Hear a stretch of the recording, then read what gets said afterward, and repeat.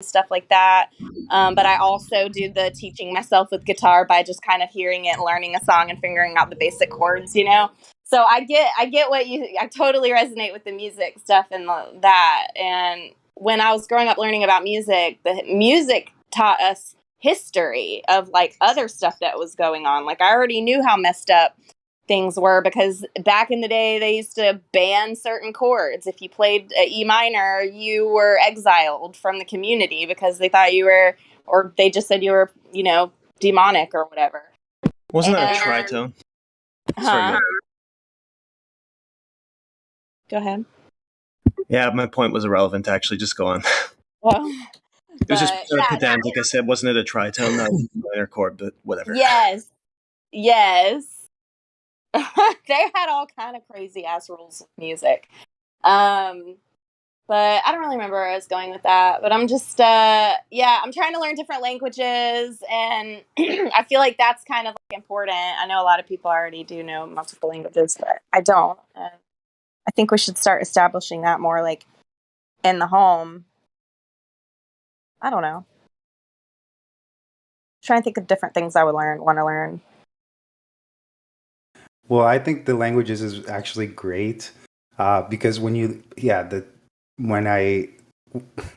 I speak Spanish, there are different connections that you can make from English to Spanish that are really weird, and it wouldn't make sense unless you kind of know two languages. So when you learn about a different language, it just helps you even understand your own language better, if that makes any sense. So yeah, that's great. Yep. For real. Oh, it totally does. Yeah. Oh, that's why I was bringing up the music thing, because I had to sing a lot of like operatic kind of stuff, you know? So sing a lot of Latin and learning those words and how they translated and what they really meant. And that's why I am a hardcore etymology person, because I'm just like, no, we stop going by definitions. Just go to the etymology because it tells you exactly what the word really means. But people just are fighting me on it. So I'm like, oh, whatever. Fine, think of it whatever you think the word means, then I guess that's what it means, whatever old Webster said. So are you into Hebrew languages? Yes, I'm into all languages. I love it. You believe that's the first language spoken in the world? No, I think that we all were one language. I mean, it kind of, I don't. Yeah, but which language will that be? One that nobody speaks anymore, because it was all divided and then changed throughout time. I don't think anyone. How sure are you about that? How sure am I about what I think? I'm just telling you what I think based on what I know. Part of it kind of is going to what the Bible says. Not that I'm super Christian-y, churchy person. I don't believe that the church and the Bible are directly related. I actually think the church is a complete abomination of the Bible, but that's neither here nor there. The Bible I know a lot of people don't go by the Bible too, so I'm not trying to say that, oh, you have to think this is facts because the Bible said it.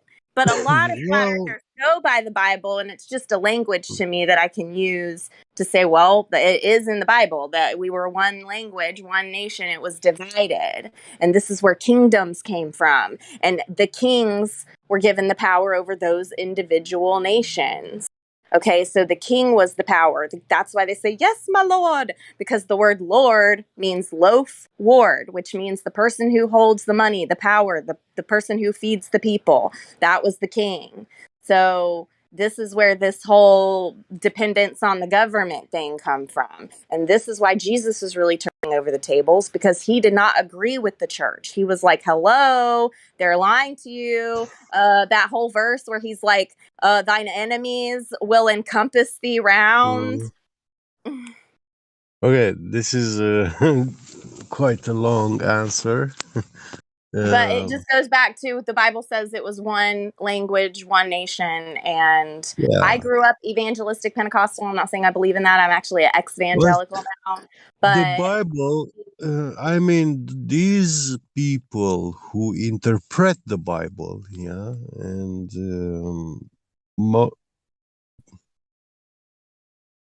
the most renowned Bible interpreters are the Jewish Orthodox people and this religion, actually.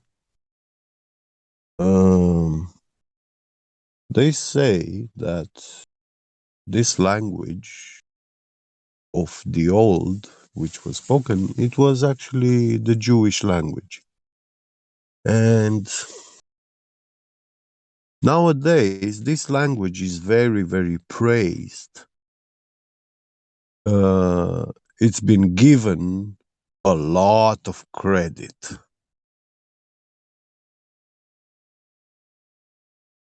And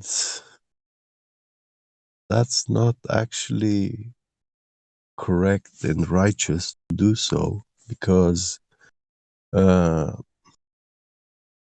most worshipped language in the world today is actually the language of Satan himself.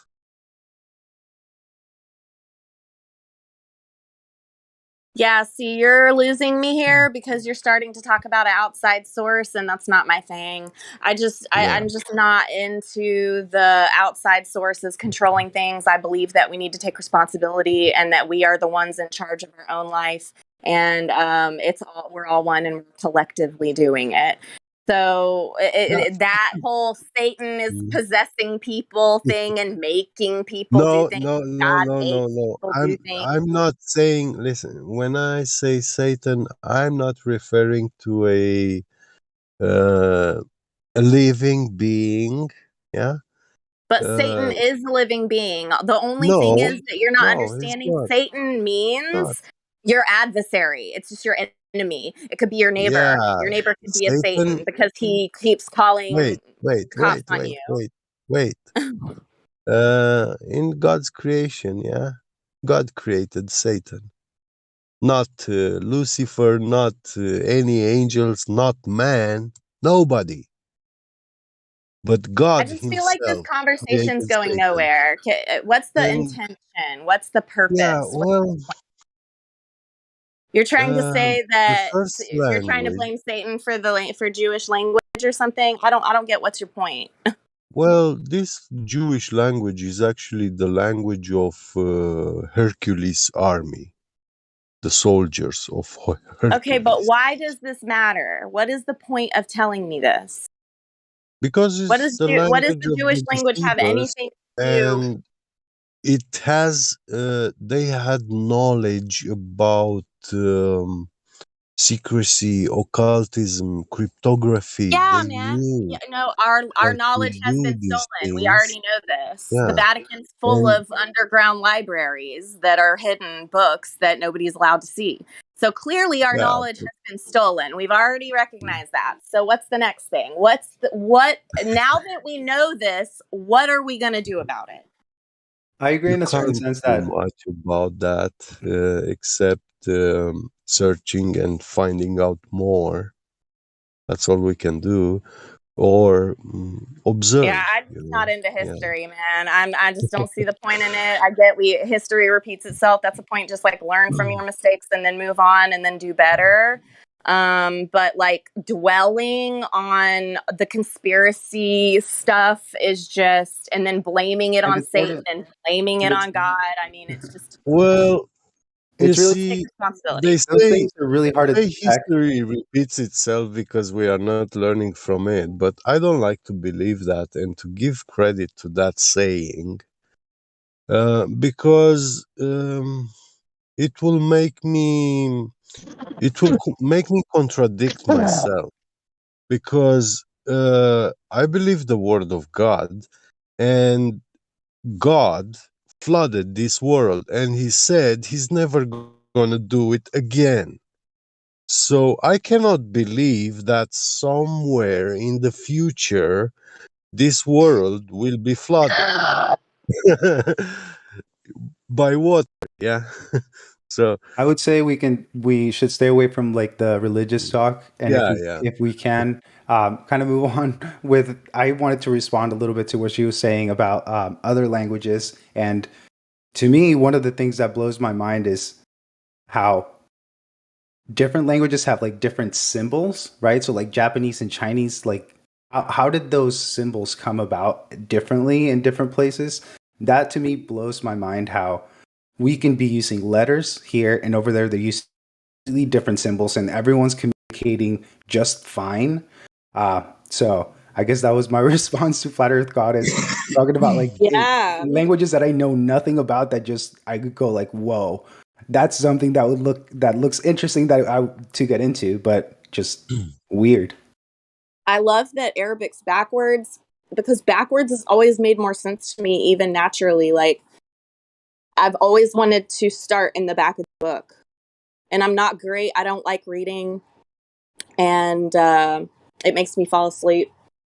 So I don't know. I just feel like our language, the English language, and spells, and that's all the whole alchemy thing I was talking about earlier.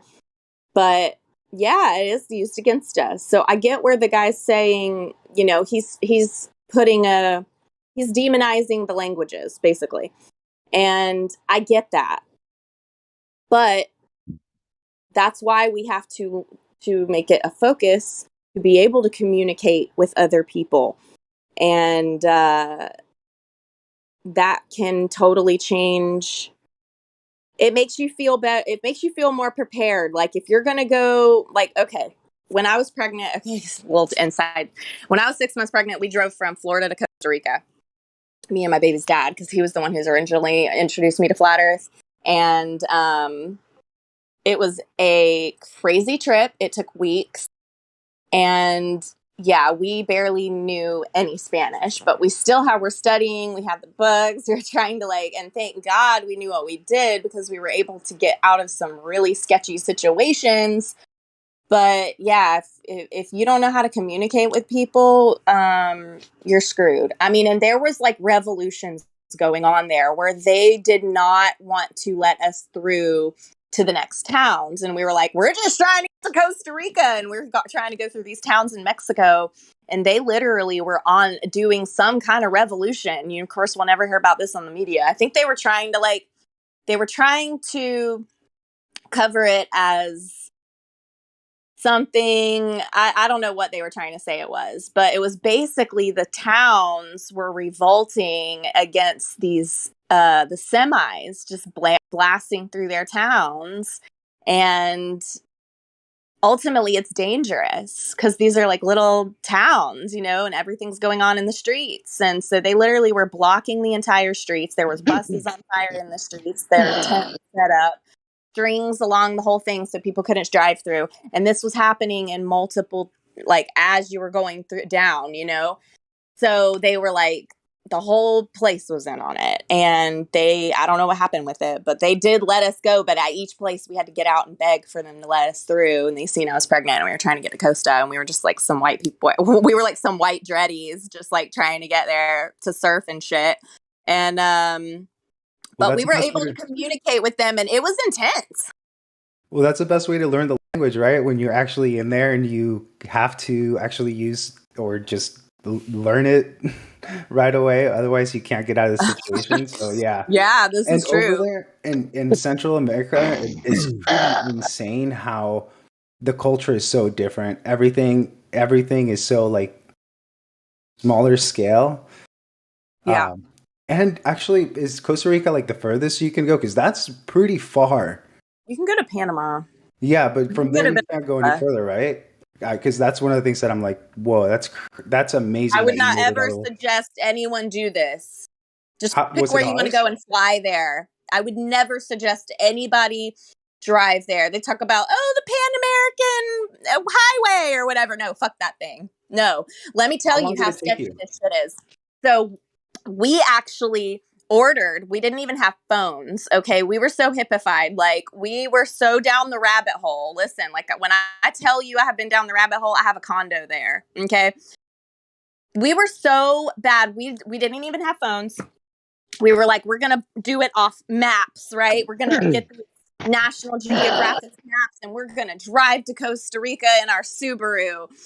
And, yeah, well, we did, but the maps kept taking us down the wrong ways. they would take us literal hours down the wrong roads, and it was supposed to get to another road, but then it really turned into like a river. Like, what the fuck?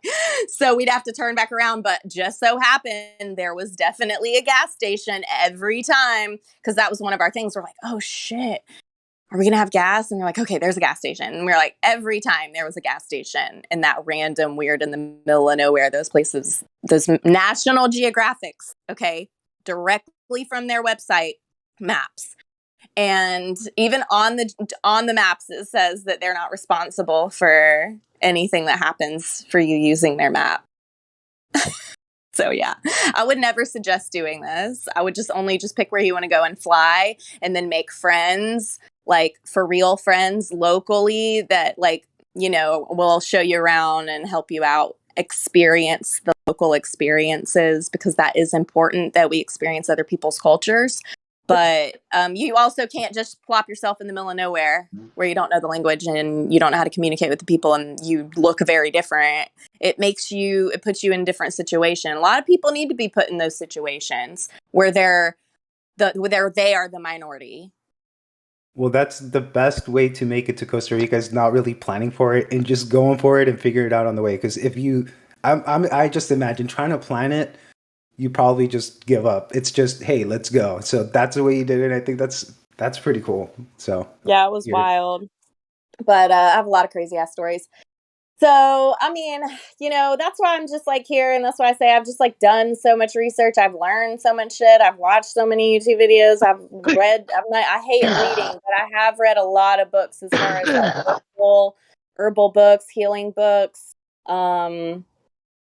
I'm just trying to apply the things, you know, and get people on board and get people to realize that, yeah, like our health does matter.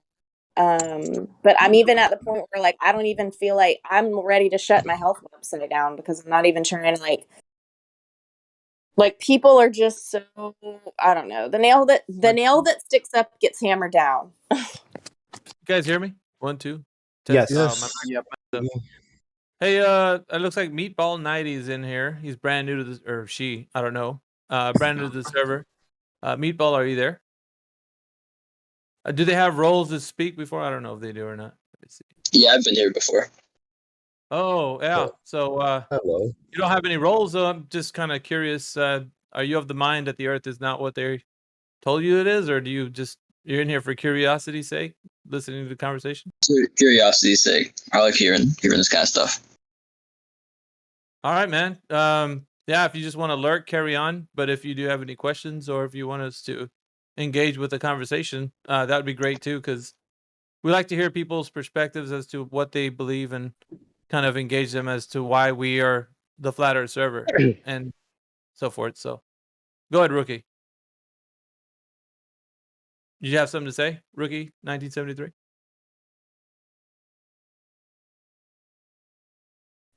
I guess. Okay. My bad. Sorry. Yeah. So. Well, I'll take the time. Yeah, I'll take right now the time to ask the question again. If anyone wants to jump in, we can continue with that conversation. The question is, if you'd like to get into, if you have never looked into a subject and you'd like to look into it, what is that subject and why is it that you've never looked into it, and why would you like to look into it? So if anyone wants to jump on that, doesn't really talk too much, go ahead and jump on and let us know what you think.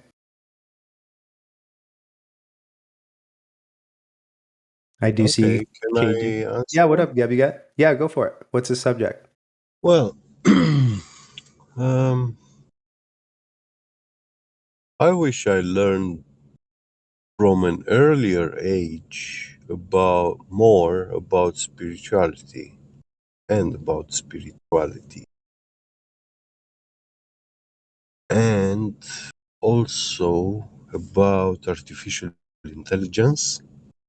But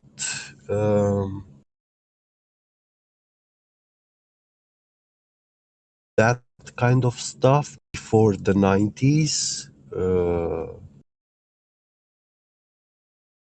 talk about artificial intelligence, it was like Only a hand of people of the world knew about it. They were talking about it and understood it. So there were very little experts in the field. So, what do you know about artificial intelligence now? Like, what do you think about artificial intelligence when when you say that? Because I can tell you what I think. It's a little bit different than what you might think. Well, I can tell you what I have experienced. Uh, Hacking Korea Telecom servers network. Yeah, I held the root of that network, and I saw it's actually a neural network, which is a big chunk of the world's neural network, and um, we use its benefits. You know, we have a mobile phone. It helped a lot in our worldwide telecommunications. You know? But it was being able to provide so much more at that time. But people, they did not knew, or they thought, oh, this is the service, the benefits, the service I am taking benefits. You know, having a phone in my house and being able to call anyone anywhere in the world. But actually, that was not all about it. You know, it Well, was, when you say and it is a entity, but it is not life from God, and it has not been officially declared to be a living being. It is a being, an entity. They, and I would say it is alive, but uh, it's not life from God. well, it can't be because we made it, right? Like it's human made. And so Yeah. for me, So when I hear the artificial intelligence, for me, I think two things. It's a play on words when they use it out in the media, and there is something that is artificial intelligence, but it's not really artificial intelligence. It's coding and computing. So when I say that they use it in a trick word, I think that when they say artificial intelligence, I feel like people do have artificial intelligence when all of the information that they have is this artificial stuff that has been given to them that they don't really know. They just accept. So that's for me a play on words that is used for artificial intelligence. But real artificial intelligence would be coding, where you could actually have the computer programmed to do a bunch of different things, whether it would be talking, whether it would be keyword search, whether it would be inputting all of the data that is plugged in from Google. So it goes for me, artificial intelligence is it's just really high technology coding. oh, so you Um, think? my That's what I think. Yeah, I get what you think, but I've seen AI um, ruling the world stock market. Yeah, these are the first wonders which this beast did, reducing the natural waste, the natural resources, reducing the waste of natural uh, resources, and all these Wall Street guys, they worship this being as their god, invisible god, you know, because everyone wanted to sell at the right time and the right quantity, the necessary quantity, you know. They wanted this control, and no man is capable of such control. But I've seen also Pred Paul, for example,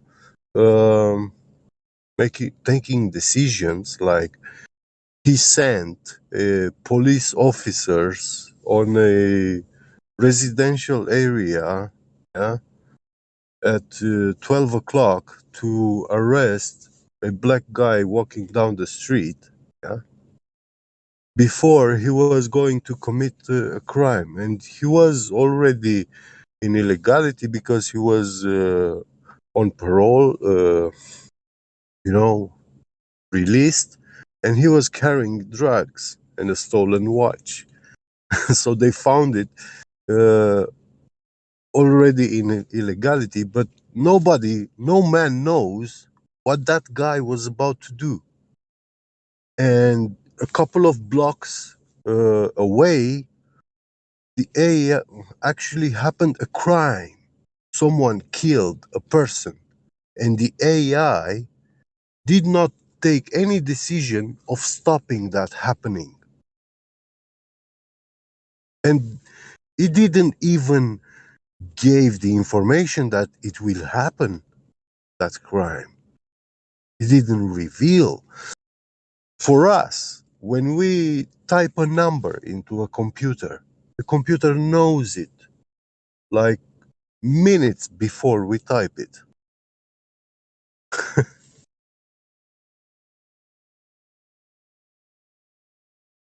Yeah. I don't know how to respond to that. Yeah, that's interesting. So, yeah, I mean, I'm just like, this wait, what's that movie? What was that is not movie? movie. This is There is reality. a movie. No, there is a movie. This guy, they're cheating. The wife's cheating or whatever, and the guy is about to come and shoot the guy cheating with his wife. And it was like a Tom Cruise movie. And he reads his Yeah, mind and stops the crime before it happens and arrests the guy. yeah. Time Cop, maybe, I think. Well, what I'm talking about is when I talk about coding get beget is AI. It's not just like, oh, it's AI. It's like it's a camera, and the camera looks at a person, and the person has a specific geometrical pattern for their face, and then the code reads the geometrical pattern and interprets it as a person because the person had already had, let's say, Snapchat, and had already had that geometry put into the app somewhere else, and it's all tied in together. So they have this super massive algorithm, right, that can read the face geometry and other things. I'm sure that they can read, like, I don't even know what they can do, but it's insane what they can do with all the technology that they gave us for free, that we think it's just kind of it's just for our entertainment. Yeah.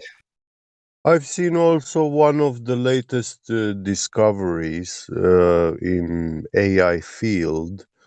I found it about 1 or 2 years ago. It's something astonishing, but it didn't surprise me. I knew way long before this, but this thing is mind-blowing. These researchers, they discovered that if they emit uh, certain a radio signal, yeah, in Fibonacci sequence, some Fibonacci sequences, it helps the AI to go into a sleep mode, yeah, like a human being is sleeping at night, and the AI, which spend time learning a lot, because this is what happens with a lot of AIs. They go crazy. They start learning more and more and faster until some point where they literally go crazy. They will start doing stuff and talking like they just give information which makes no sense for us. but it does for them. Like there is symmetry and patterns. It's not random what they do.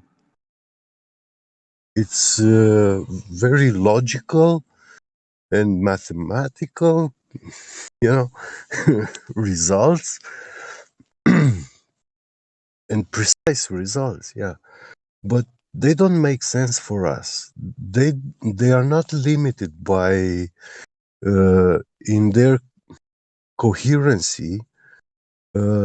Is not like the language for us. Um, their language.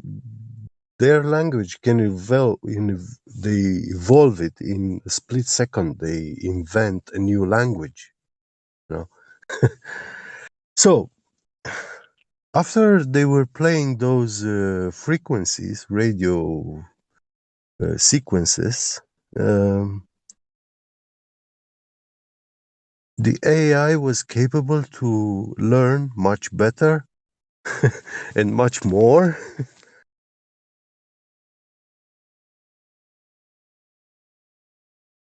Interesting. Yeah. And we still If you not don't mind treat me them. interrupting a little bit We here, still not treat. Yeah, go ahead. I'm sorry about that. I was going to say, I think Nathan's here. How's it going, Nathan? Yeah, hi everybody. I have Hey, Nathan. arrived. Am I coming through okay? Can you guys hear me? Yeah, you sound great, dude. You sound Yeah, awesome. you sound great. Okay, good. cool. Yeah, how's everyone doing? Are we enjoying precious metals?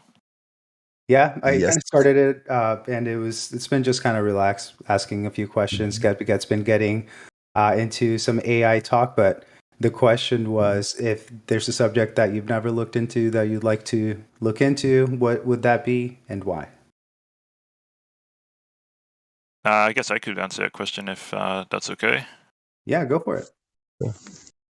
So I kind of bring this up a few times about regarding, I think it's the giant trees or the there are no trees on Far East Earth and stuff like that documentaries. So that's something that I've seen posted quite a lot. It's something that I have to look into. I said I'm gonna have done that, many times, but I still haven't yet, and it ties into a tutorial a little bit. So I guess that's the subject that I choose. Just not saying I believe it, not saying What's the closest landmark that you have to you? Like, to me. I don't know. It's quite difficult. I guess the ones I have seen people post are like the Devil's Tower and this sort of one of the ones that kind of look like tree stumps and whatnot stuff. But again, I haven't looked into it in any great depth. I've just seen people post pictures about it. So I guess that's a topic that I'd be interested to check out. yeah, I would love to go to those sites. They look amazing. I've been to Yosemite, I've been to the Grand Canyon, and I went to the Horseshoe Bend, and it's amazing. Like a picture just never does it justice. It's so insanely huge and amazing in scale.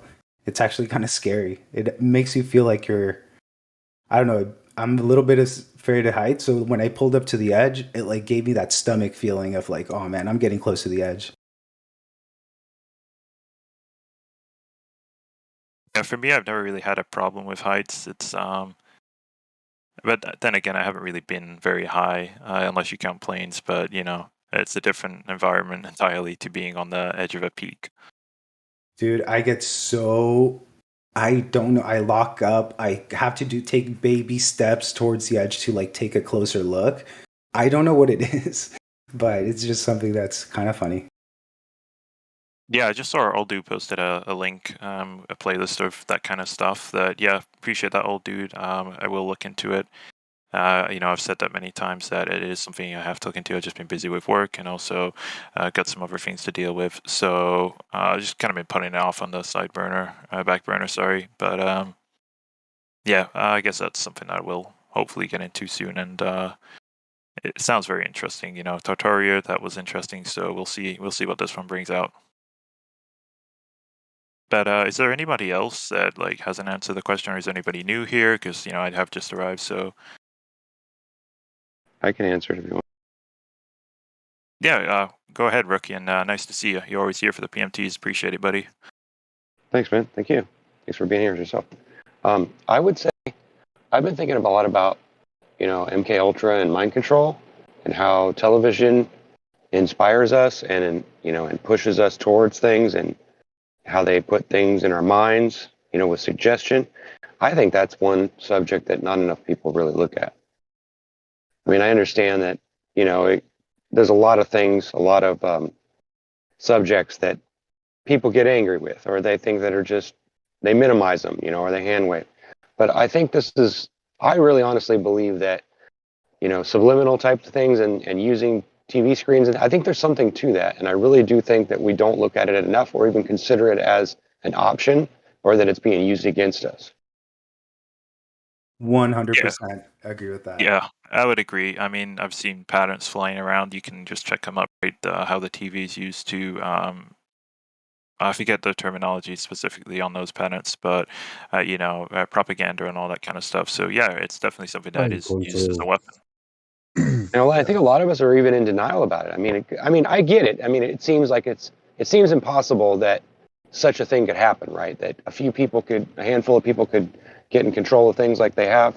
I mean, I realize it's difficult to understand, but the reality is it matches up with reality. That's the thing about it. And then I just don't get why I just don't get why there's so much, I guess, resistance towards it. I mean, I kind of understand it in a way, but in another way, I don't get why we don't consider it as being more serious. Anyway. And it's also because nobody likes to be told that he's being mind controlled.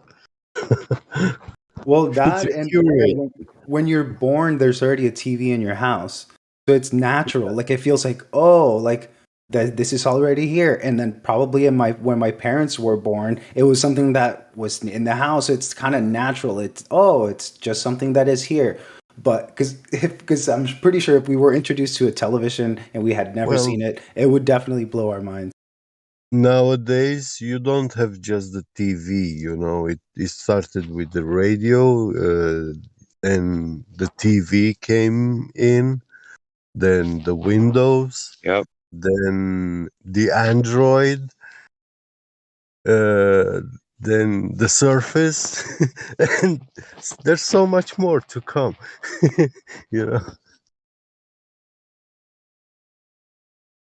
Yeah, when I say Surface, I mean the Microsoft Surface.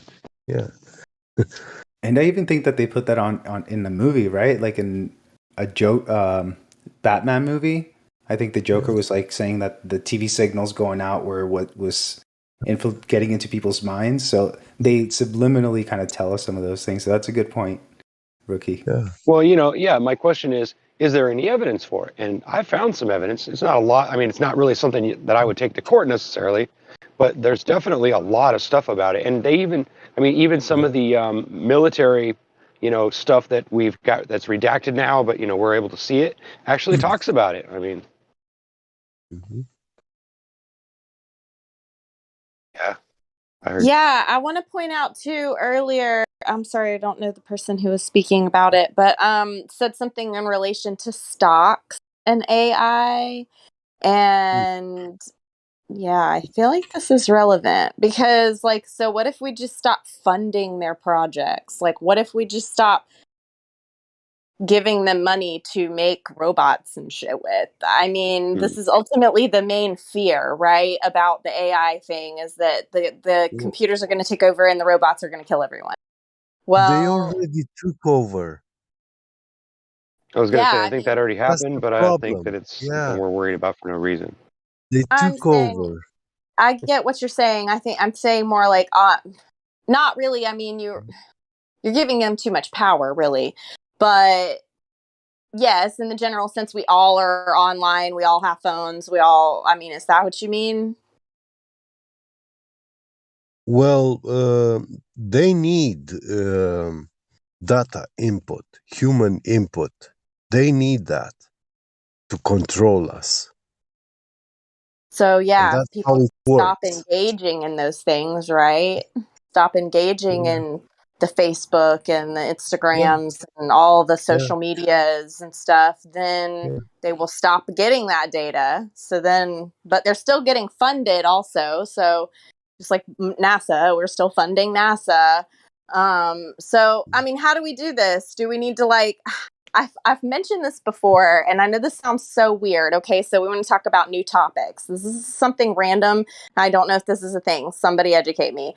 But like when we do our taxes, obviously we're paying taxes, but we don't know what our individual taxes are going to, right? So like what if we ask the IRS for an itemized receipt? Is this like a thing? Like I'm gonna need an itemized receipt. What exactly did my money go to? To the God of this world.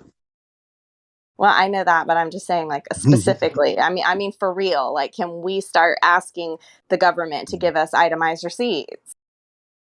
Well, it's illegal to follow the We money. could, but what would that do? Yeah, it's illegal. We can't. I think that they just break it down with like overall budgets for go for this, go for that, go for that, but they don't tell you when they actually go into the specific areas what they're used for. They just tell you, oh, this is education, this goes for war, this goes for this and that. Yeah, But I'm well, not they say too. military, but you don't know. That's probably going to buy some guns for some other country or something. Oh yeah, Or to of course. they could be saying it's for the military, but it's really to protect their drug fields in Venezuela or whatever. You know, Well, some of it goes to NASA, and we know they're not doing. I mean, what are they doing with that right? money? So, I mean, I'm sure that the Billion. other aspects they're taking a bunch from. Yeah, I think we Well, need to get people considering to they start can just realizing that, print like, money whenever they want, why would they need to steal it from us? I don't understand that part. That's where I get confused on it. yeah, that money, and well, money is just an illusion, and that's the thing, is that we don't really need it to pay to live, and that's why I try to tell people that's one of the main questions. Oh, why does it matter? Or whatever. What difference does it make? I'm like, okay, well, you're paying to live. Like, first off, animals don't pay to live. And Second, those same people will bitch because hamburgers a dollar more a pound. yeah, but we don't even need a hamburger. That's what I'm saying. It's all out of total unnecessary freakouts. Like, people are going in the grocery store freaking out because the whole meat and dairy section's half empty or whatever. But like, go look at the produce section. I'm sure there's plenty of fruits and vegetables. I have never seen the produce section out one single time during this whole thing. So Yeah, the weird people part need is to just get healthier. it's almost like they're making certain items seem less gettable or whatever you want to call it, less available. But the reality is they're only using one item at a time. It's like, like one day you'll see there's no toilet paper. The next week you'll see that there's no chicken or whatever. It's almost like they're doing it on purpose, but they're not doing it enough to actually crash the whole economy. They're doing just enough to like fuel it and just to scare people and freak people out. It's odd. Yeah, I mean, yeah, and it's kind of like an on purpose thing, but it's like been going on for such a long time that it's just a cog in wheel now, and it's happening on its own. So like, I'm in the trucking industry, and so what's happening on our end is, first off, aside from the gas prices just being outrageous, and the prices of loads have been going down. So they're not paying the owner operators at all, hardly anything. Like, it literally, the pay has like gone down so far. I don't even know how they're justifying it. It's like a slap in the face every time they post a load. And I'm like, okay, when you get there, the issue is that, see, I have a box truck, so I can do it a little different. But the semis, they're getting stuck there for days at a time. And the problem is because of the staffing. So they're rolling up to Costco to drop off that load of toilet paper or that huge truckload of Lay's potato chips, and nobody is there to unload the truck, and the driver's not allowed to go in there and just start unloading it. So the driver's just sitting there waiting for however long until somebody can come and unload that truck. So really it comes down to manpower, and people want to still order. People are ordering their bulk potato chips on Amazon, but when it comes down to actually getting it to them, this is what they're doing. They're trying to eliminate these certain like big groups like Costco. Like, Amazon is taking over. I mean, we already know that. They've already been, but it's going to keep happening. Like, Well, obviously they've invested And some money in if Amazon. you That's why they're doing watch, it. if you watch at big Amazon's warehouses, yeah, don't you see a lot of robots inside there? no, it's people who run that stuff. Oh There my is like God. conveyor belts. Amazon is No, they full do have of a lot of robots, robots. automated.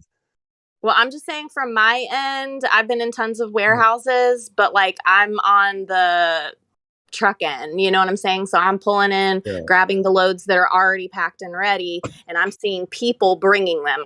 I'm dealing with people. I don't see or deal with robots. But yes, the robots still control the people, even on a different level, because like they have these scanners, and if they're not scanning and they go 5 seconds or 5 minutes or whatever without scanning something, somebody comes up to them and it's like a whole big ordeal. Like, why did you stop scanning? So in that sense, that robot, that little scanner is controlling that person's well-being, because maybe they need to stop and stretch or something, or maybe they needed to, you know, take a serious phone call or whatever. And so, there is a lot of people who are just done putting up with the shit in these places. So they're not working anymore. Like, people are just getting to the point where they're not working anymore. But then you have the other side of people who are still ordering stuff, still trying to keep up with the Joneses, still trying to, you know, live their lives and provide for their families. But the other half of it's falling. And so it kind of is good. This is kind of a good thing. We just have to learn how to do without. It's going to be uncomfortable for a minute, but if we can just do the necessity thing, we can get healthier too. Well, it doesn't work doing that, like what Amazon is doing, shipping, you know, of packages at such a large scale and so many of them. It doesn't work with like without robots and computers. It doesn't. Yeah, of course. I mean, of course, they have tons of computers. We They have robots. wouldn't They have be conveyor able. belts that move packages from one end to the other. I mean, that's all robots still. It's people, you know, but it is helpful in some aspects. So that's where we have to take, again, where I go back to taking responsibility that we are in control, and that, you know, we just have to keep people on check and stay focused on what's important. Prioritize what's important. Our health is important. Okay, so how do we get healthy? Well, when people start getting healthier, it starts making them think straighter. And then they start seeing things as they are. Like, maybe next time they're on a plane, they realize, oh, damn, there isn't a curve. You know, so this is a lot why I talk about the health stuff, to clear people's brain. They took over also medicine, and the best diagnose which you can get is from a robot. You know, they're much better No, than I just don't give that much doctors. power. You're giving it too much power. I mean, if you want to have robots over control of your life, that's fine. But I give my power to No, myself, I'm my not knowledge, and my nature. praising them. I'm not praising them. I'm telling you facts. You know, But that's not when fact it in my comes life. to See, this is the when it difference. See, comes this is to the thing. medical advice, I would better listen to a robot than a man. You will trust a robot over a man. You know, the man Yeah. programs the robot, right? Well, in my country, I've seen students going to university, and they were becoming doctors because they were bringing bags of potatoes and onions and eggs and giving them to the teachers, bribe for good grades. Yeah. And those people became doctors. Okay, but I'm not And even now those saying that people are taking my doctors are money your to health. heal You me. need to look more on the internal. Okay, you need to look more on the internal, and this is why I always say we need to get back to nature, because your medicine is really herbs. Your medicine is Yeah, food. yeah. Food can either be your poison or your medicine. So Diet. it's not diet, it's nutrition. I don't even use the Nutrition word is diet. very important. Yeah, and the Yeah. lifestyle. Your nutrition is your health. Yeah. Yeah, but Well, the problem is technology. people don't know what nutrition is anymore because we've been so far removed from nature. I was gonna Well, say technology can either enslave you or it can free you, right? Like, it can enslave you if you work at an Amazon shop and you have to scan something within 5 minutes, or it can free you if you own a business and you need to cut a lot of things. You buy a CNC machine and you have the machine cut it for you, therefore doing your work. So you can free yourself or you can save yourself. You have to pick either which one you want. And I choose to use like technology like 3D printing and stuff like that as an advantage to what I can add for myself. And obviously there's going to be negatives for technology. So Yes, we have to learn how to make it. Even me, I'm trying to focus, trying to figure out, okay, I have like all these different websites, all these different things going on, all these different avenues. And I'm like, okay, let me Treat it focus. like your So if we can just child. funnel it in and Yeah. make it make more sense, that's what we need to do. Treat it like your child, but don't worship it like a god. Yeah, use it Right. as a tool, as it's supposed to Yeah. be, right? Don't not as an enslaving, because any tool can really enslave you if you really think about it. So it's a balance. It's always that balance. Yeah. Totally. 'Cause very, Yeah. very soon they Conscious will ask. people. Very, very soon, Google will be asking us to worship him as a god. He already Hey, What up, started. Glat? hi. I agree. Hello, Matt. Get. Hi. I wanted to answer the question if I could, whenever y'all. Yes, please go for Sure. it. Okay. And also, can you repeat it? If there's a subject that you've never looked into that you'd like to look into, what would that be and why?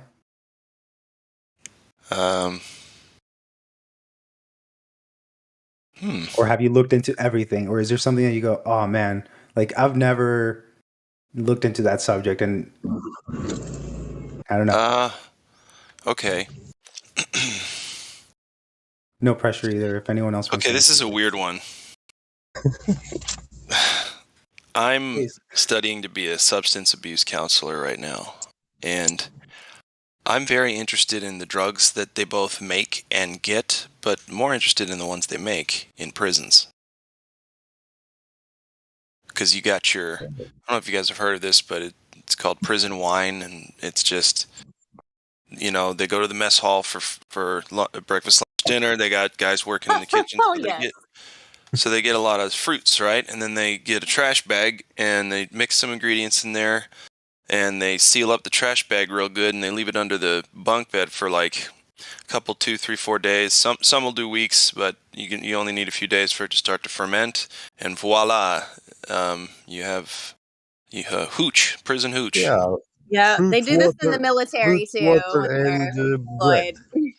Yeah, exactly. That's So the because the bread mix. has the yeast. So I mean, Yeah. yeah, to me that is so interesting. The ingenuity to just get high. God, it's trippy. And I remember DCO being. was talking about this. Sorry to interrupt, but No, you DCO could. was talking about this too earlier, and I just connected because he was talking Oh, You're you're cutting breaking out. up just a little bit. about chemistry earlier. But okay, go ahead. No, you cut out a little bit, but yes, I know exactly what you're talking about. The subject that I would like to look into that I've never looked into is chemistry. And so when you talked about making wine, that kind of gets into, make like chemistry somehow just kind of mixing stuff in and seeing what happens. So it's funny that Right. you kind of link that together. And you can't stop it, because if you're going to have people working in the kitchen who are also serving other prisoners, they can there's no way to really regulate it unless you got a security guard on every dude. So anyway, I'm just interested it's the chemical process, how they do it, because they make all kinds of stuff. They make the huffables, they make all kinds of things that they can get high with in prison. To me, that's very interesting. You see, the alcohol molecule is very, very similar to snowflakes. Snowflakes overall, they look the same, but they are not identical. They are all different. And that's how alcohol molecules are also. And it's Crystalline structure. yeah, nobody can tell how many alcohol molecules exist, how many types, Yeah. We can distinguish like good or bad ethanol and methanol. So yeah, Yeah, man. they both have very different shapes. When you put it under microscope and look at it, you will not find two of them looking identical, and they all contain all sorts of different elements. Yeah. Well, even just thinking about the breakdown of the fruit, like that's all alcohol is. It's kind of the broken down fruit. So technically, it comes from a fruit. So I don't know if that's good or bad. Yeah, It's sugar, the fructose. result. Yeah, it's the result of a glycemic process. Mm. But yeah, so anyway, that's my answer. Prison Thank you. drugs, dude. No, that's cool because I think everyone has unique things that they've never looked into. So that's cool that that was yours. Yeah. Cool. Thanks for letting me answer. I always love precious metals. Yeah. Thanks for answering, man. Anyone else want to jump on? Sorry if I sounded tired too, because I am.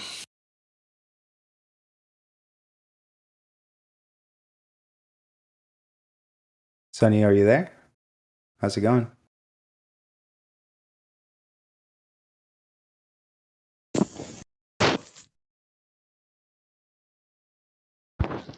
Yawning is contagious.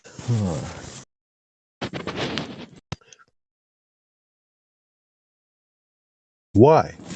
We also got Drace. I don't know if you are able to talk. No, I don't think Dre's can speak. He's a moderator. So Oh shoot, I didn't realize that. yeah, I got promoted a while back. I think maybe a month or something like that. But that was very well deserved.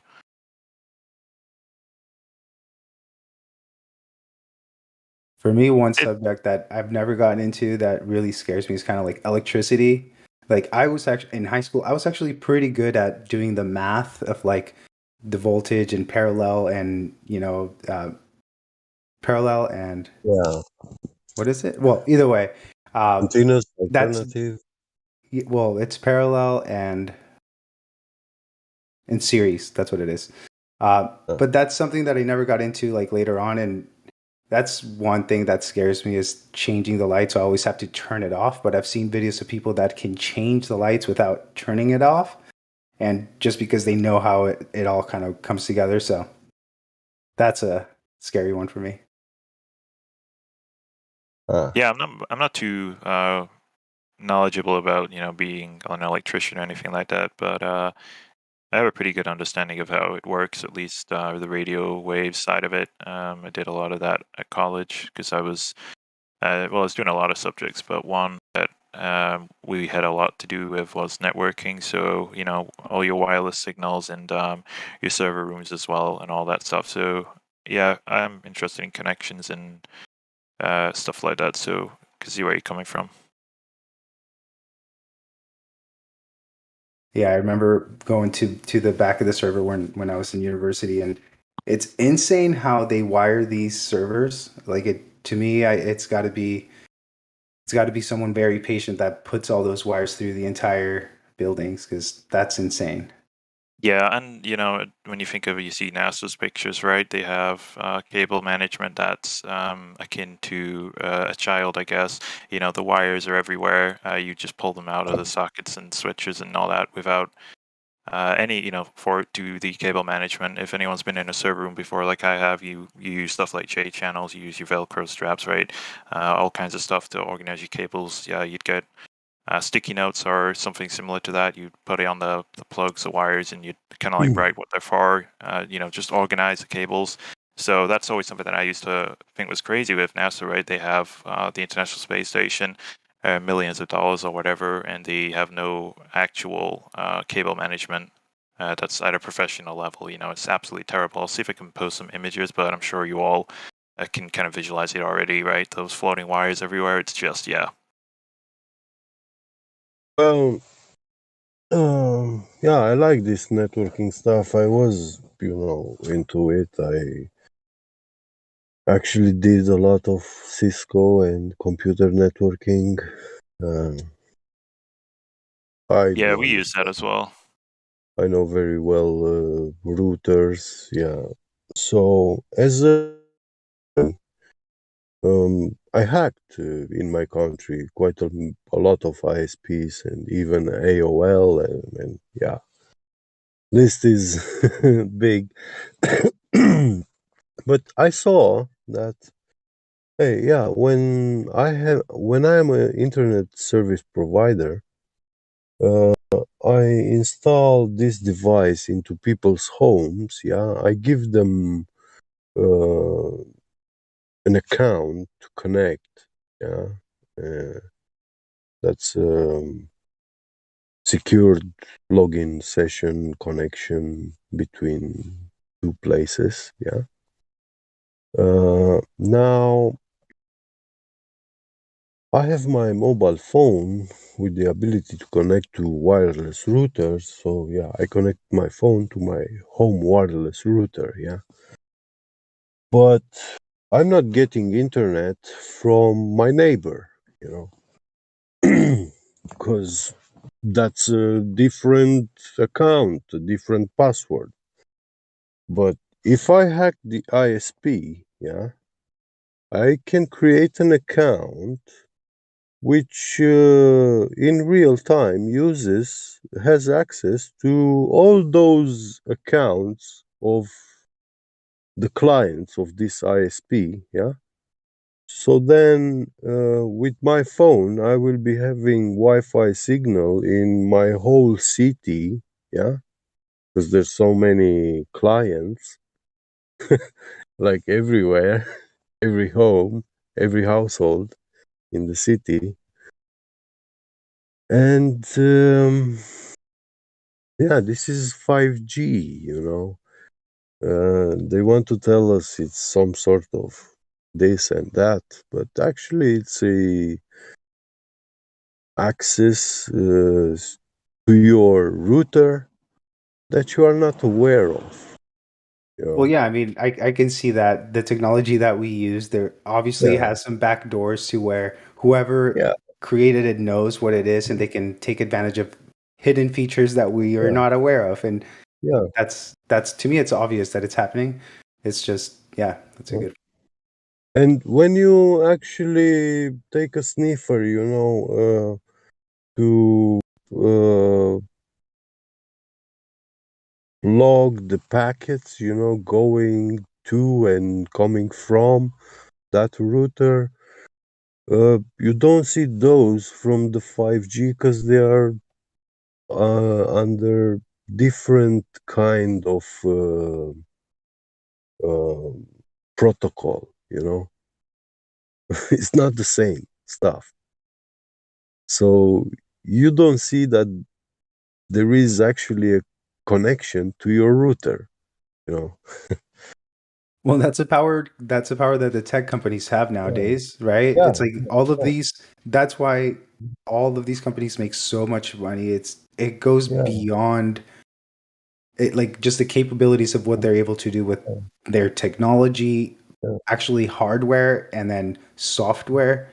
It's mind blowing, and we kind yeah, of do it willingly. And I don't know. I think that it's accepting what it is and then moving forward as to how we can use the technology in a better way. Like connecting here, that's the cool thing. yeah.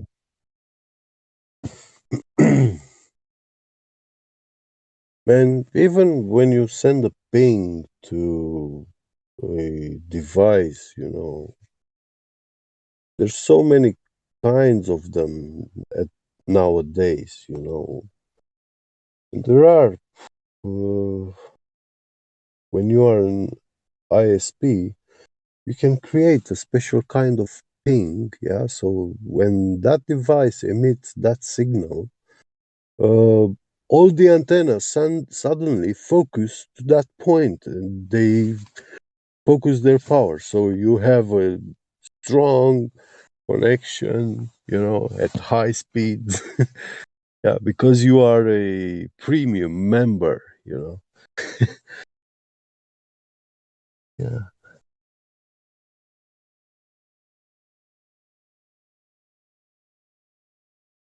But I'm the one paying for the electricity and connection, yeah, from my home. But anybody walking on my street is actually using my device, yeah, publicly without my consent. and my ISP doesn't even tell me, you know. Yeah, I think the best solution for that is just stick with your old cable managed wires. There's no reason to go with the wireless. I haven't had wireless on in months. I turn it on maybe once a month to do a couple of things, but generally that thing stays off. I have a lot of issues with Yeah. it, and that's definitely one of them. It's not secure at all. I have friends. Yeah. Well, I used to have a friend that he was in Scotland, and he actually went and did what you just pretty much described. He took over the router of his neighbor, and he had free internet for years. Yeah. So Yeah. it's not difficult to do whatsoever. It's very very easy, and yeah, it's not safe to use Wi-Fi really. Not for your own your body or your life in general. You don't want to put anything like that in your local vicinity. At least that's my take. And I did quite a lot to do with connections and that stuff. So if anyone cares, maybe you should reconsider using Wi-Fi or wireless connections in general.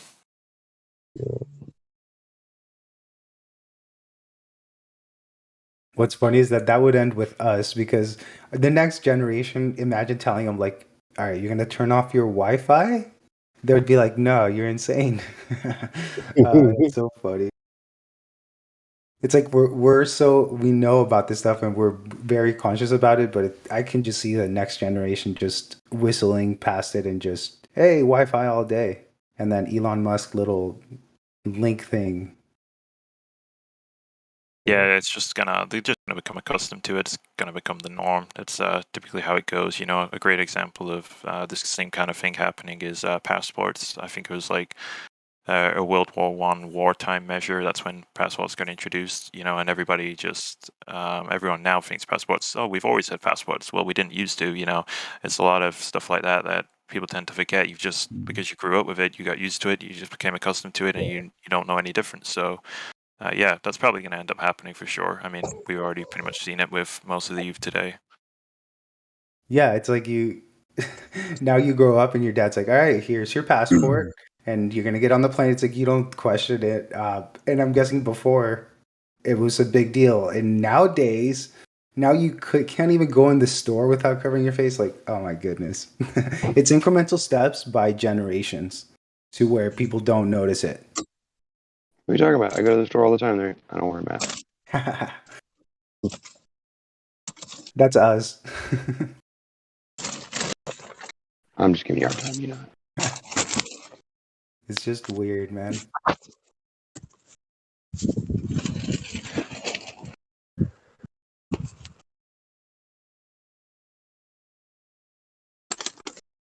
think it's funny that for a while they would make you, when you come into a restaurant, they'd make you wear a mask to your table, and once you got to the table, you could take it off. Does that make any sense? I mean, like, scientifically, does that make sense to you? For anybody? I mean, guys, like I got a lot to say about this topic. I'm sure you have. We all have, but I don't think it's content for live stream. Darn it! I tried. Yeah, you want to talk about it anytime? Hit me up in DMs or join a private VC. I just want to make sure live stream stays relatively on topic. Cool, no problem. I think it's we get you to comply with anything that doesn't make sense so they can do that again in the future with something else that doesn't make sense because they already got you to do it once, so you already got used to doing it.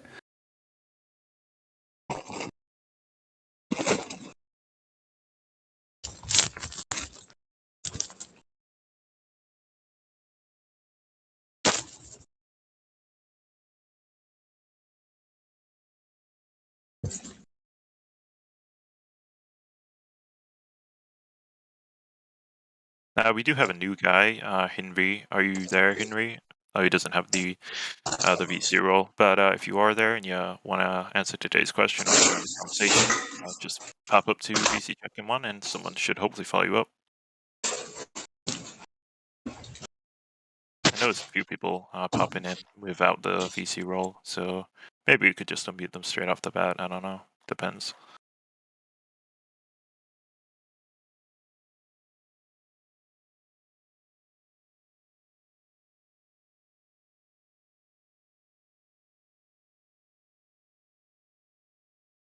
So if anyone else wants to jump on, we got the question today's what's a subject that you've never looked into that you'd like to get into, and what and why. So if anyone wants to jump on, go for it.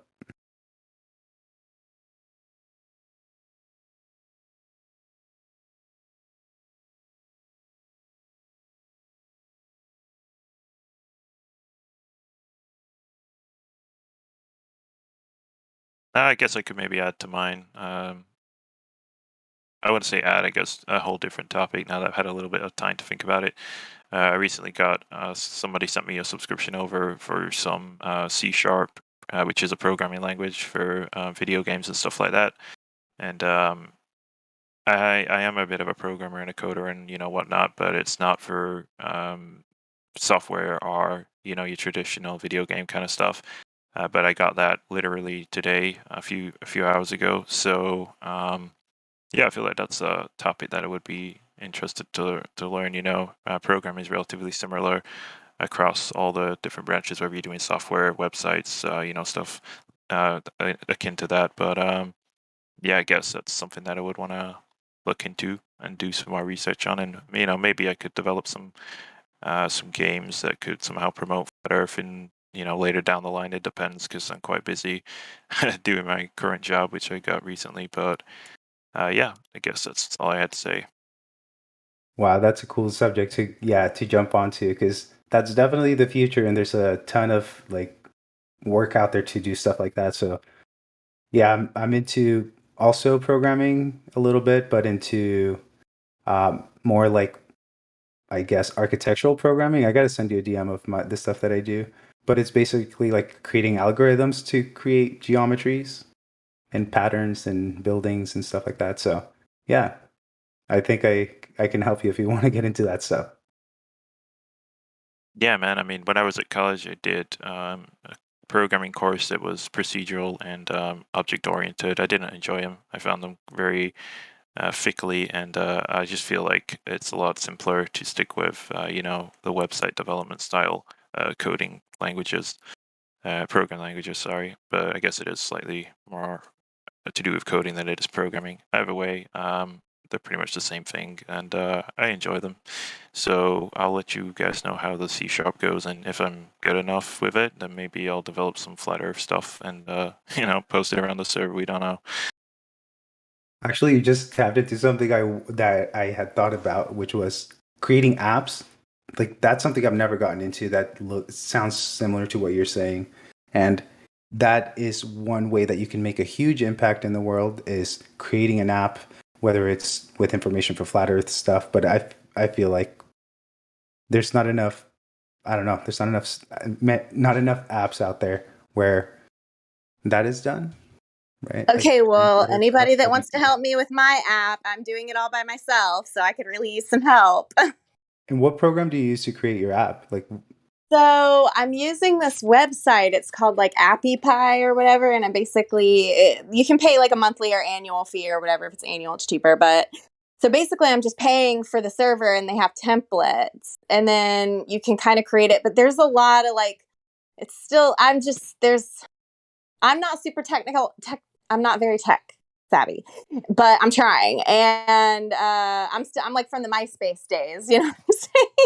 So I'm just like, I don't know. I'll click this one, click that one, trying to put it together. I'm always changing it, trying to simplify it. I had a bunch of stuff on there like Flat Earth merch, Flat Earth videos, like all kind of different sections. But now I'm just trying to simplify it. But my main purpose of it is the Unify FE thing, and there's a social media section, which is cool. You can just go on there. It's super simple, which is what I like about it. But I mean, people are giving me shit about it because they're like, it's like a 14-year-old made it. But I'm like, look, I'm doing the best I can, okay? And so I don't know if you guys want to check that out. I mean, I'm told, like, I don't know if we can do a Zoom call, or I don't know how to figure out how to do the picture-in-picture thing, or you can see what I'm seeing or log into it. And I don't know, maybe we can personally later figure out a way to, you can see how it really is worked. But it's simple. You just like sign up for the thing, create, but not really, because you still have to go through a lot of stuff if you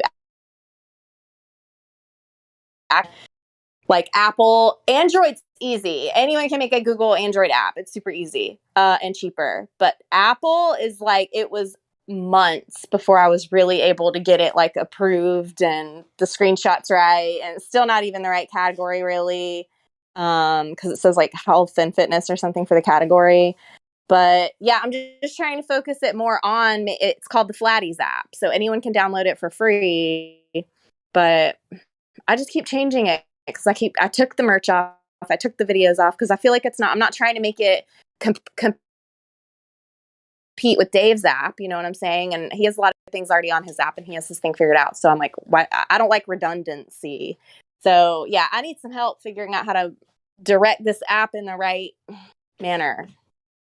Well, thanks for sharing that because I did not know that there was a website where you can make apps. So now I can at least have that to like jump on, right? That's Yeah, is it Yeah, like there's akin a few to? different ones. Do what? No, I said, is it like akin to, say, a WordPress drag and drop kind of system? No, it's like you just use their site and their templates and you just do everything. You build the whole thing through theirs. I mean, there are options. Like if you do video, you can do custom, you can upload your own and stuff like that.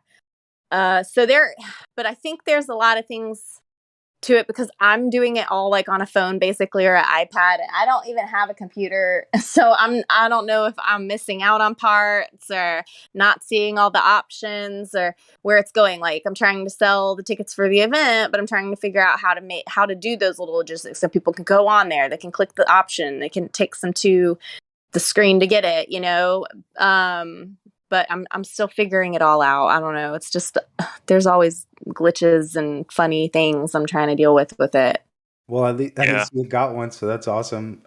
I was thinking more in terms of I've seen children's games where it's like the globe, and I don't like. Why does the setting have to be that? Why can't it just be like a flat setting with level water, or some kind of app that could be like a game for a child, or something like that that could be super simple, but without a theme in the background. That's just we know that's just BS. Yeah. Yeah. I mean, that's kind of the idea. Yeah, it's just kind of make it more like a direction. Yeah. I mean, I really like kids like I don't like to deal with YouTube, but I do like that some people have been coming out with like the children's flat earth children shows or cartoons or puppet things or whatever. But yeah, I think we do need to focus more on like Or bringing the kids stuff into it. it could be an app where it's literally a glass of water, right? And then you know how your phone, you tilt it and it like reacts, where it could be like the water's level, and then you could change to different containers and always see that the water's level, even if it's in an app. I mean, it could be as simple as that. I'm just thinking of ideas, not for necessarily for you, but just of ideas of apps that can be done that can kind of promote the idea of concepts that allow people to free themselves from lies, right? Yeah, for sure.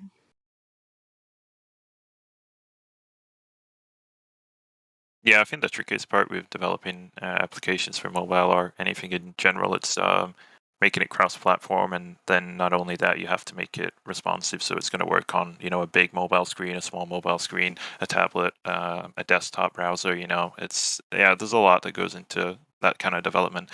I mean, the guys I work for now, we have two teams. We got a web development team and a mobile application team. I'm not in the mobile application team, but they've got some pretty cool apps that those guys made, and I got a pretty generalized idea of how you build apps, but it's not something I've done. Obviously, with the subscriptions and stuff I got from a buddy of mine with the C#, maybe I can look into that and maybe make something later on down the line, because I would like to help the server out and maybe make us something we could utilize.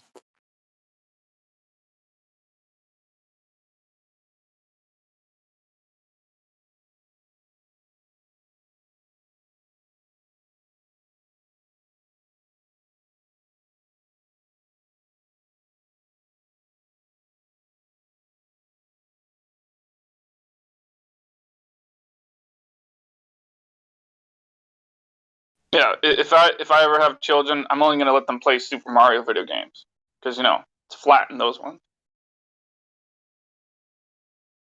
Pretty sure it's like flat in all the video games and simulations. They don't base anything off of it. I mean, look how complex it would be for no added reason.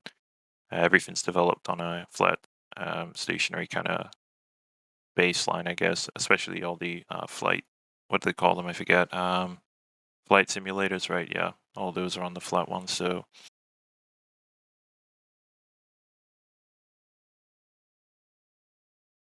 There's also a lot of money to be made in apps too. So that's a cool thing, is that if you create a digital product, you have the ability to sell it if you've kind of made it right, and then just sell it over and over again and have a good side business.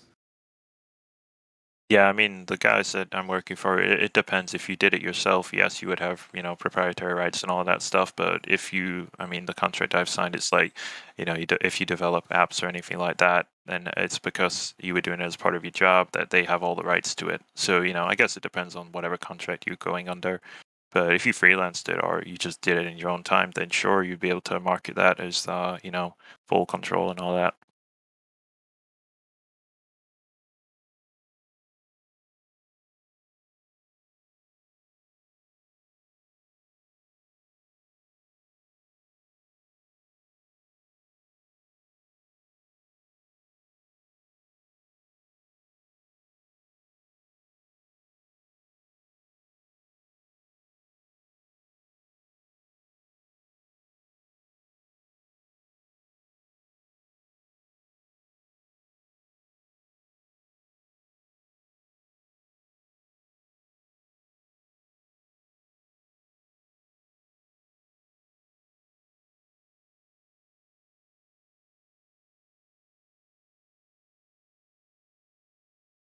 Can we talk about how to get social services to stop taking people's kids? I feel like this is like an epidemic. Well, it is an epidemic. People don't even realize. And I feel like this is an issue within the flat earth community because I apologize for intervening. I can appreciate your opinion, but this server doesn't promote anything like that, so I'm not sure what direction that was going, but can we do the next question or topic, please?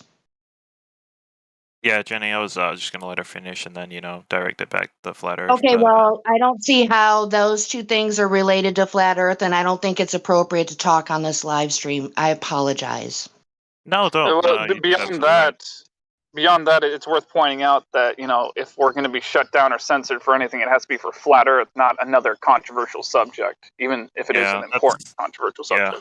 Yes, exactly. Thank you, and I will not come back again to intervene. I apologize, everyone. No, it's fine, Jenny. I was gonna do the same. I don't have the mute power, nor do I have any other way to kind of like wait to change the conversation until she's finished. But whatever, it's fine. Especially obviously now with all the Discord things that came about recently, which we all know about. I hope it's okay. I unmuted Goddess again, so I think that's okay, right, Jenny? Yeah, I mean, just make sure you kind of. I'm fine with that. This is your guys' show. Yeah, no problem. Yeah, that's fine. I appreciate the Wow, moderation. yeah, I appreciate the moderation, everybody I who mean, does. wow. I feel like that. Yeah. How are we going to we can't, you're asking to talk about topics. That was the topics that we want to talk about and new topics. Okay. So, well, this isn't the only avenue that you have. Point. It's directly related to flat Earth because flat earthers are getting DHS called on them. If I may respond, this is not the only platform that you can express what you're saying. For here, we have to really mind our P's and Q's because terms of service is changing. So I really apologize. I was not trying to offend you or embarrass you. I'm sorry. I'm not embarrassed, but I am offended. Okay, I'm not trying to put anything on you either, okay? People I was do, just trying to be considerate. okay, y'all want people to talk about flat Earth. You want people to stop supporting the globe model and support the flat Earth model. But what about the people with kids? Like we were just talking about the children's shows and stuff, teaching children's flat Earth instead of globes to children, right? Okay, so how are we going to implement this and go against the system? It's going against the school system, which means that they will call social services on you. It is directly related. Well, yeah, I guess we could only further that with, directly referring to specific solutions. I guess maybe the idea is just not to dwell on it any more than, you need to. I barely even got my first thought out. I didn't know he was dwelling on anything. I was trying to just bring awareness to the topic that I think flat earthers, that some people, they're scared to go to the flat earth direction because of their parents that, they have children, and how are they supposed to change the whole school's model? They're like, well, they're teaching it in schools. They're not going to go up against the whole system because people are scared to get their kids taken. So yeah, if you want people to get on board with teaching kids flat earth, then we have to all be on board with it. You can't be letting people take kids because of it. The solution I would offer is just homeschool your kids, and that's basically it. But I think we should definitely move on from this topic in particular. And maybe, now I heard Sunny speak earlier. If you are there, Sunny, so you could kind of answer today's question if you wanted, because I remember DCO called on you and you weren't there. But if you are, we'd love to hear you. I was away for a minute. Awesome stuff, man. So, do you know the question, or do you need me to repeat it for you? No, I wrote the question down when I heard it. So, is there any topic or subject that I would like to know about? And why didn't I have a desire to learn about it before? Is that accurate? Yeah, that's pretty much what it was. What kind of topic you'd want to research? Interesting. It's a hard question for me to answer because honestly, I'm not young.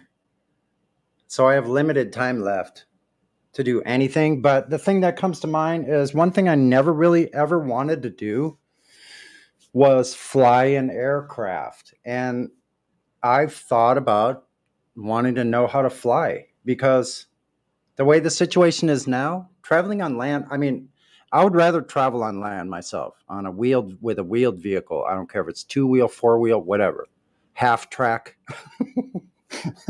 I don't care. But with the situation now, it'd be interesting to be able to fly over the surface. And I'm not saying to fly over the surface. I'm not proving anything by flying over the surface. Like, I already know the earth is flat. I don't care about that. I do care about it. But I've thought about actually what would it be like to be flying from place to place. I think that would be so cool. Even if it was like a ultralight or some other type of vehicle, maybe one that rolls and flies. So that's the thing that I would be interested in actually building. I've always been a hands-on person. So when I say I'd like to do something, what I see myself doing is building it myself from the very beginning. So that's just how I operate. But that's it. Hey Sonny, I was going to give the same answer. So I was going to say I wanted to research aircraft designs a little bit better to build my own lighter than air aircraft using hydrogen gas bags or helium gas bags. What? And this is something I've been thinking about for a long time, but what got me thinking about it just a couple days ago, even more so, was, and I might not use this idea, but it's just gave me the idea. And it was when I was walking through a Home Depot just a couple days ago. I saw this thing on a table, this tester, table where you get to test the products, right. And it was a lithium ion battery powered leaf blower, So I thought I'd pick it up and use it, see how powerful it is, how much power can you get out of this lithium battery pack attached to it, So I turned it on, and it was so powerful, I accidentally knocked something off a shelf a few feet away. And and then I was playing around with it with one of these employees and talking with them about it, and I was telling him this idea of mine. I was like, I wonder if I can get one of these or two of these, and strap a parachute harness or a rock climbing harness to myself, or hell, maybe even a construction harness or something, just some kind of harness, and strap a bunch of helium balloons or hydrogen balloons to myself, just to give myself enough lift so I could, jump 10 feet off the air and then fall back down easily. And then I was telling him it'd be great if I could just strap both these things around me with some, just have them hang from me and make it so I can direct them. And then I was telling him I could go out to open area with hopefully a little wind, and then like fly around or propel myself 100 feet without touching the ground or something like that. Awesome. Saying it. I'm actually glad that I didn't hear your response because it might have changed my answer. So I'm glad I was able to answer genuinely. That's honestly what I was thinking about. There's probably lots of other topics that I would like to know about. I would just have to like look into which ones, but that was the one that came to mind. So right on, Orion. Wouldn't it be cool if I could just fly up there? You could fly down here. We could cruise around. I mean, like we've been limited so much here that this is what I would like to see change. And I think it's bullshit that these people that we never met got to decide for us how we could travel, what method of motivation we're using, what type of engine, what type of energy we're using. It's all been just stifled, and it's ridiculous. I hope that you guys, meaning this generation, can continue on with this and open this place up, because we've been lied to on so many different levels. We should start an airline company, call it Flat Earth Airlines. That's right. Be cool. Yeah, the only issue I'd have with that, Sonny, is how are you gonna afford it? I mean, have you ever looked at how much it costs to take any kind of like private jet flight, right? And the bookings on airports is I'm very talking expensive. about building my own vehicle. Oh, okay, yeah. So I would need money for the shop space, and the tools. Yeah, that's it, and materials. That's it. And you'd probably need to pay for the airport landings and shit, but I think that's I about don't it. think so. Let them try to catch me. I'll run on a field and take off. What are they going to do? Shoot me down? It depends. If you go across a certain treaty zone, then yeah. It depends if I'm flying 50 feet off the surface or not. Sonny, you'd probably want to hear this. So a little while ago, I saw this design on YouTube of basically someone took the design of a I'm trying to forget the exact name of those ultralight aircraft, where it's just one person, it's like a hang glider but with a motor attached to it and a seat, Strap it to your back. Yeah, you strap it to your back. I've seen that. Is that what you're talking about? Well, no, that's even a more compact version. I'm talking about like the kind where it's a seat, like it's like a go-kart with a propeller on the back of it. You have like a hang glider, wing set above you and everything. Exactly. One of those ultralight aircraft that I think you don't even need a license to drive those things or anything like that, or a pilot's license. But anyway, so imagine that design, the V shaped above you and everything, except instead of it being a V shape or delta shape, whatever that is, wings, instead of it being wings, it's that same shape, but it's thicker and it's full of hydrogen gas. This guy made this, so it's basically an ultralight light in air aircraft, but it's got that same kind of shape and design and maneuverability. But I don't think he could make it so it could hover. He didn't quite make it that, but it could go like slow or fast and pretty much land anywhere. And it's just funny because it's like, it allows you to control your speed a little bit more. And, anyway. Right. That's a good idea. I like that. That sparks my imagination for what type of what you could do. When you talked about the leaf blowers, I immediately thought about using them as turbo ramjets to power a HHO steam turbine. Blast that HHO in there. Can you imagine that? See, there's very simple methods of doing complicated things. We just have to be inventive enough to put these things we already have out there, these technologies, together to perform some sort of function, like perhaps rolling, flying, or floating. All of them. Why do they have to be separate vehicles? Why I don't see any vehicles out there. You could have something with hydrofoils. You could go over to Catalina. You could probably do 40 knots. I don't care what kind of energy source you're using. So that's kind of my dream for travel, is any method of travel, land, sea, or air in the same unit.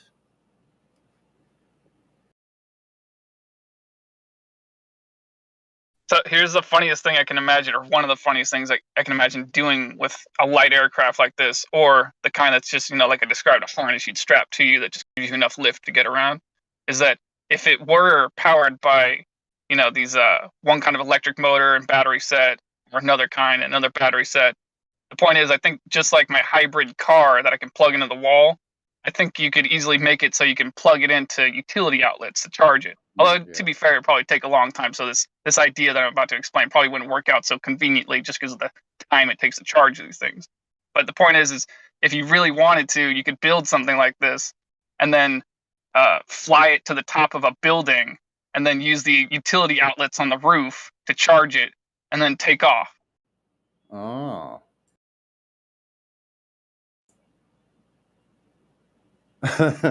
Which we should do a disclaimer right there. These ideas are only conceptual. No one is actually planning on stealing people's energy from the tops of roofs in homemade flying devices. Yet. Yeah, I'm trying to remember if I saw one of those myself. It's a good many years ago. I was doing my first year at college doing public services, and we went to the Peak District for like a field trip.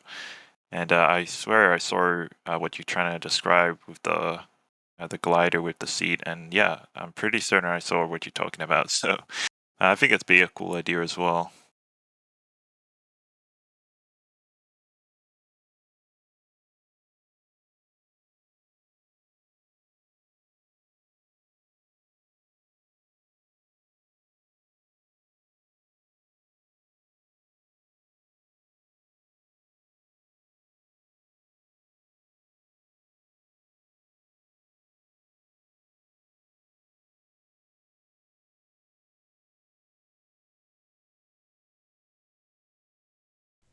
Yeah, it's kind of funny too because that leaf blower I was talking about, I was joking about with that employee. He thought so too. That it's funny how it actually is shaped just a little bit like a jet engine aircraft. It just has a longer nozzle at the end because it's a leaf blower, not an aircraft engine.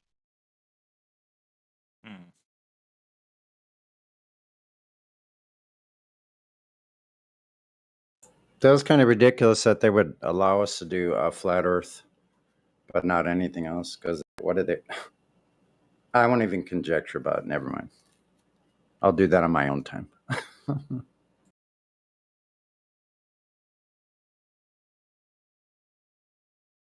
No, we did get a new person joining, the Giggler. If they are there, feel free to say hello to us.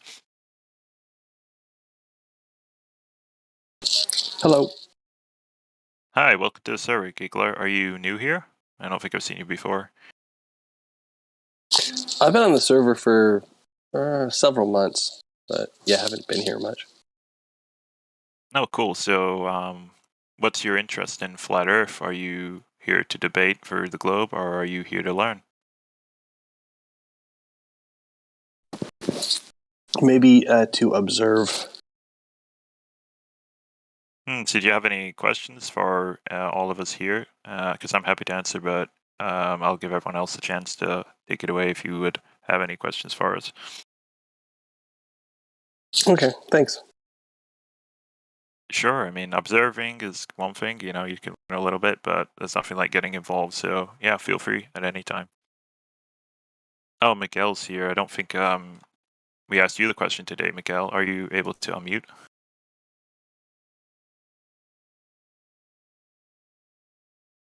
Hello. Hey, man. How you doing? I'm okay, thanks. What is the question? The question for today is, what is a subject that you have not looked into that you would like to research further? Oh, yeah.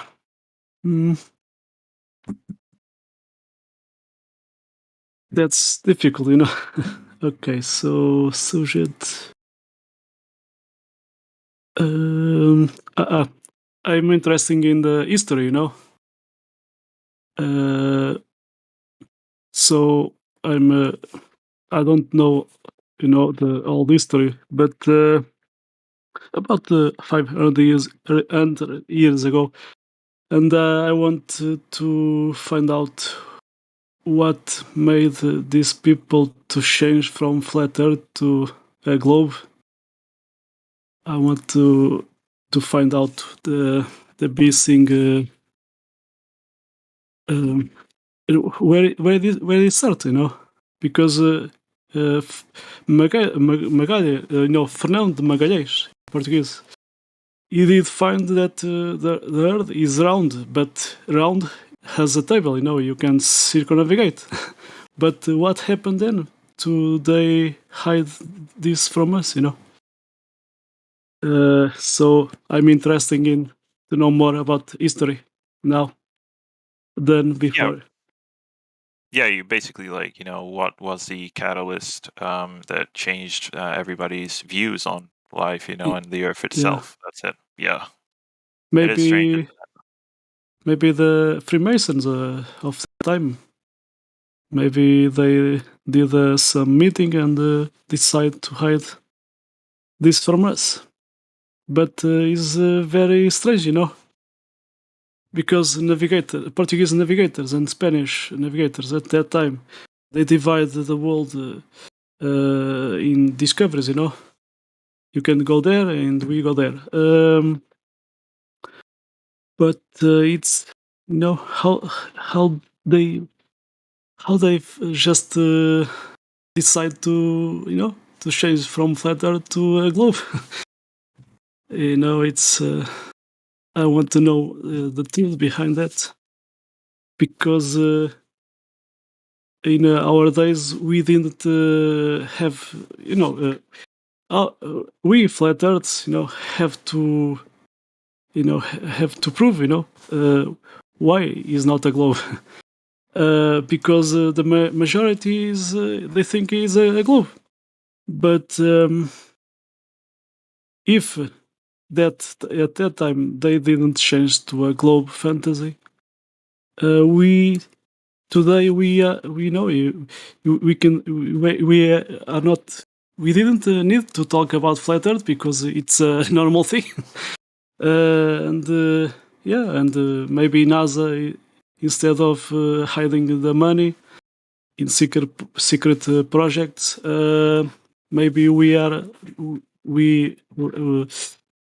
more at this time more advanced, and know what's in Antarctica, what they are hiding from us, and not being slaves of them, because they are hiding the true shape of the Earth, and they just they just show us lies.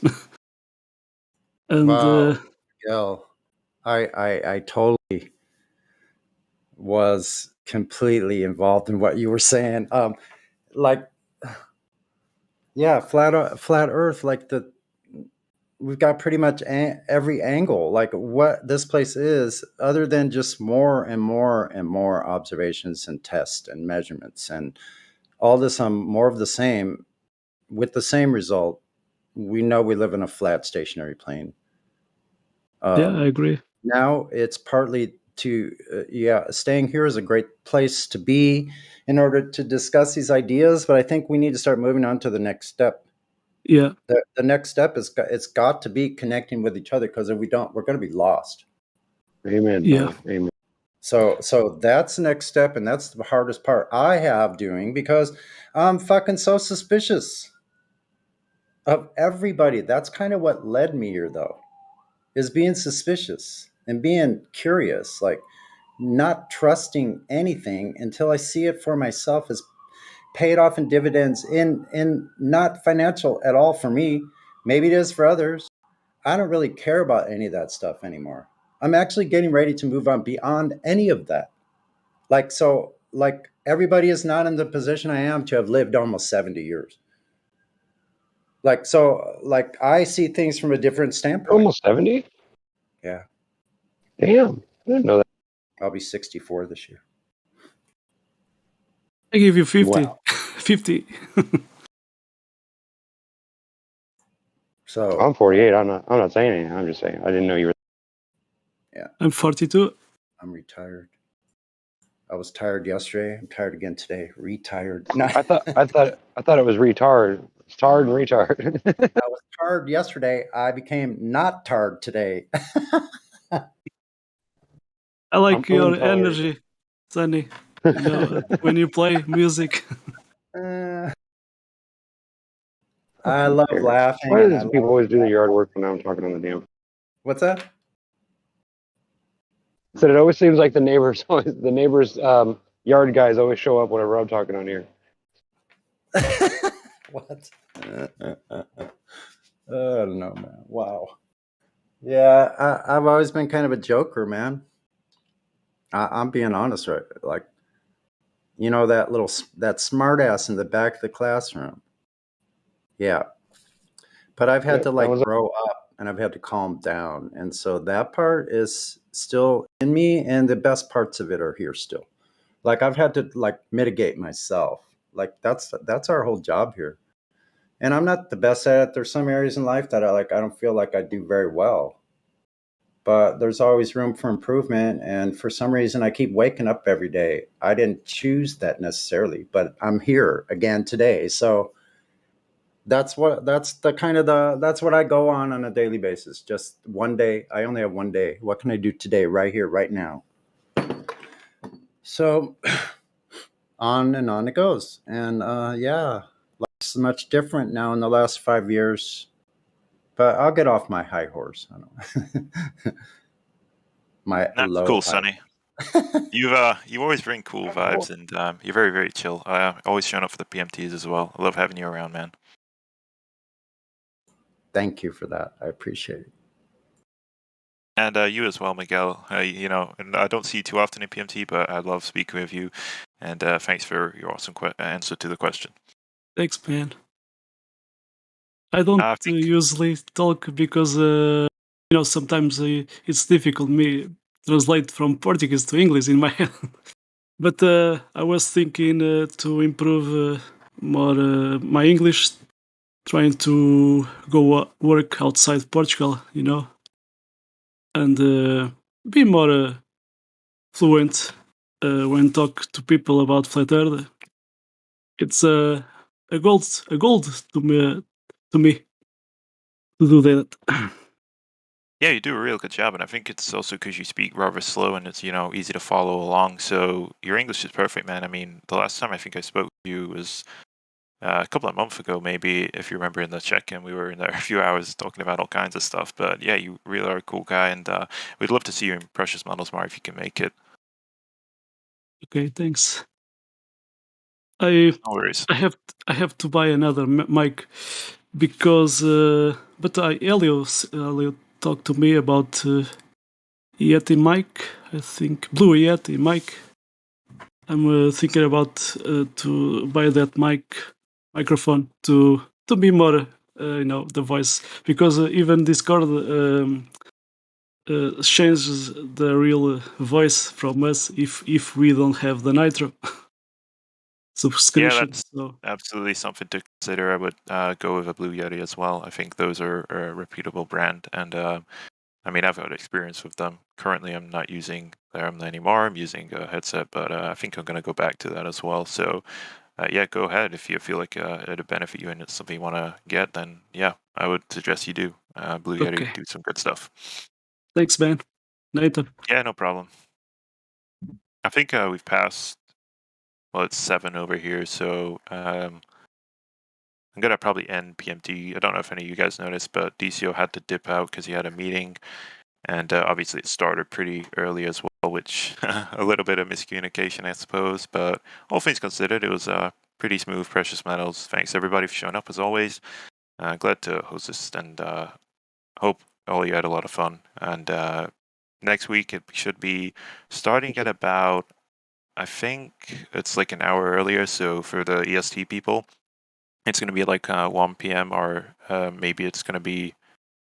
It's hold on, ES5. Yeah, it'll be 1 p.m. EST and 5 p.m. GMT. So I'll post about it anyway, and I'll also update the events like minus 1 hour. So that'll work for the Ladies' Nights events that I do, and also the Precious Metals. But yeah, just a little bit of time change. and we hopefully can start together next time instead of just one of us, and hopefully finish with both of us instead of one of us as well. But again, thanks everybody. Great fun being here, and appreciate all the times that we share in precious metals. I'll catch you next time. Thanks, man.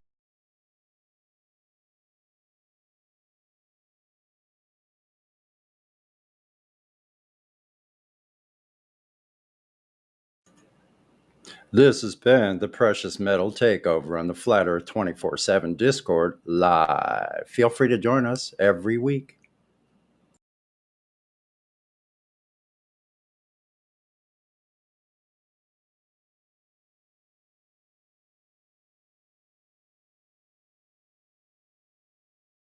Isn't that funny? Smart ass can make an actual commercial. Oh, so now everybody's going to get quiet except me and Sonny, huh? That's how it is.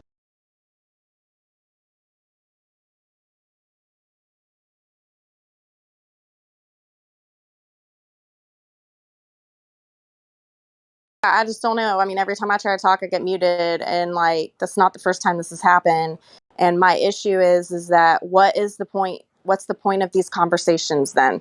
Can we have some intention with it? I mean, it's just like the ladies' nights is like nails on a chalkboard because it's just arguing, and trolls. And I'm like, don't y'all see that these people calling are just trying to keep us in loops in our brain? Like, what are we, if we've found all this stuff out, we know it. Yes, we've done the internal work. Now what's the next step? What are we going to do with this information?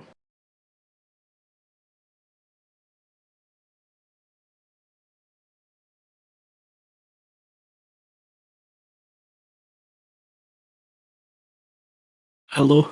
In my opinion, we can record the information for the future generations.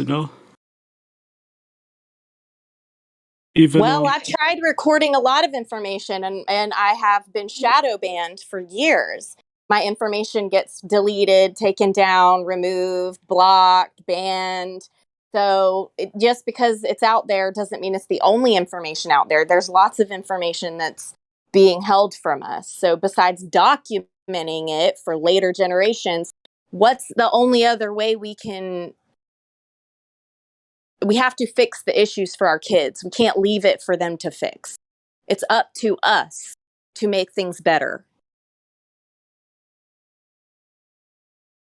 I agree. One of these days, we have to go to court and show the truth to the world and fight these guys that are still lying to us, like NASA. But I think they are already prepared. They have the money, they have the lawyers, but someone has to start that. Yeah, well, that's what I'm saying. I mean, apparently I can't even talk about it, so I don't even know what's the point of me being here anymore. But that's the point. We can't do anything because the cops get called on us. We have risks. If you have kids, you risk getting your kids taken. If you don't have kids, you get risk being arrested. I've already been arrested before for talking about this stuff. I've had my kid taken for talking about this stuff. I still have threats of them trying to take my kid for talking about this stuff. Okay, I just had to delete half my social media, 90% of my social media, because I have to basically go into hermit mode now because people are after me because of me being a flat earther and being truther and all this. So are we going to protect each other or keep going against each other? Because I honestly, ever since I've been coming out more and more trying to make opportunities for flat earthers to unite, it's like y'all have just been going more and more against me. And when I say y'all, I mean the overall flat earth community in general. Yes, I do have people who support me in the flat earth movement, but we have to stop going against each other. I have been reamed out on a live thing by Nathan Oakley or whatever his name is. I have been basically exiled from half the flat earth community. And I'm like, what is going on? So at this point, I can only take that like flat earthers are not really trying to fix the world's issues. Well, Goddess, I empathize with you. I mean, it's very tragic that, stuff like this happened to you in life, having children taken away. That's horrible. Yeah, that's what I'm I saying. don't Like this whole blame thing, and you. I I got my don't baby blame back. you, Listen, I do want to say that case Thank got God. dismissed and I Yeah. got my baby back, but it's Yeah. still a life fear for me. I will never have any more kids because of the fear. And so this I is my was. thing. Like people are scared of this Yeah. happening. Yes, but we have to face the Yeah. fear to control it, to know how to handle Yeah. it. I was telling here in the server for Hey guys, sorry to many interrupt this. I years think now we have. that we will get to this point where we will become martyrs. This is where the world is Yeah, we're heading. not trying to be This is the martyrs though. That's reality. the point. If we won't be Don't be martyrs. afraid. Don't be afraid to be one. Yeah, but I'm not So, trying to be a guys, martyr. I'm hey, just trying to get we've people got a on noob board. here that would like to have a few questions in, if that would be okay. Yeah, sure. We have someone new. Let's. Cyclohexatrine.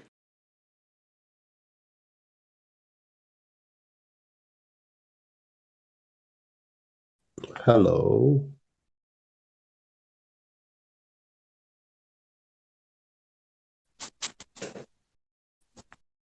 She is new. I think she's typing out her question.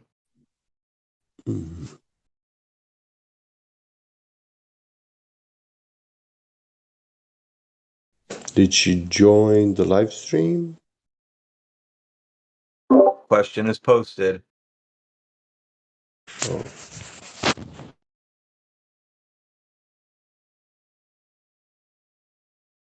Theoretical physicist.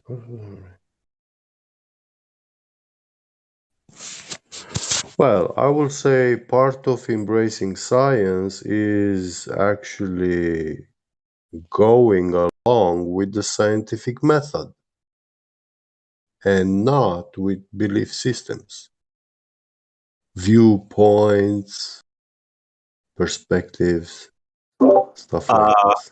What's the other one? Peer reviews. Yeah. So, what do you say about that, cyclohexatrine?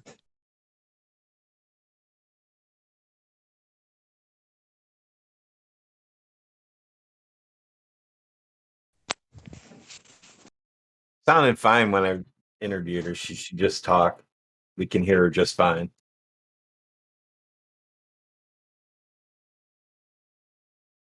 Hey, I just Okay. wanted to quickly say,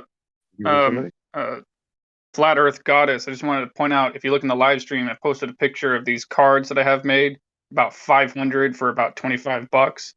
And I just want to point out to you, if you wanted to go and have these made at some shop, you could do that and just hand them out to people, and that'd be a good way to at least wake up your own community around you. So maybe this thing you're describing might be less of a problem in the future. Yeah, I've been talking about flat earth. Everyone knows a flat earther. Everyone in my local community knows. This is my point, is because I have been targeted because I'm a flat earther before. So like, how do we stop this? And part of it is talking about these hard topics. They do this with police force. That's why it's the police that do it.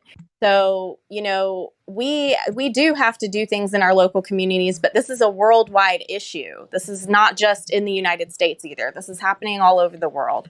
And yeah, I don't know, man. I appreciate the cards and I see them, and I have lots of cards that I've got and handed over the years. I've been a flat earther for a long time. So I love the advocacy work. I'm all about it. So when we're doing my advocacy work, when I'm out there and I'm like talking about flat earth, or I want to do signs, or I want to do a meetup, and we're out there talking about it, and then the cops roll up and tell us we have to leave, or we're disturbing the peace or whatever like that. So then what? Then our wait, hold on. Did that actually happen? Did cops actually roll up and tell you to get lost for doing something like that? Yeah, tons of times. I used to own a store. Okay. Let me. I don't mean to cut you off, but let me just point out to you. if that ever happens again, or if you think that's ever going to happen again, make sure to get a camera and get that caught on camera, because that violates the First Amendment. I did. I have. I had it. All of Jack's Beach knew about it because it was on YouTube. Thousands of people saw it.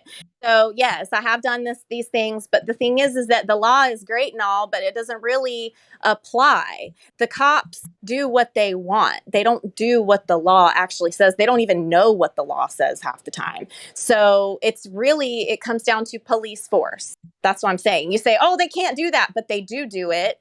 And just like the taking people's kids things, sorry to bring it back up, but it is. People are like, oh, they can't just do that, but they do.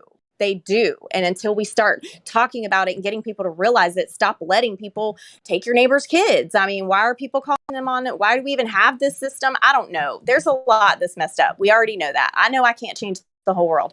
My issue is, how are we supposed to get these messages out there aside from just doing the online things? People are suggesting, go to a different platform. You don't think I've done that? You don't think I've been on every platform trying to put this stuff out there? I get blocked, shadow banned, everything. There is putting it just online is not the option. We have to be in real life. We have to connect in real life. So how are we going to do this?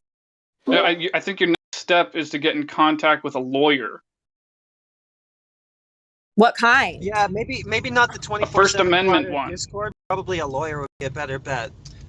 I was wondering if we could get cyclohexatrine to respond in the live stream. Are you talking about verbal?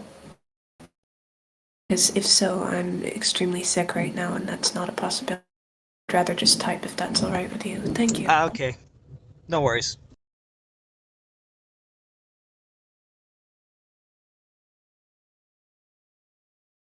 Yeah, you're probably running into this wall again and again because you're bringing it into places where the purpose isn't to go into all of that.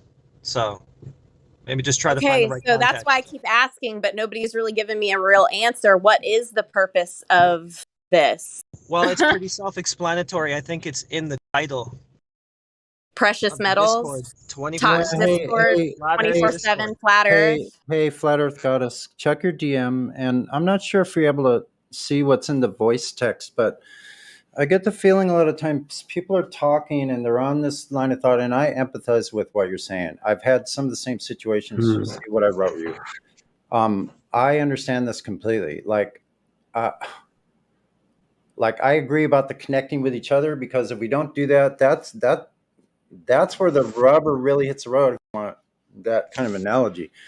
But the thing is, the reason that people get upset in here, this is just how I see it, that if anything happens to this server that would remove the ability for us to have discussions at all, we want it to be for flat earth and not other side topics. Do you understand that part?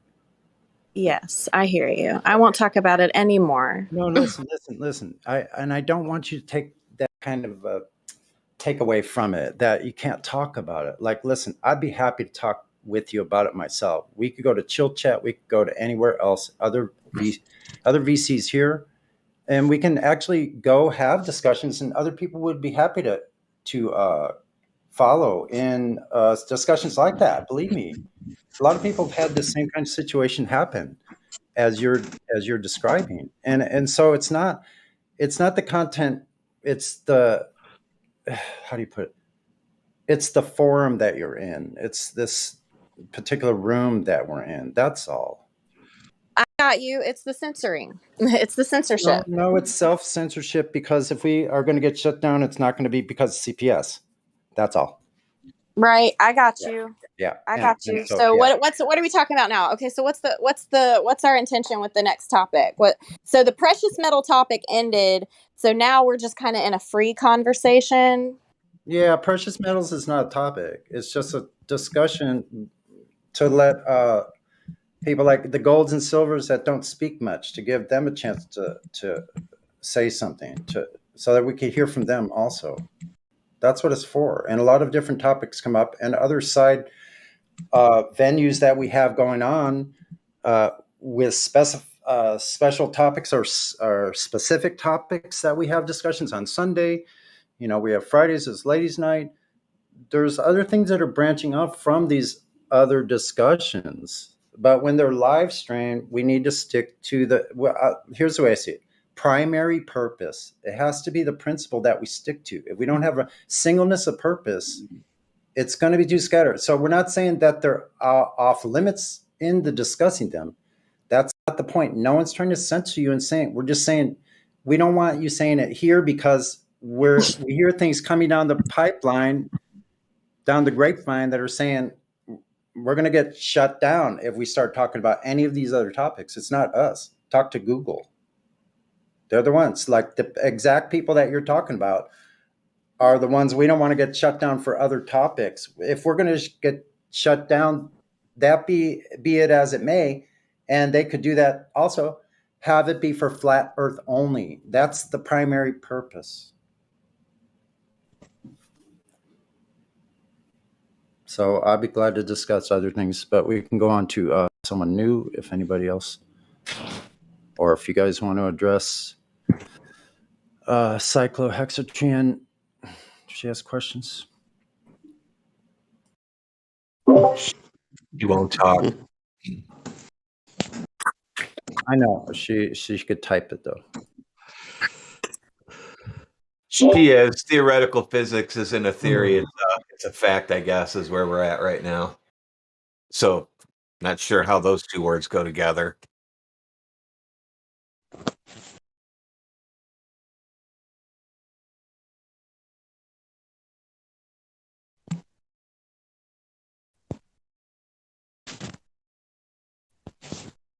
Wow, I didn't mean to be a room killer. Gee whiz. Sorry.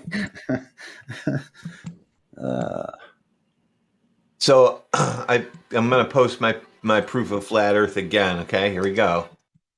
This is it. That's my proof right there.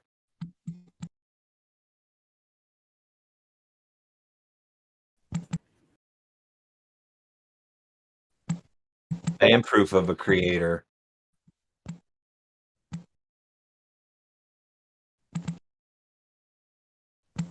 Chill. Yeah, how did that happen? All in that one little place. What? That's just. How does that work on a spinning ball? Try to put a spinning ball and put plants on it, spin it around in front of a light source. See how. So maybe if I get like 20 of those terrarium, those jars there, and then put them like on a centrifuge and spin the thing. Let's see how long they live. Wait, I have just one question about them. So I know some terrariums have bugs of certain types in there, but like, how does the cycle with, I mean, how does the carbon dioxide get produced for the plants? That's my question.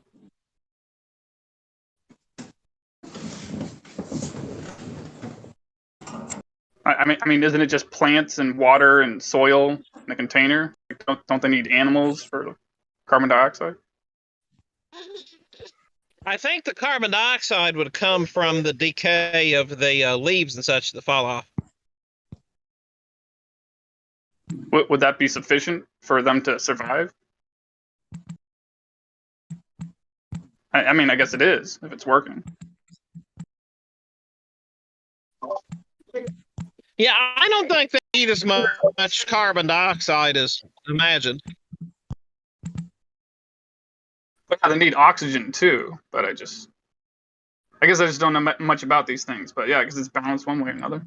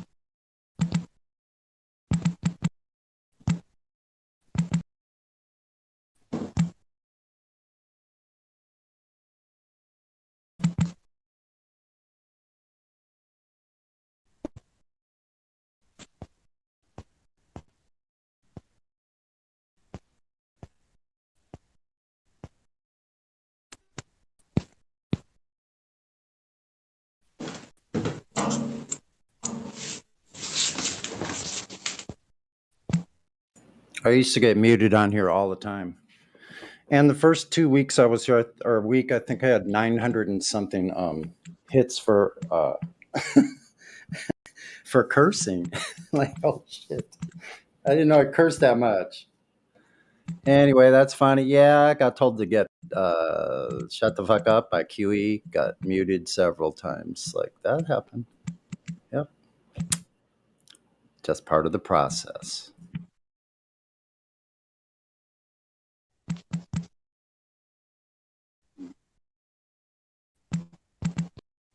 Now I tell QE to shut the fuck up.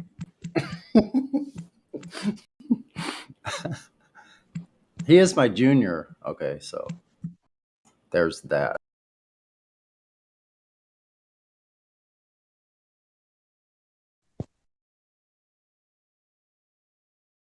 Fuck Huey. Hmm. Who cares what he thinks? I'm just kidding. I'm just kidding. Actually, we should have had the roast. See, we could do the roast, and that would be perfect. We need to do it. But he We need doesn't to want do to it, bro. participate in that, so whatever. We'll just have to do it on the Well, phone. somebody has to have enough balls. Yeah, no shit. Well, I mean, I'm sure they're afraid of doxing, of course. There's that. But I mean, if we stick to just making fun of their character flaws instead of what I mean, like that'll make it funny. Otherwise, it'll be if you go too far with it, yeah, it wouldn't be fun.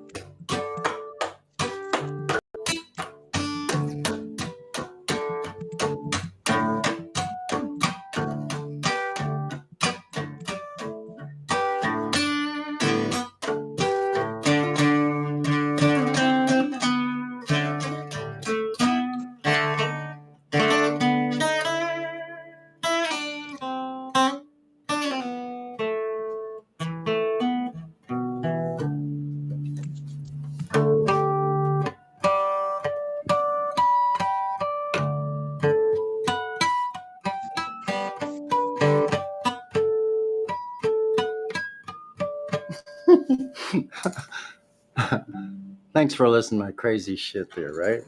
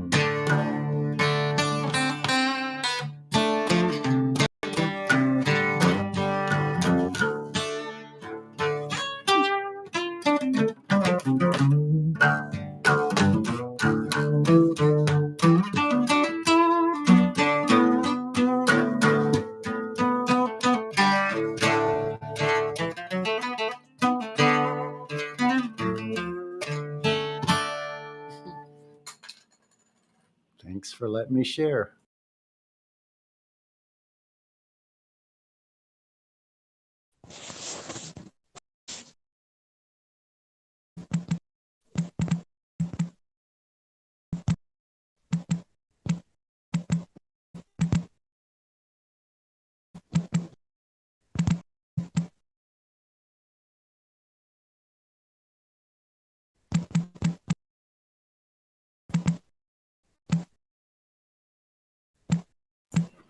Do do do do do do do do do do.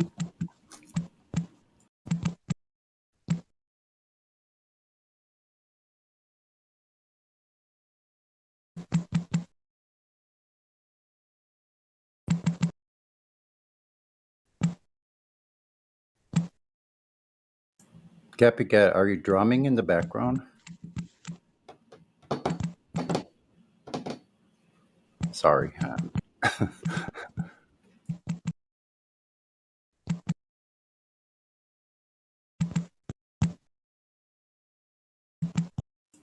I guess I'm supposed to keep going. I don't know. I feel like on the spot now.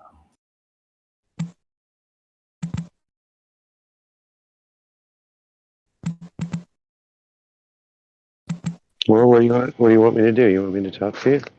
Want to start talking about something? I'm good. Somebody talk to me. I'll talk to you. You're my homie. What's up? So we're going to talk about how light is not in a cone shape because otherwise Eratosthenes couldn't have measured a globe. So which is it? It's in a cone or it's in parallel? Wait a minute. I'm not sure I get the cone part. Yeah, she's denying Eratosthenes. Wait a second. Nobody would do that, would they? Yeah. You denied that we live on a globe.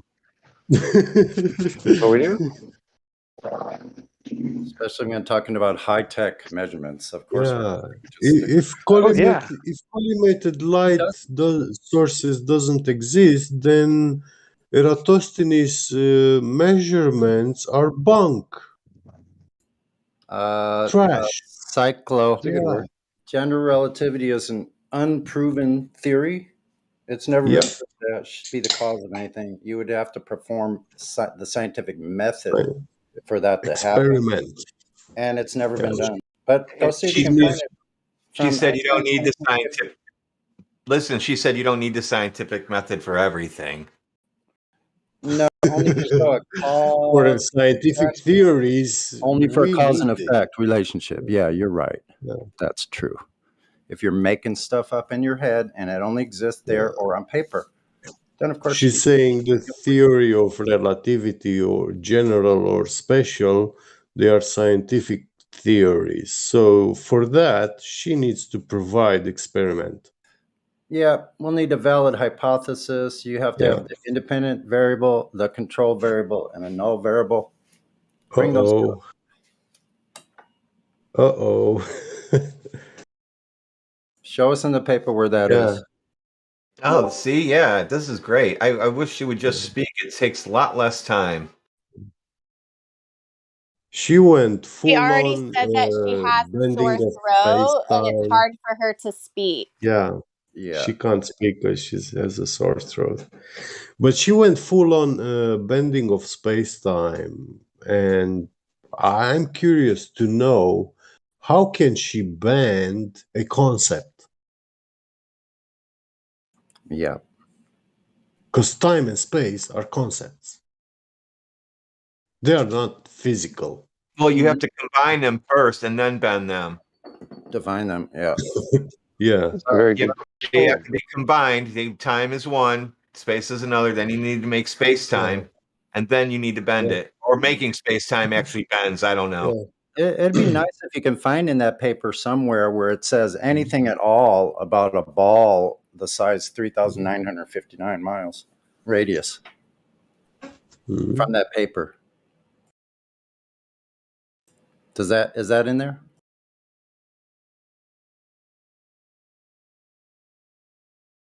Oops, guess not.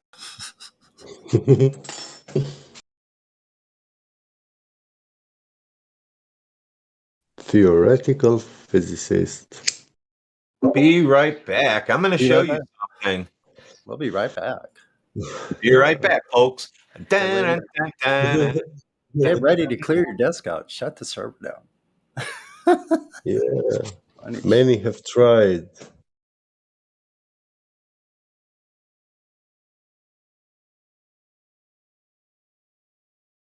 I hope it's an article we can read. Yeah, she doesn't some people have come in here and said what bothers them about us is that we're so confident. Well, the reason we're confident is because we don't have to rely on ourselves for this stuff. The reality itself out in nature shows us exactly what's really going on. That's why we're confident. And everybody Can I get a uses mic it check? this way. Sorry, Sydney.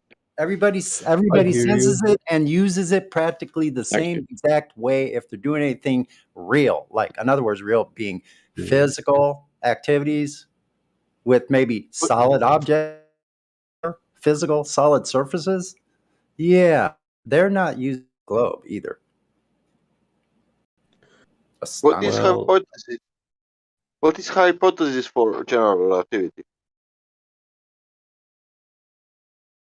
Observer natural phenomena for general relativity.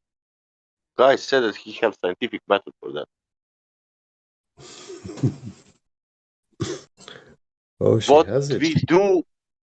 What we do to find out bending space time?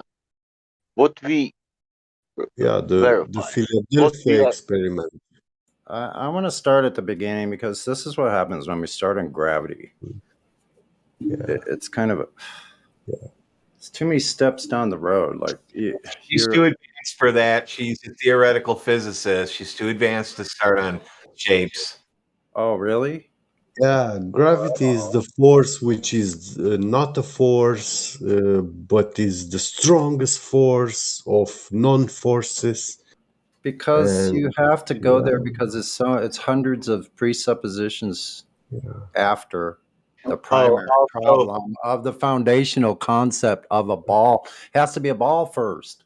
So why don't we just start there? Let's just start. Who you guys talking to? I don't care if people come and go. It doesn't bother me. It's not going to stop my Cyclohexatrix something. going. Like whether they stay or not, none of my business. Out of my control. So I might as well just keep saying what I was saying. So no sphere, no heliocentric, nothing. You don't have the very beginning. It's over from the very start. Well, thank God she didn't call us heretics. Nah. Whatever. Yeah. That's about what it's like though, huh? How can you not believe that your feet are older than your head? Special theory of relativity. I must be simple because I don't even understand that at all. Oh my God. That's so crazy. But when we realize general relativity, everything, what we will do with the surface of the Earth? Yeah. When we realize how gravity, whatever, bending of space working, how we will form the curvature. Well, it has to be bent more on the side with the sun and bent less in the side in the shadow of the sun, like at nighttime. You know. I know, but where is curvature? Yeah. I know what are you saying, but where is curvature, man?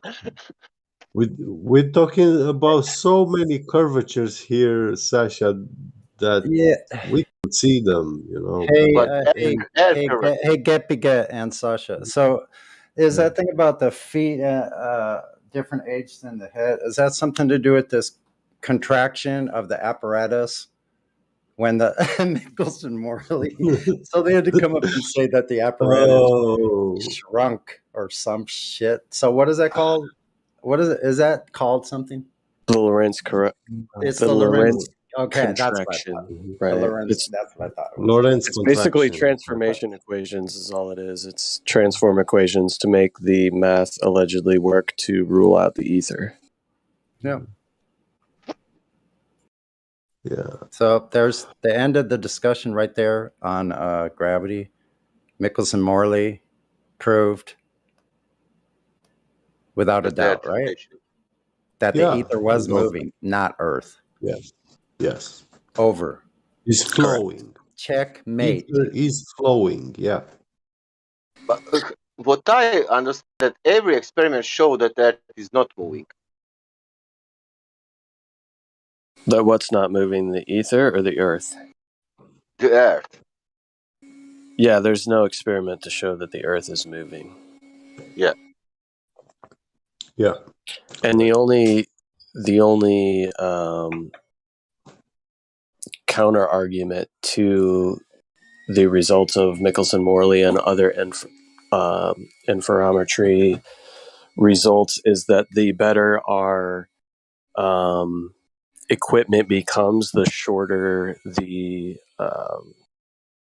the shorter the drift rate becomes, which isn't necessarily an argument because the more precise your instrumentation is, the smaller things are always going to become. That's just one fact. So the more precisely you can measure something, typically the smaller things will get, right? If you're trying to measure a coastline in miles, right? The more you drill down on that, the more miles you're going to get. The more precise you get, the result changes. You know what? I was looking at microwave background, cosmic radiation,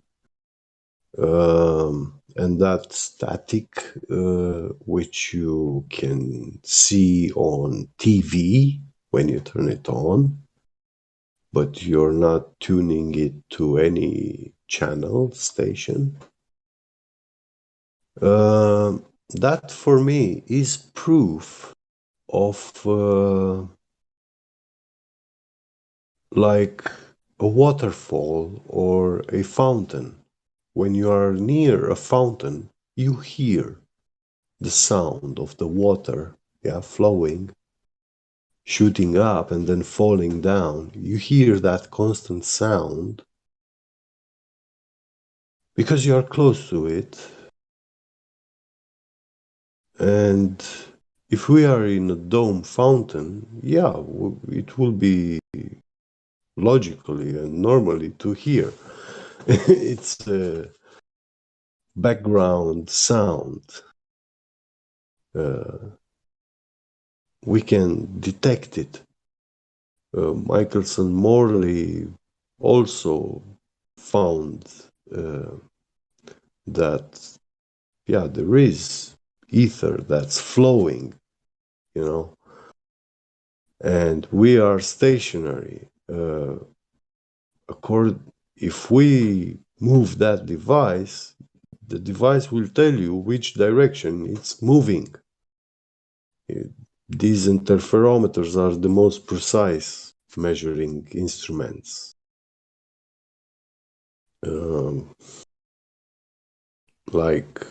Which are accessible to us civilians.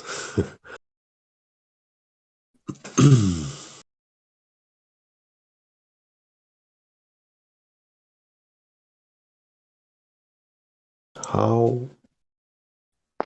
Sometimes just the text chat makes me crack up. This is one of those times. What the heck is going on in here? Get a grip on yourselves, folks. I'm okay. But in their heliocentric pseudoscience religion, they say it was an explosion, Big Bang. Yeah. Like big bada boom. Well, I never heard an explosion lasting more than a few short moments, like a second. Vast majority of explosions I've heard, they lasted less than a second.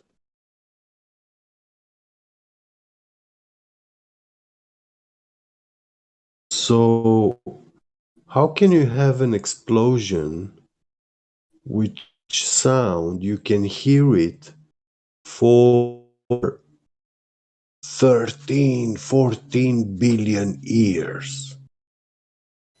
You can't. How can you have an explosion when there's nothing to Yeah, explode into? exactly. I know. There's so many crazy questions, like heretical questions. Yeah. Because we don't choose to believe without any physical demonstration. Yeah. And that's so crazy, for us.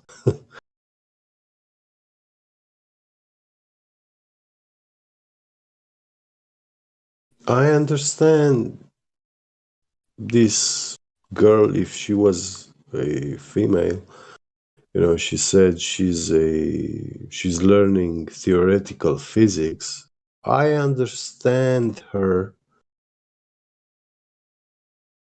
what she's doing. She's learning um, to have this job, yeah, to teach children some stories.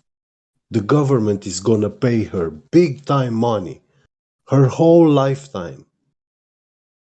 They're gonna put her in a good position in this society for teaching those stories to children. Yeah, because vast majority of the world are the slaves, which you have to control them, shape their minds into what you want them to be.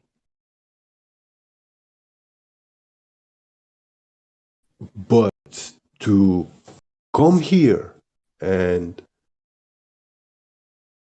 you say you're a student learning theoretical physics, like if you were someone very intelligent, a genius mind, a very educated person, very knowledgeable in reality of what reality is, well, I'm gonna need to verify. I'm not gonna accept anything, because, yeah, I know so many religions of ancient times, yeah, where these churches, they just took a bunch of people and who wanted to do, you know, for money and a good lifestyle to learn that religion and then to preach it to others. Yeah. They didn't care it was true or not, that religion. They preached it wholeheartedly because they were well paid. That's why they were doing it for money.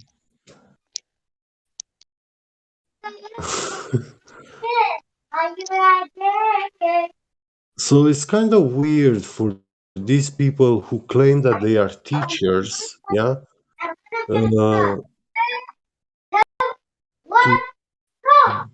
engage in discussions with ordinary people and portray themselves as superior, uh, intellectually superior. It's I find that kind of wicked. I don't know. Maybe it's just me, but Hey, Sasha, you're hot making a little bit, bud.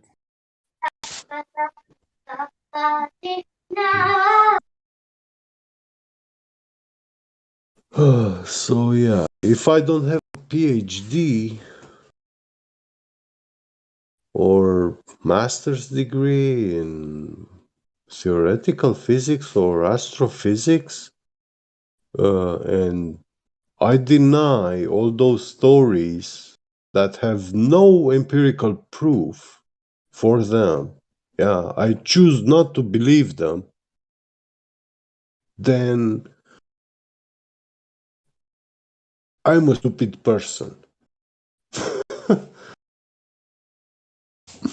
That's ludicrous.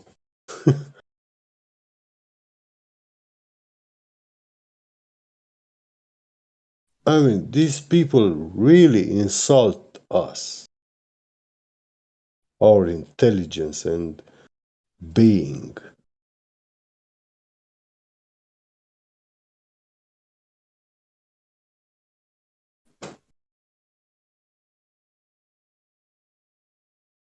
And for such things that they do, I'm not a soldier, I'm not a warrior, I'm none of these things. But I'm so...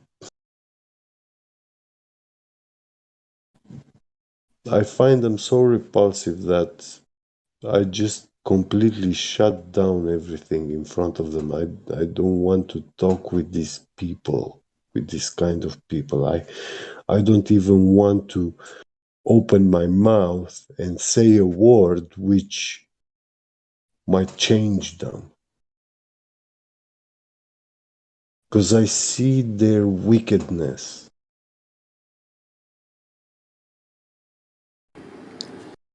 Yeah, there's a lot of people out there that are either intentionally or unintentionally kind of gatekeepers Yeah. to anything outside of the norm. Happens a lot at Gym Pandas. Heaven forbid somebody has a opinion or a thought that might go outside of the mainstream narrative or the mainstream education and immediately gets shut down and ridiculed. You know, where's your peer-reviewed paper for this information? Where are the PhDs that are pushing this information? They think that nothing of value can come from outside of their preconceived paradigm of intellectualism. I found myself a few times in my life where I had revelations, and I began to see some things. Some things have been revealed to me. They don't change a lot my life and position in this world, but in regards to my faith in a almighty creator, they have strengthened everything, and okay, I found myself saying things which I never heard at any man or any book talking about such things. But I found that, biblical text and also ancient prophecies and stuff kind of show you can take that conclusion when you... It's hard to I'm not a computer to memorize everything that I've seen, read in my life, but this is where my revelation actually comes from. I know I read this and that in some places, and a lot of what I read I have even forgotten, but before you go to sleep, your mind, you can make your mind either gallop or flow, some thoughts through your mind, analyze, speculate, and in these kind of moments I had my revelations. And am I a stupid person for that? Only these PhD or master's degrees are capable of mind processes?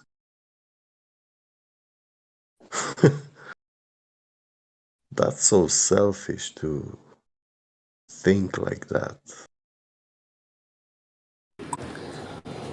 Well, I feel like lots of the educational platforms, right? People that come out of these institutions, they have been so controlled into specific paradigms that they can't look outside of it, right?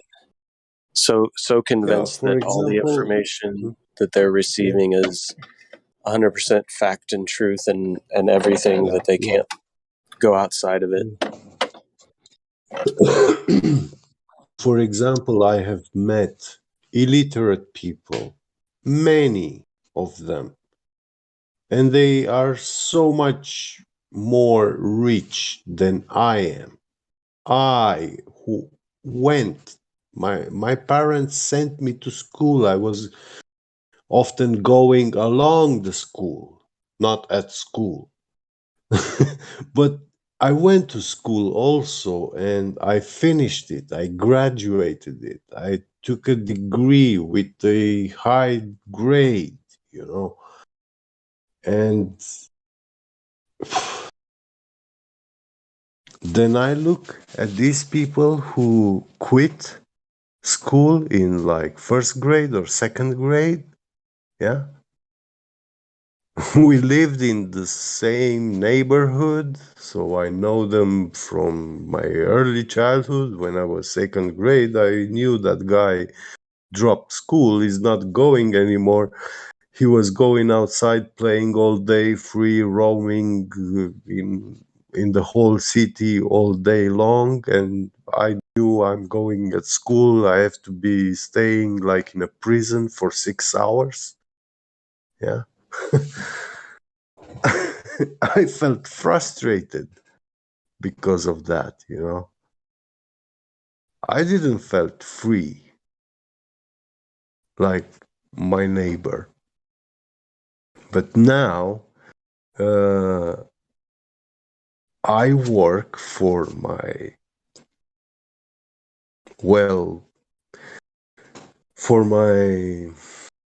how do you say, financial position in society and stuff, for your life. And this guy did all sort of things and good businesses and stuff, and he has so much more than I do. He's wealthier in this world, yeah. But can I say he's stupid? Is that righteous for me to call him dumb? Because yeah, if I ask him about special theory of relativity, probabilistic stochastic maths and calculus, and or even like Pythagorean theorems or formulas, or Euclidean geometry, and yeah, he doesn't know any of that.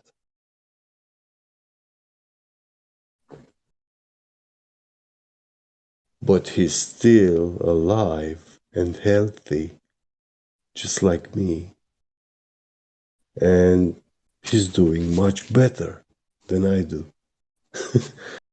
He's driving a Maserati, I'm driving a Suzuki.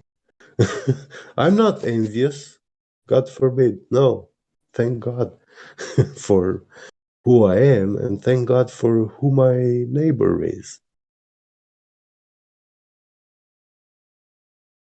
But these theoretical physics students, they come in here and talk to us from above like they know shit. And when we ask them simple questions, they're galloping into tooth fairyland and shaking all that imaginary world, throwing it on all the walls, and it's real, but yeah, all you can do is believe it, and you can't prove gas pressure adjacent to vacuum without a barrier, solid barrier. A direct violation of second law of thermodynamics. Yeah, they can't provide it. They just have to imagine it. It's somewhere there above their heads. It really exists. in that place which I cannot go to or touch it. I mean, that's just selfishness, wickedness, dumbness, everything that leads to hell. That's what it is.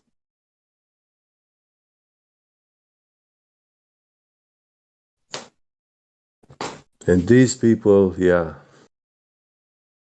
they live unhappy lives, you know.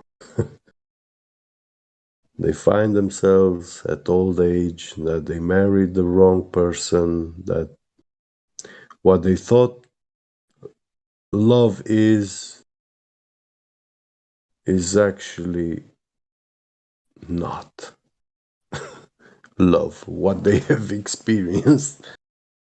They just been into a contract, a business.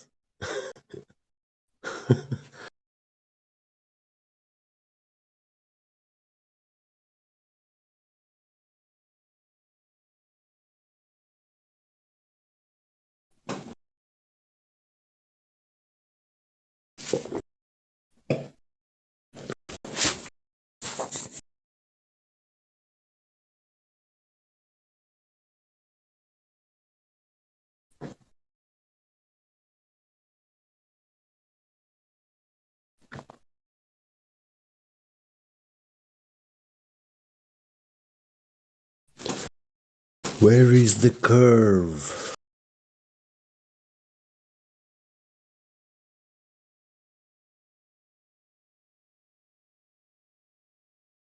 So the ocean is curving from my eyes to the horizon, but from left to right, it does not. It's perfect, straight, horizontal, level. So the world must be like a kitchen roll, yeah?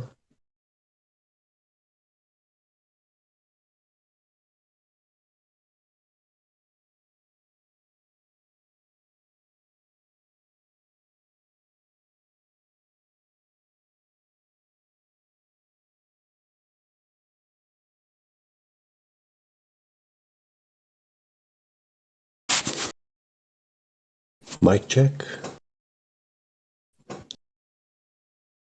1 2 1 2. What the hell you doing? I hear you. Is there any new people on here? I just got here. Oh. My mic work. Yes, it's working fine. Okay, thank you. So who are the three people? I'm asking, is there any new people? Oh, if there is any new. Well, I think Is there they. anyone that's not a crazy globe denier? Yeah. A true believer.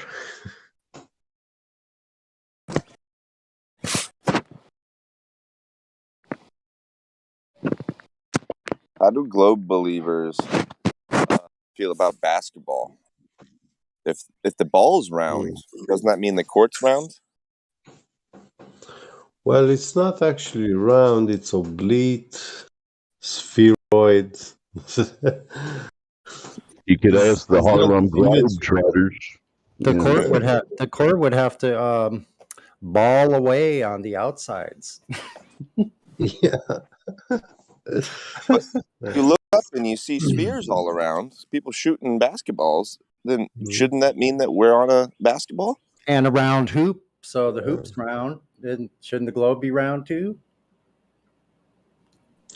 But if it's asymmetrical, yeah, so it's not symmetrical, and it's spinning, that makes it a vibrate.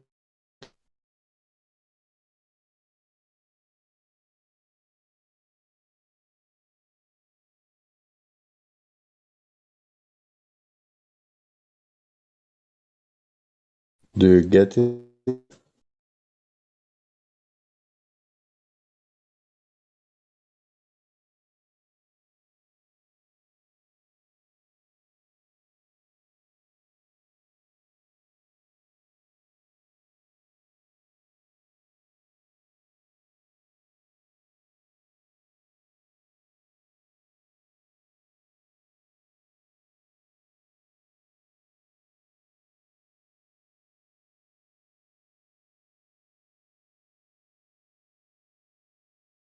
Yeah. If the world You're roboting a little bit. was a globe. Okay, Bigot. Sorry. Yet beget, yeah. If the Well, no. world Yeah, I was was a going to say you were globe. roboting. That's why I couldn't tell. Sorry. Oh, still Now you're roboting? clear now. No, you're good now. Okay. So, if the world was a globe, it should be buzzing like a vibrator. Because it's not a symmetrical sphere, it's a spheroid. So, in some places, is more mass and less in others. Is that a dildo Earth theory, maybe? Yeah, you got it. No, it's just a massage earth. Yeah, massage.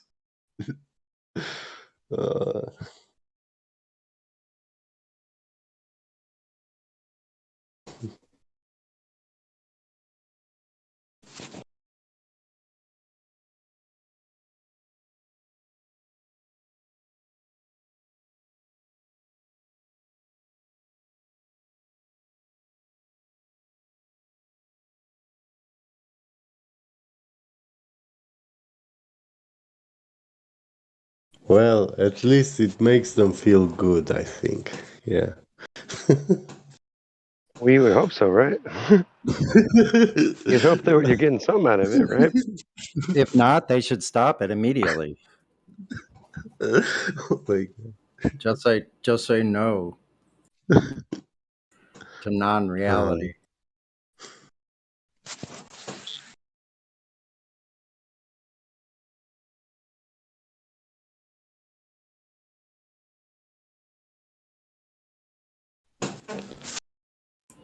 What is this place that we live in? Don't be displaced. It's not moving. What part of your mind has been removed? All of your time for them to be used.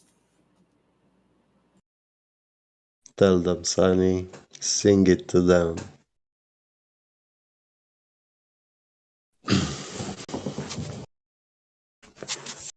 Okay, I just posted a comment replying, thank you for sharing this. Oh, okay, I know. Okay, because I used the word flatties, I guess, and it said, I thought someone took that off.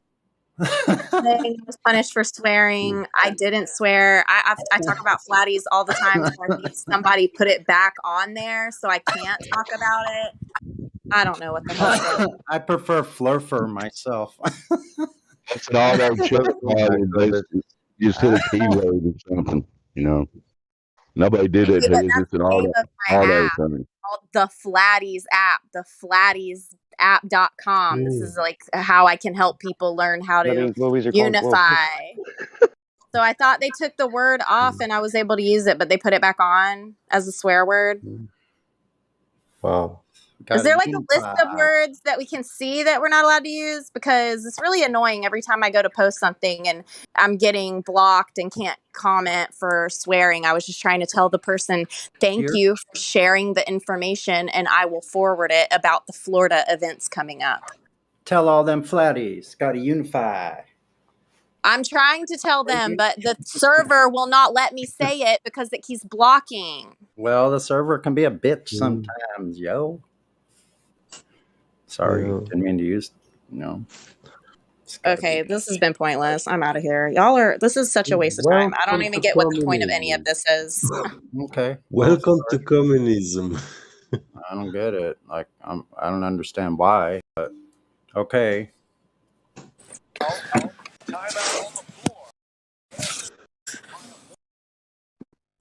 That escalates You quickly. American people, you have not Because I'm a bit flippant. experienced. Because I'm kind of flippant. Is that you think that's a problem? Round one, fight.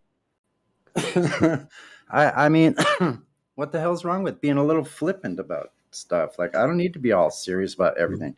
I refuse to live that way. I decided that a long time ago. You know, like I'm pretty much like, have a great day unless you have other plans. So, got other plans, go ahead. Yeah, have a great day, motherfucker. I didn't say it that way, but I'll leave that to y'all. Yeah, my advice is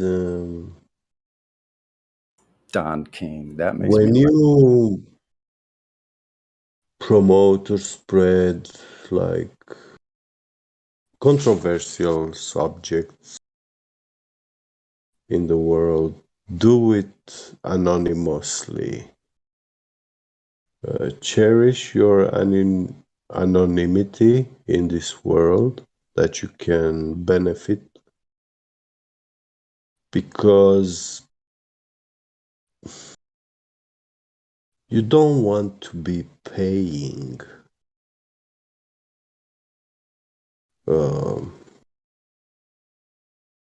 unnecessary stuff, you know.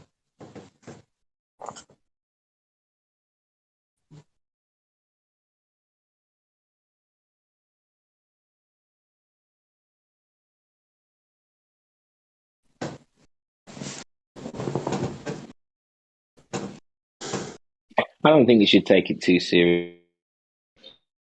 Not really worked up about it all. You know what I mean? Yeah, I was going to say that too. You know, like as much as we like make fun of it because we've been there and we kind of laugh, it's not at you. It's more like we laughing because we've been where you're at and we recognize what you're going through. It's that kind of cycle where you come into the flat Earth, you know, perspective, I should say, and you start going on servers and you start meeting people and you start to realize there's a lot of weirdos and a lot of people that really don't know what they're talking about all over the place, and sometimes they seem to be in control of things, but just rest assured there are people in the back lines and we are trying to work on stuff, and we do a lot of work to try to keep the place as good as it is right now. But we understand that people make mistakes, we all do, and there's a lot of people in here that do things that aren't supposed to, and you know, we try to keep it open. You know, it's don't ever take, you know, like don't take it personally. Humor is the only way to stay sane in this day and age. You calling me a weirdo, rookie? I'm just joking. I was taking it personally. I was an ironic example of not taking something personal. You got a problem with You can't find time to laugh if you're in trouble. Oh yeah, I'm trying to be funny, but I'm also trying to like take the person that's upset seriously too, so that they know we're not trying to crack on them just to make them more mad. We're just like kind of laughing because we've been where we're at. And it's kind of like we know what the experience is like, you know. Yeah. That's why we laugh. It's not really like at you. It's more with.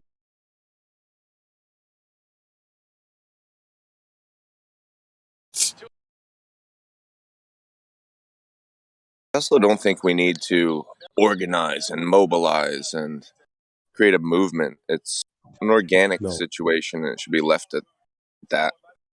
As soon as you start to try to put some framework around it, you get a lot of people having a lot of different opinions, and it really does more to disunify people behind this concept than it serves any practical purpose. I agree 100%. Kind of goes without saying, anytime you have a group of humans trying to organize around anything, there's going to be politics and personalities and blah, blah, blah, and all that, right? Yep.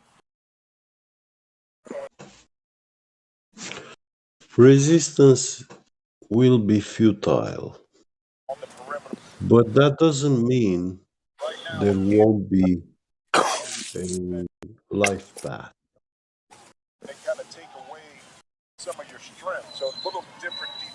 That's how God created this world. No matter the empire or dominion or the world state,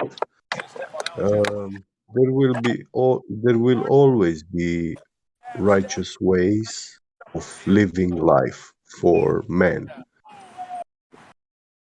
But it has been foretold that somewhere in the future, far distant future, the beast system will actually block all those paths. And we're not there yet, so take a Yeah. deep breath. We Enjoy are the far away sunset. from that. Yeah.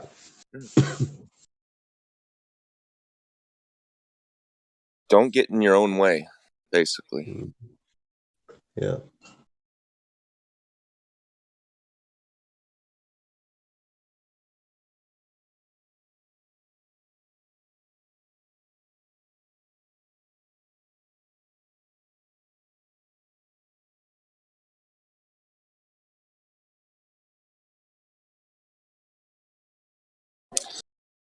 I feel like it's impossible to convince somebody that the Earth is not a globe.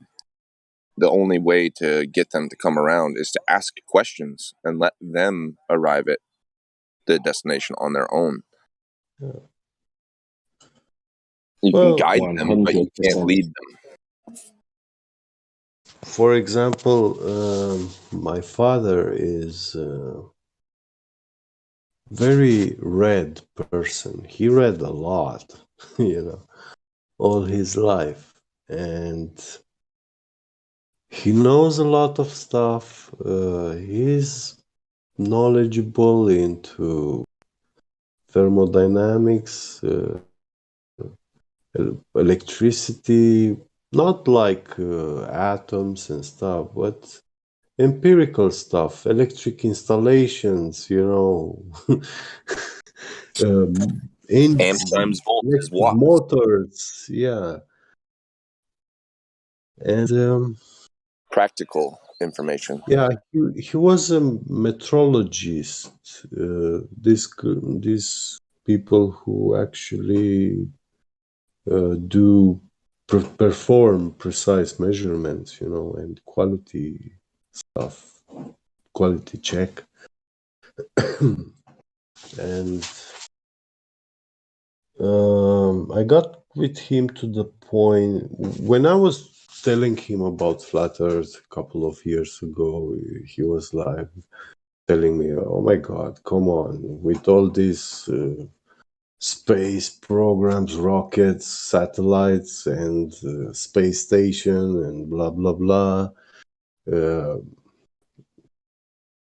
You can't deny it," he was telling me, you are ignoring everything, he was saying, like you're denying everything. And slowly I touch subjects with him, thermodynamics. I got into the field where, these people who do your heating installation, they know about heat transfer and how to calculate, what size of a radiator do you need for your room, and central heating. And when I got him with him into this, he saw that I know what I'm talking about, and I'm telling him like worldly,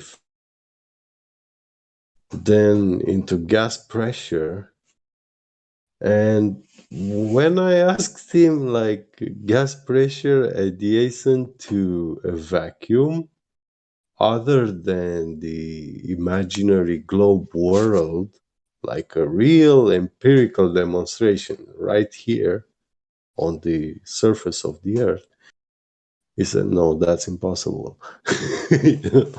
And he said, it will be, it's literally impossible. And anyone who claims it is possible, he said, will be a fool, And yeah, now You should have told him how he's ignoring everything. yeah. He listens to me now when I say a few stuff, but he's still telling me like, just be careful, son. When you go out there in the world and you talk to people, this and that, don't tell it to everyone because you don't know who they are, And even when you think you know someone, you can be very, very they can surprise you, So yeah. Flat Earth You, is more offensive to people's senses and sensibilities Yeah. than religion or politics, right? Because it's at the core of everything that they've held true based on assumptions, but like it's still a huge part of their identity. And when you challenge that, you're effectively challenging them as an individual. And Yeah. people have a very strong vitriolic knee-jerk reaction to that type of thing. And hey, lifestyle. Imagine it's a astrophysicist teacher, yeah. So he's getting paid. This is his job, to teach these stories. And now you, a person face to face in real world, yeah, not on the internet, Discord, you are telling him that he's lying to children and this stuff, and he's not gonna look at you and give you the credit of being true, yeah. He will consider you a denier, a heretic, and he will report you, If you he's gonna somehow think you're a dick. then after a month you go to that university, I don't know, you have a company, you need some tests, laboratory stuff, and you go and he sees you coming asking this and that at his university, he's gonna go and put a word against you straight away. So yeah, that's how it is. Imagine having to tell a woman, your sister or your friend, that she's a bad mother. And imagine if she really needed to hear it. It doesn't matter how much she needs to hear it. She's going to hate you for even insinuating it. My wife's sister is a awful mother, and I tell her every chance I get. But you're right, she does not like it. Well, you're a truth bomber. Well, I'm this close to calling social services on her. She's abusing her child with neglect and lack of education and social skills. He's supposed to be homeschooled, and she hasn't taught him a damn thing in 4 years. I offered to educate him on my time and without asking for anything in return, just so that the kid would have a functioning brain. But he's basically 5 years down the road from this. He's now a functioning retard. And he was a bright, smart, funny little kid, and now he's just ruined for life. I pray that he picks himself up and teaches himself, but he's obsessed with Minecraft and crap like that. I don't have much hope for him. It's so sad. Sounds like most kids. They'll get over it. Believe mine did. They were the same way. They got over it. They did quite well. They're doing well too. Still. So it's not It up to us. depends who will they meet in Minecraft. Maybe what you should try to do is start playing Minecraft with him. Try to reach him that way and then pull him away from that shit. You know what I'm saying? Now you're talking. I know that's like pulling teeth sometimes, but it can be done. Yeah, you're right. That's a good Well, strategy. every kid's worth a shot, right? I mean, you got to do what you got to do, bro. It's just just an idea. Yeah. You got to build rapport with him, however you can. He ain't gonna listen to you. He's only gonna listen to the YouTubers and the TikTokers. Yeah.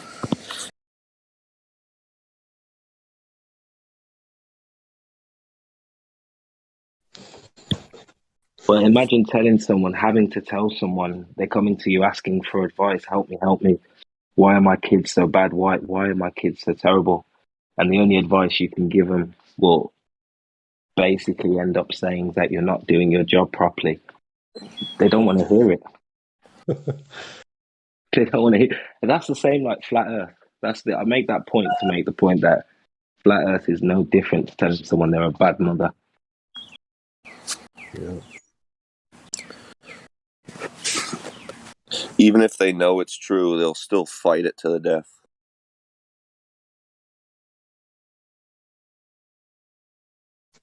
Yep. Every suggestion.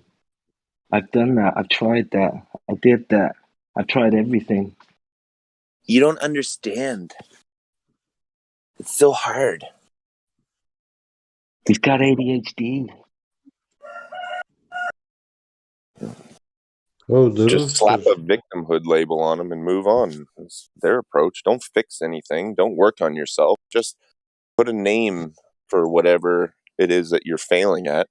And then all of a sudden you're magically absolved of any responsibility. Yep, just like saying refraction. Yeah. Curvature. Curvature. Yeah. Or why would they lie?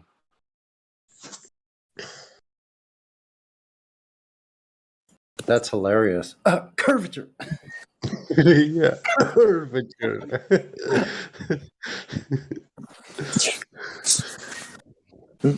I hate that why would they lie question. I'm sure everybody does. But come on. Like, the vast majority of people have no idea that they're lying. They're just repeating the same crap that they were told to say. But that question has the deepest answers and the manyest answers. And if you're in a stage in your if you're at the stage in your journey where you're asking that question, you're 100% not ready for the answer.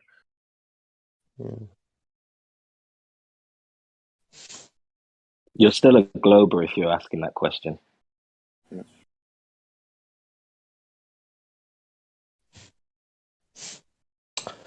I'm sorry. At this point, some of them. At this point, it's absolutely a retarded question. That's exactly what it is. Yeah. It doesn't have to be said Yeah. anything else about it. It's a retarded question. If somebody's that naive that they don't know people lie, they need to go back to like before kindergarten, preschool.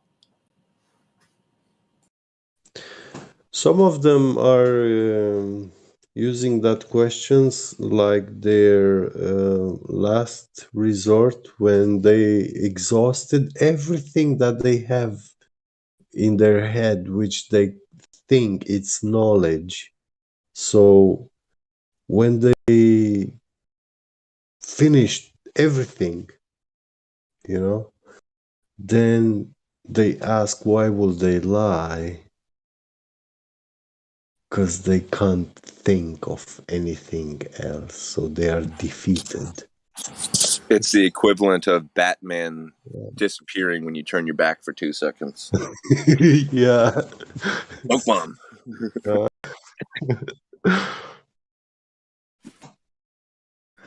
Or the ninjas throwing the smoke bomb. Yeah. Buys them just enough time to escape. Yeah.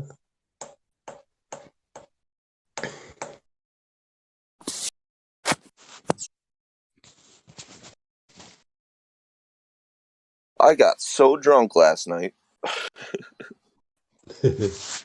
And I was on here, and I don't have any recollection of what I said. So, blanket apology just in case. Oh, don't worry. I haven't heard anything because I was after work and I got to sleep and I missed ladies' night. Ah. I've been banned from here 4 times, so I got to be careful. Oh. He should get a quadruple band roll. Or a penta. I'm going for 10. Penta band. That's my goal. 10. Deca band. Guys are funny, man. Wow, I don't know what I'd do without you guys in the humor. Sometimes, even sometimes when we're serious, like in the background, you're listening to it as a third party. It's fucking hilarious. Sorry about the cursing. And I didn't even notice. Yeah, exactly. Because a slight peppering. Yeah, what the fuck, man? Well, we're kind of already cursed, aren't we? Who fucking cares if somebody says fuck? It's just a word. For fuck's sake. I thought I'd give him my last fuck. Got no fucks left to give. I don't give a fuck. Yeah. Ooh. Show. We got a real. Everybody got their fucks out. Are you hitting on me? You trying to fuck me? Now I'm just thinking of Silence of the Lambs, Buffalo Bill. I don't know. I'm pretty busy, but let me look I'd at fuck me. I was thinking of that meme with the 2 Indian guys. Have you seen that meme where that meme video flying around where he's going, fuck you, fucker, fucker, fucker. Anyone seen that one? No. Sounds good, though. 2 Indian guys who can't speak English and they're just swearing. Just fuck you, no, fuck you, you fucking fucker, fuck you. I lived in France and I had a Pakistani friend and his sister was named Fuck. Wow. No you bloody bastard. Like, you go fuck me, I fuck you. How do you greet that person? Hi, fuck. Shit. And she sneaks up on you. Oh, fuck.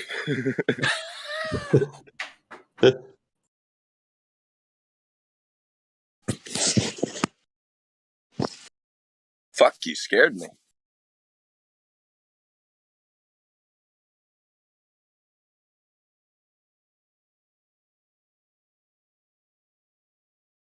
Words are just words. There's no such thing as a bad word.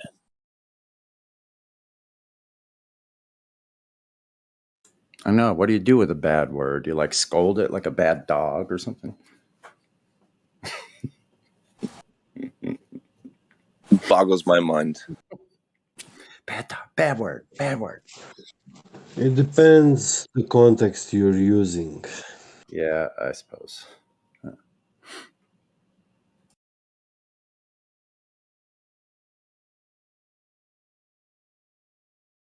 I'm pretty sure it doesn't say anything in the Bible about words you can't say. You can't blaspheme, but you can say whatever the fuck you want. I think it's like if you're not hating on someone else, you don't wish malcontent with your voice, at somebody else, like causing harm or damage to somebody else. Like that's what we have the ability to do. We have no right to do that to another. Should we ban exclamation points? Fuck is just an exclamation point that you can put in any point of your sentence. It doesn't have to wait to the end. Oh, you see, when you talk about sexual contact and use the word fuck is actually where it belongs to, and it's not a swearing. But fornication. When you work on something and you hit your finger with the hammer and then you shout fuck, it was swearing. It was in their old English law books, like, wasn't it? For fornication under command of the king. It was post-bubonic plague, and the population of Europe was dwindled severely, and so it was a law that was passed that said everybody who can needs to have a baby. Everybody needs to fuck. Fornication, the command of the king. Yeah.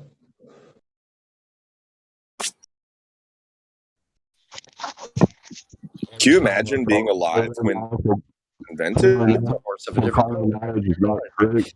Sorry, I just ran into somebody. I don't know if we could trust anything like that because I also heard it was like a crime. Like you punished 50 lashes in the town square for unlawful carnal knowledge of this young woman. It's like a charge of rape. Yeah. For unlawful carnal knowledge. What am I being charged with? You're being charged for unlawful carnal knowledge. Yeah. But okay, I could be wrong. I mean, like I don't have source data for either side of that statement. I wasn't alive 400 years ago either, so who knows? So kind of hard to tell from where I can say it right in the 80s. What's that?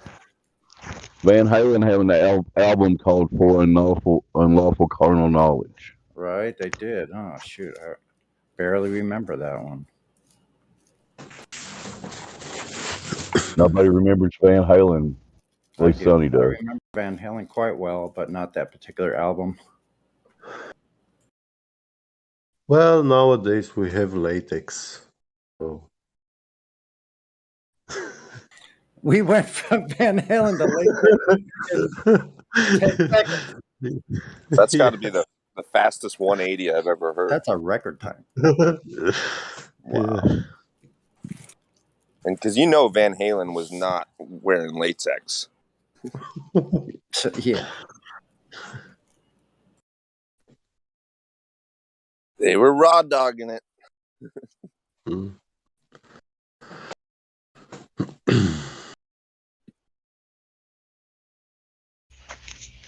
You can lead a glove believer to flat water, but you cannot make them think.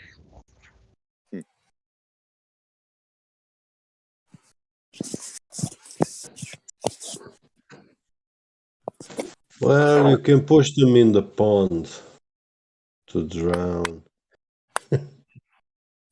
Some will drown, some will learn swimming. So, yeah. Yeah.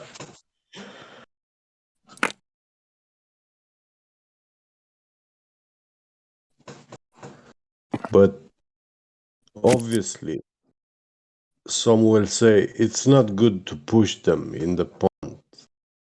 But actually, that's not true because everyone has to take a bath at least once. You know. My dad threw me in the pool when I was like 2. Upon everyone till the rain must fall. So you got washed at I'll save early him if he age. starts to drown, but just chuck him in there and see what happens. I told you he could swim. Yeah. Babies don't drown. Yeah. They sink though. No. They have it by default in their reflex instinct. Well, no. One time my mom was putting on little water wings on my older sister, and she said, "Don't move," and turned her back on me for 2 seconds, and then she heard splash. Oh, shit. And then she watched me just sink to the bottom with a big smile on my face. She was freaking out. Well, you were 2 years old? Yeah, might have been 2.5, but yeah, just let's say 2. So you began like understanding she was talking with you, and you were understanding, and yeah, probably you were doing exactly what she was telling you, trying to, She gave me the idea by telling me not to. Yeah. So, but yeah, if nobody pulled you out of the water, the survival would kicked in, in babies, and yeah, They will start swimming. Back in a few. Surface and breathe.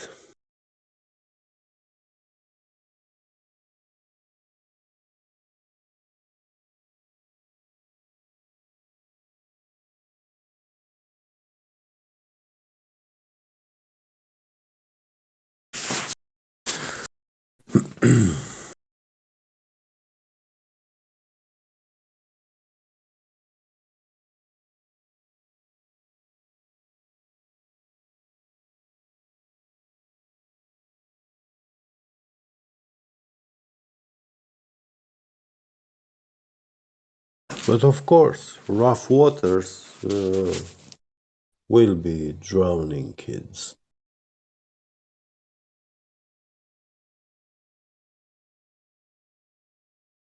Easily.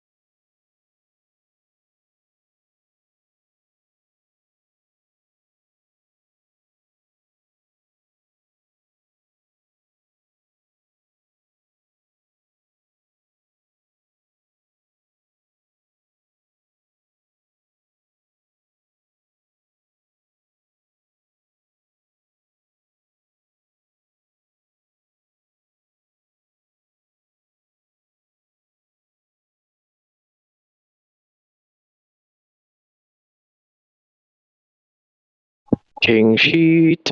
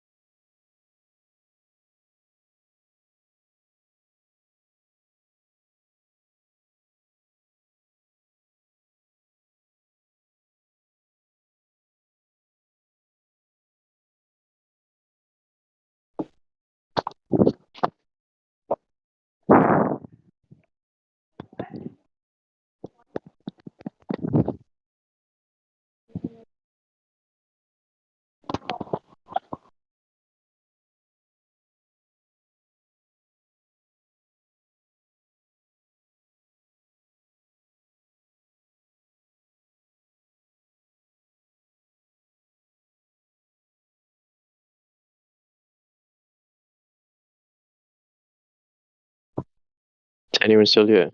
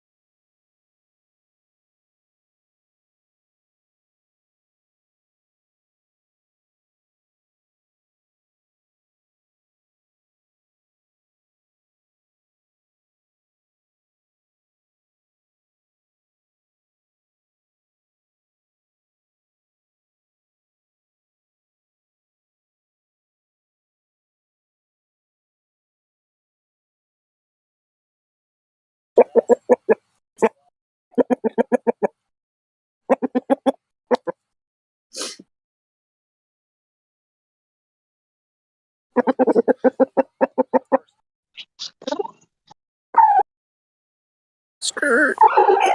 Oh yeah. Skirt. Was that a ferret? That's my rooster. Oh, rooster. Yeah. For a moment, I thought it's a ferret.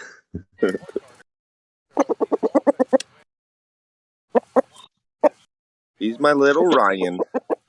He's beautiful.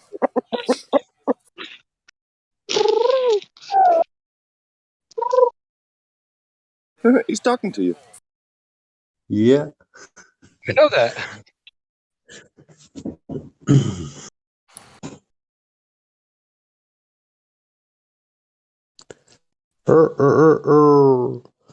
Don't get him started. Blow up my eardrums.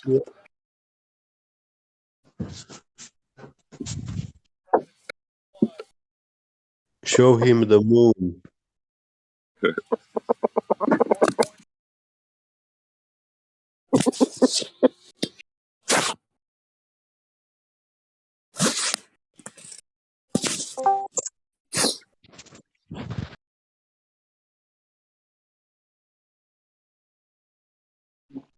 Yeah, we've come to snuff the rooster.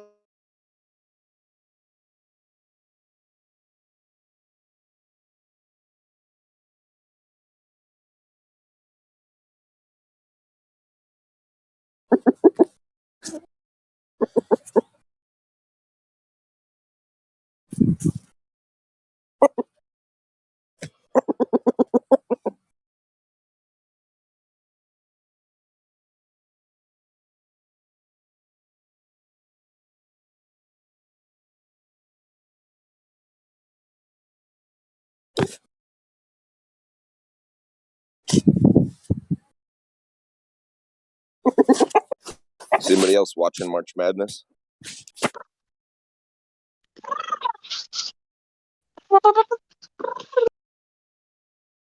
Oh wow, he just raped that chicken. Just show him She's fine. just show him the Super Size Me movie. That'll scare him. Chickens are cannibals. They don't care. Yes, they are, believe it or not. Some of them are anyway. I tried to eat some chicken wings last night and they were just hounding me. They were all over me, trying to steal it like ravenous little beasts that they are. They also eat eggs. Like, if the egg breaks, they just devour it. But yeah, why waste the protein, right? It's They're recycling. not stupid. They're not actually stupid. They're called survival. Right?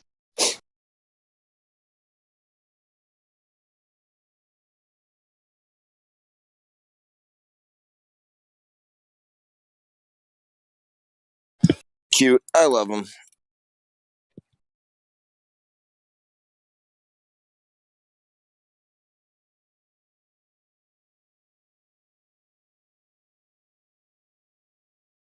Got like 70 eggs right now.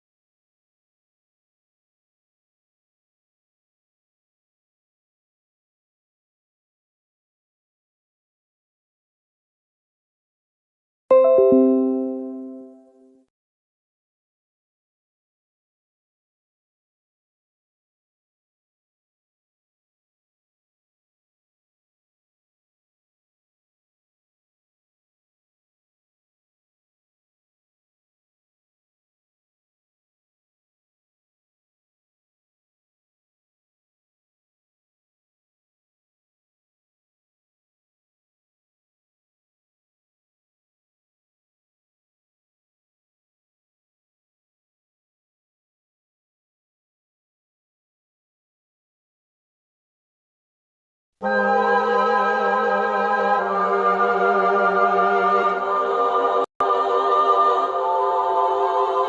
yo, I don't know what I see.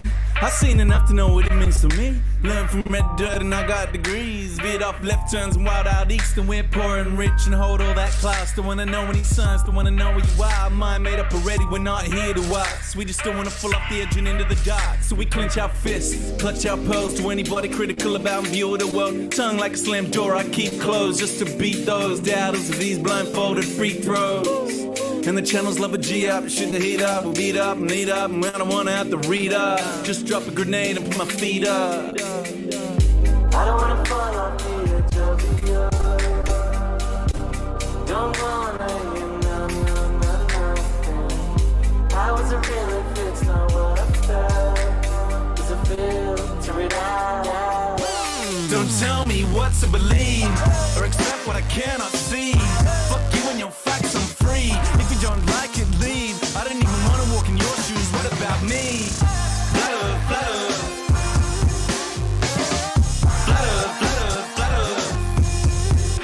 World gone mad and it's too PC, and they're trying to take away the freedom that I wanna speak. Click, click, cut them off, run them out of town, shut them off. Shh, I don't wanna hear another beat, but my gut got this, then my head take note, cause I know in this story's a slippery slope. So stay in your lane, son, stick to your songs. I don't care where you're coming from, just a simple answer to confirm a doubt, and then baseless opinions that come out of my mouth. In a nerd, tell me I don't know what I'm talking about. When a so-called experts ever sorted this out, when we're swamped by Muslims, swamped by Asians, different time, same old station, crowd ovation, whip up hatred, that old chestnut, that vocation, do anything to truth but face it. I don't wanna fall off the edge of the earth.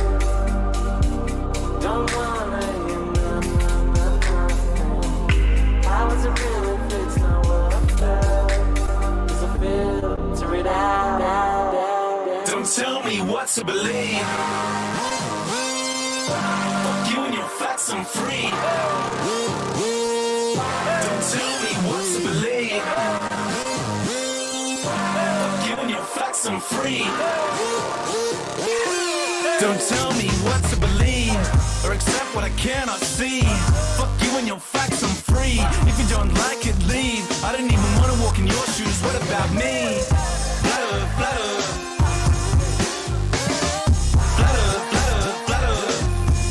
Tell me what to believe or accept what I cannot see. Fuck you and your facts, I'm free. If you don't like it, leave. I don't even wanna walk in your shoes. What about me? Flutter, flutter. Flutter, flutter, flutter.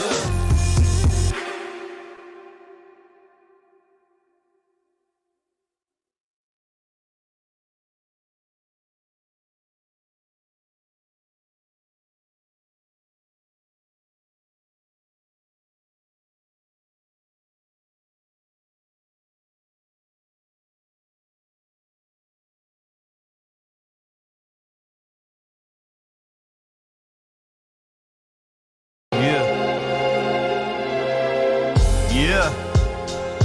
You're not gonna like this one. Nah, not at first. You're gonna learn to though.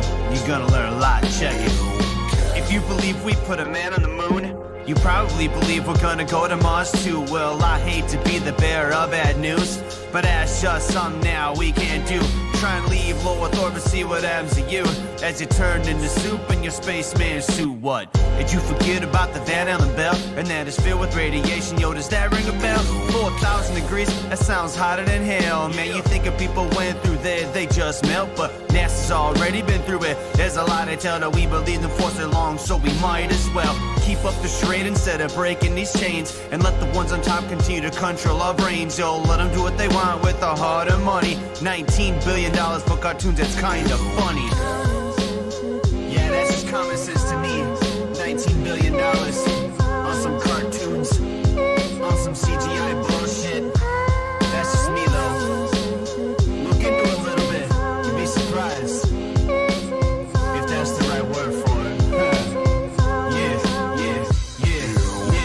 If you think the moon can be terraformed ya wrong, and I'ma have to be the one informing ya that the moon isn't exactly as it appears like when it's waxing or waning. Doesn't it seem clear in the daylight? Supposed craters turn blue, and there are even times you see a star straight through, like it isn't a solid ball just spinning around, like it isn't a rock that's magically pulled down into our orbit where gravity is so strong doesn't absorb it. Moon affects the tides, but other bodies of water ignore it, and it's reflecting light coming from the sun, but moonlight's colder than moon shade. Explain that one. Now feel free to stay locked up inside your bubble and keep believing those lies that don't love you, and they'll tell you that the earth's shaped like a pear. Look up Atlantic conspiracies if you dare. Yeah, I'm not gonna say anything that's gonna change your mind, right? I'm just gonna plant a seed. Yeah, you've been lied to, you've been deceived, just like me.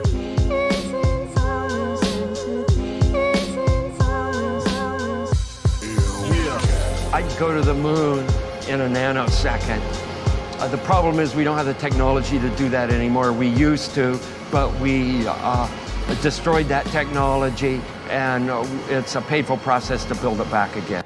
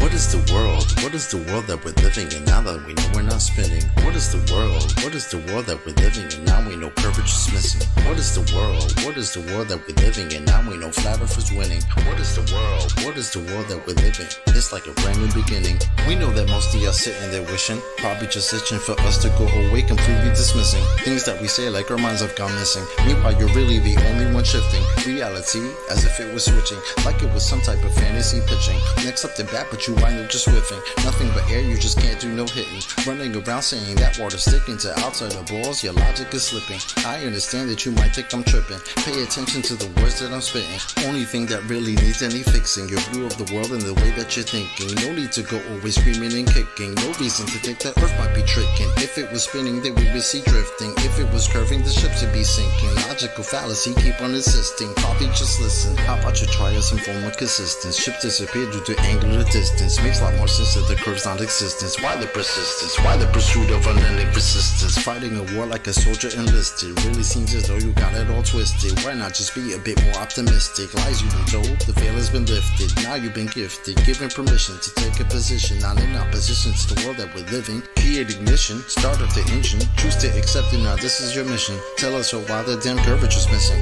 Maybe just call up a mathematician. Give him a listen. Have him tell you about his presuppositions. Talking about how it's not superstition. A vacuum and air pressure juxtaposition. Make a decision. Tell us how this model came to fruition. You have the right to enact your volition right up to the day of mental acquisition. All I could do is provide ammunition. Can't take the heat, stay the fuck out the kitchen. Judgment day or to the last demolition. You can see this as an act of attrition. On the condition that after admission, do you a favor and start the forgiving. Then go out and share your newfound position with everybody who's potentially victim. Falling for the global prisoner system. So many flaws, no woman can list them. Shout to my beautiful parents, I missed them. Taught me to think for myself, I could kiss them. Now to the day that I'm able to whisk them away in my arms, I will reminisce them. Yeah, yeah.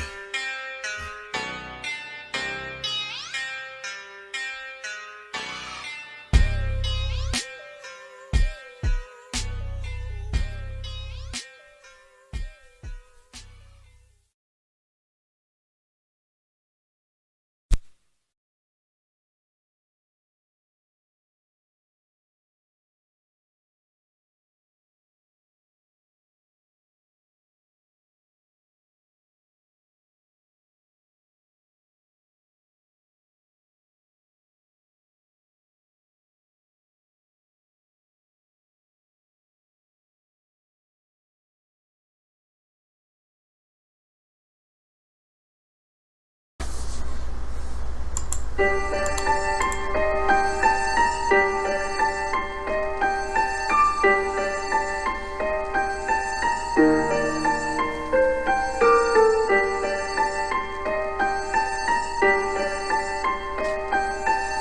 would they lie? Why would they lie? Why would they lie? Why would they lie? Just to a normal guy living just to die, digesting what he buys, ideas he can't decide. His thoughts aren't his inside, they put their from up high. Spiritual wickedness, deceptive and perilous, parasites meticulous. Watch your trust with ignorance, feeding off your solemn bliss. Snakes a hiss, NASA's pissed, drunken like a maiden's hiss. Venom, Satan, plague and twist, digress, regret, withholding evidence, drowning in incompetence. Ever sent, million billions represent, lacking things we need to test. Never verify, they press. Photographs with leak a mess. I just molded as a stress, a sentence in belligerence. I'm spent, resorting just to less and less, delving deeper with interest. Yeah.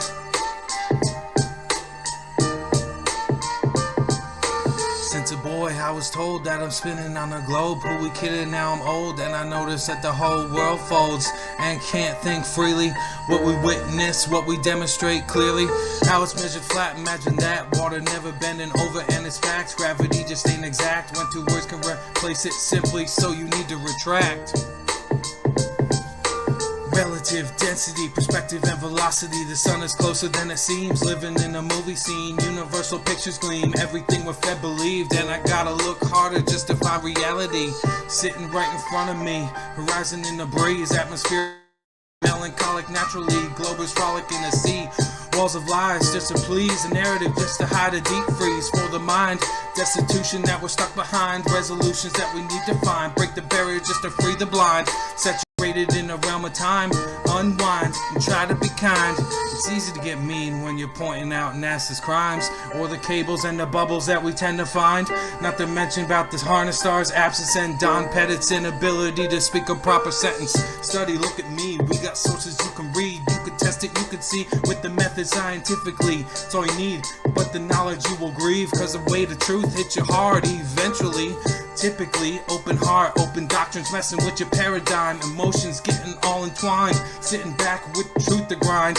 And you're losing part of your mind, getting renewed about the cave, cause mentally it's too soon. Stay true, follow through, we all here to help with you, yeah. Big and slow.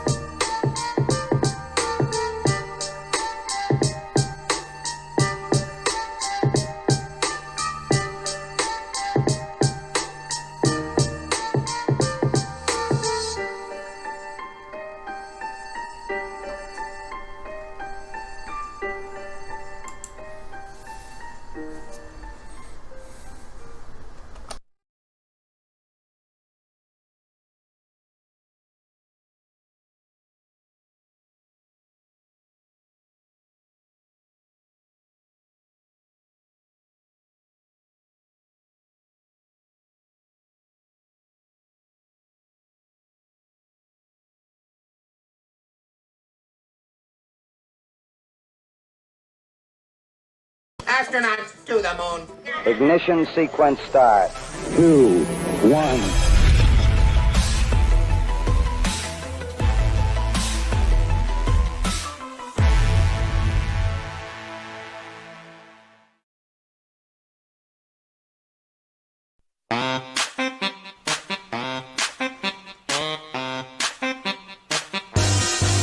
You've had your time, now you gotta go. So withdraw, pitch and yaw, algebra, don't you know? No need to frown, but you gotta go. Cause what we saw, so bizarre, NASA nah, ugh. Switch up, cause we gotta stop with the 9 and move to phenomena.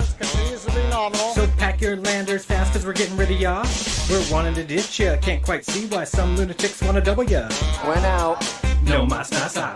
Went out again. NASA, we're moving past ya. All the CGI we're getting is so old. Mama, Trump or Obama, all these sloppy, choppy crappies gotta go. NASA goes nowhere. NASA, if you care. Yes, we want some new things. NASA, listen here. NASA, take a chair. Yes, we want some new things. New things, new things, new things, new guys from long ago. Adios, idiots. Take with y'all the lunar modula and the robot. Don't you want to let Apollo go? I say yes. You say yes. Oh, yes. Come back down. Falcon 9 first stage. Enter Elon. He hails from Africa. Picked by NASA, so you can bet that he'll be taking yachts. Keep an eye in the sky for Elon before he steals another billion, or launches or lands another rocket full of billions. Ilona, gonga kota, hamdu namsa namja noya gunu funsa. Simunkwa, hoku tsioda, ponantusa nimpusa utila. NASA goes nowhere. NASA, if you care. Yes, we want some new face. NASA, listen here. NASA, take a chair. Yes, we want some new face. New face, new face, new face, new face, new face, new face. Hey, we want some new face. Hey, we want some new face. Hey, we want some new face. Hey, we want some new face. NASA goes nowhere. NASA, if you care. Yes, we want some new face. NASA, listen here. NASA, take a chair. Yes, we want some new face.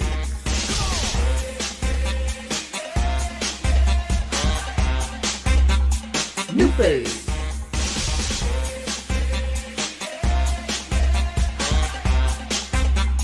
New face. New fakes. The fakest fake ever faked. Sedun katsa. Sí, por favor. Porque yo necesito ir al baño. And now look at you, you're all wet. How'd you know that? The pool, you fell in the pool. Oh. Wow.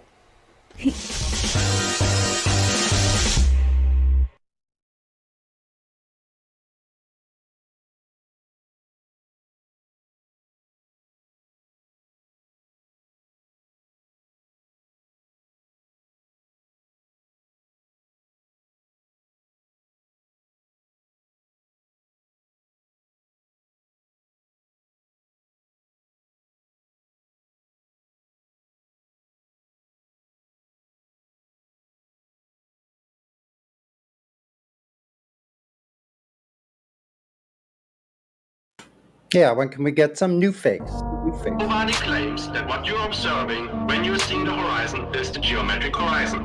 That's fascinating, but to do geometry you must have one. It is an optic phenomenon. So to do geometry though, you must have one. A tangent point with a straight line to it. Now you're telling me all about what you haven't got. So, which one of you guys can fight? Which one of you thinks you're right? Step up to the mic and see what the people them decide. Who will see his demise when the truth finally come to light? I've been on the globe for my whole life. Something in my nose don't smell right.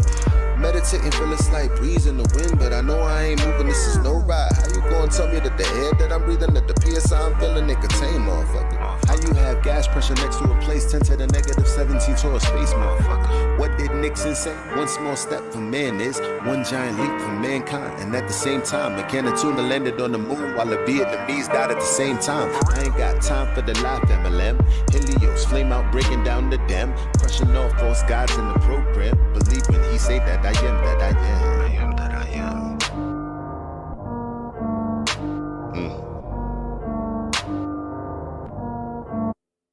So, which one of you guys can fight? Which one of you dies tonight? Step up to the mic and see what the people them decide. Who will see his demise when the truth finally come to light? You should raise them to be free. If not, they might rebel. You are not an educated, you bringing me down like an elevator. Better yet, an escalator. You keep gumming my shoes so with that I never make it. I'ma put you down like you a tire levitator. Speaking of the elevation, the black swan, why is the horizon 10 times further than the geometry you predicated? Probably cause you never did it. Never did, never will.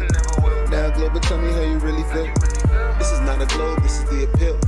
This is not a glow, this is just for real. This is for your soul, something you can feel. Saying you won't change, but I know you will. Here's your Dr. Bill.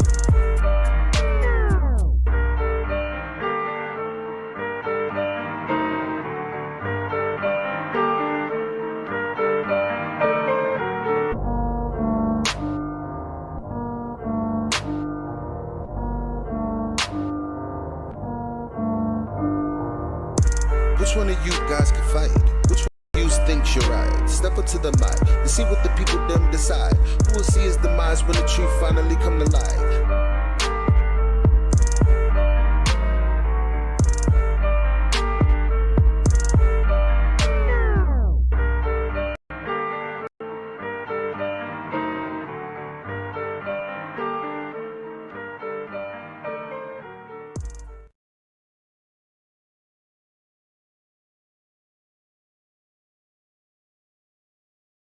Whose track was that?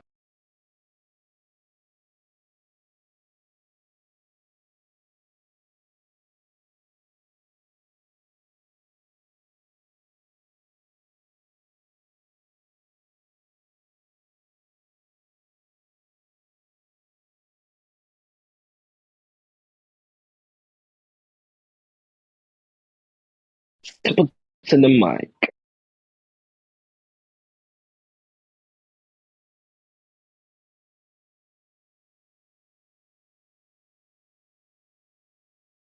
Which one of you dies tonight?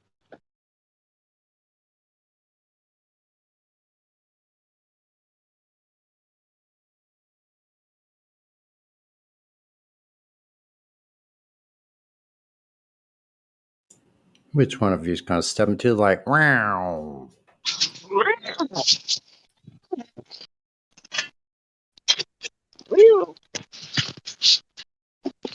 Does anyone know whose song that was then? Yeah. Anomalous. That doesn't say much. You don't know? Hold on. Who asked that? Elijah's here. Hey, Elijah, you there? What, is it Elijah? Yeah. That's Elijah. Yeah, that was good. You heard his part in the Why Would They Lie also, right? Yeah, but I didn't actually know that was Elijah. Like, I know all of the other guys, but I didn't know that voice was Elijah. Yeah, Chocolate, Elijah, Chemo, MIDI. Yeah, Chemo's I'm one. missing somebody. No, MIDI HC. I don't think you know him. He's been missing for over about a year.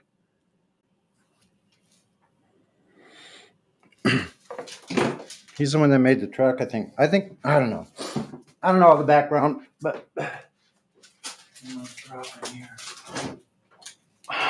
Yeah, that last tune was pretty good though. Like it. Yeah.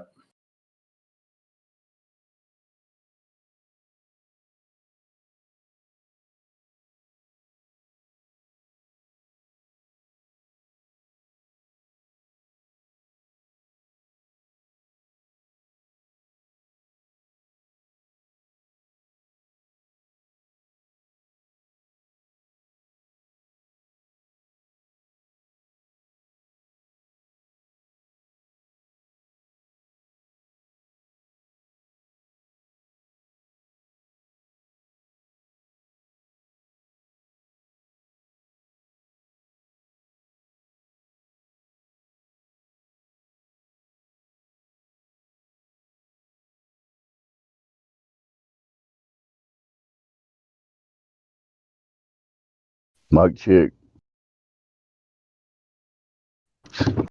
1, 2. Loud and clear. Loud and clear. Mike's okay. We don't know about Dave, though. What do we don't know about Dave? Just joking. We don't know about Dave. We don't know about Dave. Sorry. Unless somebody said, can I talk now? Say it again. Unless somebody said it was with it, you were missing out on Why Would They Lie? You named everybody but Witsit, I think. That's lame. That's lame of me. Of course, he's got one of the best parts in there. Actually, lame of me. Well, that's how my mind blanks out sometimes. Sometimes the mind will blank out the main part of things. So I don't know if that's my age. It could be previous damage done. I like that In a Field tune Witsit made. Have you heard that one? Yeah, that's a good one. We could play that. That's a really good one. Is it Glat Flowbass you're here today?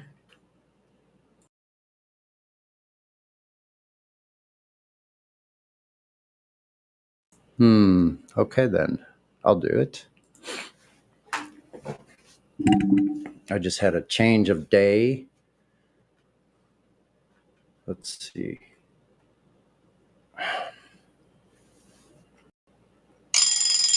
Uh-oh.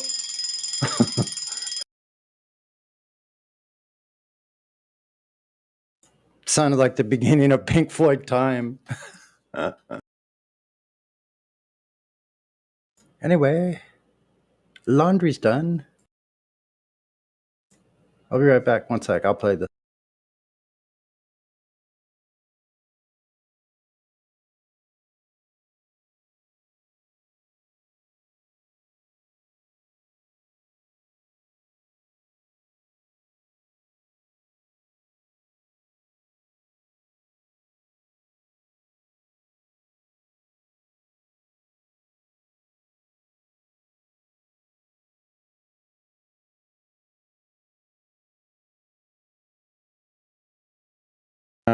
Discord's lagging a little bit. One second.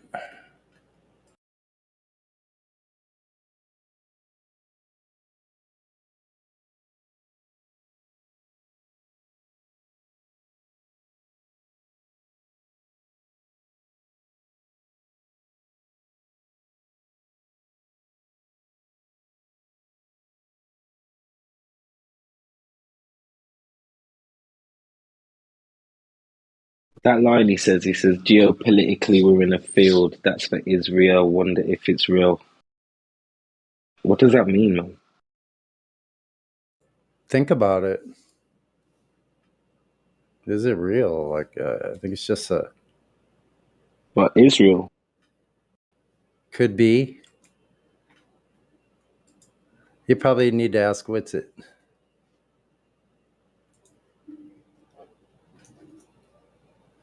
Well, I know a few dodgy things about Israel, but I don't think that's what he means.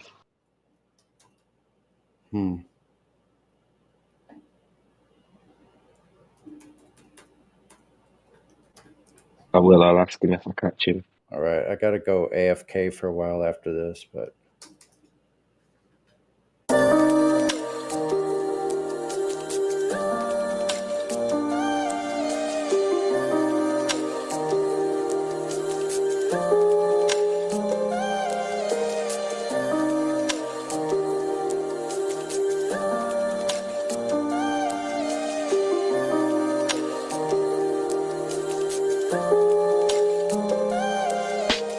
Geopolitically, we in a field. That's for Israel. Wonder is it real? Rappers acting say they high, say they sipping pills. Glorify suicide so they get the deals. Big Pharma set it up, had to flip the pills. Control the music industry until the scripts get filled. Geopolitically, yeah, we in a field. That's for Israel. Wonder is it real? Took the way you saw the world, then distorted it. Now you think you wanna rock that twirl somewhere orbiting. Theories disproportionate, the truth distorted quick with a forceful grip. They force them simpler, we absorb it quick. Took the people's signature, the mean extorted it. They forging it, if news ain't good informant to informing them. There's a surplus, but they tell us there are shortages. Credit economy mortgages, dollar that's supported with empty fortresses. But what's important is this, we porting ships important. Yes, of course it is, but extortion is in accordance with an assortment list of foreign tricks we ignoring, which informing disinforming this. It looked like we were snoring tricked. Pedophilia and the government endorsing it. Yeah, eugenics is exactly what abortion is. You just vilify those insubordinate. internet. Geopolitically, we in a field. That's for Israel. Wonder, is it real? Rappers actors say they high, say they sip with pills. Glorify suicide so they get the deals. Big pharma set it up just to flip the pills. Control the music industry until the scripts get filled. Geopolitically, yeah, we in a field. That's for Israel. Wonder, is it real?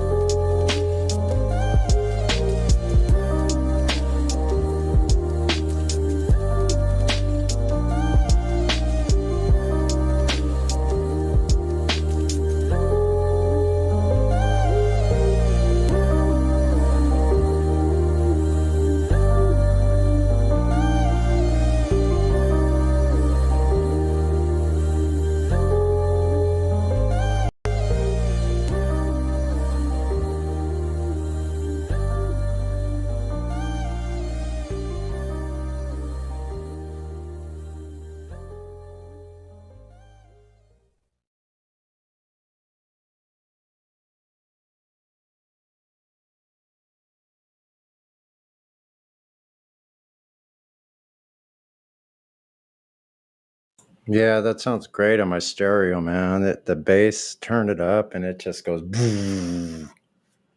Really deep, good bass in that one.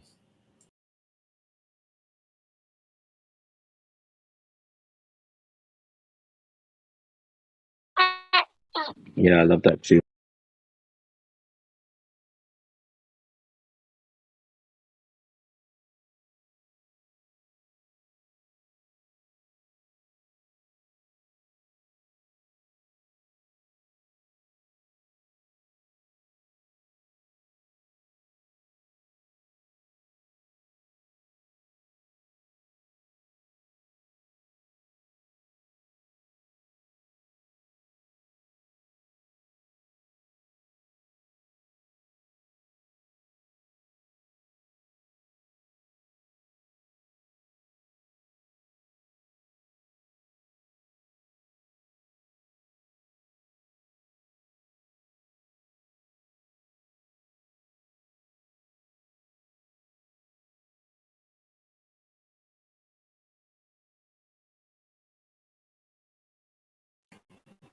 So I was just looking at some stuff Witsit had posted recently, and a fridge-sized asteroid hit Earth 2 hours after first spotted.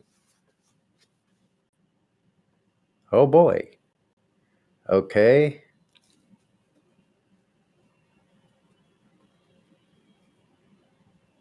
Two meters long.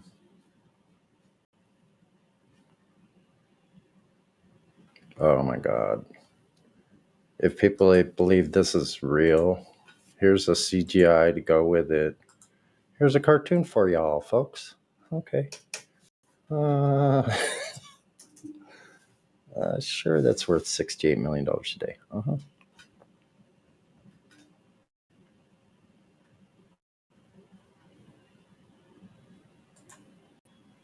Here's the article. I'll post it again.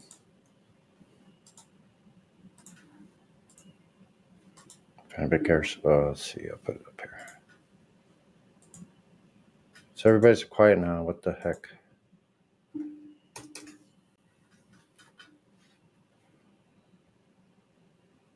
Boom. Is that a real picture? They caught it right as it hit the ocean? Is that just more CGI?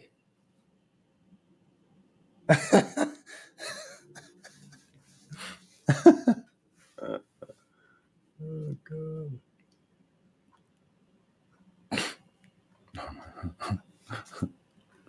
Miguel. Crawled on and left? Yeah. What happened?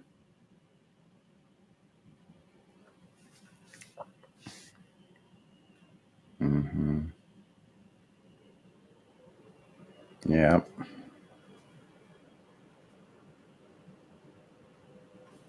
More people, just people deciding to make a story up. Also about the large bones found everywhere. Just made up a story for you. Anyway, I gotta get my laundry out.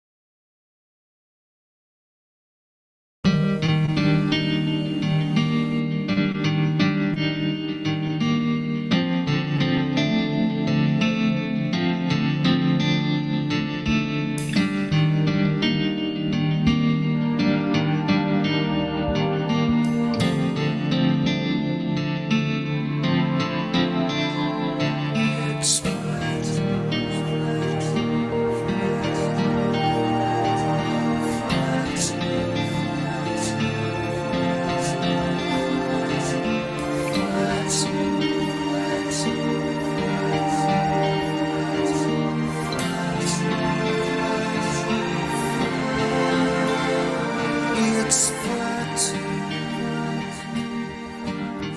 We don't live on a spinning ball. Not from where I'm set. 'Cause I can't see no curve at all. I've waited all my life just to think for myself, just a little bit more openly. Now I've grown out far to be true, but my senses always knew. I just want to scream, yeah, this flat.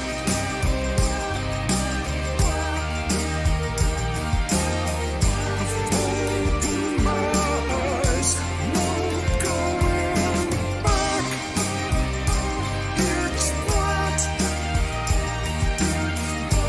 Not a surprise, the earth is flat.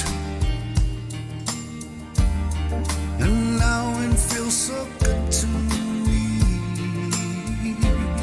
I'm working every day with this smile full of positivity. Waited all my life just to think for myself, just a little bit more critically. 'Cause now I finally found to be true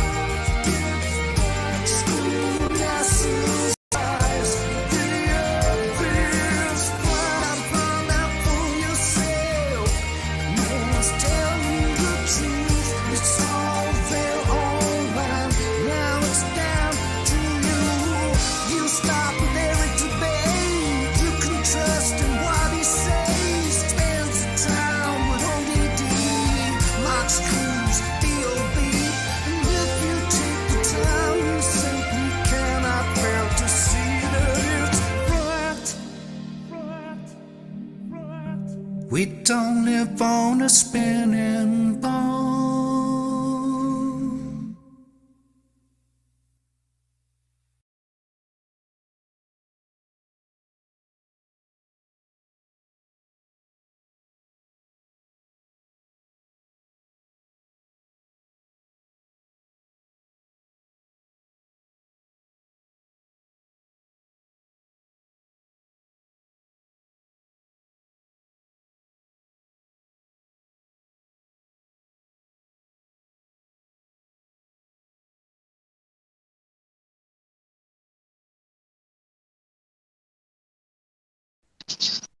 What the heck?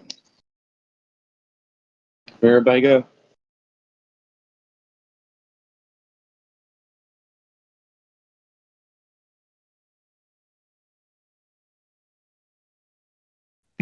There's not many people here. Yeah.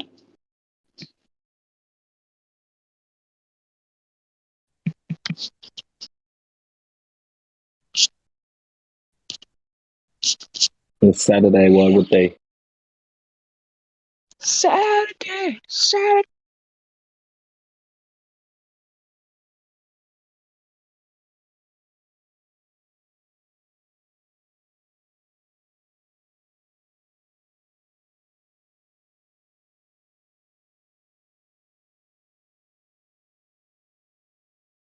I don't remember the last time a Glober came in here, man.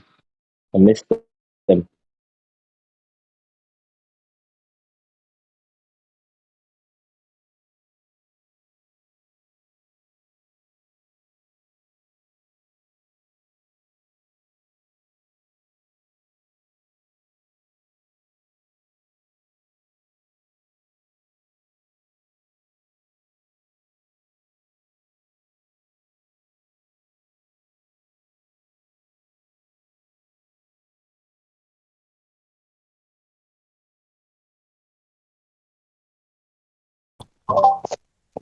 Did everybody bail?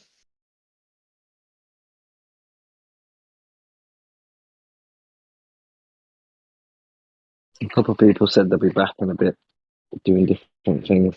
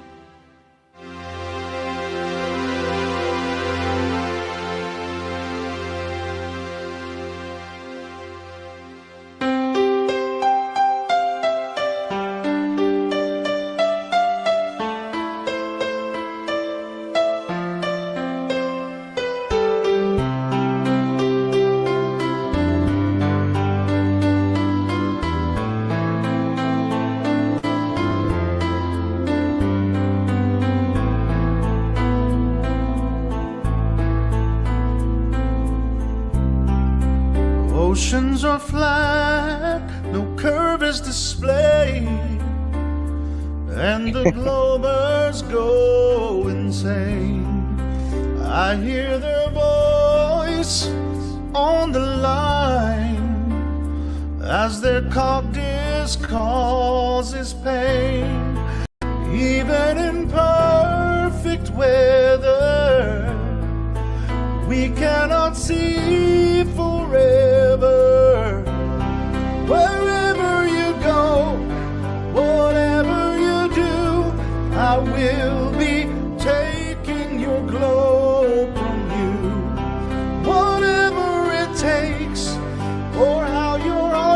takes, I will be taking your globe from you.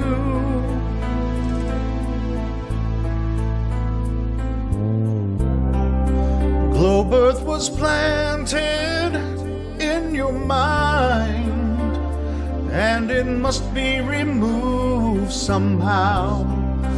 I hear your laughter and I taste your tears, so let me through right now. Oh, can't you see it, Glover? I will flat smack you sober.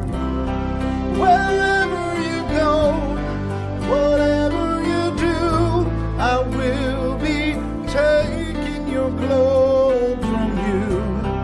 Whatever it takes, or how your heart breaks, I will be taking your globe from you. I wonder how you can survive this globe dance,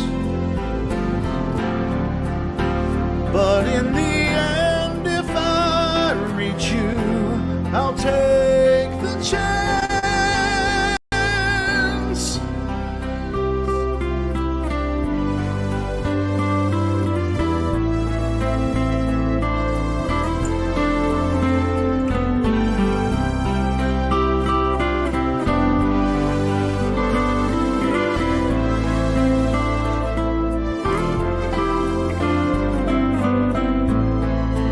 Even in perfect weather, we cannot see forever.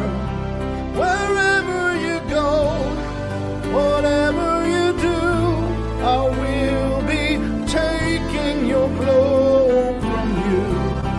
Whatever it takes, or how your heart breaks, I will be taking your globe from you.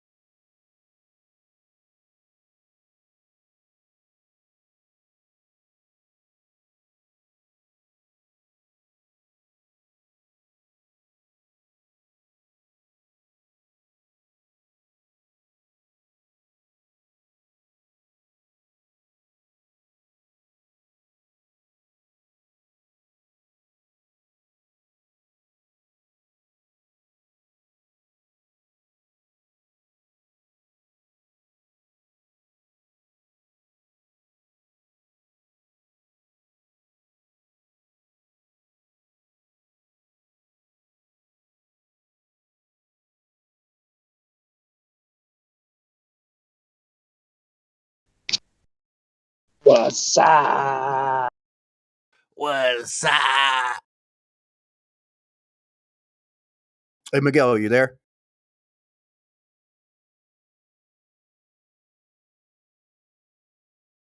Hi there. Yo, yo, yo, man. How's it going? I'm okay, thanks. Well, Relaxing. oh, just relaxing. Yeah, I get it. Hey, I want to ask you a question real quick. I'm looking at your photo. Maybe you might. Yes, go on. Yeah. Have you ever thought about the circumference of light over a plane? Circumference of Light of a local sun over a plane. I never thought about that. And how it can how the angle of incidence of a human looking out, say, the y-axis, right, to the horizon, and how the center of our aperture, right, you know how we can see further in our center view, right, and then the our peripheral appears to come closer, and the way that, like the photo you just posted right there, if you look in the back, how it's kind of like foggy, but this it looks like a flat disc. Remember August Picard when he went up in the article, that science book? Yes. He said it looked as a flat disc with upturned edges. I think Yes. that's due to the circumference of light. Oh, by the way, I have a photo, but it's not so clear. I was near to a castle, and there was some fog, but up the sky was blue, so and the sun is shining, but when it crosses the fog, I was below. I saw a circle, in the fog because of the sun rays. So yeah, Right. maybe I think it's that. yeah. Right, go Go ahead. on. Yeah, I you think go. that's. I You think go that's on. what Globers or the average Joe is thinking they're seeing physical sphere edge when it's just the circumference of light. Yes. And Like there a are some photos. There are some photos. You can see the sun with some aura. A circle. Circle aura. A circle, like you say, a circle light around. Well, I if you think. think about it, Miguel, if you think about it, like say if you're in the middle of the ocean, right, eye level with the water, so the water's like coming up to your nose, and you do a 360, it's going to be like a giant circle. Yeah. Yeah. And then higher you go, bigger or more spread that circle will become. Yeah. Because what a local, Yeah. like your GIF or whatever they want to call it nowadays, on your profile pic, it shows it. So if you get, say you get in high altitude over the surface of the plane where the local sun is, you can produce a photo that will look slightly spherical. Yeah. Due to the circumference of light. I was remember a long time ago I saw. Let me see if I saw some site. Some flat earthers asked to maybe better than me. They asked to a mathematician to, they give him some measurements to make some kind of model. How we see stars and how a person in some local area. So I find that it's like, did you ever see this? Yes, I have seen it. It's Yeah. amazing. But I have the site. Here. and you can change the latitude and to see from a person from that local how you see it's like you see some kind of like a personal dome. imaginary, yes, personal dome, imaginary dome there, what you can see from the ground. Have this site. Also, You think, Miguel? You think that's the way the light travels through our atmo, our air, the air? Like maybe. Because I 100% believe there's water up there. Even mainstream science says there's trillions of gallons of water. The sun's shooting out water. There's a star that's shooting out water bullets the size of the Amazon River per second. So there's water up there. There's no debate on that one. Even that from Simpsons, and right. a guy, a guy doing baseball, and it hits the sky, and the water, it breaks the dome, and the water comes down, and huge animals, aqua animals, like yeah. So, but I have to find.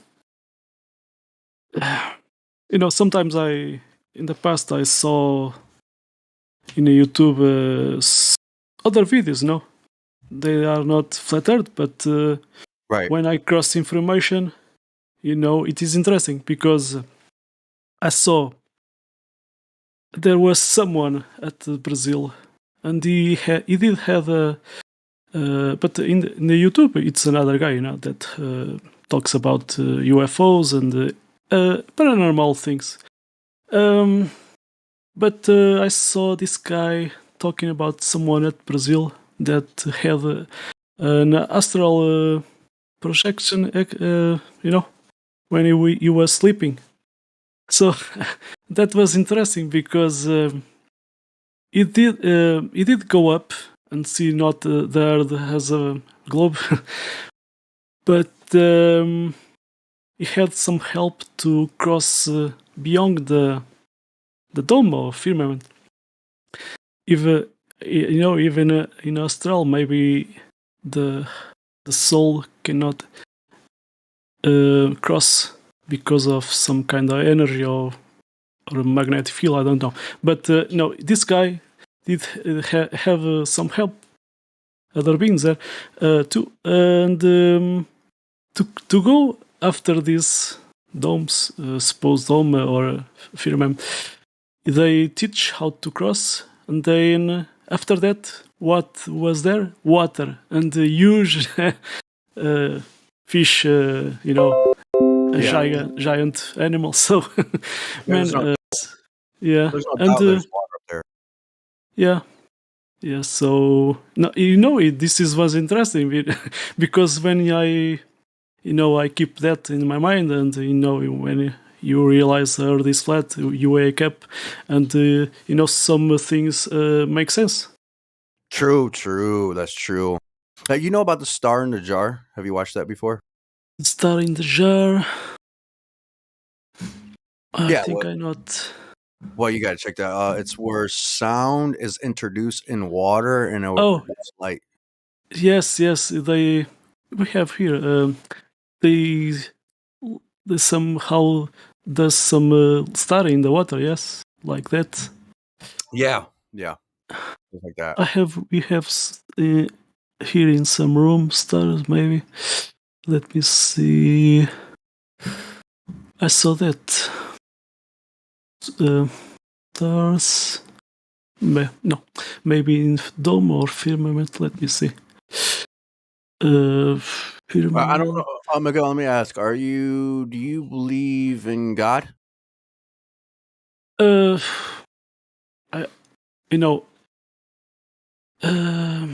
In a creator that create this world, yes. Yeah. All right, cool. But before he came to this place underwater, supposedly, and create this world. So before that, there was some other god. So that's what I think, And some God that created this, that we call creator, the creator, made this place, and it's like it's not possible, to like make the sun, and in the Bible says talks about that. Let be light, and two luminaries to separate the day from from the night. So it was created for me, I believe. But for me, God is love. It's what connects us together. All Right, things. Yeah. So it is interesting, your question. Well, I know it says in the Bible that the stars sang unto God. Yeah. So it explains like a star in a jar, light Yes. in water. I think we have that. Sumululicense. Sorry, the name. Go ahead. I was watching. I think we have here in some hashtag room stars. Okay. Maybe above. I got a cool I wouldn't say experiment, but test that I'm gonna do with this pool I got. It's pretty big.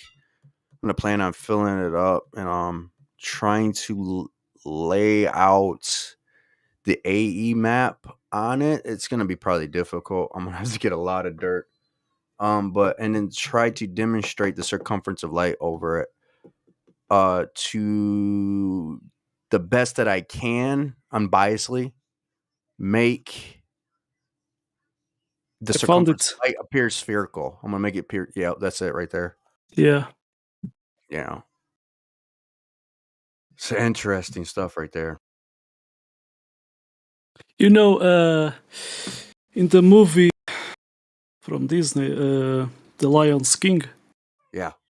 That scene where Timon and Pumbaa and Simba, and they are looking to the stars, and so Timon and Pumbaa, they saw. Okay, so Timon, sorry, to Pumbaa says it's a fireball gas or whatever, what Globers think about it, about stars. But Timon says something interesting, how you say it, these animals that has that flashlight. Let me translate this. Okay, but in that scene, okay, so in Portuguese is pirilampo. Let me translate in English. Oops.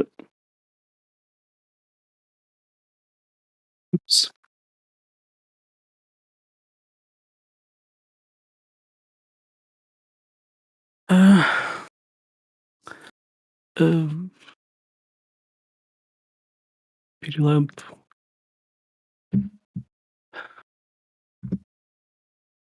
So he says this is like okay. So pirilampo, glowworms. No, glowworms.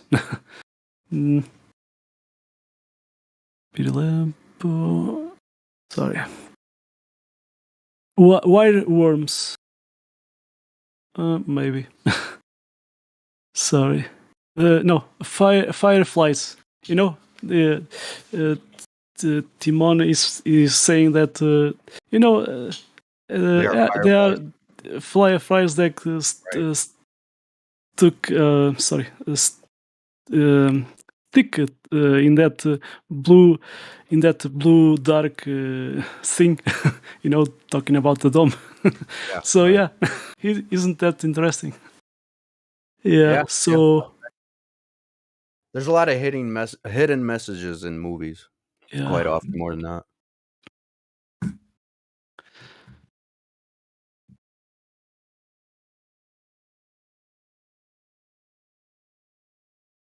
Even Truman Show. That's a huge. Right. What the main actor is Jerry. What is the main actor? The name Jim Carrey. Of Truman Show. Yeah, Jim Carrey. Jim Carrey. Okay, thanks. Even Jim Carrey, I saw a photo doing the with the arm a flat, saying the earth is flat. So even he knows. Yep. They just can't say. Yeah. They could say just about anything else but that. Even interesting because go on. Have you seen the episode of Teen Titans, The Pancake Earth? I think I not. All right, let me put it in here.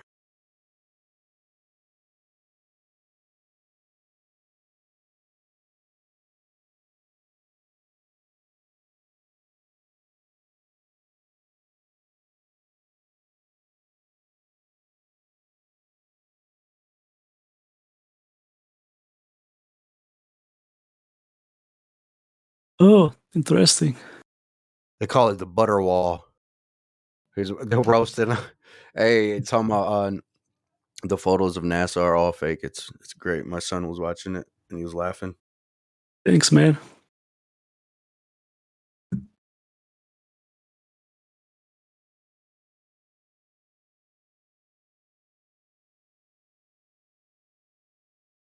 You know, movies that talk about flat Earth. Truman Show is interesting. Even at the floor, let me find out. They put the azimuth flat Earth map. Truman.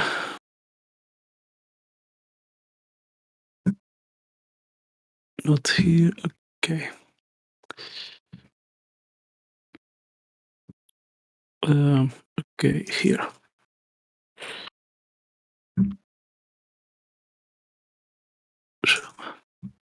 Okay, so in the movie Truman Show, they show us this. Yeah. And at the floor, this, like that guy walking. Yeah, a flat Earth map. And in Australia, in a fountain at Sydney. Okay. Maps. They put the flat Earth with Antarctica around. It would be awesome to have something that big to do some test over. Oh, that right there. That would be like if you can get that little pond you got right there of the map. If you can get the rest of the you can isolate it where it's like completely pitch dark, and then take a light about half the size, probably about 10 feet maybe, and then place it over the top of it, and then take photos or videos of it, time lapse and all that. Yeah. I'm sure you can make a small portion of that specific plane appear spherical without a shadow of a doubt. Wow. You know, even they put that Babel Tower, I think, and at the top the Polaris North Star. The truth in plain sight. Yeah, pretty much. It's what the Masons does. You know, this is a quote from them. Because you know, in Washington, you see Mason things everywhere. Yeah, the phallus, Nimrods, yeah. whatever. And even they have the, let me see, talk about flat Earth, but I think those that are higher in the degree, like 33, I don't know, those, some of them knows about flat Earth. I tell you what, that pond right there, that would be an amazing place to do some tests. That pond. I'm surprised no one has. Or I wonder if someone has. Maybe. Sorry. Go ahead. I saw. I have to find it. I have to go to the Facebook because I saw a Freemason talking about what he knew about flat Earth, and in the north, he draws a circle, and at the middle it's the flat Earth. So then you see this inverted triangle. In the you can see the sun and then the moon. So it's the Freemason symbol, but in the North Pole, he puts a hole there, and beneath the black sun and the shining light, to the sun and moon. Maybe the moon, moon phases. Maybe I don't know, but he does. He draws the Masonic symbol and the explanation. So, isn't that interesting? Yeah. And he draws, the inverted triangle. So, well, I seen a video. I don't know if he's an actual Freemason or not, but he was drawing on some paper with a CD, a disc, with the black sun below and the sun above, and then it made a speeding square. Have you seen that? Yeah. No. I think maybe it's the same I saw. But I saw a long time ago a video, and I think it was the North Pole, where you can see clouds around and many colors coming from this hole, So maybe was that the aurora boreal? You see many green and many colors.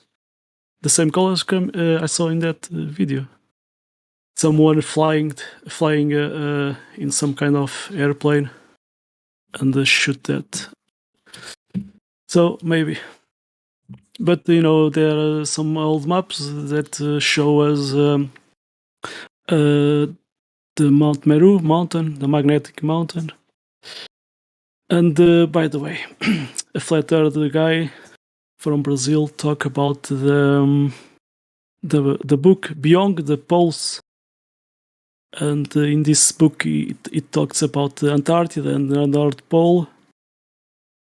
And I think in that book, it talks about that mountain, magnetic. But if you are close to that location, you will not see it because it's like there's a vortex. I don't know. Yeah, but it's interesting, Right. I think I read it before. Christopher Columbus, when he was going towards the north, I think didn't he discover that portion? I don't know, but I read it somewhere that he was repelled, that he couldn't penetrate the north. In that book Beyond the Poles, yeah, he was being pushed. It talks about you call it nails that are in the old ships they had at that time. The metal parts from the ships when they are close to that location. The ships sink. They are attracted to those metal parts, because the magnetic field there is so strong.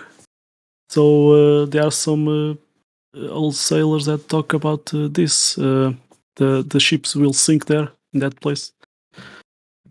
Yeah. Oh, sink! I didn't hear about the sink. I just know about the repelling part, which is diamagnetic. Yeah. Diamagnetic. It makes sense, yeah, with the metal materials that are on the ship. I think Beyond the Poles. I saw you can search. You can see it on Google Books, ebooks. Google ebook. Beyond the Poles. Beyond.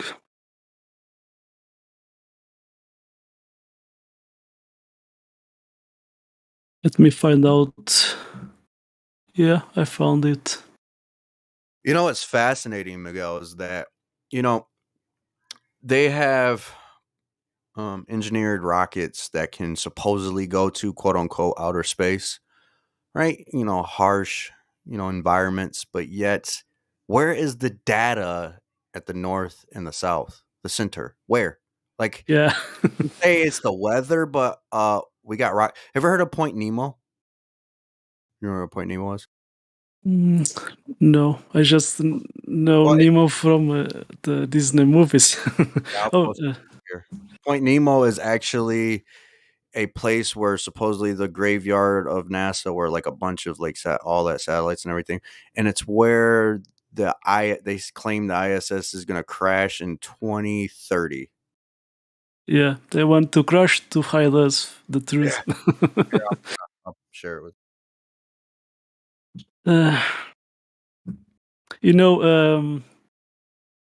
I have a moon rock at the museum was found a petrified wood.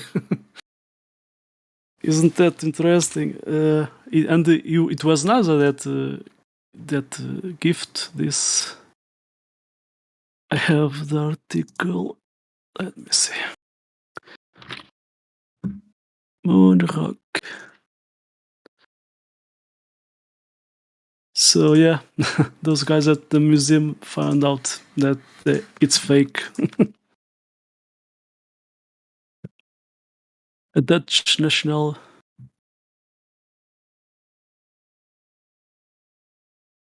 Where is the Point Nemo? Thanks, man. Point Nemo is just like slightly offshore, like a few hundred miles, like away from Antarctica, which is an interesting location. Yeah, no one can go there. Yeah, I this is me. It's just speculation. There's no proof. But I think they're shooting rockets across Antarctica to other lands. That's where the rockets are going. That's me. I'm not saying it's Maybe proof, but that's why You know- that's a lot of the all. That's the graveyard, though. Point Nemo is. In my mind, suddenly it crossed to information about some videos that I saw. Antarctica. Okay. There was an astronaut, that he talks to his friend that is Spanish. I saw this at YouTube in Spanish, talking about anti-gravity. But the interesting is that this NASA friend talks to this guy that the Earth is not a globe, and this guy was shocked when he shot the video of himself talking. But he says that at Antarctica, the Earth is not a globe, and this astronaut, maybe Spanish, don't understand why NASA is hiding this from us, from the public. And it talks about there's some holes at Antarctica, and he saw, some aircrafts, maybe not from us, but going, passing through these holes. There are some photo. I have a photo from maybe one hole of this, and they are not they are these aircrafts. Is not from NASA, but they saw going out in it. Maybe to for beyond this place we are at the center. But that video is not long available at YouTube, but I have saved it. But it's like 100 megabytes, and I think I cannot post here because of the size.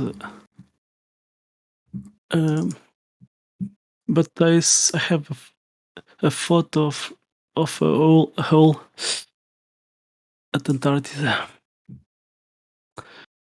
Let me see. So it is interesting because you can cross information to find out the truth. So yeah. Okay, I have this one. Oh. But the mountain is not full of ice, so there are some places that. You think that's like a dumb? No, a hole in the Antarctica. Right, like a dumb. You know what dumbs are? A dome, the shape, like. Deep underground military bases. Oh, maybe. Yeah. No. That definitely looks like an entrance to like a. Yeah, so they saw aircrafts going through this and came from this. I was surprised. The information. So there's maybe you have watch some video talking about the sky stone. The blue ice sky that they are studying at Antarctica. So I saw that, but I saw an interview that some helicopter pilot that work at Antarctica. He talks about this same thing. He made. He was at the station there, one station at Antarctica, and there was just one door, so it was controlled. And he was inside without anything to do. And he starts talking to some guy that worked there, some scientist, and that guy show to him what they are really studying there. And it talks about that, that if you take a sample from this and go to any country, when you open it, it will evaporate, so it's a bit. Yeah, so isn't that? But by the way, that helicopter pilot said that when you go work at Antarctica, they do an interview with you, and one of the questions is, what is the shape of? Well, why that? Maybe to avoid us to go there. Isn't that interesting? But this guy years later, he does a live stream at YouTube talking about that with another. He talks Spanish, so another 3 Spanish guys. So man, because he at that time when he worked at Antarctica, he was thinking that Earth was a globe, like everybody else thinks that. But years later, this guy does, because he's a smart guy, so he connects all the dots, and so he found out. And even before before you go to Antarctica,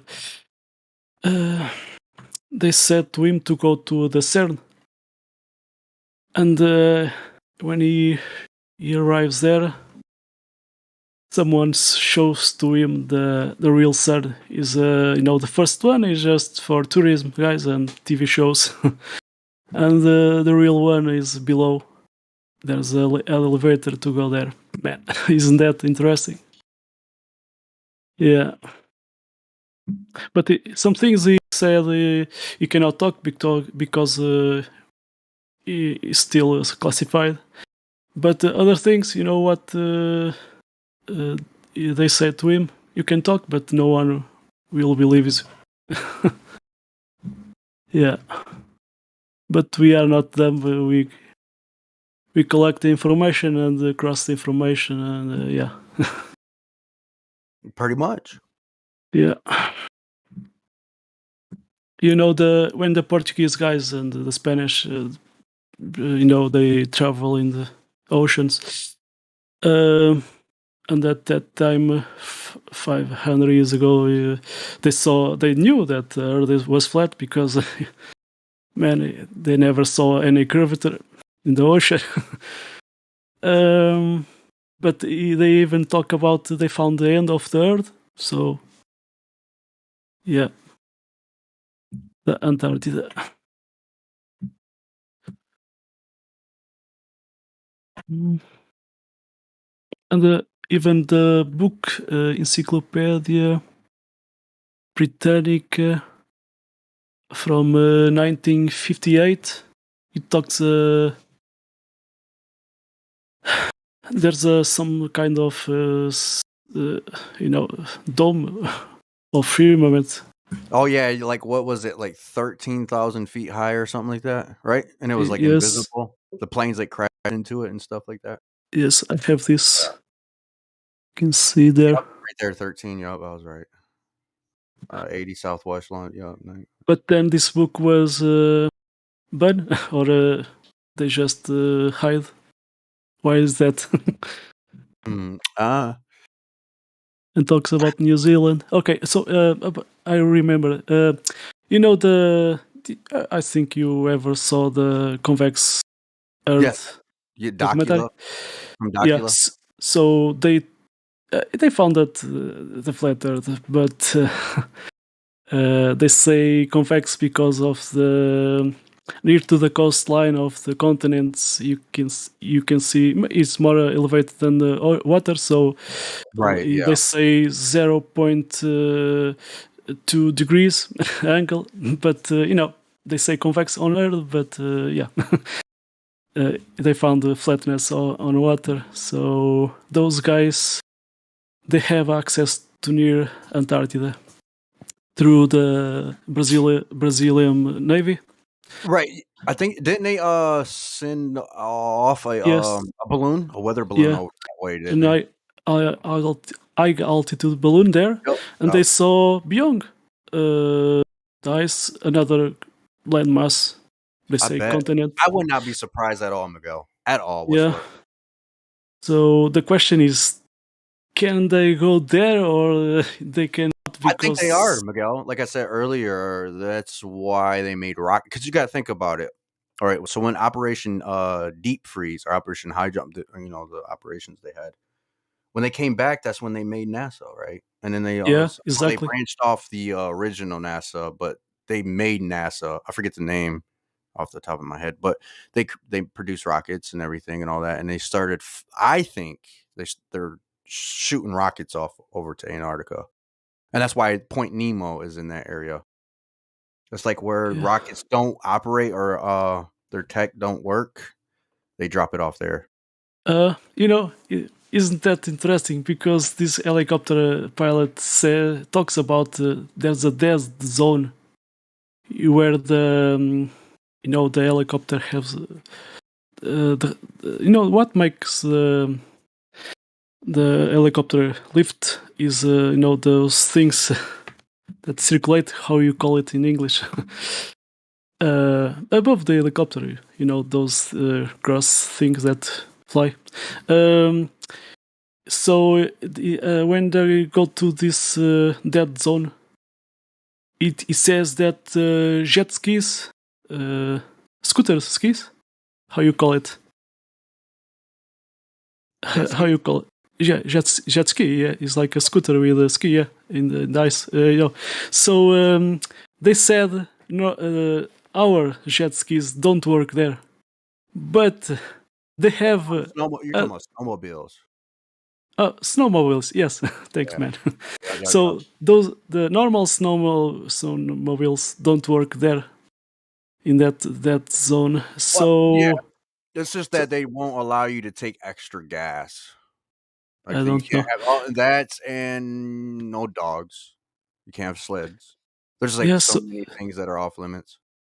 Yeah, so he talks about the helicopter. They have to fly near to the ground because it slows down the helicopter.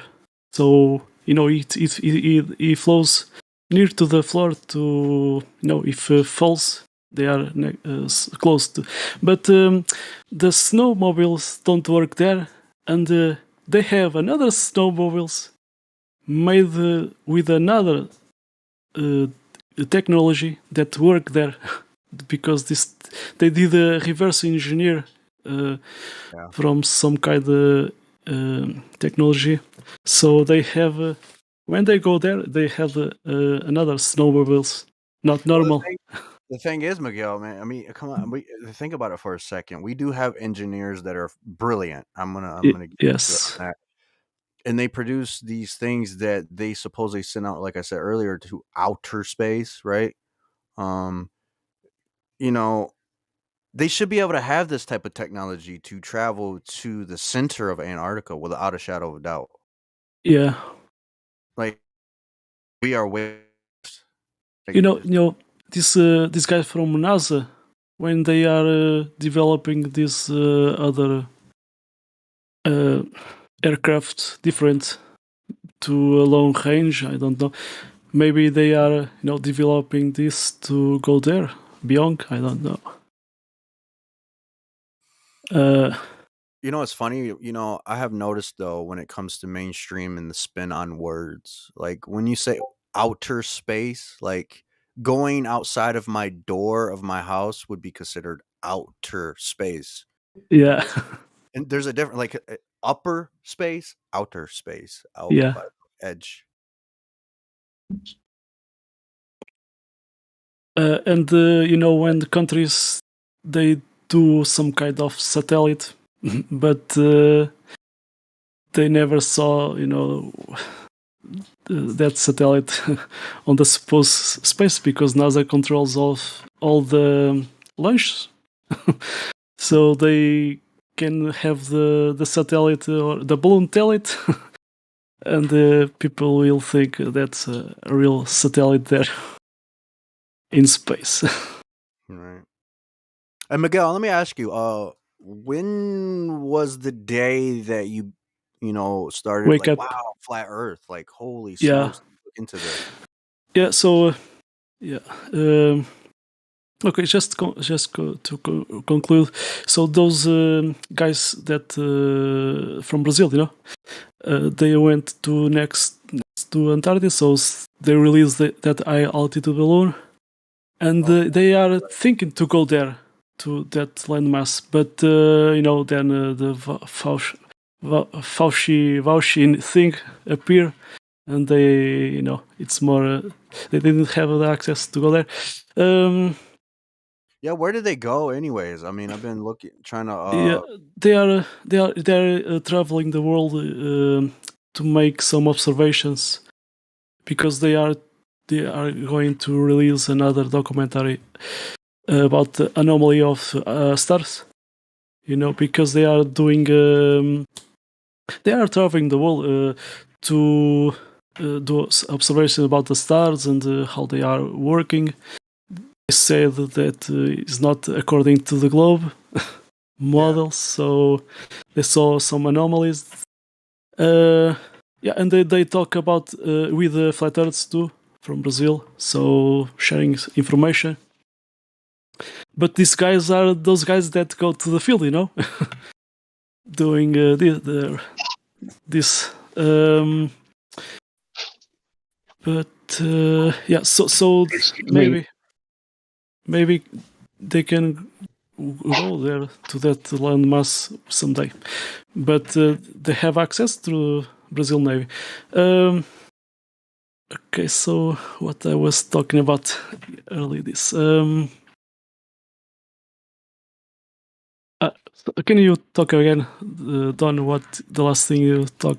Excuse me for interrupting real fast. I just wanted to say that Thank you. yeah, I discovered yeah, sorry for interrupting, guys. I discovered something the other day, and I don't think I told you about it. I posted a screenshot on the Livestream voice text, but apparently we've had hot air balloons and cameras since the Civil War. So technically, there would be, satellite images since the Civil War. I bet. There's no doubt in my mind, Hank. No doubt. Yeah. Well, when was August Picard? I can't remember the date. Was it like 19? I have that. That was Go before. on, Ankil. Right. August Picard. Yeah, that's all I got. It's, I haven't done any more research other than I just, kind of found that that it was the military in the Civil War using. Because I've always said that the Civil War was the first modern war because they could communicate over large distances, where troop locations are, and now we're finding out that they have satellite imagery. So the Civil War was the very first modern war.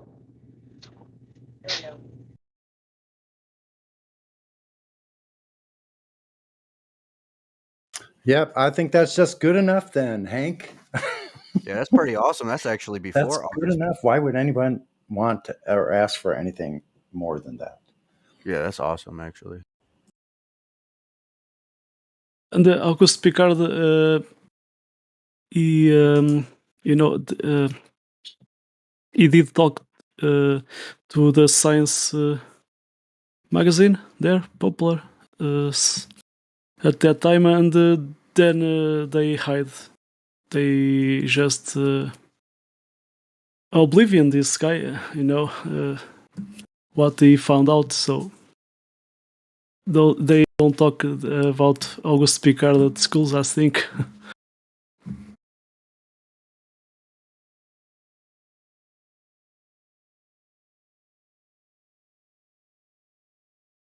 Someone cover up that.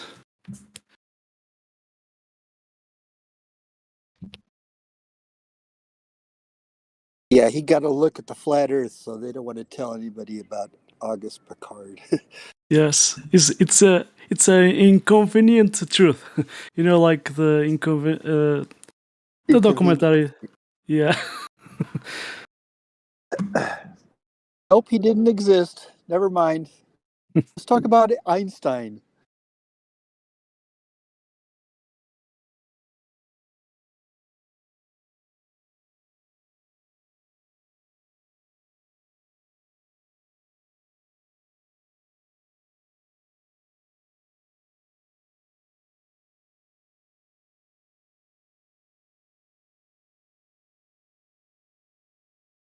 Jamsi one of these days talked with me about there are some guys that took a infrared photo above, and they saw some kind of different.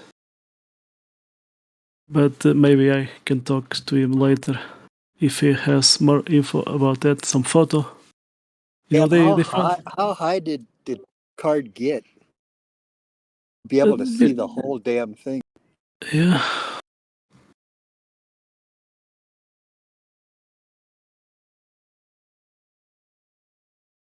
Let me see. Okay.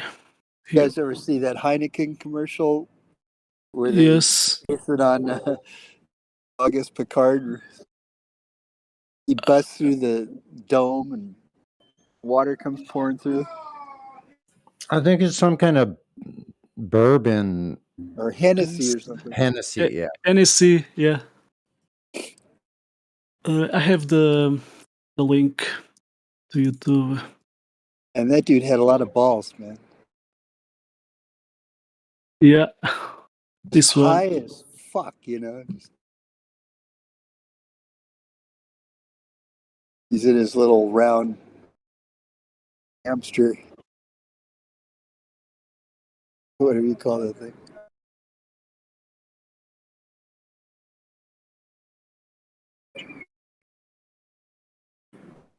Wonder what the landing was like. Isn't his son and grandson the same ones that invented the aqualung and all of that family, the oceanographer family? I don't know. Yeah, I think so. I could be wrong. They named this the Star Trek Captain Picard is named after great August Picard.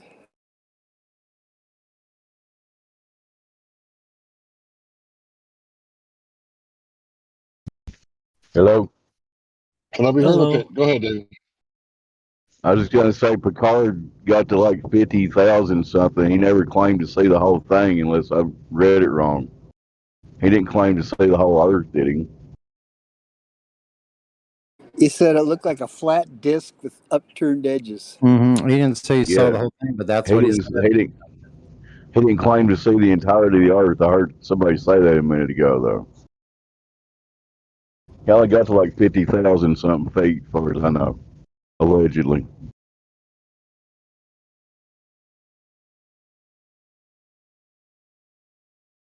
You know, a guy like that, he didn't have an agenda. Whatever it looked like, he's just going to tell because he's a real scientist.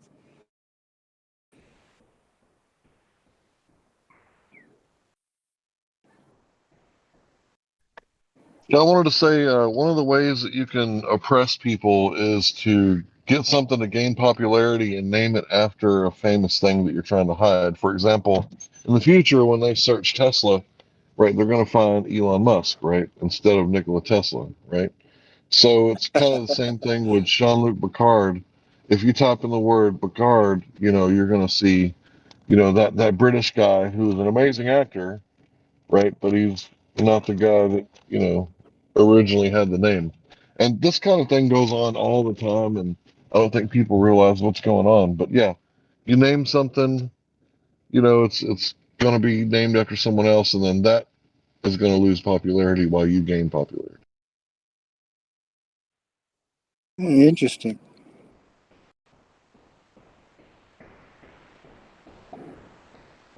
So if we talk to Captain Dan, I just got here.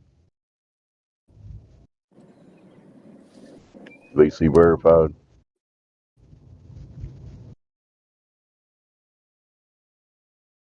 My mic working? No. Oh, your mic is okay. Yeah, it's working, Dave. It's Sorry, it working. took me It's long. working fine. Yeah. Sorry, I never know when my mic's working. I'll shut up. No, you don't I have just to. noticed Captain Dan's in here. Looks like he doesn't want to talk, though.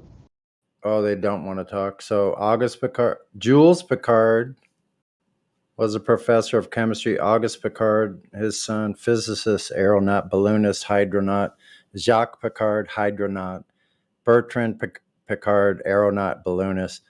Jean-Félix Picard, organic chemist, aeronaut, and balloonist. Jeanette Picard, wife of Jean-Félix, aeronaut and balloonist. John Picard, balloonist. They're all balloonists and hydronauts, like they made bathyspheres. Actually, that's what Auguste Picard was known for. Actually, his bathysphere. He made. Let me see. Oh, okay. So in the 30s, he made. He realized that a modification of his high altitude balloon cockpit would allow descent into the deep ocean. By 1937, he had designed the Bathacaf. I know there's a way to say that. It's all right. Bathyscaphe. Small steel gondola built to withstand great external pressures. Construction began, but was interrupted by the outbreak of World War II. He resumed in 1945 and completed the bubble-shaped cockpit that maintained normal air pressure for a person inside the capsule, even as the water pressure outside increased to over 46 MPa or 6,700 psi. That's over 3 tons per square inch. Much like the forces, even greater forces would be happening if they were going into a vacuum of space. Are you kidding me? Please. How could the hull withstand? Is that serious? Because they say the vacuum of space is going to be even greater forces. Even greater? So 15 psi is now more than 6,500 psi? 6,700 psi. Wouldn't you say that? I would say that this, what they're saying, the air pressure that we have here going out into that, with that, well, they're screwed with that negative 17 torr or whatever the hell they're trying to say it is. That another imaginary number. We could just use 0. You don't have to do 10 to the negative 17. 10 to 17. You don't have to. Well, there's no zero. You don't have to say it's a globe when it doesn't. Every time we say zero, hold on, Matthew. Every time we say vacuum, some asshole and goes, "It's not a vacuum." Oh, yeah, I see what you're saying. But as far as like engineering specifications, 10 to the negative 17 is close enough to 0.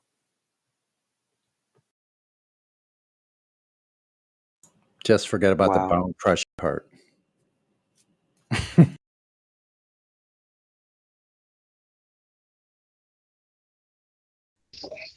And then the Globers, they always say, vacuums don't suck. And we're like, Jesus, are you serious? Like, why would you say that to us? Like, we know vacuums don't suck. The gas pressure presses. And it's like every time I hear those same things, like, can you guys get some better arguments, Matthew? Can you please tell them to stop saying that? We know there's no such thing as a perfect vacuum. A new fakes. Can we get some new fakes? Some new fakes. No new fakes.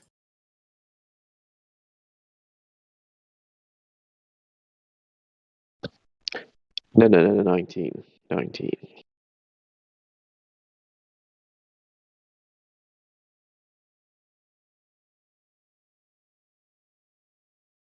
That movie, Spaceballs, maybe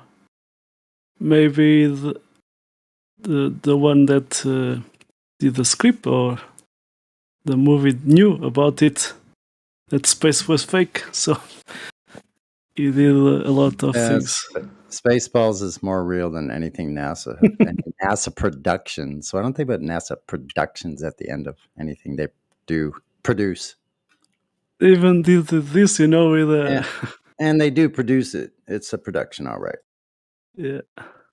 And you can see it in this GIF. You can see there's a container and it opens at the side and with that sucker vacuum just smoking with us.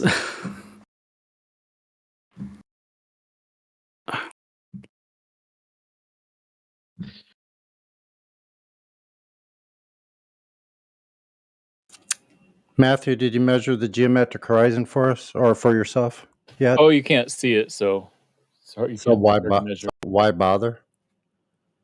Oh, you could use the apparent horizon. You could use. Okay, never mind.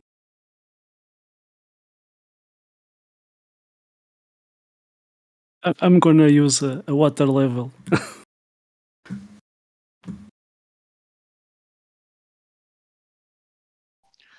Guess that's an option. Never measure it. Just keep pretending you're on a globe. That's good.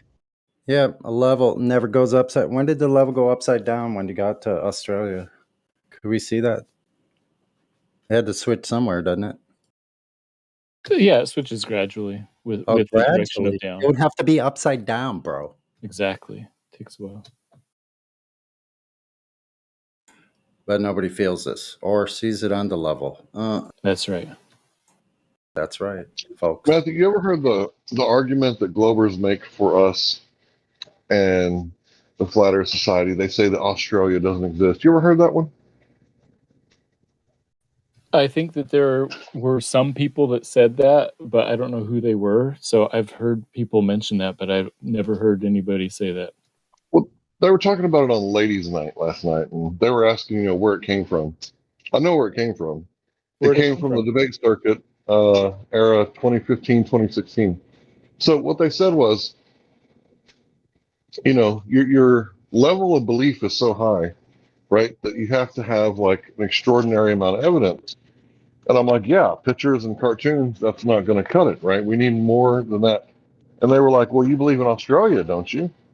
And they were talking about, the way that we like to be as empirical as possible, even hyper empiricists, right?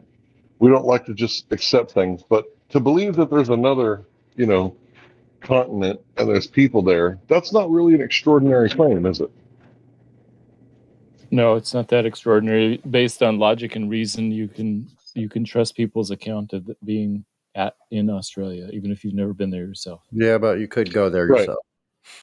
You can go there yourself. That's the thing. No, it doesn't matter if you haven't been there. Okay.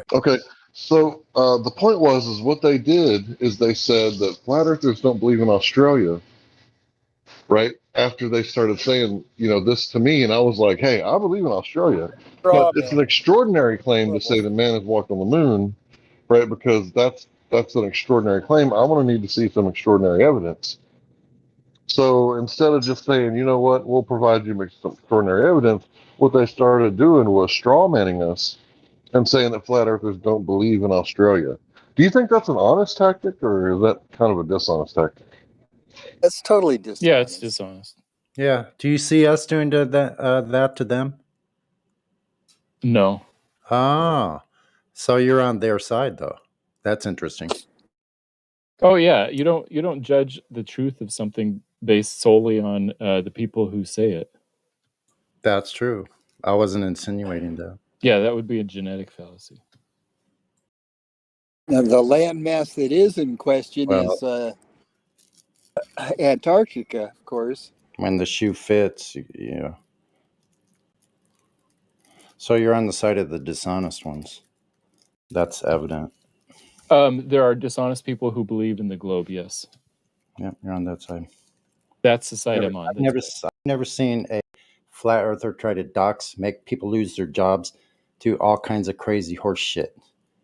But your side, I haven't seen our side going and doing that. Only to each other, actually.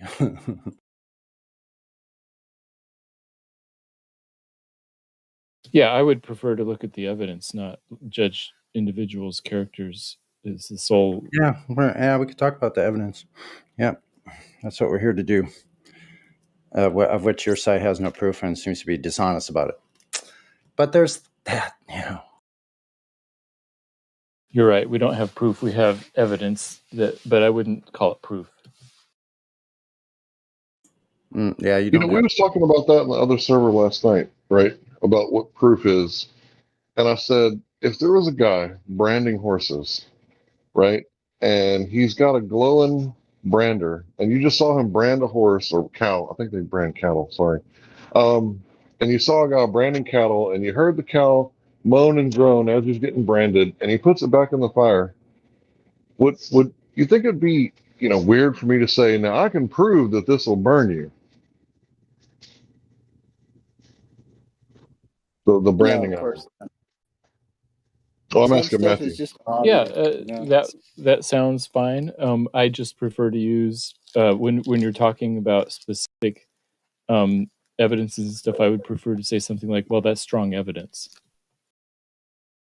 Okay, so the weird thing about it is that you guys have this thing about you can disprove things, and if you disprove something, don't you prove the diametrically opposed suggestion, which would be the opposite, true?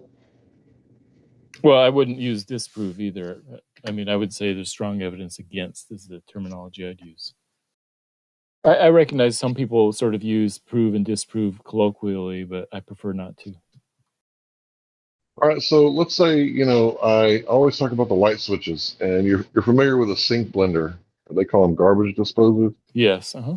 I call them sink blender because you don't put garbage in your sink. That's dumb. But yeah, if I were to tell you, like, don't put your hand in here while we're doing dishes together, buddy, because I'm about to turn on the sink grinder, right? And I'm saying, like, I can prove to you that this will hurt your hand, but I don't want you to put your hand in there. Like, you wouldn't put your hand in there, right? Right.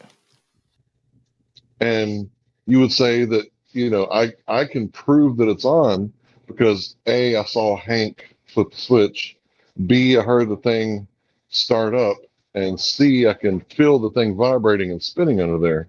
Those three evidences, they're a little bit more than evidence. I would say that that's actual proof. Yeah, there's a such thing as smoking gun proof. Yeah, it depends on how strong you want the word proof to be. I recognize that it's fine to use it to mean something less than 100%. Other people say, no, proof has to be 100%. Beyond a reasonable doubt. Yeah, that's a good definition. That's what's used in the legal system. So in Texas, they say beyond a shadow of a doubt. So what I think that means is that if I send this motherfucker to a prison because the evidence is brought before me, he's going to be a slave for a number of years. I don't want to lose any sleep over that. So it better be so high that I don't lose any sleep for making this man a slave based on my vote as a peer, judging him. So that's what I think it means. So you don't want to lose a finger, right? So you don't stick your hand in the sink grinder, right? Right. I think that's the same level of proof. It's like somewhere around 99 point something. Yeah, fair enough. If you want to use proof that way, that's fine. Okay, so why is it so hard to say that you Globers have this, like, I don't know, it's like this, you got, well, it's like a taboo to say the word proof, but if you go to any flat earth video, what does it say right under it? That this It says flat earth flat Earth archaic proof. model, no, it says that the globe has been proved scientifically. So how come you guys don't attack that? Because I don't want to. I mean, it's on our side.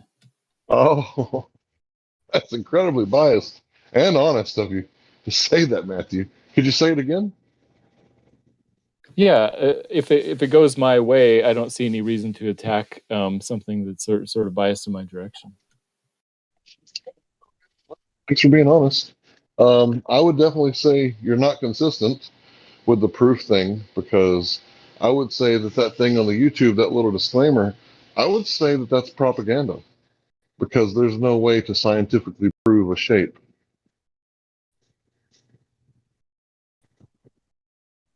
And you're okay with propaganda for the children who, search flat earth and they weed through all this flat earth society stuff, and then they actually see, the Wikipedia article that says that it's scientifically proven to be a sphere. And I would like to ask the writer of that article, how was that done? Because science means knowledge, right? Maybe they Yes. meant knowledge instead of the method. Go Again, ahead, there's man. different definitions of the word proof. So when somebody says scientifically proven, they mean something like scientific consensus among most scientists, or something like that, is what they mean, I think. Well, that's not proof. That's a fallacy. No, I'm talking about the proof. What they mean by the word proof. Well, you and I didn't write the article, so we don't know what they meant by the word proof. We can Right. speculate, right? But it's still not proof, right? That it's been proven a globe. If there was, I think these flat earthers who don't really have any kind of taboo with saying the word proven or proved, right? Like a lot of people say that Kennedy was assassinated by, what's his name that I can't remember, right? But he never stood trial. Nothing was ever proven in court. But still, people. He died before he had a trial. They didn't want that guy going into a courtroom. Oh no, they didn't want no 12-hour deposition on that motherfucker. Promise you. Promise you. But yeah, it's weird that he was the guy who killed Kennedy, but the Earth has been proven to be a sphere scientifically. And maybe they meant knowledge, right? Maybe they didn't mean natural science, right? I doubt that they would make that distinction, because obviously science communicators and propagandists, they're trying to push their narrative, so they probably literally meant the scientific method, but who knows, right? Like I said. And this is a problem, right? Because the double standard that you guys have. The Earth has been proven a globe, but you can't prove stuff with science. But if it goes in your favor, then you have no problem with it. It's only when flat earthers start saying the word proof, then you have a problem. That's all. Yeah, fair enough. I don't like the word proof for these reasons.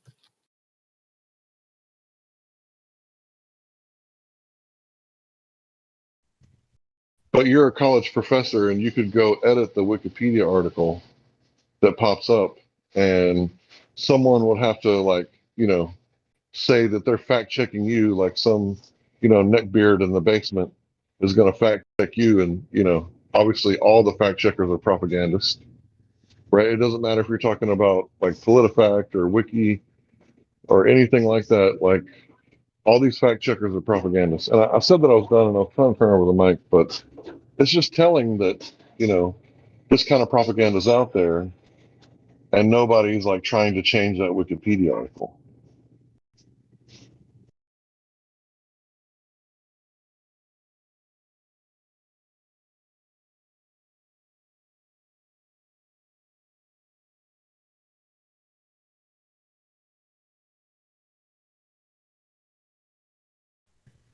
Oh, and one last thing, Matthew. Archaic. Do you know about what years that would be? Because flat Earth is an archaic model, right? I don't know exactly what they're referring to, but the idea of the globe Earth has been around quite a while. Right. Since Eratosthenes, wouldn't that be the globe Earth? Wouldn't the globe Earth be an archaic model?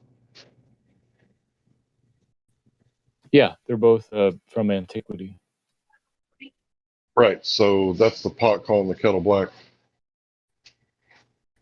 I think in that sentence that shows up on the bottom of YouTube pages that the word archaic is used disparagingly to mean untrue, old and untrue, and no longer accepted. Exactly. I accept it. I accept that the Earth is flat. So no longer accepted. That's not true. No longer scientifically accepted by the majority of scientists or something. I mean, you could. I don't see the point of arguing about these words, but it's clear what it says. Well, the argument isn't really about the words. It's about the double speak of the globe. Argue about the words. The globers say that you can't prove things, right? And we do science, observational science, but you can't trust your eyes, right? But the globe has been proven to be, scientifically, has been proven, right? It's like, wait a minute, how do you hold both of those ideas at the same time and exhibit zero cognitive dissonance? These are opposing ideas, obviously. They're contradictions. And you're double thinking all over the place. And, I'm pointing it out just so the audience can see it, right? But it's kind of one of those things where you're like, and you just keep on going. Like you're not even like struggling with it. Yeah, because language is messy, and there's ambiguities in the way people use different words. And that's what else is new? That's the way language has been for forever.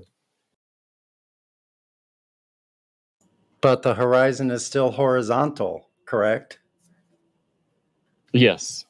Yes, even though most scientists, and appeal to majority, don't think so. Correct? How would I know what most scientists think? You claiming to know what they think in the previous statement. The That's majority. true. That's the true. majority of scientists. Where does that shit come from? Oh, never mind. I already know. I would say, yeah, language is messy, but I don't think we've had any problems with language so far since 5 o'clock. Everything that I've heard, except for the jet ski conundrum, and that's not really his fault. English isn't his first language. But other than that, everything's been crystal clear. And I would say when he said jet ski on the snow, that wasn't even really a problem. We all knew what he meant.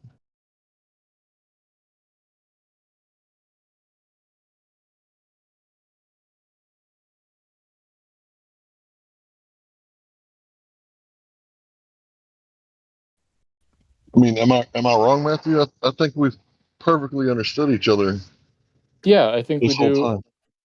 Yeah, I think we understand each other. Yep.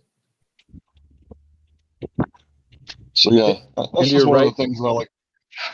You're right to point out that there are inconsistent ways that people use the word proof. Well, shall we define it? What do you think it means? I use it in the sense of of mathematics and logic.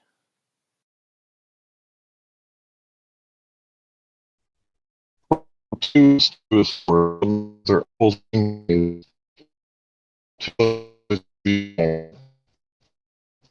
are robotic. Thank you. Yeah, we didn't get most of what you said. Domo.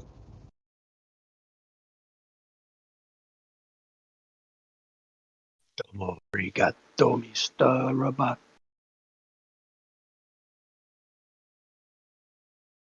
He's relogging. So why aren't we teaching children in schools all over Earth how to go out there and find this like to prove the globe. Why aren't they teaching that? It's not necessary. They can trust the science has already settled the question. Oh, it's It not would necessary. it would So be thank you interesting for to answering for them. That's good of you to answer for them. Nice of you. They can trust Matthew. I think it would be an interesting exercise to go outside and do some of these observations. So it would be interesting, yes. Matthew, are you available to do that by yourself someday? Yeah. So speaking, there was a new moon. I mean, a full moon recently, and a while back, a few months ago, I did some observations of the full moon. You can forget the moon and the sky and go to a big lake. The And, geometry. and if you see a curvature coast to coast, if you see an curvature, it will be interesting, Yeah, it's true.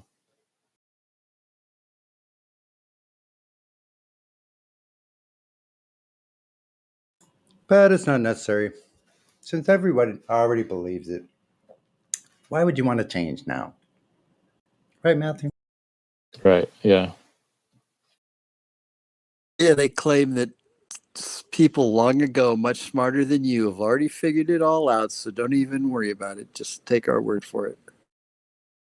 Well, a good teacher would help people sort of think through and see the evidence and discover stuff on their own. That's why, a chemistry class, you're actually working with chemicals, and physics class, you're actually working with falling objects and that type of stuff. So a good teacher wouldn't say, just trust me. They would help students come to the conclusion themselves. Wouldn't you say that better teacher would be someone who has learned from their own experiences and knows how to use the information? Right. Yeah. Yeah. Unlike somebody on the internet that just claims to be an expert at all these things, that it's a globe and space, time, and that's all perfectly good explanation, which I didn't hear any explanation. And just so stories are just fine and dandy. That's how they do science now, according to your spokespeople themselves, Michio Kaku. Like, you know how far off cosmology is, but that's fine with you. 120 zeros I know. of error That guy just is spilled the fine with you. beans. So that's fine with us too. But, like, go on with your bad self. Ooh, got all those zeros? No proof for it at all? Why does it matter to you that they're off by 10 to the 120? It's laughable. It's hilarious. Yeah, but you don't believe any of that cosmology anyway. I don't have to believe. Kaku admits it's complete horse crap. I don't believe anything. I don't have to believe anything. I heard You're the one that has Michio Kaku. He was talking on some interview yesterday. Well, not yes, I saw it yesterday, and he was saying nobody I know in this field uses the scientific method. Right. They usually guess and then use a scientific method to kind of like back up their guesses and see if it was right. Science, we always say that you make observations, you have a theory, you go make more observations, and it's a very, very tedious process. Wrong. Nobody that I know of in my field uses the so-called scientific method.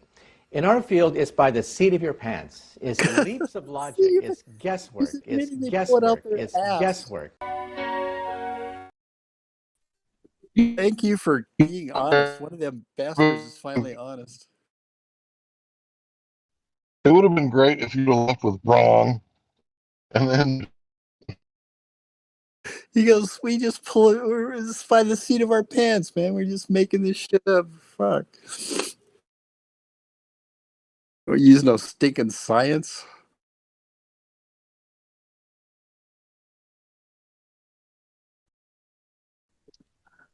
Yeah, I want to go over the whole scientific method thing.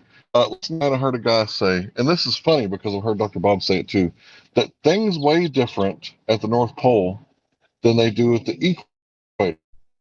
So,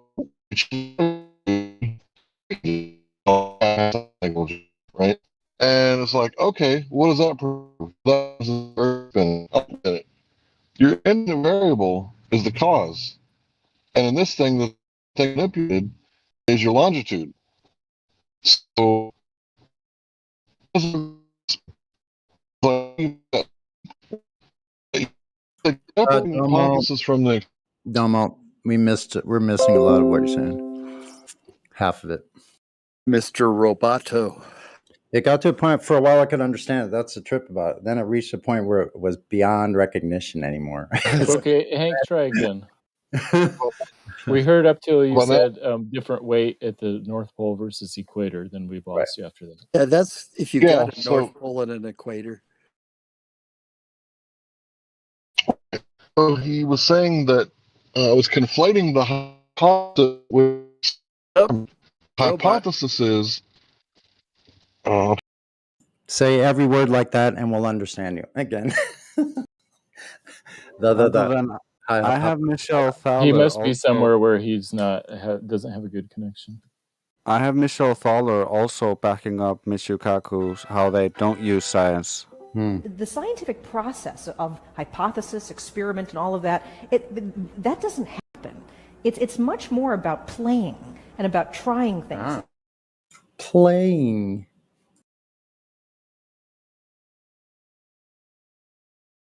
It's more about playing and trying things, like fooling the audience. I never known a rock to be that playful. I don't know. Just She saying. sounds like a complicated rock, is what I was going to say.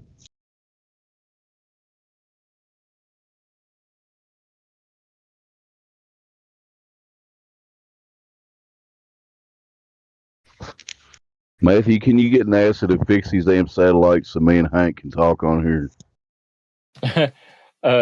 You're probably not using a satellite when you're talking on the internet. 95% of the overseas data goes on undersea cables. Honest, true statement. Gotta give you credit there.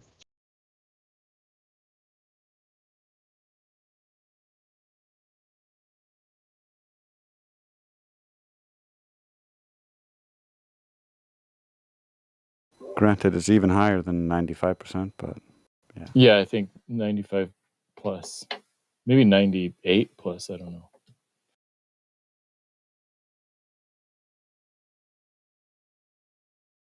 Yeah, it's pretty high up there. Yep. We use the towers for a lot. And laying all of that cable, they never went by 8 inches per mile square or whatever curvature is supposed to have been at that time. They did not account for it. They laid it over the abyssal plains. Imagine how much cable they would have saved, Sonny, if the Earth was a ball. Because at the bottom of the ocean, there would have been a smaller curvature and a smaller ball. Right.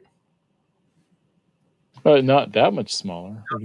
No, actually, true. But that's only the amount of difference between how far is the farthest? Is it how many feet is the abyssal plains? I forget.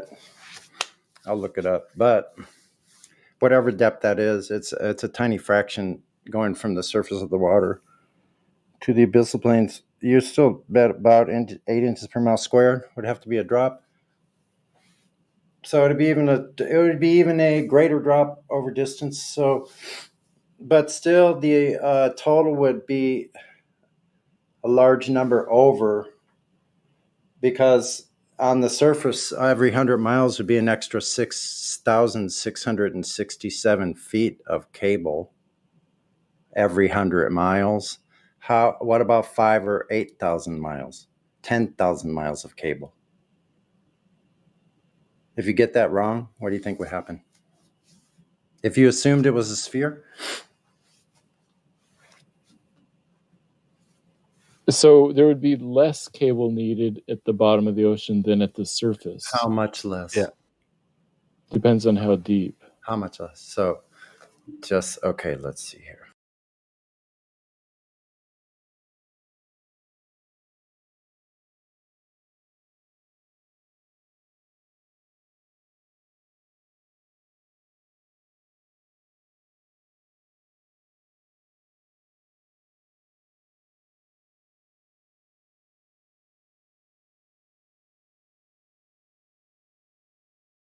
9,800 feet. Yep, I was just about right. So 6,000 meters or 98. Wait a minute, between 3,000 meters and 6,000 meters. So from 9,800 feet to 20,000 feet. That's how deep the ocean is what you're saying? Those are the abyssal plains, lying generally between the foot of a continental rise and a mid-ocean ridge. Abyssal plains cover more than 50% of Earth's surface. They are among the flattest, smoothest, and least explored regions on Earth. This is from Wikipedia. Slam dunk. So, if the bottom of the ocean is all flat, how is it a ball? Oops. Oh, because we don't use flat in the same way that you do. Oh, really? So what about 50%? They said themselves 50%. How much ball does that leave you? And guess what? 10% of all ground above sea level, 10%, solid 10% are plains also.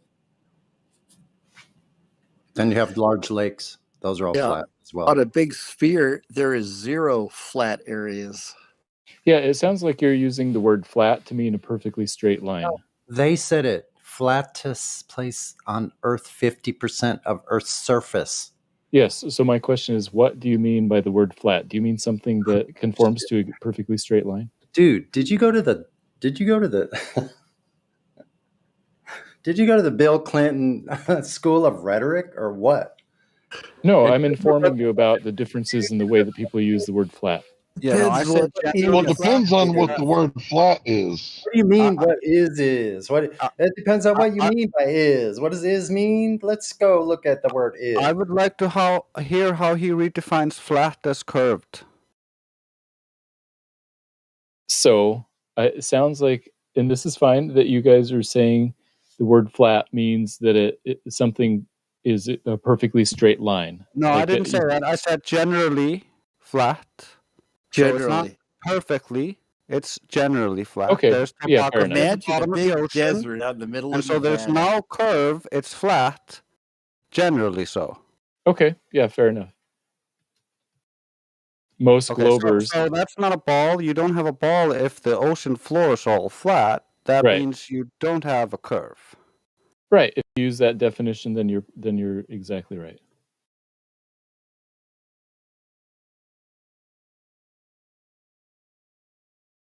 But you don't have another definition, do you?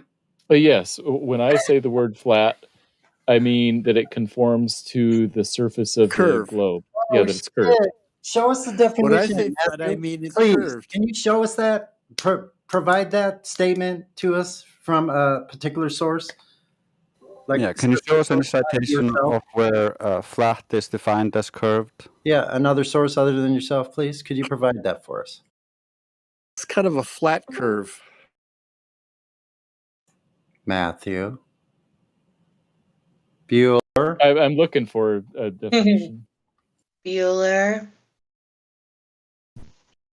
It's right beside Married Bachelor. You'll find it. Matthew, when you were in college, did you watch excessive amounts of Cat Dog? No. Nice. He did. Alone in the world, a little cat dog.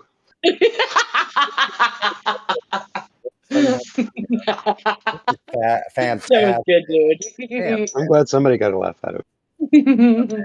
Oh, I would vote that you would at some other random time do that again. That would be great. Matt Dog.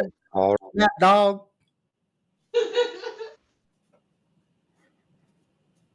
Matthew Cat Dog. Matthew Cat Dog. Oh, sorry. Cat dog. Cat dog. Alone in the world, a little cat dog. I used to know the whole song, man. Oh, shoot. Heavens, Oh, don't forget that. I know we need that little guitar part right back. Oh, yeah. Do it, Sonny.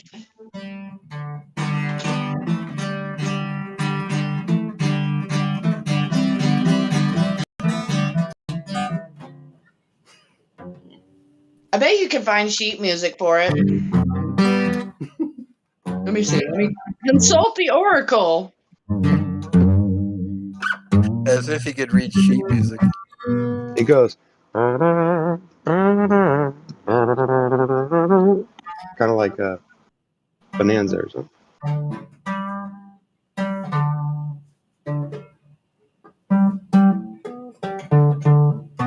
Just say to yourself, cat dog, cat dog. Cat dog. Lonely world, little cat dog.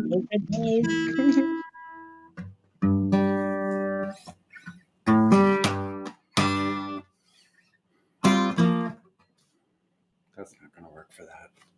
Never mind. Dude. Never mind. Okay. And never mind, I Okay. guess. I found something. Cat dog, cat dog. Oh, cat dog. Get that dog, cat dog, going both ways at the same time.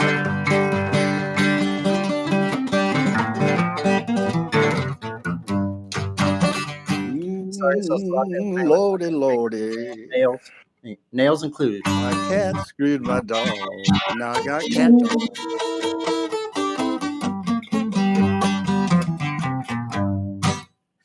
Thank you. Thank you. Thank you. That was good. That was good. I find the abyssal plains being the flattest place on Earth one of the Wide funniest Lemon things has ever left the building. because I find it one of the funniest things ever because the closer you go to the sphere and you want to make a circle, the more pronounced that curvature is going to be. So it just gets worse and worse for them.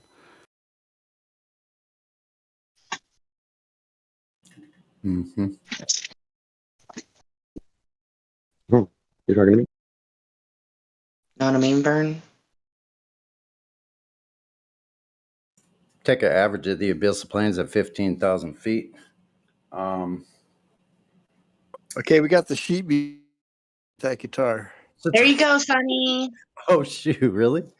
Let Yeah. me see. Can you post something? Yeah, I did. Oh, you know what? That's not it. Let me go back to the drawing board. Hold on, Sonny. I'll find something. No problem. I haven't looked at the voice text. Oh, wait a minute. Oh, you just took it away. That wasn't it. That wasn't it. That was the wrong thing. Yeah, sheet music's not going to help them. What, Matthew? Why are you always using Flat Earth Society propaganda? Oh no, it's an anti-flat Earth site. That's what I mean. Well, yeah, one of them. Earth's gravity causes water, not just at its level, huh? Right. And it's not level. That's such a weird statement there, Matthew. It's a description of what we mean. I know that you What disagree you with mean, but isn't real. Yeah, that's fine that you say that. I'm just saying No, that it's not. when we It's use the word flat, this is what we mean. It's absolute that I say that. It's objectively flat, measurably so, for everyone. Even oceanographers? Even oceanographers? Let's see if I can make heads or tails. Wow, that's tiny. You know, those oceanographers, they say that it's a Okay, let me continual slope. A slope is 8 inches per mile square. A slope, Matthew, or is that more of a curve, or more of a parabola? A continual slope. I don't know what that. I mean, I assume that it's kind of like a straight line that goes down. I don't know. Right. So that's what they describe the bottom of the ocean floor. From the continent towards the middle of the ocean is a continual slope. Yeah, so it gets deeper and deeper. Right. So let's say it was, 8 inches per mile. That would be a slope, right? No, that would be a parabola, and the slope's going to change. That would be 8 inches per mile squared, Matthew. 8 inches per mile squared is a parabola, and the slope changes in that one.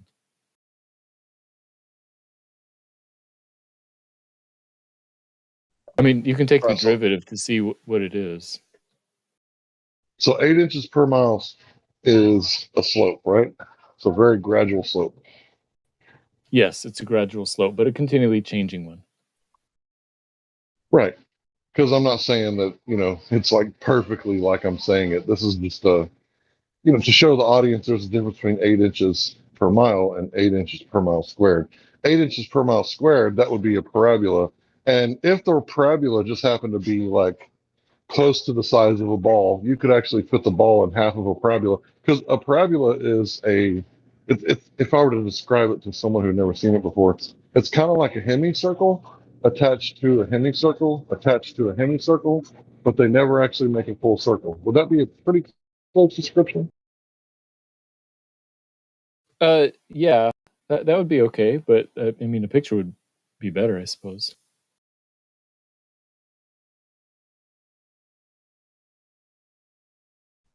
Of course.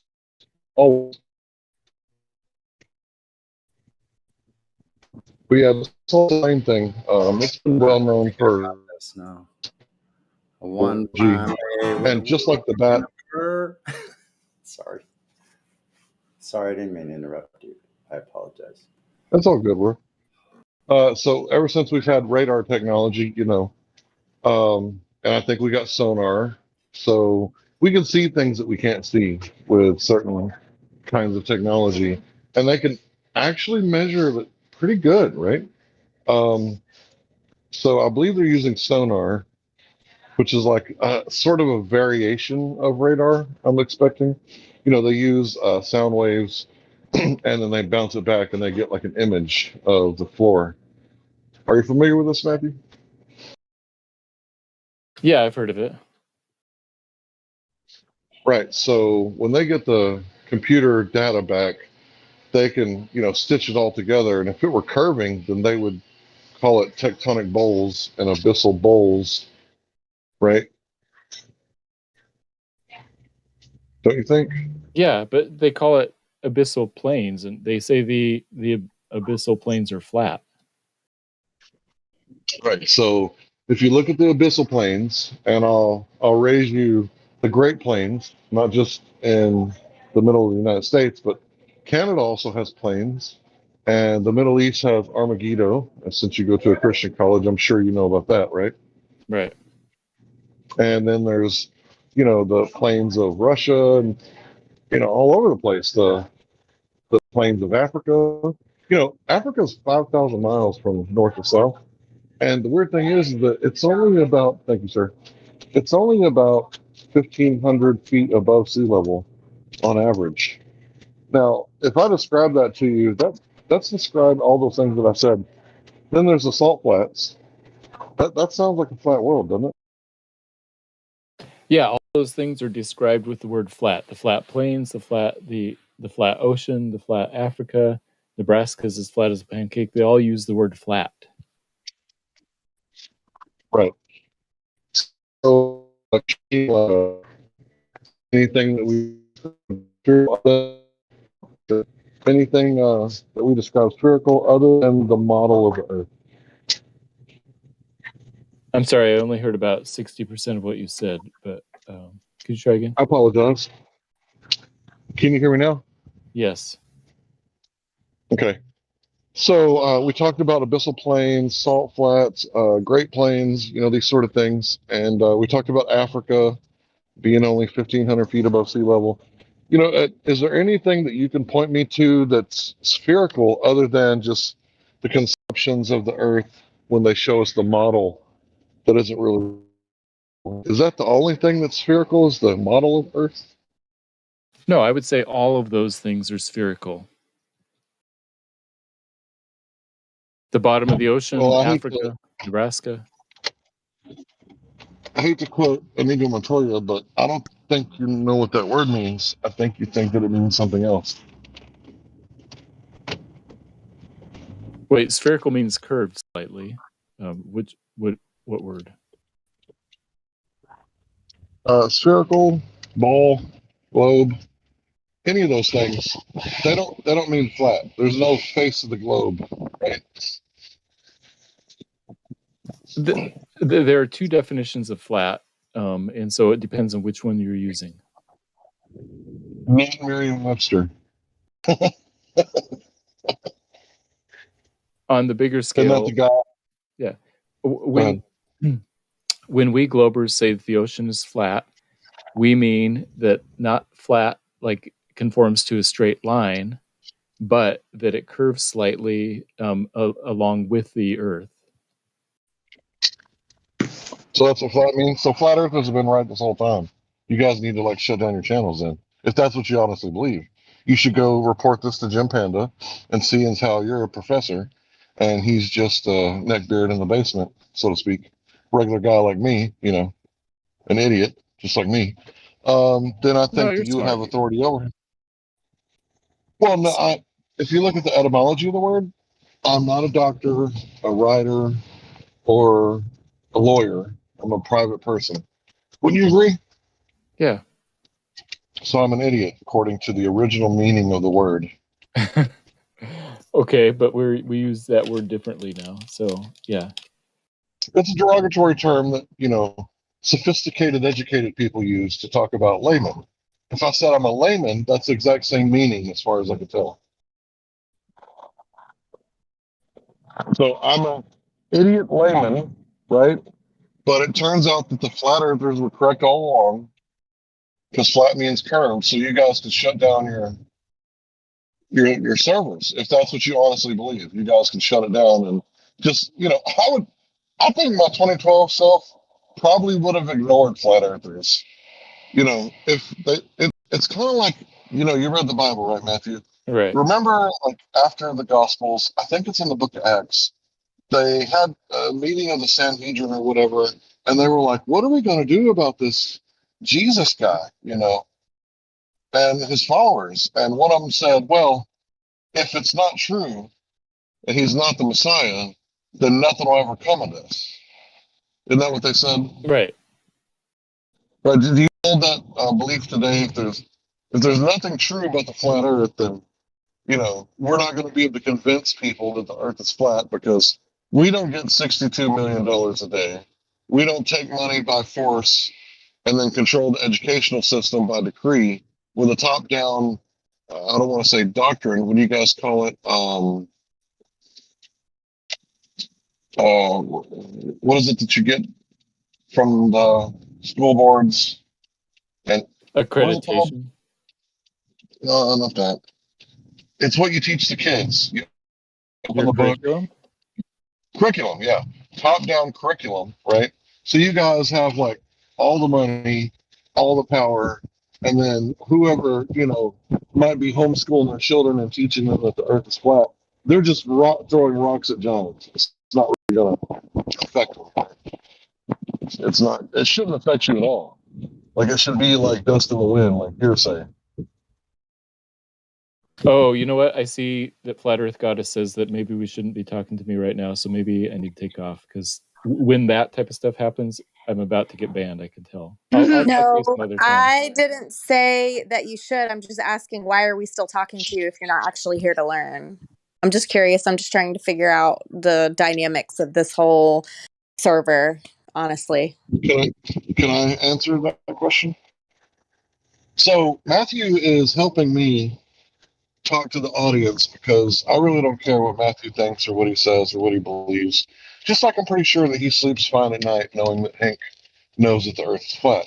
But as for the audience, I'm bouncing my questions and answers and rhetoric off of Matthew like a ping pong match so that the audience can hear the debate and make up their mind themselves, because flat earthers claim when the atmosphere is clear, you can see further. And globe earthers claim when the atmosphere is kind of wonky and there's a whole lot of refraction, that you can see further. Now, I would say this would be apparent to anybody who has two neurons to rub together, that one of those things is true and one of those is not. But I'm like Fox News. I report and let you decide. Okay. I can see that.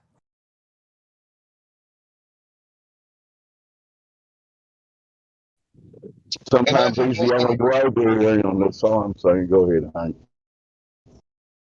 Yeah, sometimes he's the only glober. And I would say that he's demonstrated over and over again that he can be honest at times. And I would say that the only time that he's dishonest and accused of being dishonest is when, you know, he's talking about his beliefs, which I think that he really does believe that it's a sphere. So I don't think he's being dishonest. But other flat earthers do, but who am I to you know, care what they think. So yeah, I think I've used Matthew appropriately. I didn't over brutalize him. I asked him some questions, got some honest answers, and anybody else can take over at any time. And I've passed the mic a few times, and I'm passing it again.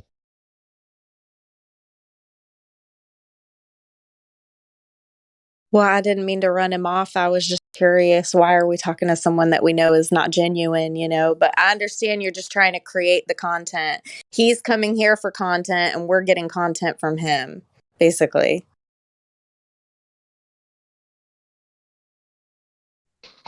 Yeah, he has a YouTube channel, and he takes stuff that he learns from here and other places, and he creates content, and that's fine. We don't care about that. He can say whatever he wants. I think it would be incredibly brave if he were to take some of this and stream it to his channel or record it and not edit it and stream it onto his channel. But I don't think he'll do that because I don't think that's what his channel is about. That's what Yeah. our channel is about. Oh, Hank, he has actually. I gotta give him credit because I've seen some of his videos. Although they are a little bit manipulative in their framing, because he does know that all of his answers for our arguments, which he does play as recordings from this Discord, so he doesn't misrepresent our arguments, which I give him credit for. But afterwards, he uses the globe arguments that we decimate on the daily, and he knows we have answers for, but doesn't show those. Ooh, that's lying by omission. Some see it that way.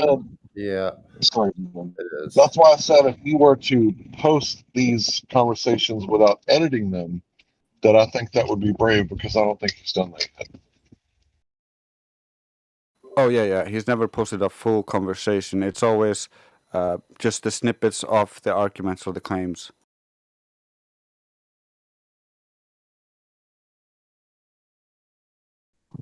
Yeah, it's his YouTube channel. Who are we to tell him how to run his YouTube channel? Right. And Matthew, I don't think you have to be alarmed about getting banned because if you but not by He's not here. He left, by the way. Oh, He bounced, okay. Hank. He ain't here. Yeah, it's unfortunate that Sisyphus or Rolling My Boulder got banned. I really like talking to that guy too. Oh, maybe he'll come back or be allowed to come back. What did he get banned for? I think I read it, but I don't think I know. I wasn't here, but I was gonna put my neck out on the line and concern troll to get him back, but I haven't seen any. more power to you, bro. I haven't seen India. Yeah, I think he tried to pull some shit on India, and that's why he got banned. Oh, okay. Oh, nothing. Well, it might be the case where nothing can be done. It could be, but you could try. I mean, Indio's reasonable. He's a reasonable guy. He is. It's just he's not the guy you want to fuck with. It's kind of like jumping into a wood chipper. I don't know. I think he gives some pretty fair concessions. Yeah, but you don't want to try to bullshit him and lie to his face and like that. That's You just get not to- gonna fly. Yeah, you get to SmackDown. Be happening.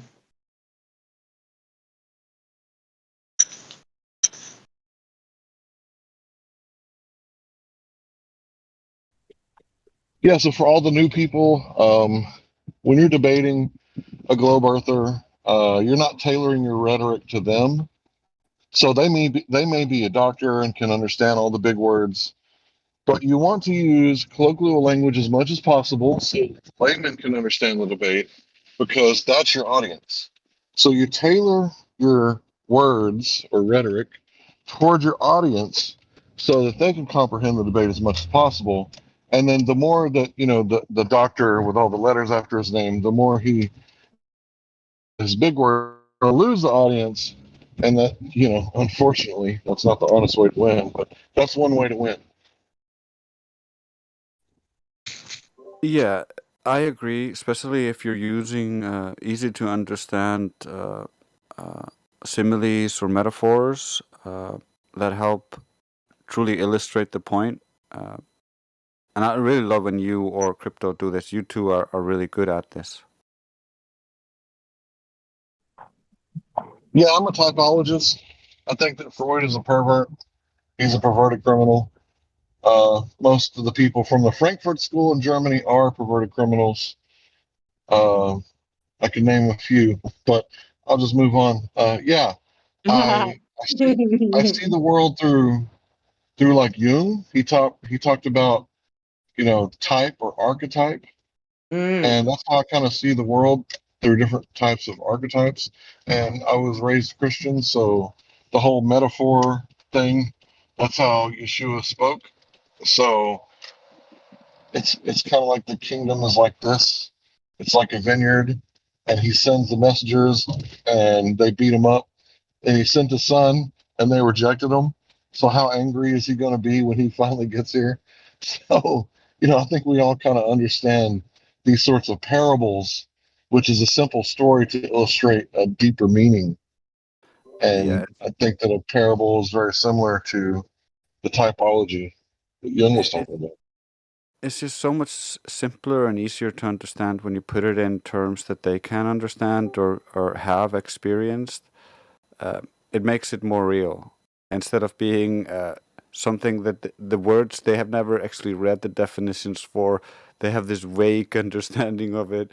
So yeah, you're totally right. It bringing it to their level really helps the audience and everybody like get a better grasp of it.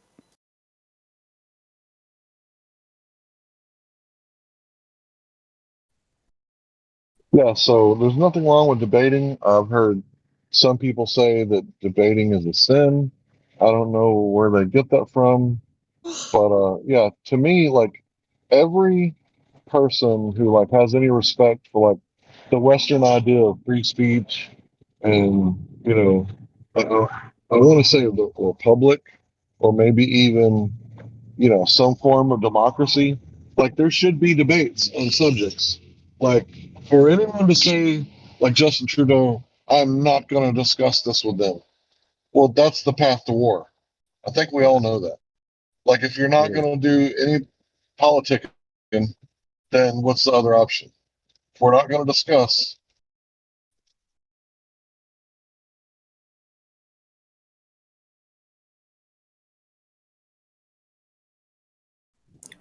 Darn, they got to him. no, I went on mute. Yeah, if we're not going to discuss, then I'll let you finish. Then that, leads us to war. Obviously, because if you're not going to negotiate, and back in the day, like countries or groups of people used to line up, and then they would send out the messenger, right? I'm suing for peace. Here's the terms. Oh, you don't like my terms? Okay, then we're coming back with some swords. We'll be right back. Okay, then. Hank, you're the best. So we always must be ready to negotiate and give reason for the things that we believe in and give evidence for the things that we know. Yeah, if you want to be a reasonable society, yes. Otherwise, you're not being very reasonable. To be reasonable, you must use reason. You must talk. You must talk to others. You cannot just have a society where no one talks. Yeah, like look at this guy over here from Iceland. You would think we wouldn't have much in common, right? I was raised Christian, he wasn't. But I'm sure that we could get together and reason together over some coffee or tea or a beer, right? And we could talk about our different spiritual aspects, right? I was looking at Mud Fossil University past few days, and I kept thinking about that story. I kept thinking about that story of the Norse creation, where his body was the rocks and the mountains. And I'm Dude, like, I sent you a DM, Hank. I sent you a DM with the I can't highly recommend you check out this TV series called Raised by Wolves. Major Gnostic serpent seed theory.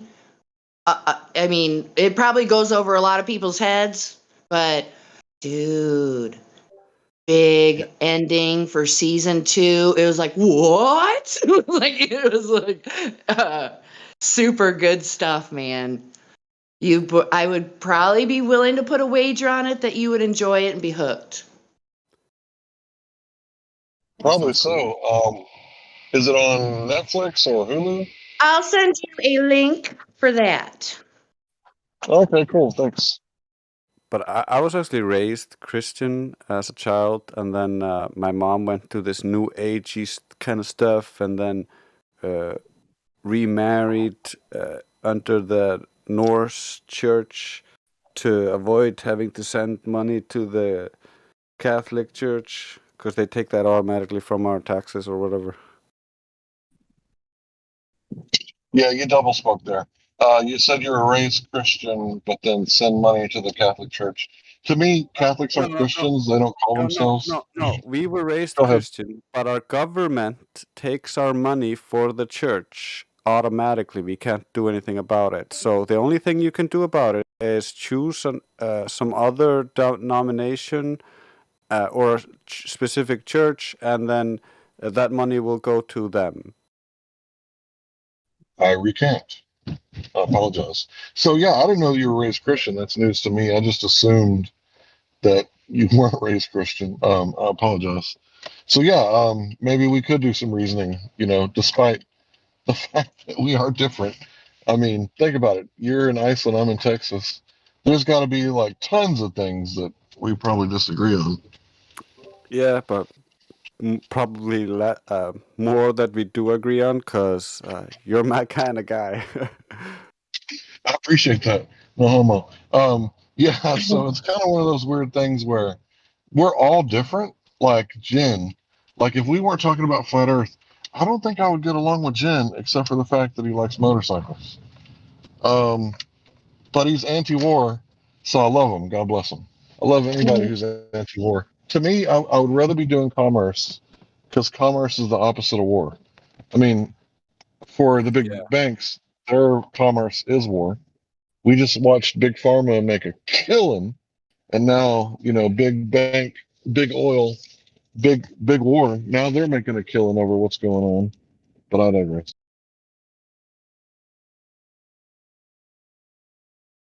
Yeah, for sure.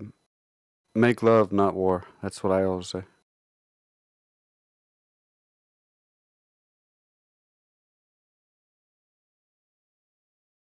It's far harder, and you are more of a man to forgive your enemy than to ruin your own life and his.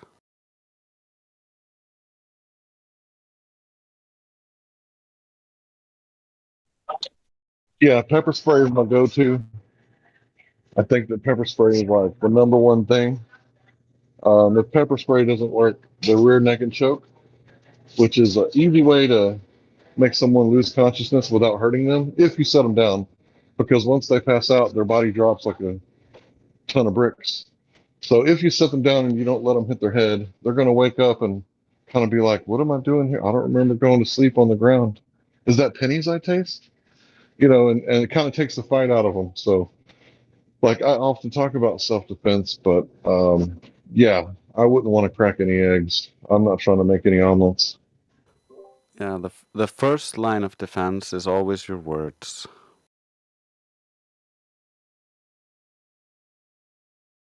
I agree.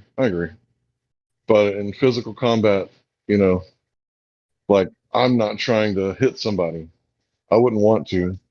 Those things that you can punch and like it's a punching bag that measures how hard you hit. So I didn't get close to breaking the record, but it was over like 900. So I'm not trying to hit anybody. Damn. Well, I put my weight into it. Yeah, I get that. My dad was pretty brutal, and he taught me essentially how to twist your whole body and step into the punch. So I learned quickly that you don't punch people in the face like that, and you if you do punch someone like that, he's not gonna be in the fight.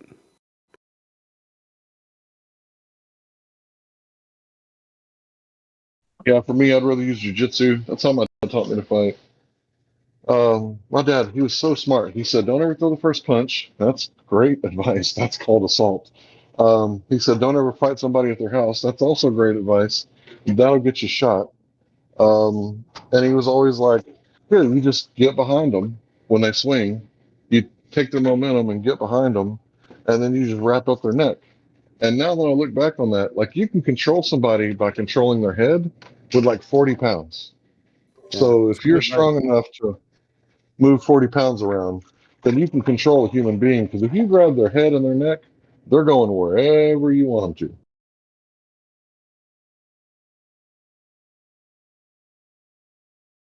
Especially if you trip up their legs at a specific angle, it's easy to see if you have eyes.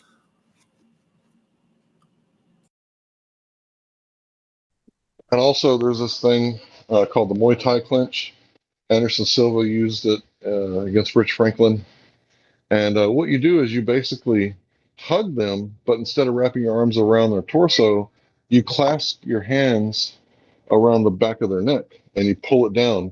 And when you do that, be aware because they can uppercut you and cross you all day long while you're doing this. But if you jerk them to the right, they're automatically going to lean against that and to the left to stay balanced. And when they do that, you jerk them to the left and then you knee them in the liver. And pretty much after that, that's all you got to do. And don't worry if you hit them in the liver. The liver is the one thing that can regenerate. So if you like cut their liver in half with your knee, unlikely, the damn thing will grow back like a lizard's tail. So there's ways to hurt people without hurting them.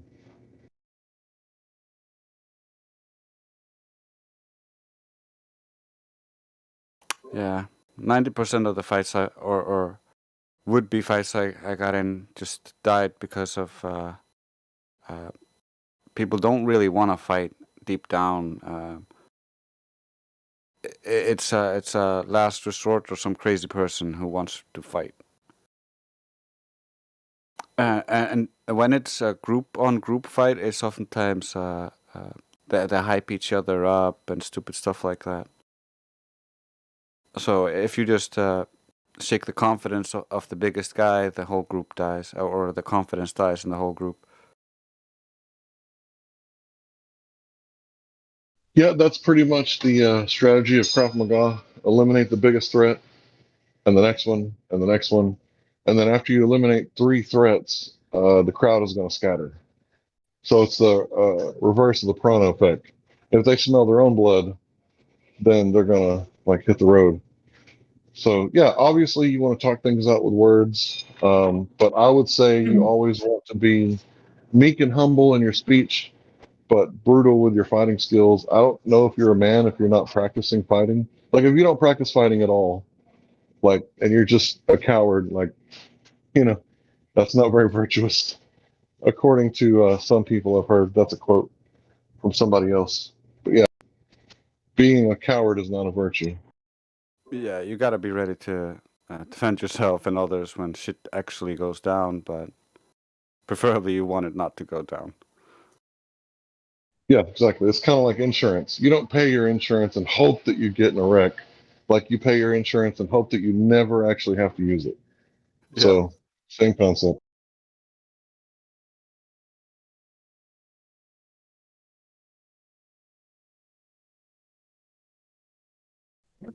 But yeah, I use a lot of techniques and martial arts that I've learned in here all the time, like countering. Like I don't know if you guys like listen to how I debate, but I'll wait for them to say something. Like I'll let them talk and let them go and let them go and let them go. And you guys are like getting annoyed, but I'm waiting for that perfect spot to counter. And it's kind of like a boring UFC match where they circle each other, just waiting for the other one to mess up. And a lot of times that's what I'm doing. And I think John does that too. Sorry, QE does that too. He'll sneak into the room, right? He won't say anything, and he's just waiting. Like I wish somebody would say something stupid, right? Yeah, and Yeah, that's pretty much how he rolls. Sounds pretty accurate. and each one of those things that trigger that he actually has, like, he knows exactly where he's going with it. He knows the question he's going to ask, and the 99% chance answers he's gonna get. So it's not a mystery to him where it's going. So it's pretty funny. It really is an art form, what he does, right? Because he got one guy to say that he was the cause of the moon. So QE said, okay, what's your dependent variable? The guy said, the moon. He said, what's your independent variable? He said, me. It's like, oh, oh, shit, that's funny. You're the cause of the moon. Yeah, it's just amazing because you don't have to put words in their mouth. You can just let them fuck up because they're bound to. And yeah, when he did that, like before this, the whole time the guy was super confident, borderline arrogant, calling everybody an idiot, and I'm going to prove you guys wrong. And then he claimed that he was the cause of the moon, and then it was kind of like over after that. Once he realized what he said, like all of his confidence just melted away, and he fucking left. And I was just like, I was like in awe that somebody actually said they were the cause of the moon ignorantly while proclaiming to be the smart one, and we're all idiots.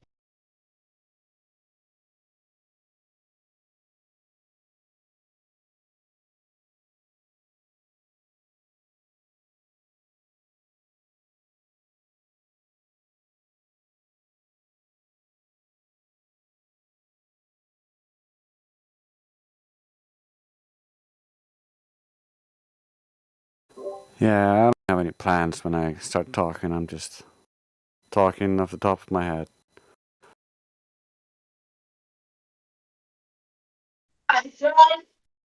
Bye. Sorry, I was talking to my boss. Yeah, most of the stuff is off the top of my head. Every once in a while, I'll try to cite my source, and that's obviously not off the top of my head. But yeah, when I'm on here, I'm usually at work and I'm usually doing stuff. And I remember back in the day, like debating in Free Chan and Flat Earth Debate, like I would be like against all these people, and like Brenda, the creature known as Brenda, would be like fact checking everything, like Google searching everything. And it's like, man, I wish I had a fact checker. Like, I wish I had somebody on my side that would look up shit. But instead, I had people like, let's see, what was her name? I forget her name, but all she ever did was get on the mic and go, "The Earth is flat. The Earth is flat." Like, she didn't never like make an argument at all. So that's what the debates were like in the early days. No moderation. 10 people just screaming at the top of their lungs, and you know, Pancho Pete, bless his heart, screaming at the top of his fucking lungs. Yeah, I listened to some of those.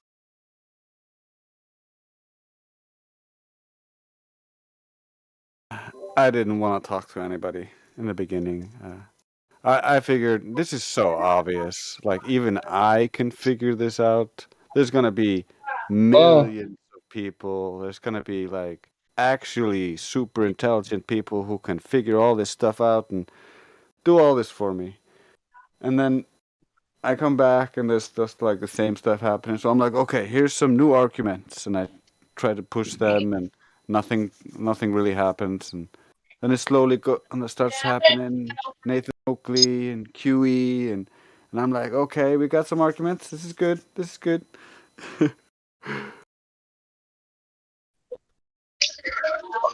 I think one of the arguments, and I was the first person who ever said it, was the inverse square law debunking light years. Another argument I think I came up with was the eclipse in totality, because day after day people would come in there and, how do you explain eclipses? So finally I just like pulled up eclipse map, and then I saw it. I was like, whoa, this is like a really small area. It's like 100 miles in diameter, sometimes like below 80 miles, and the moon is supposed to be 1/4 the size. And then when you compare it to the Aristophanes argument where light's coming in parallel, perfect 90 degrees, it's like, oh, they can't have both of those. And when I started making those arguments, for some reason, everybody stopped asking me about eclipses. Hold on, friend. Hold on.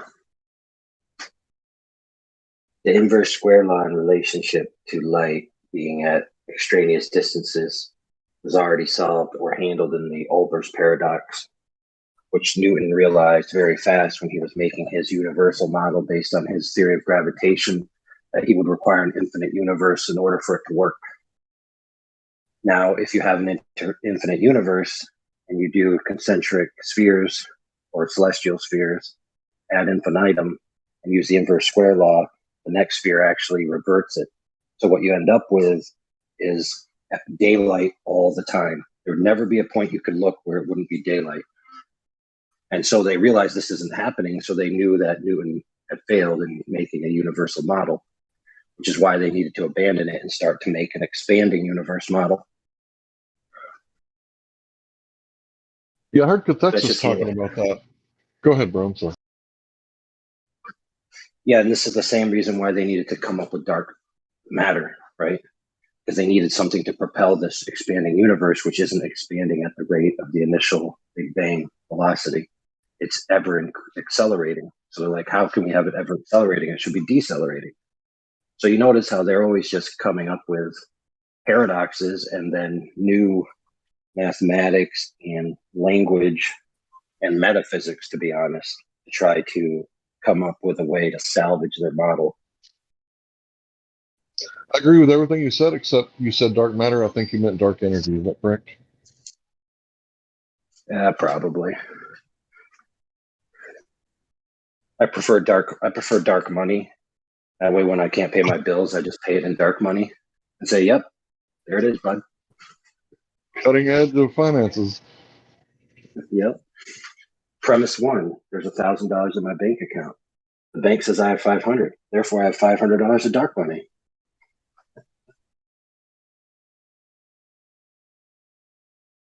And you can feel the weight of that dark money when you accept it. So just give me this $1,000 worth of product and you can validate it.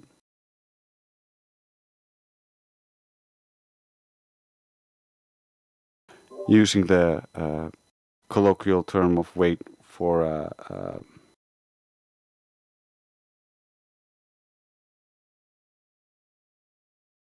and now You guys remember how the? Sorry, I thought you were done. Go ahead. it evaporated from my mind, so it's fine. Do you guys remember how the U.S. government said that the president of the Venezuela, he wasn't the actual president, and then it was actually this other guy? Remember that? Maybe a few years back. They even tried to coup, and they weren't successful because they said the military was backing them, and when they got there, the military didn't back them. So it was like a big old disaster. Anyway, so recently, the United States has been suffering very high gas prices because of Biden's own policies about, he doesn't want to destroy the planet, right? Like his old ass gives a shit about clean drinking water or something. But anyway, yeah. So it's because of Biden's actions that the gas prices are so high. So when they went to Venezuela, which president do you think they talked to? The real one that actually lives in Venezuela? Or do you think they went to the one that they said is the real one?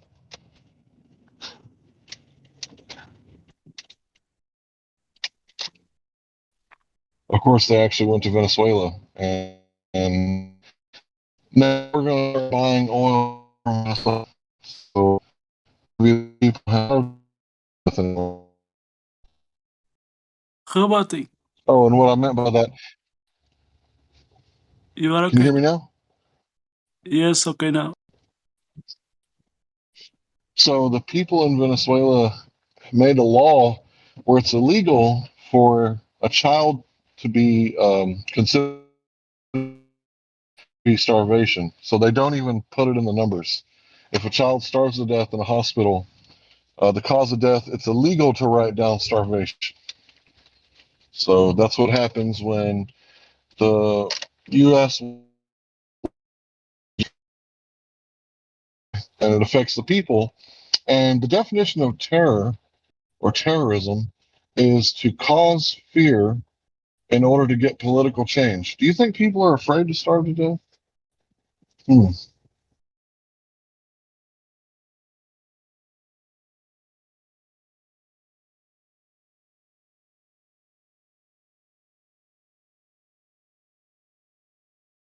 New and exciting forms of slavery by the global side. Exciting for them, yeah. They like new forms of slavery. If wars involved in killing people, innocent people, yeah. I also have something for you guys to think about, or the Sagnac effect, or interferometers, and the imagination that light is deviating. Isn't that just trying to apply Coriolis to light when Coriolis doesn't apply to anything else? And isn't light moving faster and all this stuff? So it makes no sense.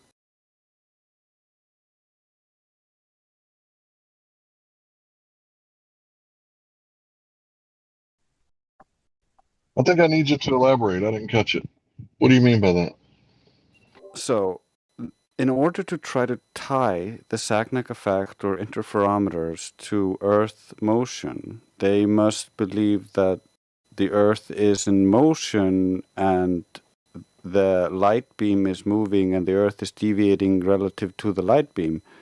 So that's Coriolis. So if light is affected by Coriolis but nothing else is, how is that logical?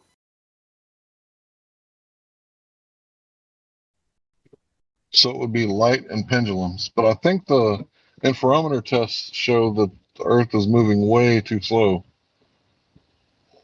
Yeah, they don't They match couldn't use what it. would be expected. But that's because they're not actually detecting what they think they're detecting. Because they can't tie the light actually into Earth rotation or movement. They say, like, hey, everything is welcome to the rotation, so we can't see any Coriolis. So, therefore, there should be no Coriolis. But then they say Coriolis is happening underneath the pendulum and in the optical gyroscopes so that they can figure. It's so retarded. It would have to be everywhere or nowhere, but they are conflating two different things for Coriolis, or claiming it's Coriolis when it's not. Yeah, to quote the Globers, if the Earth was spinning at a slow speed of 1,038 miles an hour, and now I'm going to kind of say my own thing, that's not a slow speed, that's a very high speed. If it was spinning that fast, you wouldn't have to try to convince people. You wouldn't have to indoctrinate them at 5 years old. It would just be obvious. Like, what is it, the Constitution? We hold these truths to be self-evident, right? It would be self-evident, wouldn't it? Oh yeah, we would see the multiple effects of all these motions in the fluids. We would see them in the different pressures. We would have Doppler effects due to orbit. Like, it would be so obvious. The world would be nothing like it is. It would be destructive. Oh yeah, that's good. You have to compartmentalize and think about only aspects, because as soon as you try to complete the picture and add all of the variables that they have, it would be very destructive. Yeah, it becomes so unsustainable that the whole thing just collapses and all life dies. Yeah. Absolutely. Yeah, so you wouldn't have to convince people that the Earth is spinning. It would be like, duh. It would be like, and it wouldn't be. Go ahead, bro. The Earth wouldn't be here; it'd be destroyed. There would be mass destruction everywhere. It wouldn't. There would be some magical effects that we could measure, and we could show and manipulate, and we could be like, oh, we are this resistant to survive these amazingly destructive conditions, and this is the magic that we use to support us. It would be a totally different world. We don't live on a globe. Yeah. And there'd have to be some kind of magic involved because, like you said a minute ago, you combine all of the variables together, it becomes so intolerable, so impossible to be happening that, magic is an understatement, in my opinion, to be able to tolerate that kind of movement, all of them combined. I mean, even magic, I wouldn't think would be enough. It's too massive. That's some strong magic right there. Yeah, I'd say.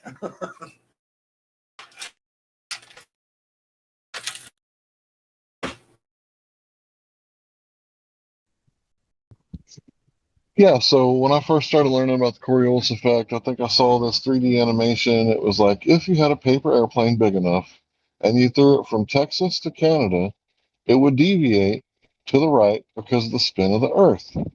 It would appear to deviate towards like New York or Connecticut or something like that. And the pilot would have to be constantly correcting. But I don't think that you actually have to do that as a pilot because I've never heard pilots talk about it. And I've not recently, but in the past, I've played all kinds of flight simulators because I'm a computer master race kind of guy. And yeah, not once did it talk about the Coriolis effect.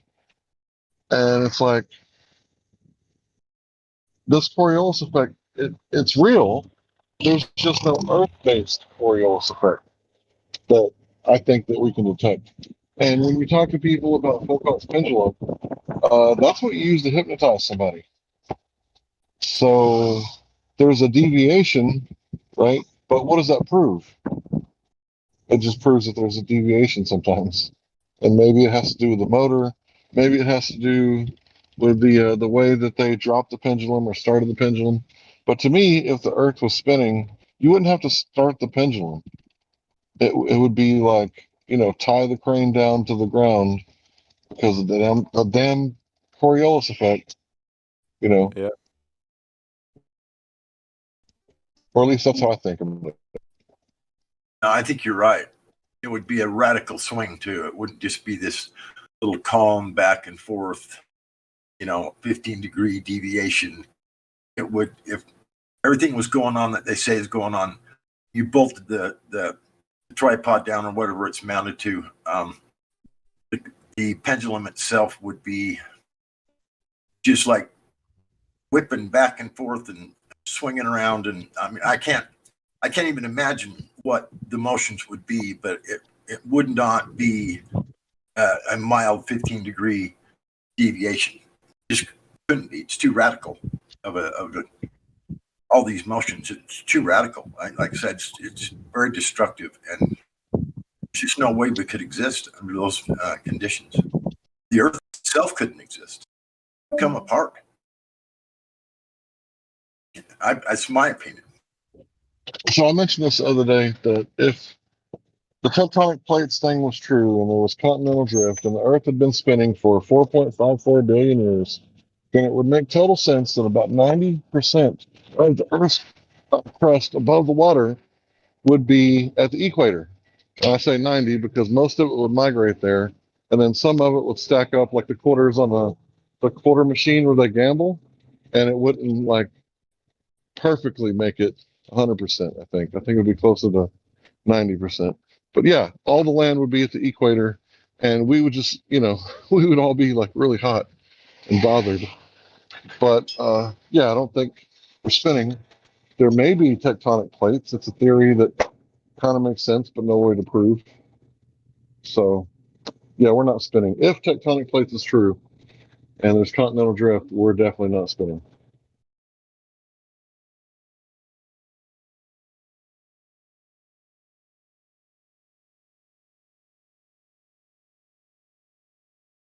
Yeah, I posted a GIF of a baseball being shot at 1,000 miles per hour, supposedly. But you can imagine that this ball is stationary, and the imaginary Earth is being rotated towards it at 1,000 miles per hour. Things will get destroyed at those speeds.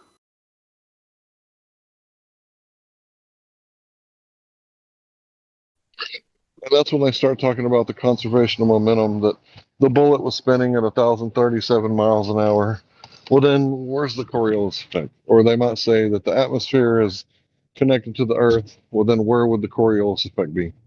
If those things are true, then there wouldn't be Coriolis effect.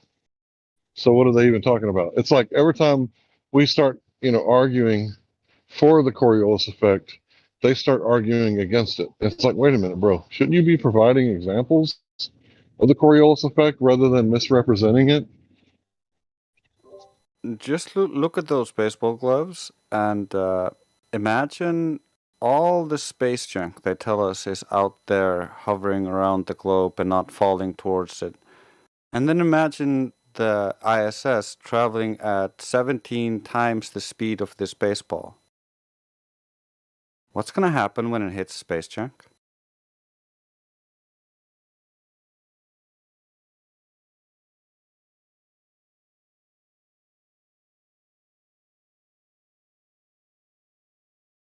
The 17,500 miles an hour is basically 5 times the speed of a bullet. And that just in itself is a very preposterous, ridiculous scenario. I mean, to even try to consider that an object like the ISS is traveling 5 times the speed of a bullet it's ridiculous is what it is. Yeah, it's absurd in the first place. But even if you just imagine the impact, it would rip the station apart. And they claimed it happened. And they got a tiny little hole they plugged with their finger. I really hate to share this story because it's such a brutal story, but I think it fits right here perfectly.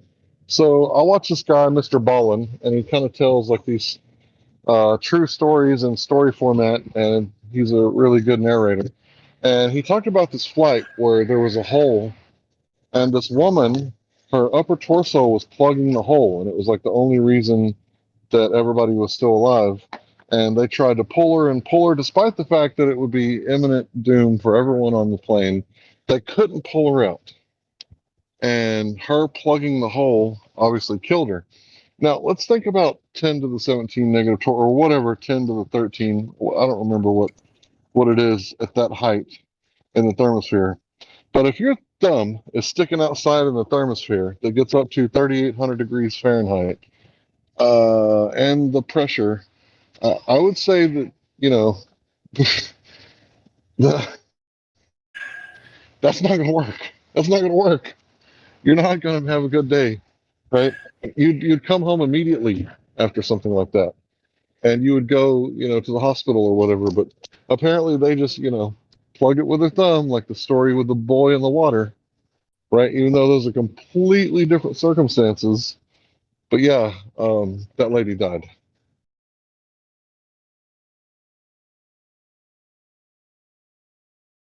Yeah, it's well to be expected. The worst part is that once you have a hole, it wouldn't just stay as a hole because you have all that air rushing out and violently. Very violently. The thickness of the ISS, the pressure seal, is only 1/10 of an inch, and it's made out of aluminum. So it's like an aluminum space can, and it's not gonna hold it once it's been breached. Well, just put an aluminum can inside of a little vacuum in your science lab and start pumping the air out of it, and see what happens at a very, very low vacuum. The can expands and bursts apart. I mean, the same thing would happen to the ISS. I mean, it's just so preposterous. Anything that's a pressurized system in a non-pressurized system is going to want to expand. Even what's the vacuum they built with 8-inch or 8-foot thick walls? They could not pump air out of it. They only got it down to 6 torr because at that point the atmosphere started coming through the concrete, through the walls, so they couldn't. So it was constantly being fed with atmosphere from the outside through 8-foot thick walls, and they only could get it down to 6 torr because it kept being fed with material from the outside of the vacuum through 8-foot thick walls. Yeah, they couldn't seal it. It just seeps right through. Yeah. But what's an 1/8 of an inch thin aluminum can going to do? I mean, that's so much of a massive difference that the can would just expand in a very low vacuum environment. Would just come apart, would just rip apart. Anybody who's had those Chinese ear candles, they know like the power of a vacuum, right? Because you light the candle and you put it in a paper plate to cover your head, and then you poke a hole through that plate, and then you stick it in your ear, and it creates a mild vacuum, and it'll pull like a pencil's worth of earwax out of your ear if you've never done it before. And it's like amazing, right? Because that's a tiny vacuum, very, very small vacuum caused by the heat of the flame. And if you think about a vacuum like space, that's not all that's coming out of your ears, bro. You know, so yeah, they would be dead if there was ever a broken seal. And I think that, you know, we all know rubber, right? I got a motorcycle. It's a '04, and the seals are going out in the front forks. Well, you know, this is like everyday atmosphere, everyday cleaning, right? Um, but yeah, the rubber inside is it's going bad. It's going bad. And my life depends on it because if my suspension just drops out from under me, I'm not sure that that would be a very good day for me. But they got, you know, this ISS up there for like 20 years with the same rubber seals. I don't know. I wouldn't be betting my life on that shit. I don't ride my bike very much. None of that makes any sense. You're absolutely right. None of it. Yeah, makes especially sense. not when you consider the temperatures that they claim those seals have to be exposed to, or the thermosphere and the temperature of the sun up there, and then the claimed negative, I forget the number, when they're in the shadow. It's the difference is massive, which would lead to expansion and contraction and destruction of the rubber. Yeah, the rubber Right. would be hot, then hot, then ice cold, hot, then ice cold, and then under all that negative pressure, it wouldn't last. But it wouldn't last a tenth of a second, I don't think. So mine, in Texas, we kind of get in between like 100 and 110. I'm sorry, 0 and 110. So sometimes it gets down to like 7 degrees, not very often. But in the life of the motorcycle, it's been down to like 5, 7 degrees. And it's been as hot as like 115, 116 degrees. So that's about 100 degrees of fluctuation. And they've almost lasted 20 years. So it's not 2004 yet. But yeah, they're going bad. They're obviously leaking. It rained into the forks and oil came out. So that lets me know that I got to change my fork seals very soon.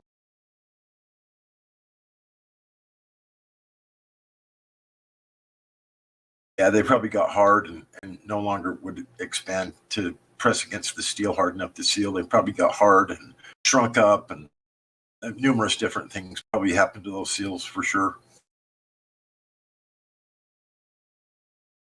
It's just too radical of an environment to have it last very long.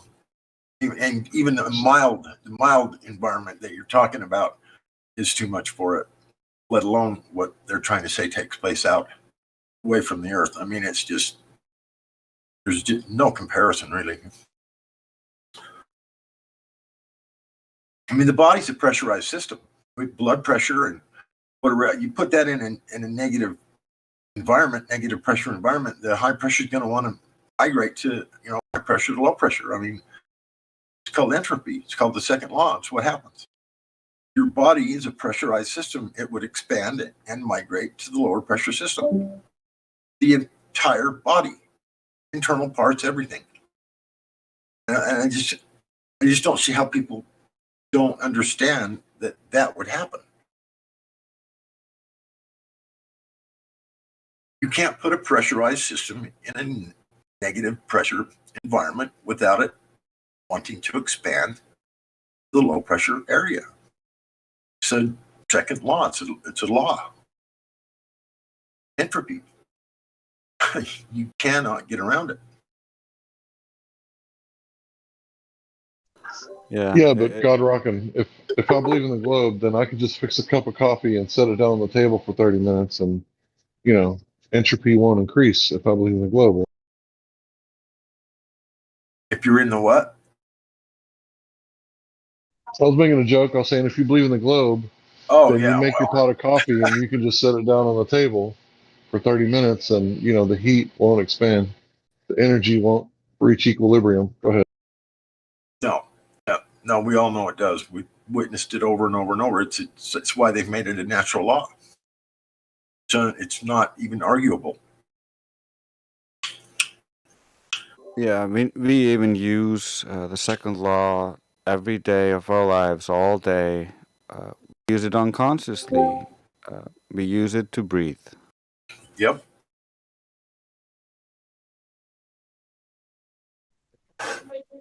Yeah, it requires a contraction of the diaphragm to pull the air in, and then nobody actually uses the muscle to breathe out. It's because of the pressure in the lungs that you automatically breathe out as soon as the diaphragm releases.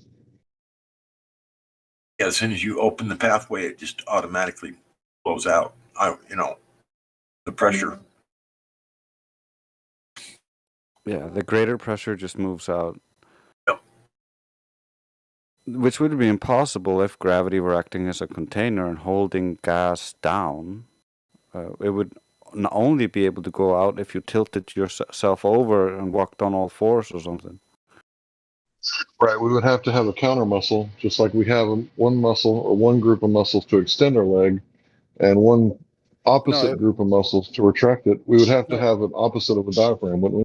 No, you wouldn't even be able to exhale while upright because gravity would contain it. It would be like a lid holding the air in your lungs. No matter how much you try to compress them and push the air out, it wouldn't go out because they believe it's contained by gravity and prevent it from going up.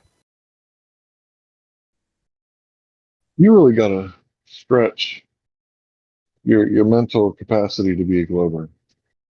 Like you really got to reach. No, I think what you have to do is you have to just completely eliminate it. You can't have a mental capacity for those things.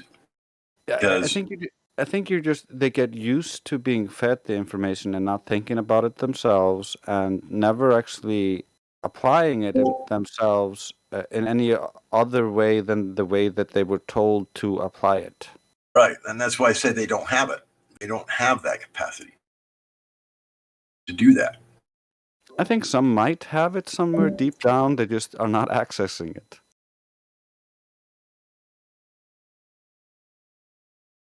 Well, it's not like you can't gain it because we all did. I mean, Yeah. it's not something you can't learn. That's for sure. But for the most part, I think the masses, because the percentage is so high as to who believe that we live on a spinning ball in comparison to who does not. I mean, it's got to be like 99 to 1 at least. It's probably worse than that, to be honest with you. But this is why I like this breathing argument a lot, because if you get them to tell you that gravity is containing the gas, then you just phrase it in a way that, so you say that the second law is being violated by gravity, and gravity is holding the gas down, acting like a container, like a lid. And they're like, yes, that's a great idea. And then you just show them this picture, and you're like, you can't breathe. Well, if that were the case, the definition of gas pressure would be different.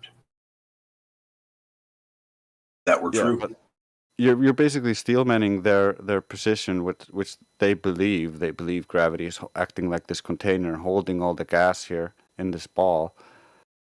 But there's no effect of this imagined thing. There's no gas isn't actually being held down, and they prove that wrong every day when they breathe out. They just don't realize because they don't know that the second law is being used to exhale.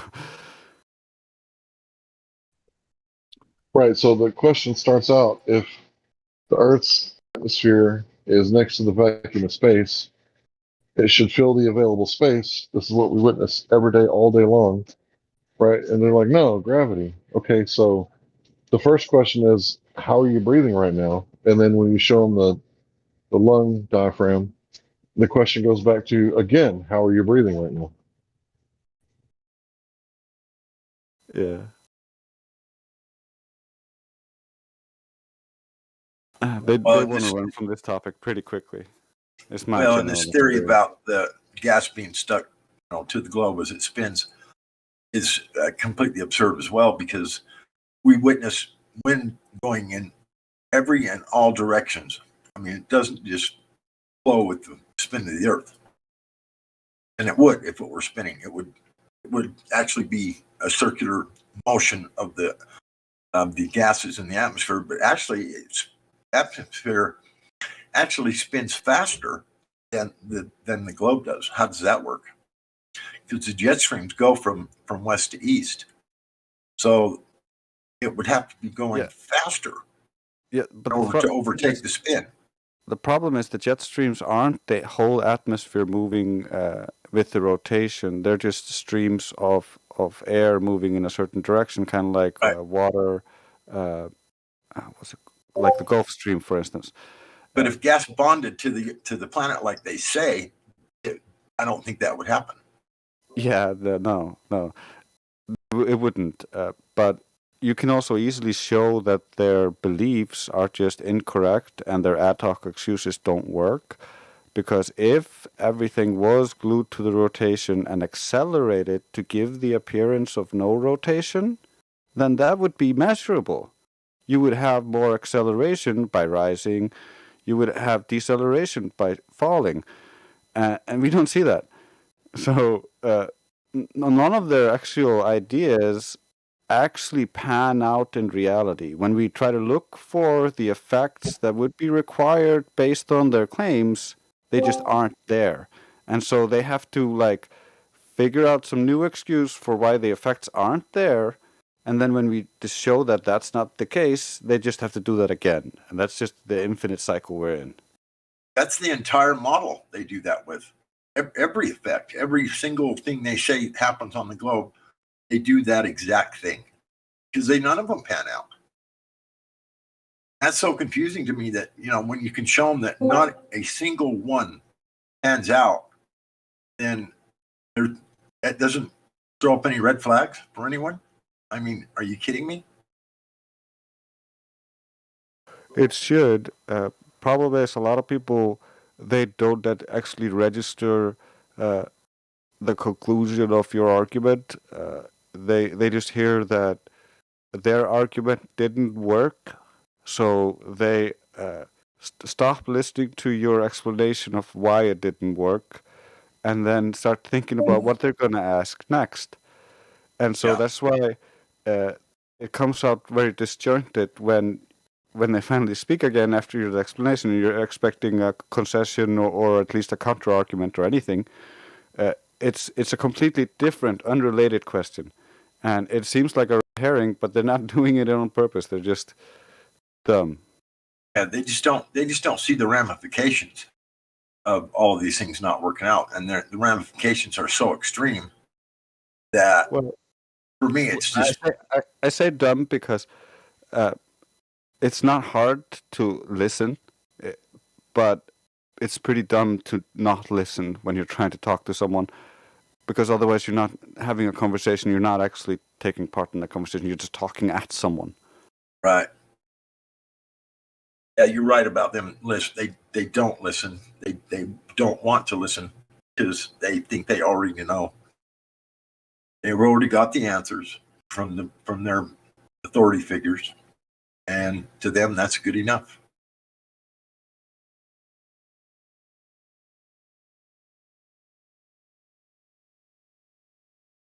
Yeah, I used to think I had the answers, and the more you actually know, the more you know that you don't know, and it's a hard thing to learn when you have arrogance and ego in the way.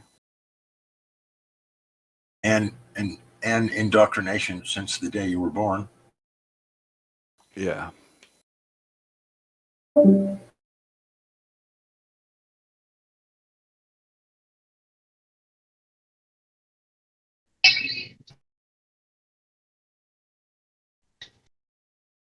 So yeah, all the arguments we heard today, I would just like to say that there is no way that anyone's going to measure the Earth and find the actual curvature.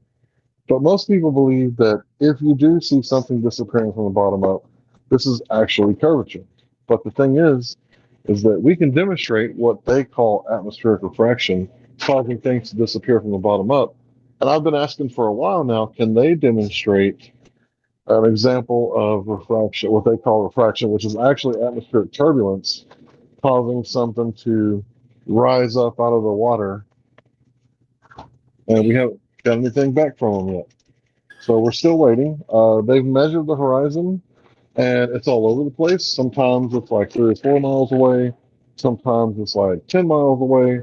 Sometimes it's even further. And it's like when you measure the horizon, you're not actually measuring the geometric horizon. So, they've asked us, for how long, where's the edge of the earth? And that's exactly what we need to fire back at them. Yes, tell me, where is the geometric edge? We've been looking for it, and it appears to be moving all over the place due to atmospheric conditions, what you might call refraction. And there's a problem. If you have an actual geometric horizon, it should be a place that you can measure. Go to it, check it out for yourself. But it appears that it's fluctuating. So either the Earth is blowing up and deflating. Well, it's just absurd to think that refraction covers everything so perfectly. It just so happens that refraction always puts the image right where it's supposed to be, so it looks flat, but it's not. I mean, that in itself is preposterous, to think that it just works out so perfectly every time. It just makes so much more sense that it's where it's supposed to be, because it is. I mean, that is so much easier to accept than to try and find an excuse for every single observation is due to something that's not happening, and due to a horizon that cannot be found. Can't be found because it's not there. Yeah, my problem is you can't just abandon the geometric horizon and claim that all the light is refracting down constantly. Right. That was sort of my point. Exactly. Yeah, because they derived all of the math and all the distances and everything from looking at the horizon and assuming it's geometric. So they checkmated themselves.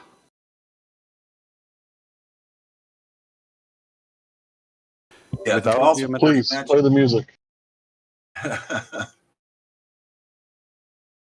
Without a geometric horizon, they don't have the size of the globe. They don't have the size of anything in the solar system or anything in their cosmos. All of that went out the window. They just have an apparent position they assumed was geometric, and they made all these backwards calculations.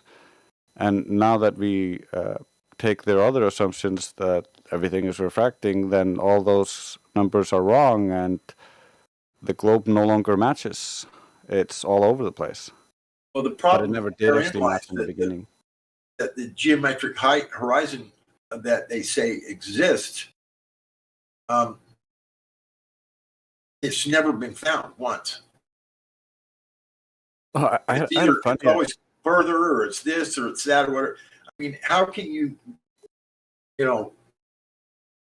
justify using 3959 measurement when it has never been located?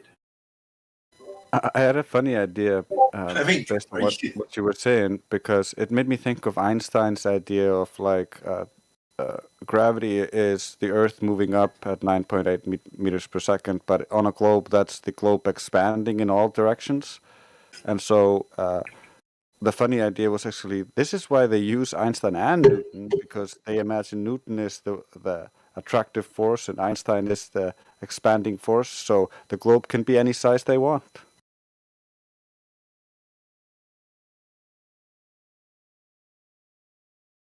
Well, it always has to match the observation, which is never the geometric horizon that they say it is. Yeah, it never actually matches the observation. There's always an excuse for why it doesn't match the observation, and how it not matching the observation is actually proof of it being that way. Yeah, but you would think you'd have to see it at least once, validate it being at that location at least one time in order to use that number to calculate all the distances to the planets, to the the moon, the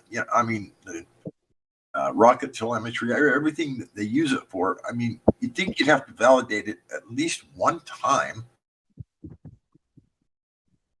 Yeah, you'd think, but I mean, for hell's sakes, it's just so preposterous. I mean, it just makes me just shake my head and like, are you freaking kidding me? You got to be. Please tell me you're just kidding me and you're making shit up just for a joke. Obviously. Oh no. Oh, I'm serious. Okay.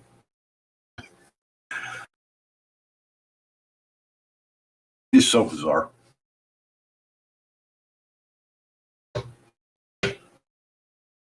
The bizarre part is there's so many people. I mean, the masses, 99% plus, believe in something that cannot be found, seen, or validated.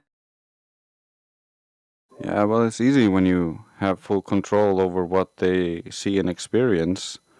This is why media control and education control and the government in general is so hell-bent on keeping everything under control. Because once you have everybody's children captured and you have their minds drip-feeding propaganda, it's pretty easy to control a nation.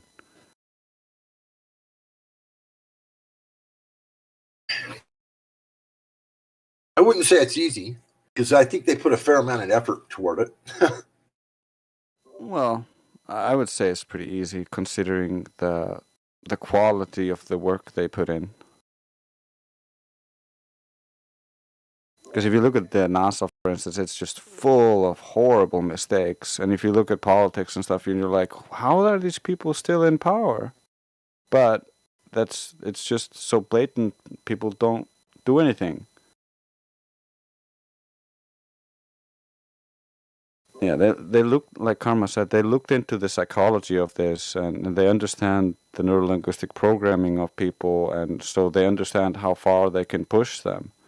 And by taking it in small steps and manipulating the way they see the world and manipulating what they care about and how they express themselves, all of a sudden you have the majority, and once you have the majority, you got a bunch of people who just follow the majority, and that's where everything goes to shit.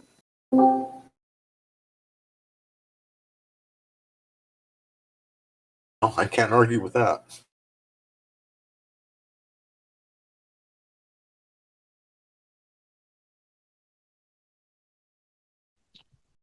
Yeah, I gotta say, I've been trying to NLP on my grandma.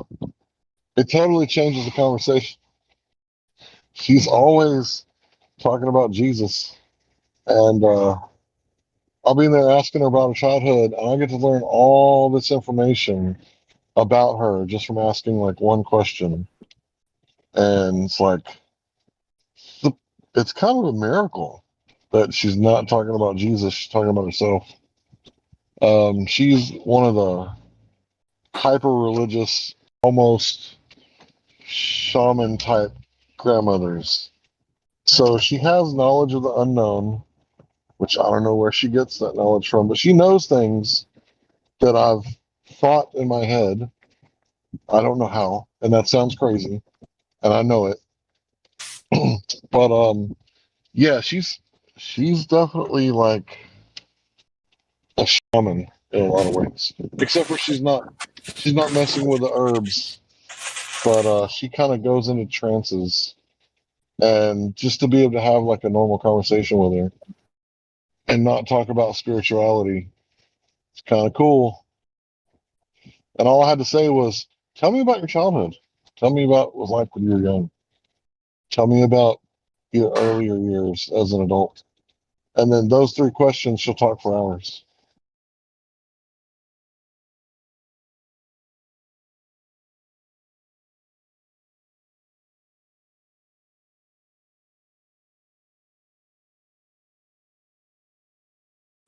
Because I already know about Jesus. I already know. Like, You can't really teach me anything new because I read it. I read it. And it's all true. Yeah, I don't disagree with the Gospels a whole lot, if ever at all. But yeah, that's belief, right? This isn't really a belief channel, so I'll quit talking about belief. But yeah, I was just trying to say thanks to Karma because I had no idea.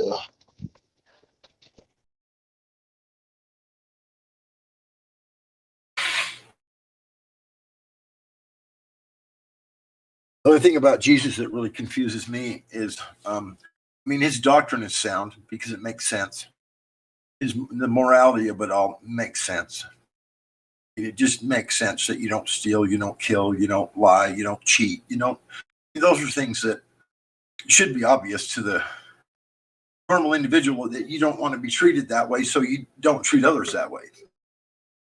So there's a lot of common sense involved. 10 Commandments, basically. But when you find out that all throughout history, during the time period where Jesus was supposed to have been alive on the earth, there were no other authors that wrote about him. It wasn't mentioned in any of their journals or just regular authors that lived during that time period. He's not mentioned in any of the books. It's like he didn't exist. And so, Well, think about it like this. To me, that's confusing. I'm not saying that he didn't. I'm just saying that confuses me. Think about it like this. Not quite sure why, but I'm just being honest. That part of it sort of confuses me a bit. So just to be clear, you wonder why a lot of people didn't write about him. How many people that live in North Korea right now? Listen, I have an argument.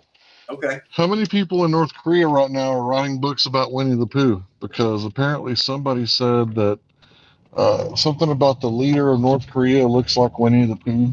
So he made it illegal for anyone to like have the movies, any tapes, or anything. Nobody in the country can have any Winnie the Pooh paraphernalia.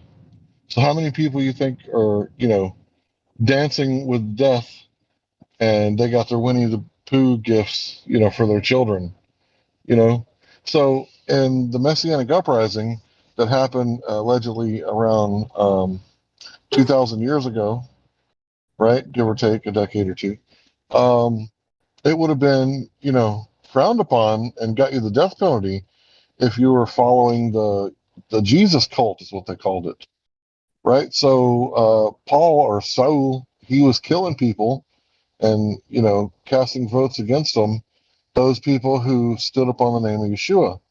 So then, after the Messianic uprising, then Rome consolidated all the documents and only released a few, right? Only the ones that they liked to control the doctrine. So how many people do you think would have been writing and surviving and then, didn't give up their stuff to Rome?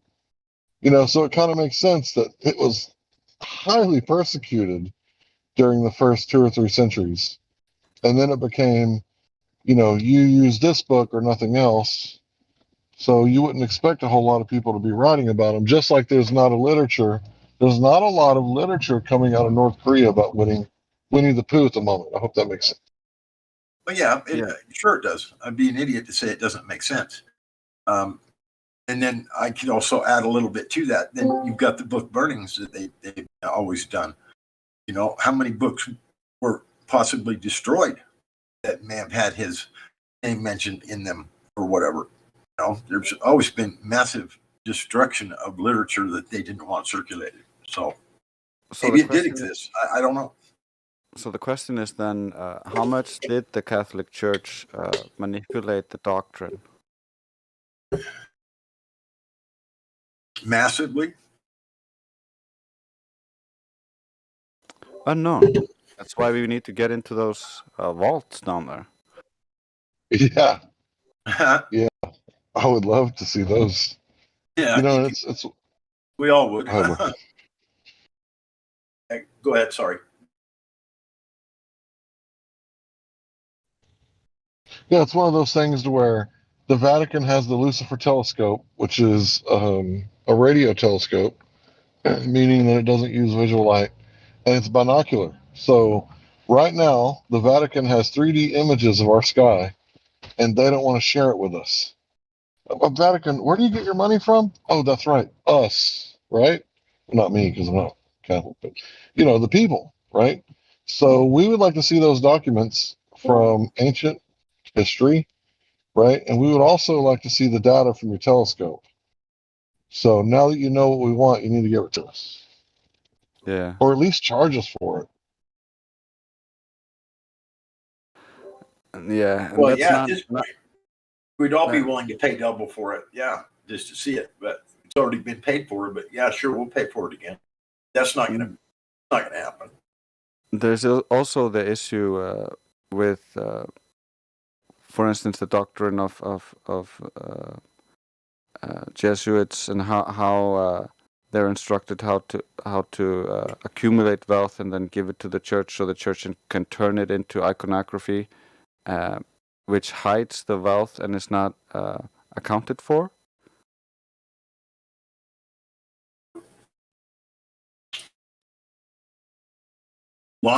Money laundering, is that what you're talking about? Essentially, yes. Artwork laundering. They also target widows and stuff to get the funds to do so. Yep, that's also a doctrine that I've seen out of other secret societies. Not really willing to release any names, but yeah, it's a common practice amongst the secret societies is to get the widow, because the woman usually outlives the man. I don't know why. Maybe it's the hard work, or maybe women are just meant to live like 5 years longer than us. But yeah, the woman usually outlives the man, and when this happens, she's kind of at a really vulnerable, emotional stage in her life. Really easy to victimize that type of people. Yeah, me and Karma have a theory on Doing why one they thing, might last. and her husband's gone. What's that? Me and Karma have a theory on why they might actually live a little bit longer, and that's because of the detoxing effect of the periods, because they're constantly detoxing to get ready to have children, and so That's perhaps right. they have a little bit better of a detox We marry mechanism. up more often in age than you guys. We tend to marry older guys rather than younger guys. Yeah, that's why I don't wear a wedding ring. Yeah, she made a What'd good she point. say? Women also tend to marry older rather than younger, which is the opposite. So it's more likely for them to lose their husbands first.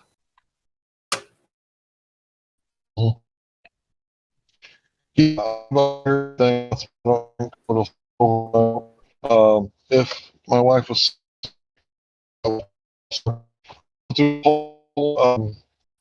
thing that's going on, we made, we use any clothes and just trying to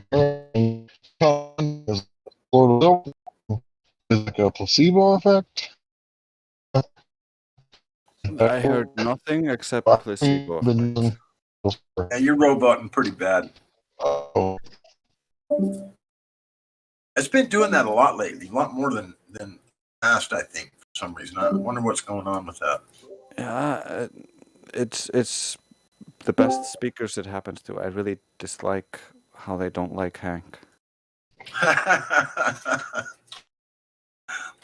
No, it's because I got unlimited internet for 4 lines for $100 a month.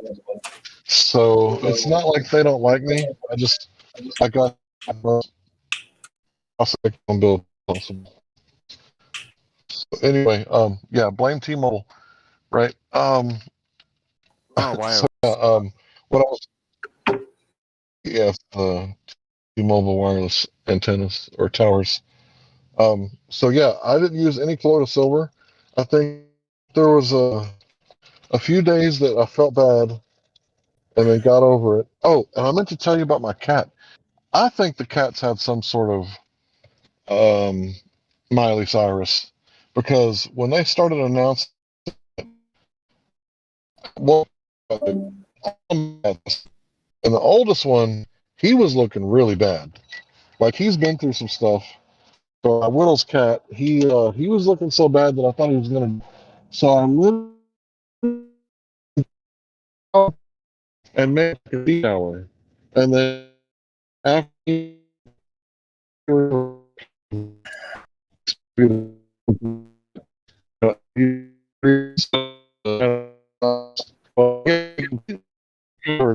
shower, and I haven't because I don't.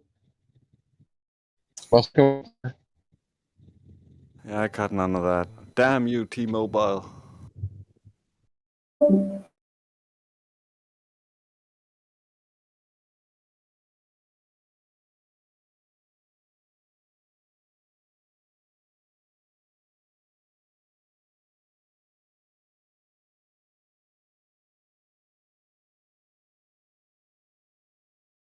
Don't we have like 30,000 satellites for communications? Yeah, they don't work.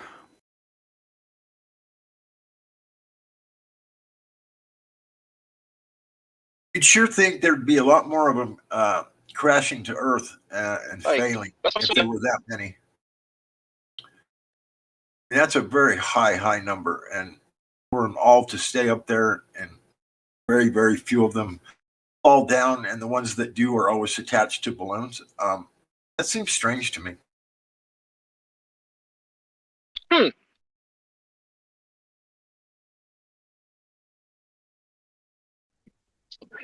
Right. So can you hear me now? Yeah. No. So before the whole Miley Cyrus thing, my cat had a serious upper respiratory infection, and I gave him a really hot, steamy bath because I thought he was going to die. And after the steamy bath, he made a full recovery from the Miley Cyrus.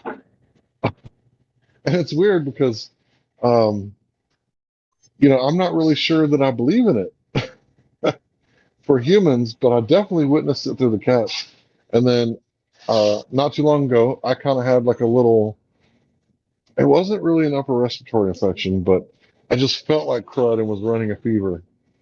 And then I didn't take anything but water, and then I recovered like really quickly. And I'm kind of wondering if the colloidal silver has like a placebo effect. Like maybe the silver actually does what it has been proven to do, but maybe there's like a placebo effect added to it. Anyway, enough about that.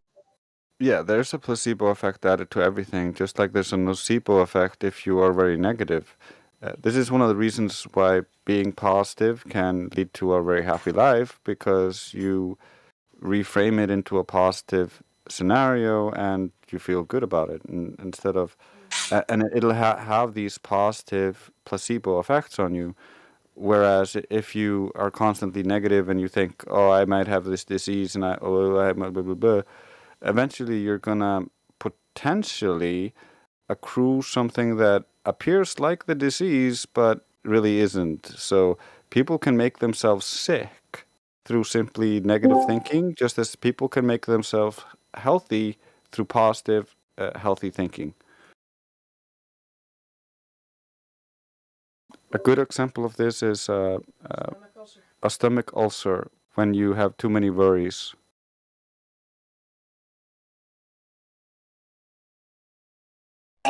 That is correct. Yeah. Negative thinking can cause stress, and that causes disease in your body. For real. Now, is it? You guys, I got a question for you because I think I know the answer, but I would like to hear it from numerous people. The radio waves, like from satellites, I see this picture that someone posted here. Do radio waves not need some kind of a medium to propagate on, or can they just propagate through empty space? Because I know that the speed of sound travels at 4,500 miles an hour in the water, and it travels 700 miles an hour approximately air, and it travels almost instantly through steel. Like by the vibration of steel, you can vibrate one end and the other end vibrates basically instantly the same.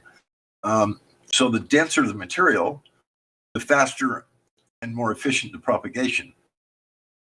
And so how are these satellites propagating their radio waves to the Earth with basically no medium? As far as I understand it, it's because it's electromagnetic radiation, kind of like light. Light can travel through a vacuum chamber. Because we don't actually understand what medium light is in, or how that all stuff works. We have, like, Meadowlark would probably be here talking about how there is something that we can tell, but it's not. So we haven't radio all agreed on frequencies that yet. mimic light more than they do vibration? They're on that spectrum of electromagnetic radiation, and for instance, like visible light can scatter into infrared light, or ultraviolet light can scatter into visible light. Infrared can eventually scatter into radar. Radar can scatter into FM. FM can into TV, and TV into stereo wave, and so on and so forth.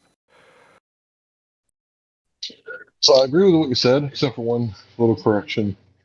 No one's actually ever seen a real vacuum, so we don't know if light can travel through a partial vacuum. Yeah, I agree with you there.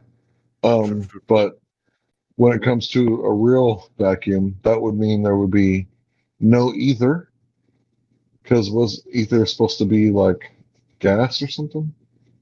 Kind of like the Atmos. Something so small and light that it's smaller than the smallest thing we essentially know, so we can't detect it. It would essentially seep through everything. Yeah, I think QE's response to Meadowlark is appropriate. Show me what you're talking about. What do you mean? What do you call it? How do you define it?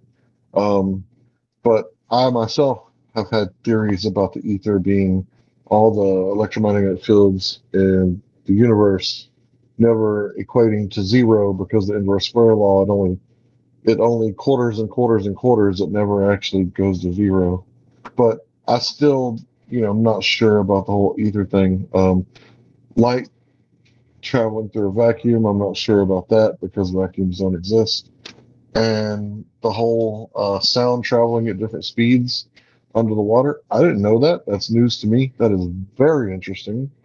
That the more solid or the more dense, the higher the rate the sound travels. That's really interesting. I kind of thought it was like a mechanical wave, but still doesn't move because the bonds. So there is no mechanical wave.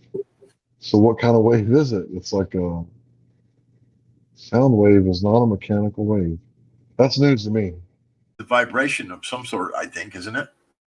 I mean, the speaker moves in and out, and it pushes the waves from the vibration of the speaker, and it sends the waves off of it.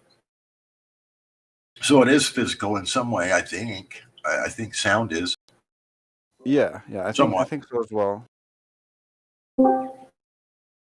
But Or I at think least in general, at least it affects the physical medium. Let's put it that way. The vibration. yeah.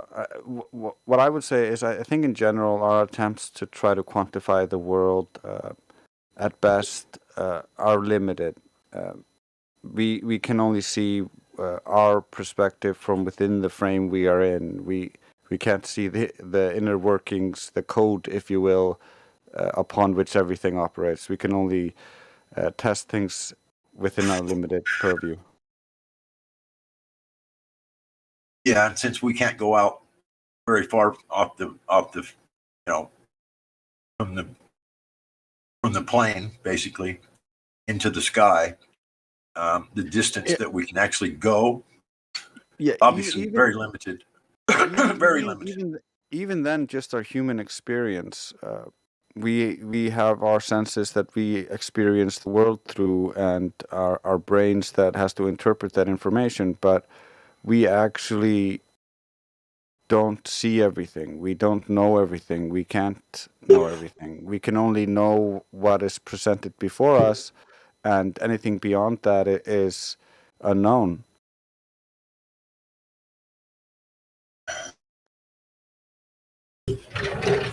So I heard that really old Hindu guy with the white beard on YouTube all the time. Heard him say, the only thing that we have is our past and our present. So our memory, our present experience, and our imagination. And I've been thinking about that ever since I heard it over and over and again. It plays in my head. The only thing that we have is our past experience, our present experience, and our imagination. And I think to myself, how much of that stuff exists only in our imagination? The globe being number one, right? Existing in our imagination. None of us experience the globe in our past or in the present. It's only in our imagination. So everything you've ever dreamt is in your imagination. And it crosses the line into your memory if you write it down or if you somehow remember it long term. Must be a good dream if you remember it long term. Anyway, so I've been thinking about that. And it's like, how do we know stuff? Well, through experience. How do we believe stuff? Well, through our imagination, right? Because you don't imagine things that you know, or I guess you could, but that's not where the knowledge comes from. The knowing comes from the experience. And I've been thinking about this a lot, and it's like really interesting thought process. And it's like stuck with me ever since I watched that video. Yeah, you can simulate the experience in your mind using imagination, but you won't actually know it until you go through the experience. Because it might be different. We might not have all the variables. Maybe that 4,500 was a little bit high. I just looked it up, and maybe it's not quite that high, but it is nonetheless. It says here 7 times faster than travels through air. 7 times 7 is 49. Oh, so that I guess I was close then. Yeah, you're real close. The speed of sound is, I've heard between 650 and 800, somewhere around there, and apparently it varies. And the mere fact that it varies ought to let you know something.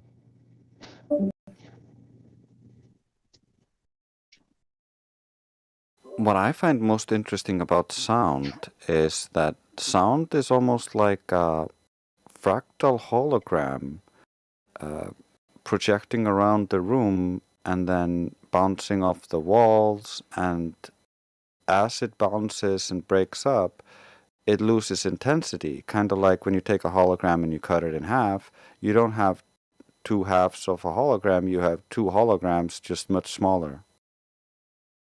Kind of like the inverse square law, or the reduction from hitting the walls. Depending on how reflective the surfaces are and how much they absorb, essentially. I've definitely experienced the inverse square law of sound sitting on the couch with my wife as she leans right over into my ear and yells for one of my children. And I'm like, damn it, woman, don't be screaming in my ear. Don't ever do that again. Look the other way, And it's like, if you're in the other room, it's nowhere as near as loud. But I was in a garage band for 2.5 years, and this woman could still hurt my ears. But that's why I say it's like a hologram, because the whole part is heard at each part, even though it's been broken up, or you're only hearing a part of the picture, if you will. And you can see it when you look at cymatic or sound being played through a plate with sand on it, or grains of different things. As the sound travels through, it's traveling through as a geometric pattern of sorts, and then this pattern appears to move around the room in this fluctuation, which we call sound. It's super interesting, like all things in reality, and I think that's part of the issue. We've been conditioned to think reality is very bland and understood in its physical sense, whereas reality is far more interconnected in my experience than the disconnect they want us to actually think.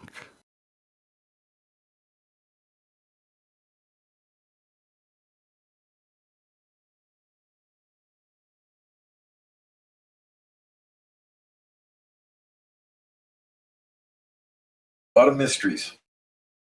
Yeah. Explain, that's for sure.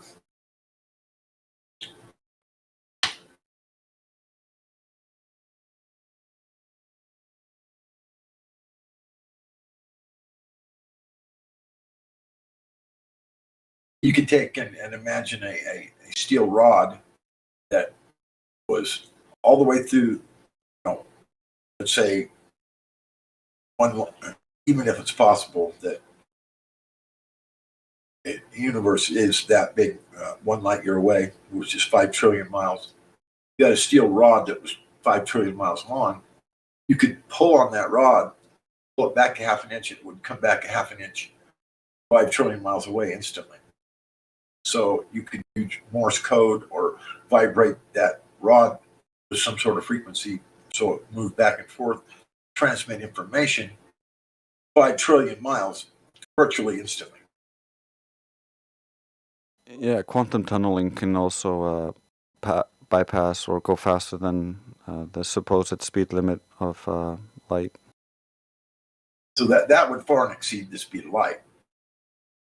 Yeah. Just if it was a solid object, it could vibrate it back and forth. So I mean, obviously that's probably not very possible to do. Obviously not, but it does at least give you the insight that, you know, if, you know, had a way to transmit information through a solid object from one spot to another, the communication would be instant.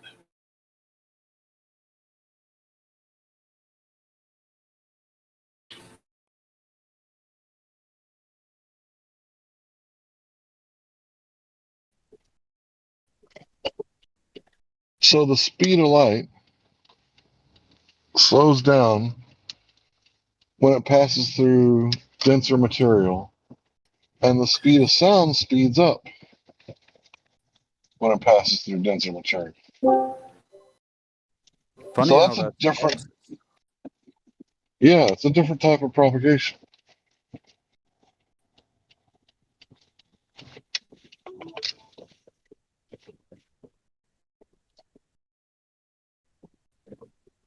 And I think if you make the environment really cold, you can also slow light down, maybe even stop light for 60 seconds. I posted it the other day where they actually froze light in some sort of a special crystal, some sort of, like, they named what kind of crystal it was. They passed the light through it, and it was like near absolute zero in temperature, and they actually stopped the light, and they photographed it frozen in place inside this crystal as it was passing through it, and because it was so cold. And yeah, I think temperature might have a whole lot to do with it as well.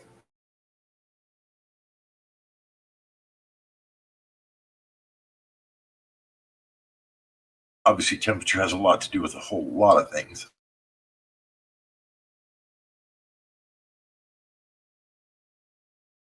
Especially with entropy and whatever, you know, I mean, temperature is very... density and pressure. Yeah.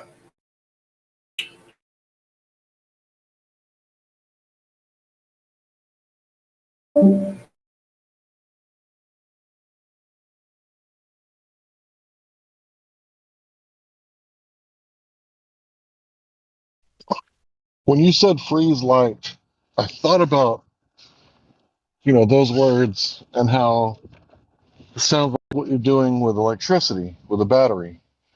Like you're basically freezing the charge in the battery. And that can a crystal act like a battery and hold a charge? And then I thought about, like, Atlantis, where they had these batteries that would, like, hold charges.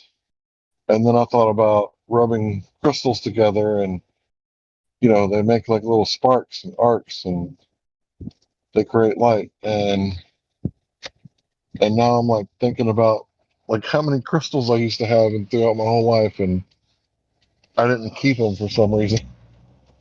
I used to have some really big ones. I just didn't take them with me. Crystals are very interesting.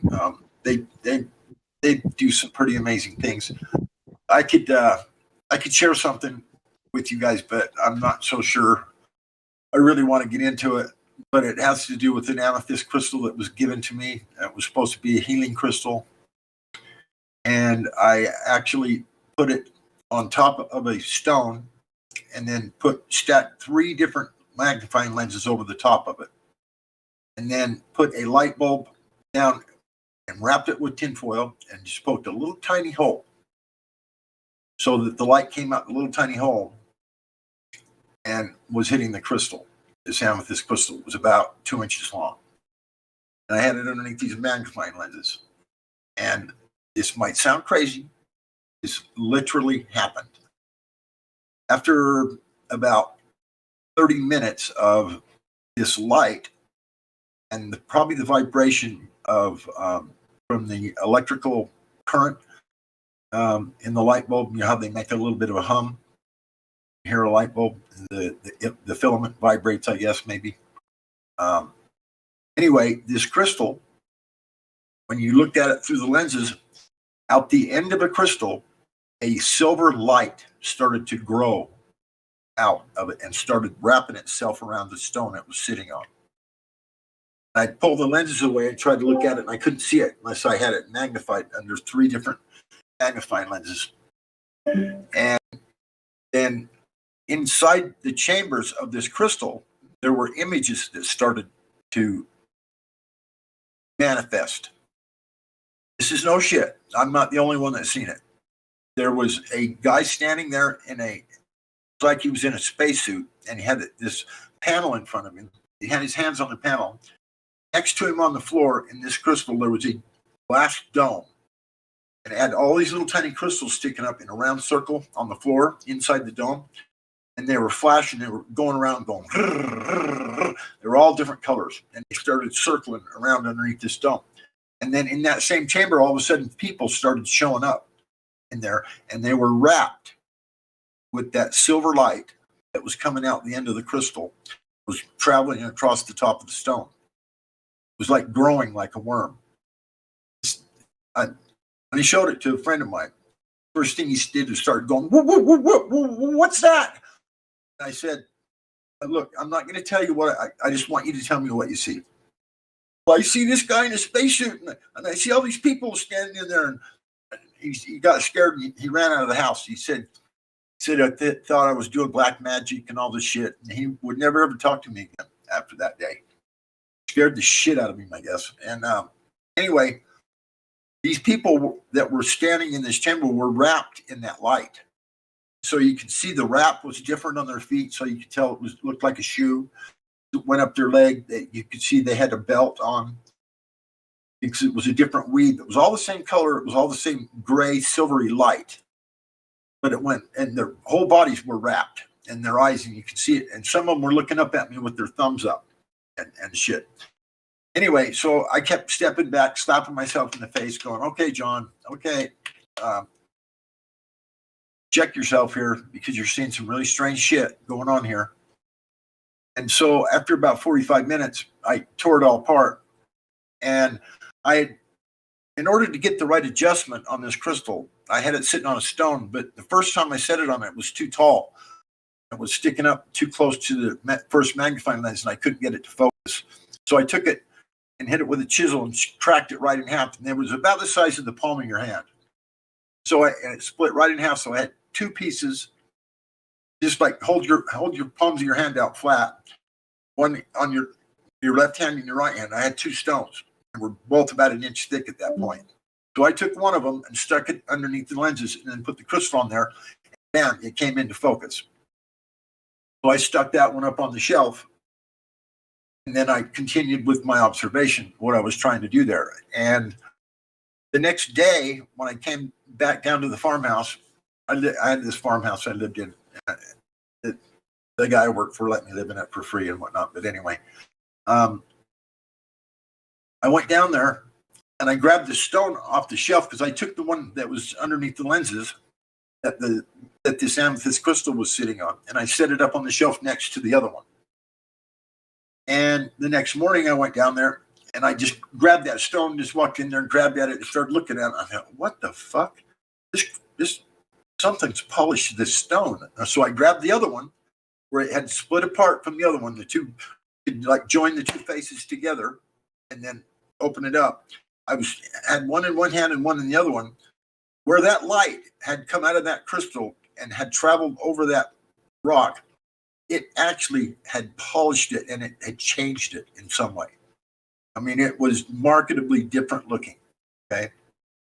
And so I spent a lot of time doing research with crystals and doing certain kinds of things like that, like literally 10 years, as a matter of fact. And I learned some really, really marvelous, fantastic things can happen with crystals. They're a very, very capable substance. If you look at it like this, they're basically pure silicon or silica. And that's what's in RAM chips and computers, silica. That's what's in processor chips. You can store audio, video, text. You can store all of this information on silica. And that's how mankind does it in computers. Well, I'm here to tell you that there's information in the silica on this earth. It was put there by the creator. You can access it. Not to mention, all our communication devices uses crystals as well to create those frequencies. So God only knows what you were tapping into. Right. It was amazing is what it was. And, I don't want to get into it much further than that because it's a very, very long conversation. But I'm telling you what, there's some really special things that can be done with crystals if you spend enough time and effort. I mean, literally, I spent 10 years doing this stuff. And I still have a very massive collection of magnifying lenses. And here's the strangest thing about the whole thing. I looked up my birthday in an astrology book, and I'm not much of an astrology. I'm not saying I buy into astrology, but on the day I was born, this is a great big thick astrology book, and it was like over $100 for this book, and it had every single day there, and it was about that person. Every year, I mean, went all the way back to the year I was born, 1956, and the day I was born, and I opened that page, and you know what it said? It said the day of the magnifier. And it had a stack of magnifying lenses as part of the picture that was part of the description of that person. That's a crazy story, bro. That is a crazy story. You still got that book? No, I borrowed it from my wife's friend. I only had it for a couple of days. But I read that whole chapter, and you would not believe the things that it said in there. They were so correlated. They were correlated so closely to what I was doing that day through those years with those stones that it would blow your mind. Yeah, I mean, it literally explained who I was and what kinds of things I would do. Yeah, astrology is based on the stars and is part of the knowledge of the ancients. There's it was very, very accurate. I've never done my own star chart, but someone has told me before that I'm a triple Virgo. And I had to look that up because I didn't know what that meant. But I think that you can be born under the sign and you can actually change yourself. For example, I'm an introvert, right? If you saw me in person, I'm actually pretty quiet and I don't talk a whole lot unless somebody talks to me. And I might say hi and stuff like that. I'm not stuck up. I'll say hi to anybody. I'll wave to anybody, right? Because I'm from East Texas. We wave down here, right? We just wave to anybody and everybody. But yeah, so my point is that I've tried to overcome the introvert thing by talking on here. I've never really had a problem with speaking to a crowd, just as long as I'm on the podium and I'm away from the crowd, because I don't like to be in the crowd. I like to be outside of it. And I think that has to do with me having some sort of, I don't like losing control. Like one time, a guy brought a gun into my house and I was like, put your gun up, because I like having control at all times. Not that I need control, but I can't control a crowd, so I don't like crowds. I can't control an armed guy if I'm unarmed, so I tell him to go put it up. My house, my rules. Put it up or leave. You know, that's basically what I told him.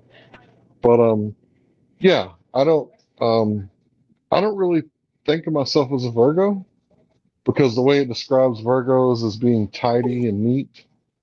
I'm definitely more like the introvert, where everything's just kind of everywhere, and I know where it's at because it's where I put it down, and that's where it's supposed to be. It's supposed to be wherever I put it.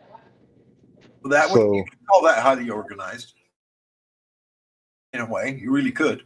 yeah, You know, I'm highly organized. if you know exactly where everything is. You sound highly organized when you argue. You Yeah, you do. always have all the perfect points, and like I have wanted to record you and just write down exactly how you word things, because it's well put together and highly organized. Well, I appreciate that. But yeah, my desk is a complete mess. I have a 3 or 4, yeah, I have a 4-tier desk. It stands up straight, and I got my computer on one of the tiers, and then I actually put my monitor on a table. So I kind of have like 4 or 5 tiers on my desk, and it moves around my wooden floor because I have little plastic things with rubber on top and plastic on the bottom. And I just kind of slide it around the room wherever I want to sit, position it wherever I want to play. But it's completely loaded with all kinds of wires, papers, bills, Nintendos, switches, you know, and everything is just completely a mess, but everything's right where I need it to be. If it's something small and loose, I got little Chester drawers in my drawer at the bottom. And yeah, to me, that's organized, but like it's not organized the way that the Virgo, because they say that Virgos are like really neat and tidy people. And I'm the type of person to where I don't care if my hair is brushed or not. You know, I don't really care as long as I'm not like nasty. I can't really go like 3 days Yeah. without a shower or at least a horse bath. It's also it's not correct to say like they're all super neat in the specific way some other people might class as neat, because there's also differences between inside the star sign and where your other signs are, where the sun was, where the moon was, and how the stars are located. So all of that plays in together. If you just look at it like you read the newspaper or the derivatives from astrology, you're not actually getting the pinpoint information where it's like where it gives you like here are common pitfalls for people born under this star sign, and here are common essentially strengths of people born under this star sign, and you can either play into those strengths or adopt them in your own way. And so while most Virgos might be neat, and their neatness comes from their perception of what they call neat, yours is still neat. It's just in your perception of it. It's where you need it to be.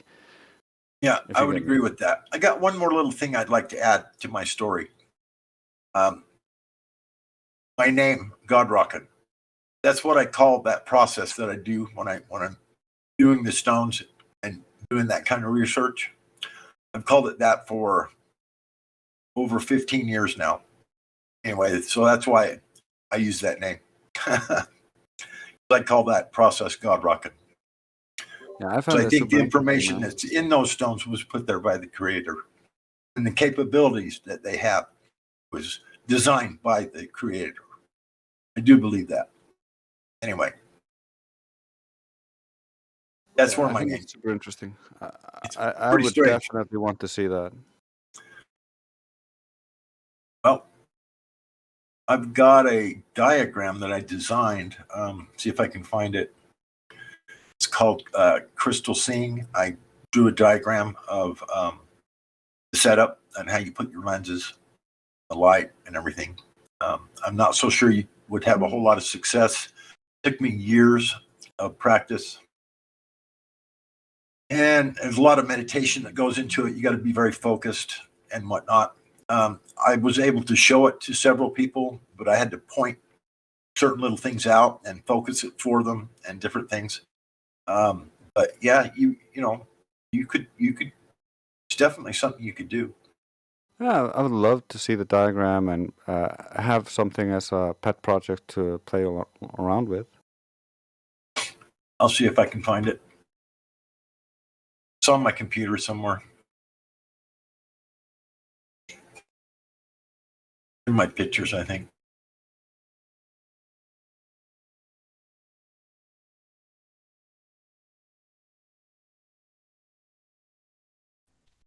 So for me, I never really believed in any of that stuff, about my birth sign, because the stuff that they would write in fortune cookies was vague, just like the newspapers.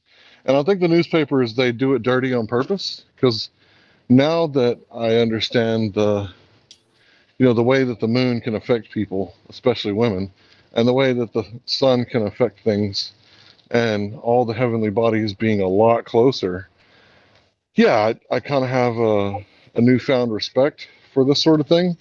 I don't think it's for telling the future. Like, don't take a left on Tuesday, you'll break your leg. I don't think that's what it's for. It's not for any kind of fortune telling. I think it's more like if you want to understand your life partner better, your wife or your spouse or whatever, then maybe look into their sign. And it might say something like, this person is a private person and doesn't want you, airing out all their dirty laundry, or it might say something to help you understand them a little better. And as far as the other thing that I mentioned, the Briggs Myers test, I definitely think there's something to that. If the questions are answered correctly, like it describes me really well. Like I'm really good at certain things that's on that list, and I'm really bad at other things that are on that list. And I've tried to mature, and I've been trying to work on the other things. So every time someone invites me to go somewhere and do something, I try to do it, except for recently I was invited to kind of join a sort of anti-communist militia, and I turned that down because I thought to myself, like, I don't know, I want to join a bunch of people who are like, going to do something crazy, and then I get blamed for it because I'm part of the group. Because I've never liked groups, never, ever, ever liked groups. So, like, if they ask me to like go somewhere, like, hey, go to the mountains with me, like, okay, I'll go. Like, that's what I need to do as an introvert. I need to gain more knowledge by gaining more experience. So, yeah, as far as the INTP, if you look at that stuff, like what it says, I think it describes me like the old me perfectly, and the new me, I'm working on some of the things that I'm not good at. Anyway, there's a lens configuration that I used in the image. You clarified that those top two lenses, my fingers are pinching together. There are two lenses that I put together, and then I taped them together, showing them apart right there. But actually, you push them together, and they are lenses that are basically concaved on the inside, go up with the contour of the lens, both. So it's just kind of so it's hollow. When you put them two together and you pinch them together, there's an empty airspace in the middle. That's the exact lens configuration I used. And the second one up is called the perfect lens. You can look up the magnifying lenses, and the description of a perfect magnifying lens is just it's the same shape on the bottom as it is the top, basically.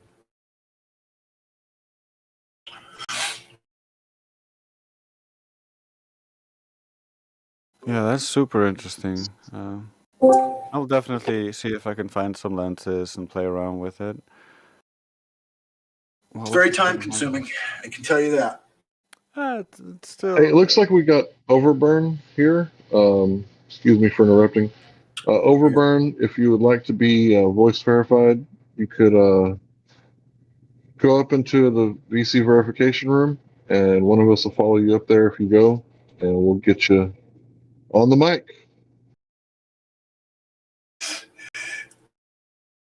But to go back to what Hank was saying, I, for instance, am born in between two star signs, so I am the cusp of oscillation. Before that, though, I used to just look at these newspapers and other stuff, and none of that speaks about any of that. It just means I have to choose between being a Cancer or a Lion.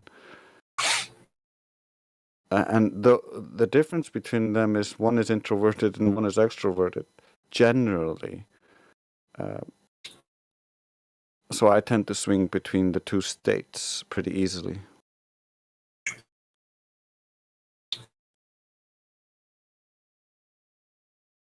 So I obviously have like a persona when I'm at work. I'm usually playful and I cut up with people. And one day, one of my coworkers, she invited herself over, and I was like, "Yeah, you can come over, meet the family, no big deal." And she noticed like when she got there, I'm like quiet and don't say much and don't smoke much, and I'm like a different person than I am at work. And it's because I believe you're supposed to act one way in public, and then when you're at home, you can act however you want to, which for me would be normal. So at the house, I'm usually pretty quiet, kind of doing my own thing, which usually ends up being like something with my hands. Like I like to do stuff with my hands.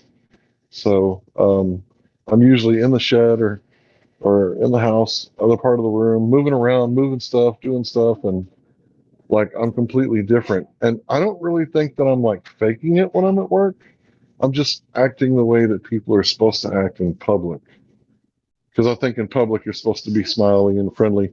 And it took me years to figure this out. I was in high school before I figured out why everybody was fucking smiling at me. I'm like, why are these people? Why are they smiling? Why do they keep smiling at me? And then I realized, like, oh, that means that you're a friendly person and you're not going to hurt them. Like, okay, I'll start smiling at people. And it literally took me that long to figure it out. Yeah, nonverbal communication is a little bit underrated, even though it's very powerful. Oh yeah, body language and different things like that for sure can be very powerful. I agree, 100%. You're right.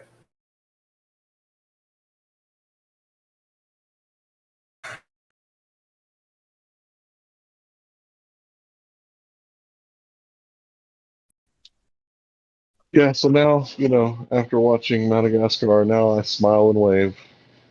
And before I would just wave, I wouldn't smile. But it was interesting riding with my brother. Uh, everybody he like came across, he waves at. And I'm like, bro, why are you waving like that? Like at everybody. And he's like, I just want to see if they're going to wave back. It's like, really? It's like, that's why you wave so much?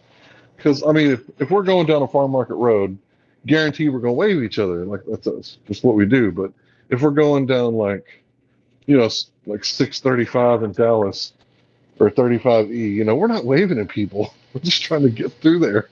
There's Trying to get through thousands the of people madness. there to wave at, huh? Does he wave at all of them? Yeah, I rode with him in the truck for one summer. And we went all the way to Maine, and he waved at everybody the whole fucking way. So he grew up out in the farm market roads. I didn't. So he's 5 years younger than me.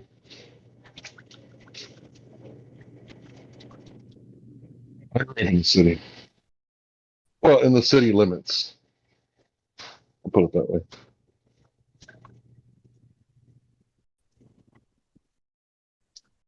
And that definitely blew my mind that day when I seen that, opened up that astrology book and it said the day of the magnifier. And I'd been doing that crystal research for approximately 8 or 9 years at the time. And before I never looked at an astrology book ever. And this girl showed up with that book, and I said, "Can I borrow that? Can I look at it?" "No, you can't. It cost me $100 or something." It took me a half an hour to convince her that I wasn't going to steal it. Just please let me borrow it for the night so I can read about myself in there. And because I pulled it to my page, and I seen that it was the day of the magnifier, and it had all these lenses and shit. And I just kind of went, "Oh my God, I need to read this, please." You know, God Rocking, I actually borrowed one of those books from my brother's wife, just like you said. You said it was from one of your family members, partner, right? Yeah, one of my wife's friends, yeah. So I borrowed it from my brother's wife, and I read my two daughters. They're 4 years apart and 5 months apart in the calendar, and the book described them like exactly the way they are. It's amazing. It's pretty amazing how they can be so accurate, isn't it? Yeah, I was pretty surprised the things that he said. Yeah. Yeah, I just blew my mind because I had been spending years doing this research, and I had a magnifying lens collection. I probably had 20 of them at least at the time, and it showed a stack of lenses, and it called The Day of the Magnifier, and that's all it took for me. I need to read this, please, please. Yeah, I was pretty I think there's surprised too. something to it. Go ahead. There is something to it because I'm a Gemini, and I can pretty easily tell people that are two-faced, that are actually kind of like putting a face Yeah, I'm on Gemini top too, of the bro. real. Yeah, I'm pretty Yeah. good like telling on that kind of stuff. I'm sort of on the cusp, but I'm still considered a Gemini. It's May 24th, if you really want to know. It doesn't matter, I guess, but it's kind of on the cusp, but it's considered Gemini. Yeah. Yeah, I got to tell you, I was really surprised how accurate it was too, because you know, for like 32 years, I thought the stars were like quintillions of miles away, and how could they possibly have any effect on a newborn baby who can't even focus on them yet? And it's like, okay, but what if they're a lot closer? That's a game changer. Well, not only that, the scriptures say they're sentient beings.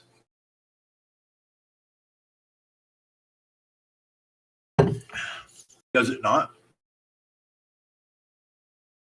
It does, I think.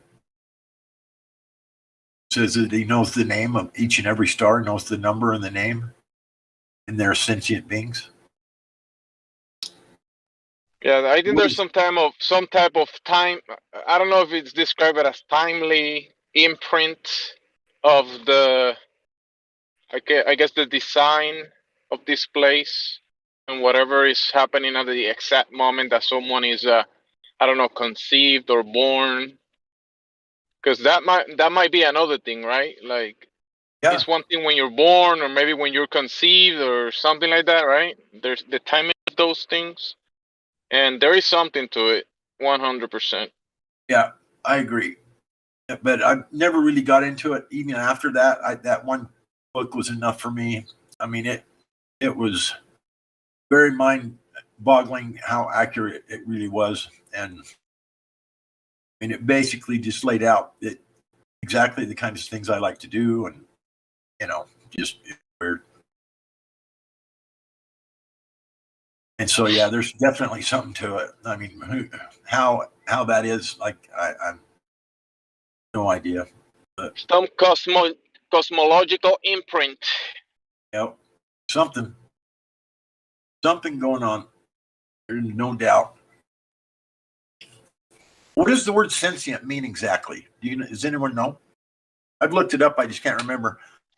It's something to do with aware and have feelings or something like that. Self-aware. Like you see a dolphin or a fish, and they're looking in the reflection of, they learn on to look their themselves out or pain, and and then working I'm pretty sure of the Hank has a painting good himself. definition, but he's roboting, so I don't know if it's just me. No, he's roboting real bad. I'm pretty sure his explanation is good, but I couldn't understand it. Me neither. I've looked it up before, but it's been a while.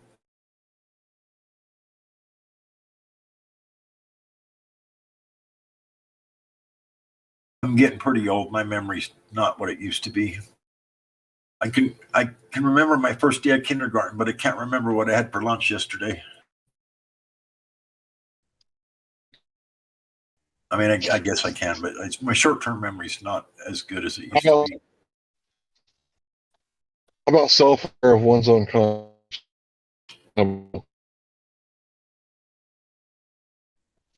Self-aware of one's existence, consciousness. Oh no! Can you guys hear me now? Yeah. Okay, so they painted an ant, and the ant like stopped working, like stepped to the side of the ant line, and like he removed the paint from himself, proving that he was self-conscious that he was painted a different color than all the other ants. So he like wiped it off of himself and cleaned himself up, and then went back to work.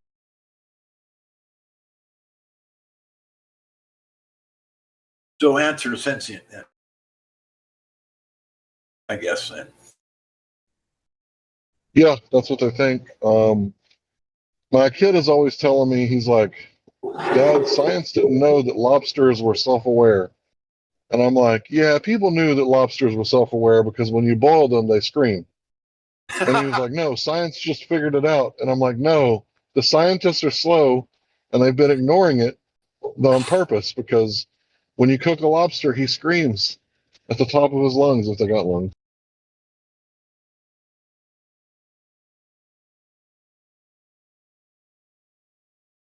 That's sort of. But how do you know that lobster is not screaming of joy? Because it's gonna serve as a good meal for someone. Well, I guess you got me there. Well, but it seems very similar, to someone throwing like a person in the boiling water. The lobster and the person are almost doing the same thing. It's almost like, oh my God. Yeah, I don't know. I have to agree with Hank on this one.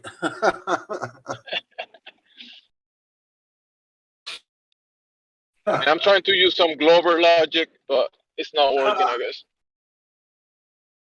Well, it's obviously not going to get you too far on this server. I'd quit that shit if I were you.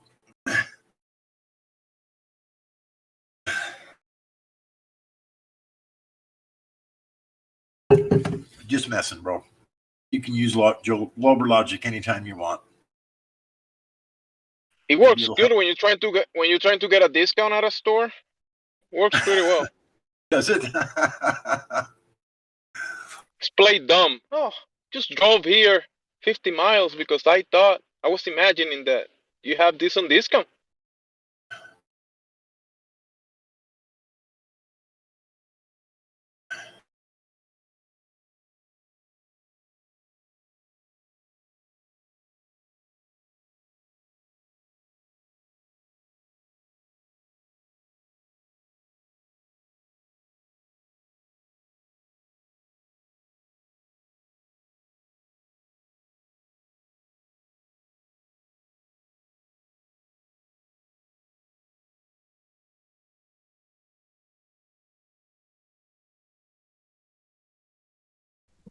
So you've heard people say that the stars align, but nobody ever talks about the calendar or the clock aligned.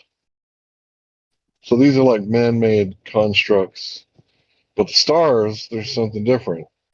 They're obviously not man-made. Unless you believe that one guy who said that he created the moon, or he was the cause of the moon, which I don't believe that guy, and I don't think that guy believed himself after he said it. But if they do have an effect on us, to what degree? And can we break out of that? Like if I was a neat person, because I'm a triple Virgo, does that mean that I could be messy if I wanted to? Or You am I a could be product messy of... if you wanted to. Am Well, I a product of my environment, like Freud says? Sigmund Freud was a freaking nutball, by the way. I studied him in college, and I didn't agree with much of anything that idiot said, but they still teach it today. Some of it. Well, I think he was right about the subconscious. I think he was right about that because we do have like a supercomputer, it seems, Well, the in the problem back with of our Freud mind. is he was just so into his own stuff, and a lot of it was, let's just say, incestuous, right? And so it's just like, oh man, like you're smart in these ways, but then you throw yourself under the bus in these other ways. So I don't know. Wasn't he an excessive cocaine user too? Probably. I mean, it wasn't. You know. I think it was in the college books I read that It was probably very easy for any kind of a person with any kind of doctorate to get that kind of powder back then. Yes, I would say, or pill form, or injectables, or whatever. I think, if I remember correctly, they did say that he was a massive cocaine user. Right. Part of his life. And that doesn't help the neural pathways. You feel me? I've felt the cocaine myself, so yeah, I agree. It feels like it's helping them temporarily, and I have done He it said- before. I He said, cannot "I tell a felt the lie. cocaine." You felt the cocaine yourself. I had an old friend. He said, "Yeah, when I was younger, I didn't like cocaine. I just liked the way it smelled." like the way it smelled. Yeah, exactly. Anyway, I didn't mean to interrupt, but I felt like I had to say that, you guys. Okay, jeez. Yeah, problem. You do that a lot. You do that a lot, but I don't mind ever. So. How was your nap, Flobe? How did you know I took a nap? I can hear your voice. What? Yeah. What the fuck is happening right now? You can ask. Sounds like that, but You can ask Sonny. I can hear when things are a little off. No, seriously, how'd you know I was taking a nap? Just I can literally hear your voice. Wow. I mean, it was hours ago, but yeah, I did take a nap today. Hank, I'm reading an hour about ago. triple Virgos. I don't see much about being a neat freak here. Does this resonate with you? You have to constantly study and take in information, or else you get bored. Yes. Yeah. Yeah, I think that resonates with me for sure. It's kind of like a mini fear of missing out, in my opinion. For me, it's FOMO. Like, you know what I mean? I gotta have constant stimulation, constantly learning, constantly, on the right side of things, I guess. Yep. Yeah. What's new? If I don't know about it first, then I've failed. But no, it's stupid. But yeah, you're right, Drace. That's how I feel.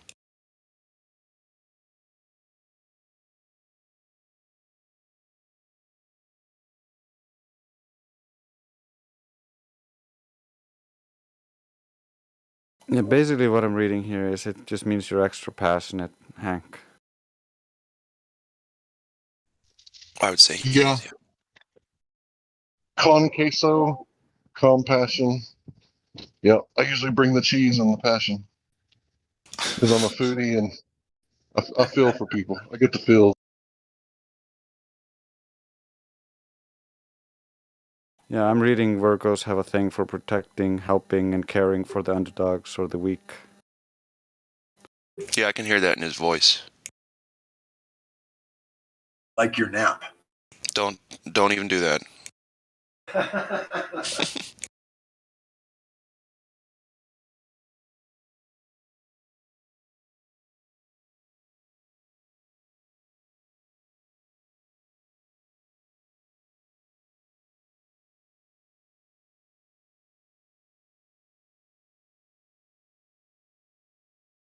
Yeah, that describes me pretty well. I had a lot of trouble finding stuff on Triple Virgos. So whatever you found, good job. Yeah, you generally have to dig through a bunch of trash before you start finding something interesting.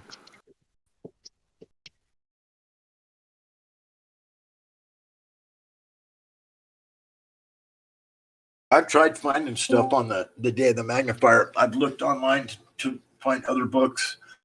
I have never found another book that describes the day I was born like that book I got that I borrowed that night. It was like about 3 inches thick, and it was quite a large book, probably at least 14 inches tall, maybe 12 inches wide, about 3 inches thick. I mean, it was a big, very expensive leather-bound astrology book. And she did not want to let me borrow it because she paid a lot of money for it. I begged. Finally convinced her. And then, of course, I returned it the next day. But yeah. So the whole taking up for the underdog. This is definitely something I've experienced through my life. My little brother would be laughing his ass off because I'm rooting for Rafael Sansal, which is a Brazilian UFC fighter. And he's a scrappy little dude. He hardly ever wins, but I'm always rooting for the guy. And my brother's like, why are you rooting for that guy? Like, why aren't you rooting for someone else like Cub Swanson? And it's like, I like Cub Swanson. He's a really talented fighter. You know, he's getting old, but he's still a beast. But it's like, whenever Rafael Sansal fights, I'm like, yeah. And then in my life, I've broken up, like, people getting jumped on, like getting beat up, and I'd go break up the fight because I believe in honorable fighting, which means that if you're going to fight, two people have to agree, or it's a crime. And if two people agree, then it should be a one-on-one, man-to-man, or woman-to-woman fair fight with no weapons, and then when it's over, it's over. So as soon as one person loses the will to fight, it's over. So I've always kind of kept fighting clean. At school, we would get arrested if we fought. I would literally invite people to fight at my house, and I would promise them safety, and I'm not going to let anyone jump in on you. And then they believed me because, like, it was a known thing. Like, if you had to fight, you go to Larry's house after school. He'll make sure that you don't fall down and hit your head on the concrete. You're going to fight in the grass. And then when it's over, you're going to dust yourself off and shake hands.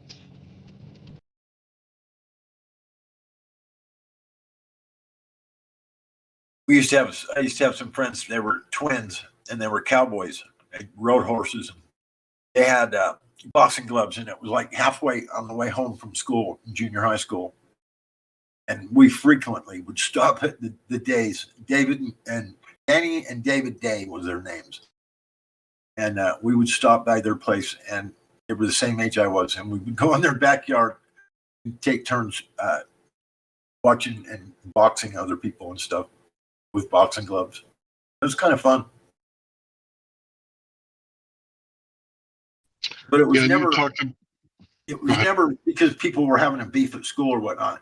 It was just kind of a thing where the fellows would all get together and we just kind of go there after school, and two of us would, box one another or whatever. It wasn't because we were fight. We were just wanting to box, put on the gloves, and see who was better.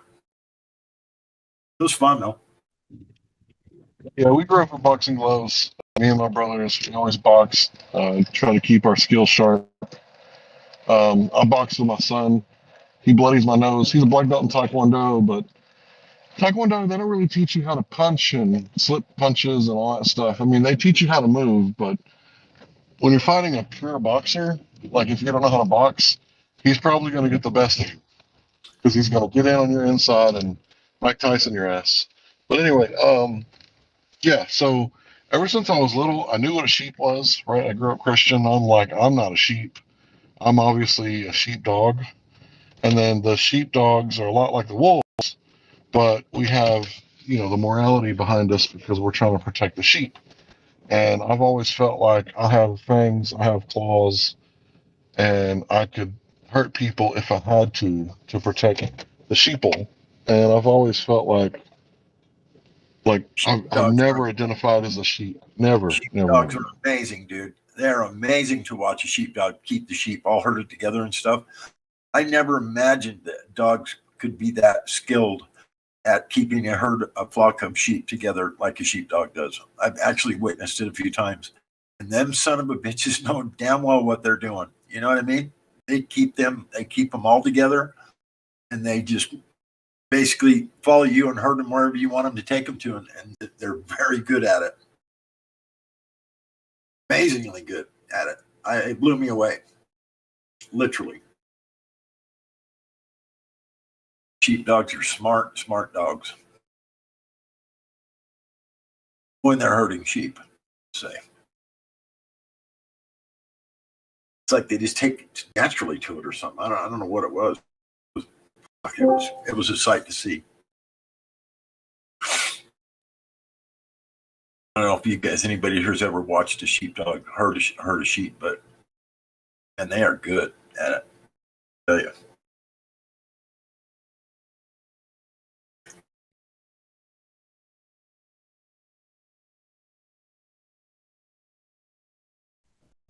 Yeah, so I'd never been to a rodeo until I was like 33. And I went to the rodeo. It was the first time I ever saw like a blue heeler in action. So these blue heelers, they're like a lap dog. You know, they're a little bit bigger than most terriers, right? So they're tiny little dogs. But these little dogs have got the bulls completely terrified because they nip at their tendons on the back of their legs. And I'm like asking myself, how does this dog bite the bull on his leg without getting the snot knocked out of him? And it's like really weird to watch it for the first time because you're sitting there watching it, and the dog is on the horse with the man, and then the dog tells, or the man tells, or gives a command. The dog goes down there and he starts chasing the bull to get the bull back in the pen.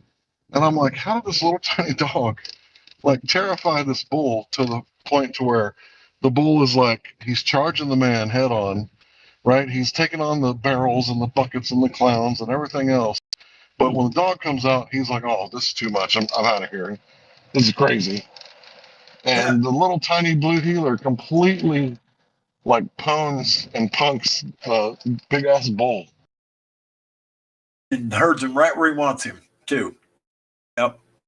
It's amazing, huh? And then the dog just runs back to the horse and jumps all the way up like 6 feet in the air and lands back in his master's lap. And I'm like, what the fuck? What is going on? Like, this is crazy. And then my friend was like, why aren't you looking at the ladies in their tight pants? And I'm like, fuck the ladies. Look at that dog.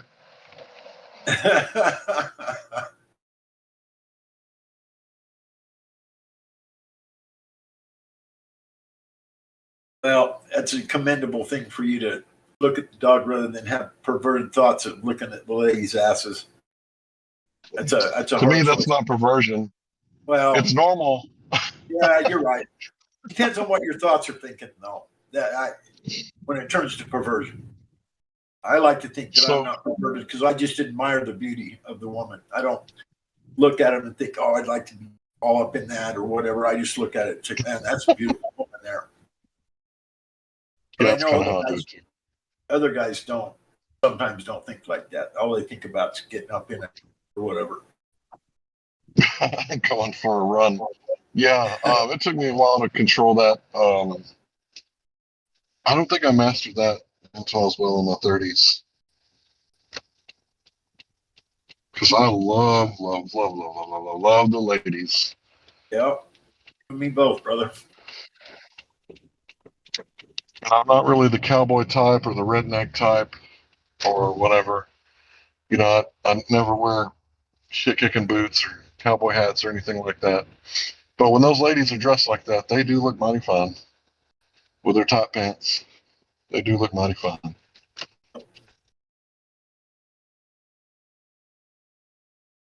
I'll co-sign that one.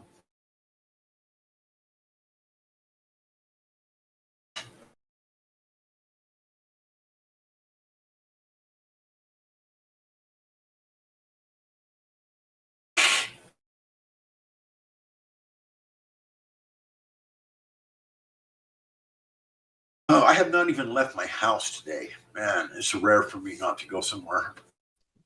I usually go to my mom's house or something. It was a beautiful day here. I haven't even walked out the door. I haven't even looked out. I mean, I looked out the window a couple times, but really rare for me not to leave the house. And I have not left the house yet today. I don't think I'm going to. It's 8 p.m.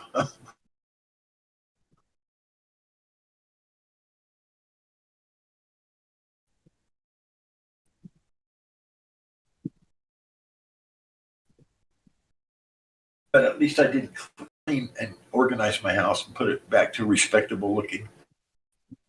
Maybe that's why I didn't leave it. It needs to be done. I guess, I don't know.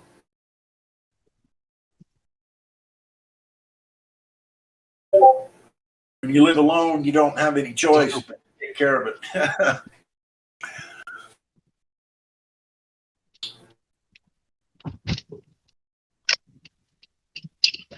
Thunderbolts project.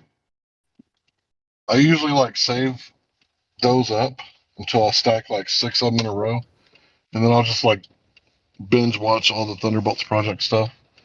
And it's kind of one of those things where you have to chew the meat and spit out the bones, and there's a lot of bones in there, you know. And if it starts talking about like images and data from satellites, I'm like, I don't know. And then, you know, it's like when they talk about the electric universe stuff, you know, then I'll start listening again, paying attention. Bro, you can't do that. Double white line. What's wrong with you? That's watching that kind of stuff's really irritating to me when they start talking about satellites and different things. And when I know they're not real, I just get so annoyed. I just turn it off. I can't watch it. Cannot tolerate it anymore.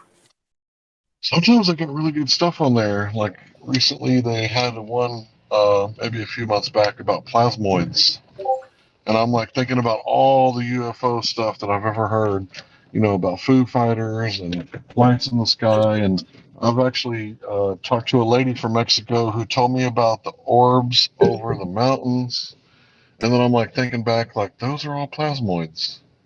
I've actually seen an orb a couple times when I lived in Fillmore, in that farmhouse I was talking about earlier.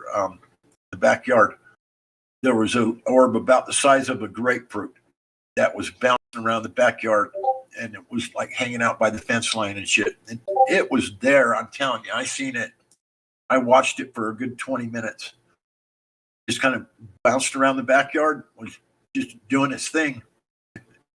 It was real. I mean, it was there. I'm telling you, they do exist. I have no idea what the fuck it was, so what it was doing. But it was like I said, it was blue, kind of a blue color, and it was about the size of a grapefruit. And it was bouncing all around my backyard.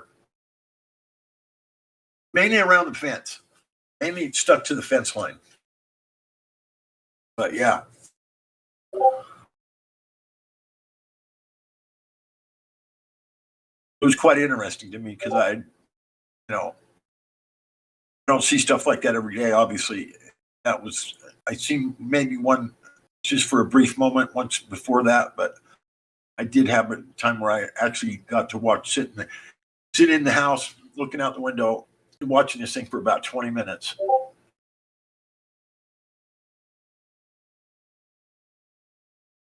No idea what it was. No way for me to comprehend what it was doing or what it was made of, or I have no idea. Blue light, about the size of a grapefruit.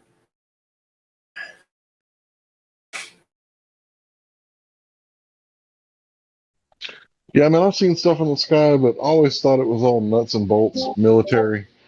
I know that there's like military, I don't want to say installments, but more like contractors, like all around this area. So, you know, after they build a prototype, you know, why wouldn't they send it up and test it out? Well, I've known What gets me is UFOs. I've known UFOs were military, at least in my opinion, ever since I was like 12 years old. So we lived like literally about a half a mile where I grew up, about a half a mile over the road to Hill Air Force Base. And I was laying in the backyard on a blanket out there all by myself, just laying in the backyard. It had just gotten dark, just wasn't quite dark all the way. And I'm just laying there, just looking up at the stars. And all of a sudden, this gray metal, dull gray, perfect triangle ship. It was probably 200 feet above my head, maybe. It just drifted over. I just watched it. It wasn't going very fast. Drifted right straight over me and went straight to Hill Air Force Base. Because Hill Air Force Base was just over the road, and then there was the fence, and there was Hill Air Force Base. And it was headed, and I watched it By the time it went out of view, it was probably right over going over the fence line of Hill Air Force Base. And from that moment on, I thought, man, that craft I seen, it was a perfect triangle. It was gray.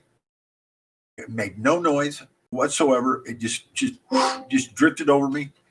And from that moment on, all I could think of was that UFOs are military aircraft. There's just no other way. That thing was going to Hill Air Force Base. Went over there. To me, it was going over to their land, is what I thought. And so, that moment on, there's no way you could convince me of anything other than a craft like that. If you see one, it's probably military aircraft. That's my personal experience from that one viewing, that one sighting, because it went right to Hill Air Force Base. I mean, fuck, had to be military. There was nothing on the news about it. It's not like anybody spotted a UFO at Hill Air Force Base. It was just no one ever mentioned it, but I certainly seen it.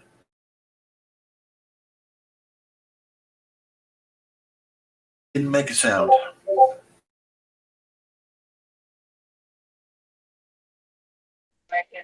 Yeah, I used to be one of those people that believed in UFOs, and I would think about extraterrestrial, extra dimensional, and at this point, extraterrestrial just sounds really stupid to me.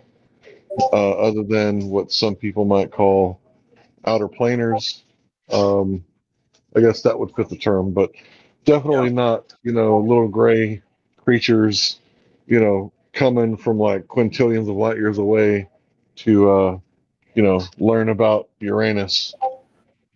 Yeah, well, I just believe in one thing that one guy, was it Bill Nye or whoever it was, that said there's nowhere to go. You cannot leave the Earth. We live in an enclosed system. I don't think there's any way in or out of where we live. Not for us, not for anyone else. I don't think people come in and out of here unless it's, I guess it was something to do with God, maybe some kind of sort of an angel or something, maybe would be able to come down from heaven. But as far as something like a spacecraft or coming from outer space, no one's getting in or no one's getting out of here. No physical object like that. I can't buy it now. After learning about the flat Earth, there's just no fucking way. My mind's made up on that one.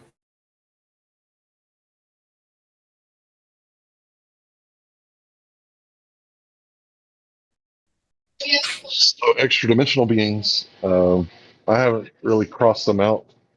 I've been told through many books that there could be spirits. People have spirits. I think a lot of the times that spirits means that somebody got drunk or they need to get drunk. Because if you've ever met someone who needed a cigarette and they're like blood boiling and veins popping and they're like, and I'm like, whoa, bro, relax. I don't smoke. I don't have any cigarettes. It's like, but I need one. And I'm like, and I don't have any. I don't smoke. So I think, a lot of people are like afraid of a lot of weapons, right? They're scared, right? They don't want to get harmed. But I'd be more afraid of the person that's drunk. Your family member that's drunk all the time is more likely to kill you. Or if you're drunk yourself, you're more likely to die, than if you weren't. I think you're right about all that. So I've never seen a spirit. I've seen people that have a certain spirit, like, but I've never seen a spirit. And to me, it's like, these evil spirits, they get attached to people because of like something that they're doing or something that the family did or something like that. And it's not like I'm not literally talking about an alien riding on their shoulders or an angel on one side and the devil on the other. It's more of a way to try to describe their demeanor or their attitude or their actions, I guess.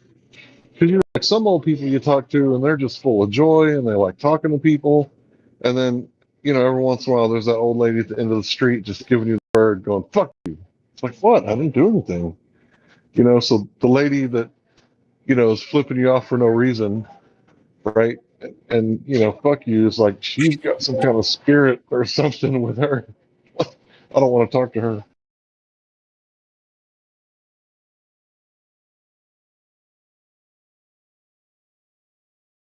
Yeah, I would think I agree with that. There could be interdimensional beings and spiritual beings in that, but they're here because they're part of the earth, part of the creation, part of.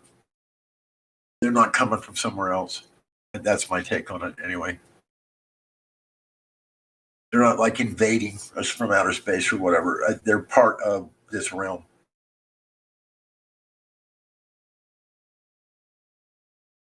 So I definitely think that's probably possible for sure. I've never seen one either, but they do exist. It's probably because they're part of the creation. So for me, when I get drunk, like there's two versions. One of them is like very self-reflecting, analyzing myself. One time I got really drunk and like gave my wife one of the best massages she's ever had, as far as strictly massage, nothing else. Because she was having problems, and I was like so drunk I could barely keep my eyes open.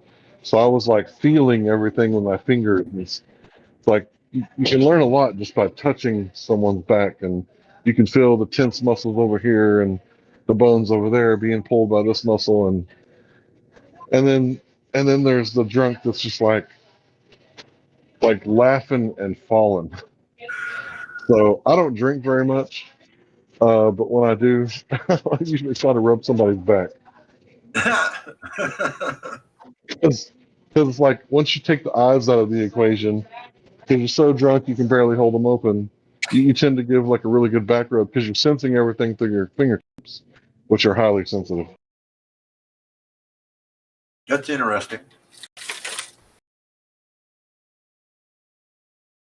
I don't drink either. It's probably been over 20 years since I've had a drink of alcohol. I can't say 20 years, but if I was your age, I could. I've had Guinness at the house for like a year now, and I haven't touched it. Yeah, I don't drink much. And I didn't drink much before that. I mean, when I was in high school, I went to a few keg parties and, got drunk with the fellas and with the house full of friends or whatever.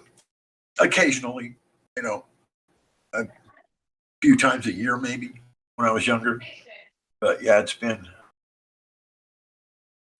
it was 20 years ago, I took one shot of Jägermeister on New Year's Eve because my wife's friend just kept at me and at me and at me.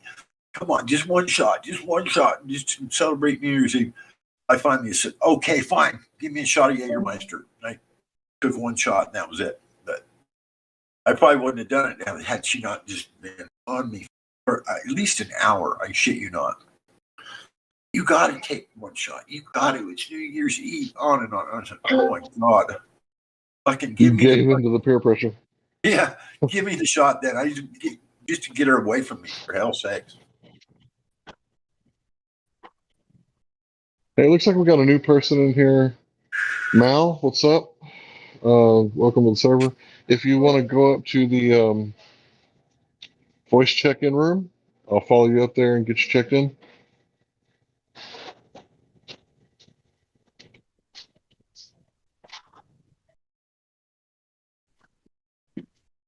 Or not. You're more than welcome to stay on here and listen.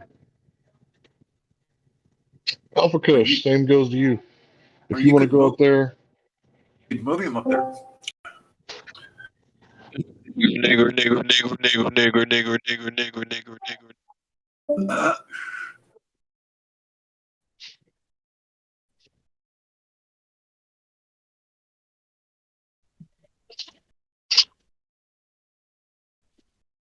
Been kind of a shortage of Globers the last few days, hasn't there?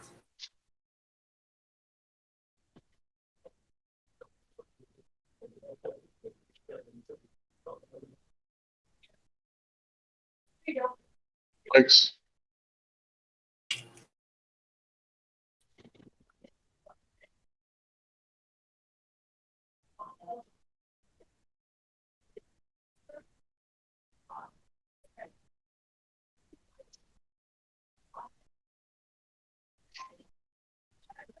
Maybe you guys don't want to talk about it or explain it to me, but I'm going to ask anyway.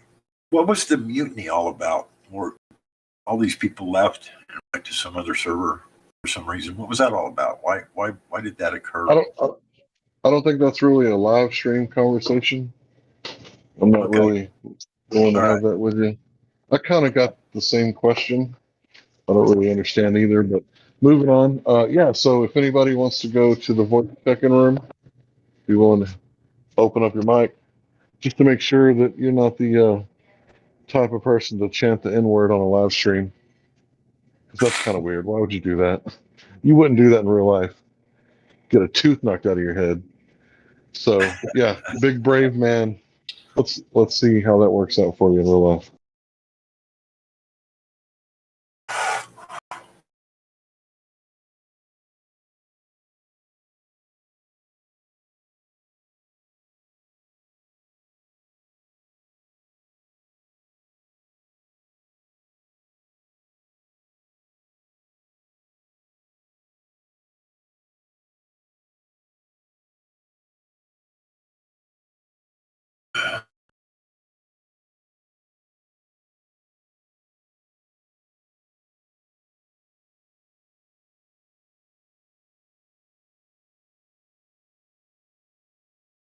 And yeah, I guess I'll say this one last thing about what you said, God Rockin'.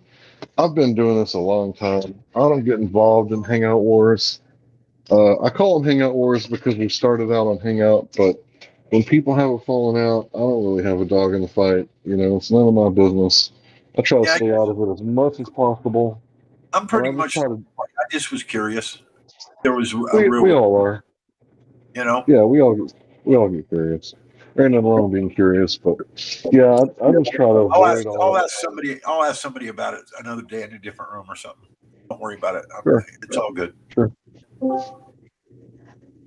Maybe I won't even ask. It's just I was just curious. You know. I remember the first Flat Earth drama I ever came across. It was between Jeff and Math Powerland, and I didn't even know who Jeff was until I met him like a year later. And I just remember like these two guys are having drama. It's like that's when I quit watching Math Powerland. And it's like in other hangout wars, when people would like start going after it, like I remember Buddy, he liked to get in arguments with everybody, and I just quit going there. It's like if it gets like that here and everybody just starts like going to war with each other, I'm just gonna fucking disappear for a while, go do some research. It's just how it is. Yeah, I wouldn't have a dog in the fight either, for sure. I'm not. I agree with you. I don't have an interest in having a beef. Right. No. Yeah, I'd probably just uninstall the app for like a while and do my own thing. Maybe go try some other types of social media. Expand my horizon.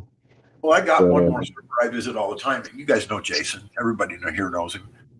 He's got his own little server, and we go over there all the time and just hang out, watch movies, and discuss history and whatever else we decided we wanted to discuss. You're talking about the British guy. Yeah. Yeah, I like Jason. Yeah. Cool dude. Yeah, he is a very nice guy. He got drunk a little bit too much one day and kind of went off a little bit and got banned, but and he even says he deserved it. He knows that. But he's got no interest in coming back, so I just go over there and see him. He's a friend. He's a good friend. I like talking to him. We've had some really good conversations, especially when we used to go down into the learning curve about a year or so, a little more than a year ago, when we started going down there, started researching alternative history and all that kind of stuff. And because the flat Earth thing just became not uninteresting to me. I was just ready for a change of study criteria. And I was glad I did, because I learned a lot about history that I had no idea. Our history has been changed, and we've been lied to so much about what our true history is. Really, it was really beneficial discussion for me. I really enjoyed it. So, There's one guy who has been the chronologizer of all the history. There's one guy is responsible for our timeline, and I would love to see like him being like superseded by talking about different people. Scaliger? Yeah, that's his name. Yep. Well, Yeah. Antonio Flamenco is in the process of doing exactly that right now. Awesome. Send it to me, bro. I've been waiting. Send it to me, because I really do think that. Go ahead, bro.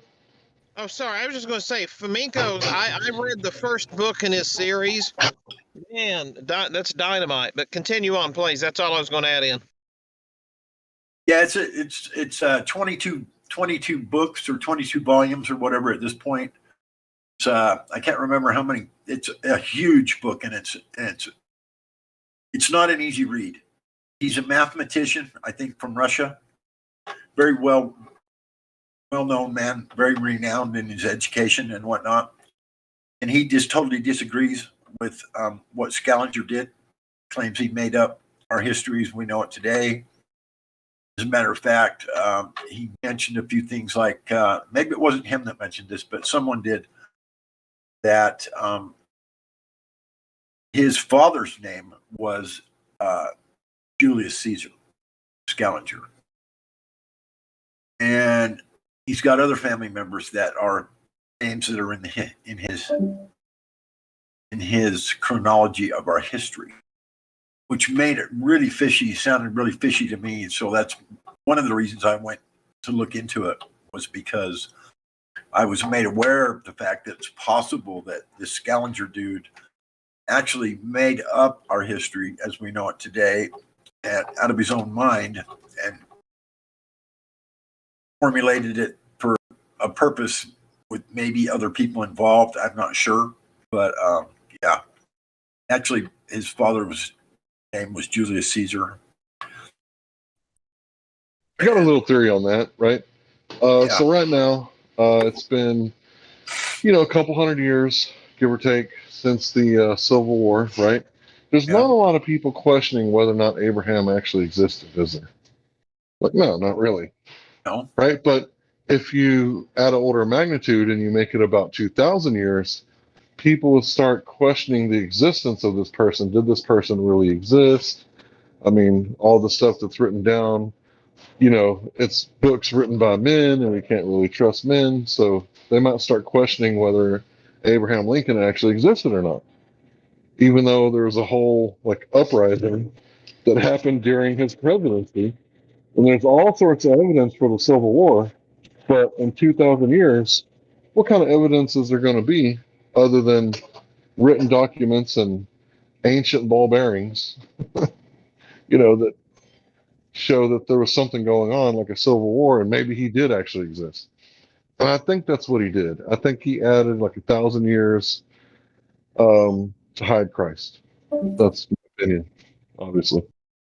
Yeah, there is a 1,000-year discrepancy. You're right. But Scaliger's work.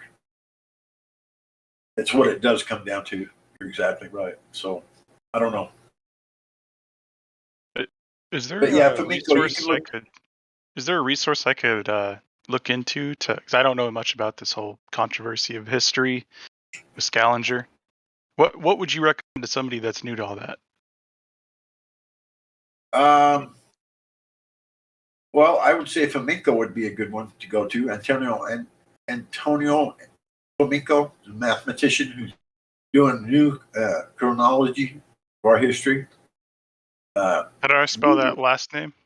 I'm not quite sure how you spell it. It's just sound it out, spell it, and type it in. It'll show up. It's like a 22 volume, Thanks, Adam. 12,000 pages or something like that. It's a huge book. so far. And this isn't the only topic that needs to be second opinioned, in my opinion. No, you're There's right. there's forbidden archaeology, Oh yeah. forbidden history. This sort of thing happens from time to time because of orthodoxy sets in, and believe it or not only in the church but also academia. And when orthodoxy sets in, then you got people start, defending models and defending narratives that may or may not necessarily be true. But like Matthew said earlier, the Wikipedia article, even though it says science proves the Earth is the globe, he's not really going to wage war on that because it goes along with his orthodoxy. I mean, those weren't his exact words, but pretty close. So yeah, I would just like to point out that there's all sorts of stuff like this. Like a lot of people think that the Sphinx and the pyramids are actually much, much older than just what do they say? It's like 3,500 years ago. Is There's that actually right? new evidence that shows that it's much, much newer than that. They've got, I've seen some recent videos of them actually making those statues in the early 1900s. Archaeologists that were showing Egyptian landscapes where they've got scaffolding all set up and they're plastering, making these statues and stuff. So some of that stuff's not even real, bro. At least that's what it looked like to me. So you're exactly right. Academia, archaeologists got their own narrative. They got their living and their PhDs to protect, and they build their own narrative and they build their own history. And it's being done all the time. It's been done, as far as I can tell, a lot more than people want to believe. So you're absolutely right. Hey. If I can interrupt one more quick time, I was just going to add in that I really liked how you said that yes, I've some time ago somebody exposed me to these pyramids being of very recent construction, and the only thing I wanted to throw out there was two quick things. One, which is if you go to a university where they have limestone buildings and look at the limestone buildings from, say, like the 1930s, and look at the buildings from the 50s, and look from the buildings from the 90s, it's hard to tell which is which, except for maybe the design. But looking at the limestone itself, they all look about as equally as old. Yeah, and I wasn't saying that the pyramids were rebuilt. I was more talking about where you see those big statues, Egyptians sitting in the chair outside some, outside one of the places in Egypt or whatever. They actually, you can find photographs of scaffolding set up, and they're actually building those in the early 1900s. Yeah. I'm pretty sure that Fomenko alleges, and I may be mistaken on if it was Fomenko or not, but I'm pretty sure Fomenko alleges that the pyramids were built within the last few hundred years, that he compared them to the pyramids in South America, and that the fact is that with that stone, there would be no way to know if they were 200 years old or 2,000 or 20,000. And he alleged, I want to say he alleged within like the last couple hundred years, if I remember correctly. I read the first one. The friend of mine had his first 10 books, I think it is, and we paged through some of the other ones, but I only read the first one. Yeah, and I think that there's a lot of evidence that supports a lot of the megalithic structures that they say were built thousands of years ago were not carved stone either. They were poured in place. They were poured dry packed with and man-made stone and poured in place. Because there's been no quarries that were found and various different things, and they show you examples of stacked sandbags that turn to stone. You can stack, could have been formed at some of the megalithic walls. They look, because the stones are so identical, the color, the texture, and stone doesn't come out of a quarry like that. They all have veins and different color, discolorations and stuff. Some of those megalithic structures, those walls, they're all the same color, the same texture. The exterior of it's peeling off. You can see that it looks plastered. And so, I, being a construction guy and poured a lot of concrete in my life, think that that's probably more of a possibility than actually that they were carved from a quarry, transported, and stacked. I don't buy that at all. No doubt about it. And Hank, I wanted to say one more quick thing to you all, and then I'm going to back out of here again. Was you briefly alluded to the Civil War here, and we've forgotten a very important thing about Abraham Lincoln that I don't know why they don't teach, but Abraham Lincoln was black. I've heard that. Yeah, I've heard that before. It's one of the interesting things that not a lot of people like to talk about. But yeah, if you look at the YouTube channel that I'm always posting around, it's hard to pronounce. It's a native name, Kamiru Ahu or something like that. Yeah, that's one of the things that he's got on his channel. Certain people in history are whitewashed. For example, the apostles, that sort of thing in ancient history. A lot of credit was taken away from certain groups of people and given to other groups of people. This sort of thing happens all the time in history. It's unfortunate, right? But it happens. I don't know if it's true. Like, I couldn't tell you that it's true or not. But yeah, and when you're dealing with history, right, if you're reading it out of the books that they're passing out in school, I mean, unless you're like in a really good college, I don't think it's accurate at all. I think it's narrative that people put down so that they could sell books, and they know that people are going to be buying them, and they know that they can make money. But if you go back to the Kamir Ahu channel, and I'll try to post it in a second when I find one of his videos, he's reading from people who were feet on the ground in the 15, 16, 1700s, and what they're saying is completely different than what we're saying in our modern so-called history, except for every now and then he'll say dodge the hijack, and what he's meaning by that is this is the narrative, right? Dodge the narrative, listen to what he's saying, and then he compares it to something else over here. But the most important thing about this guy is that he religiously cites his source. This is the book. This is where I got it. We're reading from this today. And that's the sort of thing that I really admire, because firsthand knowledge is primary, right? Primary knowledge. Dude was on the ground. This is his book that he wrote. It's way better than, what they teach us in schools, which is basically whatever is in the curriculum is what people get taught. And I think it's the wrong way to learn about history. So let me try to cite my source on that. Yeah, very cool.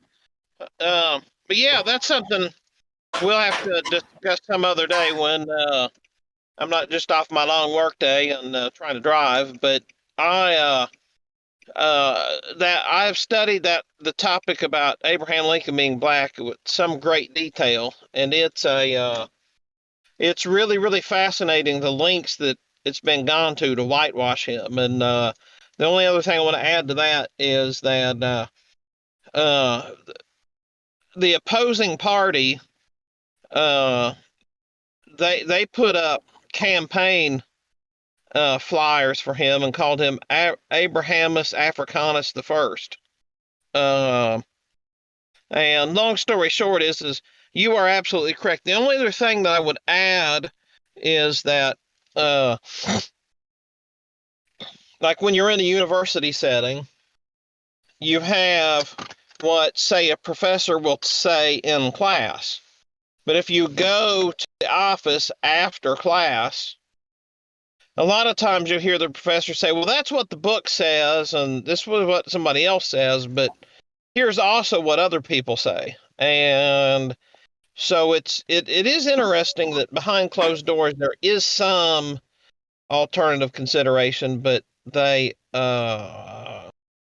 obviously have competing interests because they don't want to impact grant monies or whatever else. So it's Right. crazy thing. But anyway, I appreciate you entertaining my comments, my friend. Well, thank you, sir. I appreciate your input. Anytime, speak up, mic on. Let us know what you got in that head running in there. Because I just want to say this one thing about the video that I just posted. If you reject this YouTube channel because you don't think Abraham Lincoln was a black man, you're a fool. for rejecting it if you have any interest in history whatsoever. What I just gave you is a golden nugget encrusted with rubies and diamonds full of information. It is a nugget of information. And if you like history, then you'll like that channel. And the great thing about it is he's Native American, but he doesn't really have a bias against white people, right? He's not like constantly throwing us under the bus. In fact, you'll find a lot of pro-white arguments coming out of his mouth. But his belief is, to sum it up, that the Americas is the old world, and people have switched up the narrative to call it the new world. And they say that they got slaves from Africa, but Africa is like 12 hours away if you're flying at 500 miles an hour, let alone a boat. Why would you go get people in a boat from Africa when there was 500 tribes of people already here? And after the diseases that people got from the Europeans, their colonies were decimated. So that would have been a lot easier to take over. And why wouldn't you just enslave, this guy over here? Why would you want to go to Africa to enslave them? But he talks about the first slave owner was a black man and this sort of thing, which goes obviously against the narrative that they're trying to teach in schools. What's it called? Critical race theory. Yeah, he's definitely going against this stuff, and he's not a European. So if you want to swallow the bullshit from critical race theory, it's at your own detriment, right? If you want to be a self-hating person, go ahead. But if you want to know the really real, check out that YouTube channel. And if you don't like the whole Abraham Lincoln thing, just click on the video, click subscribe, and then turn off the video. And then everything that guy puts out, make sure that you watch it at like 1.5 speed. Thanks. Yeah, I want to say something about the slave thing too. We did some research, me and Jason, and we did the math on the amount of slaves that were supposedly brought from Africa in the time frame that they say they were brought, and the amount of people you could transport on every ship. The amount of people is literally impossible. They could have brought that many people from Africa. Math doesn't work out at all. Those people were already here. I agree with Hank on that one. So slaves were being brought, indentured servants from Europe and what we call the old world, into the new world. And also slaves were being brought from the Americas to Europe. Now, I'm not saying zero people are from Africa. That's not what I'm saying. I'm just saying a majority of the slaves were from here. Yeah, me neither. I'm not saying zero. I'm just saying that the amount that they say, nowhere even close to possible. Physically impossible to have been done that way. It doesn't make any sense to me how they could say that they, or claim that they somehow, some way had enough fresh water to keep that many people alive on that size of a ship for that long.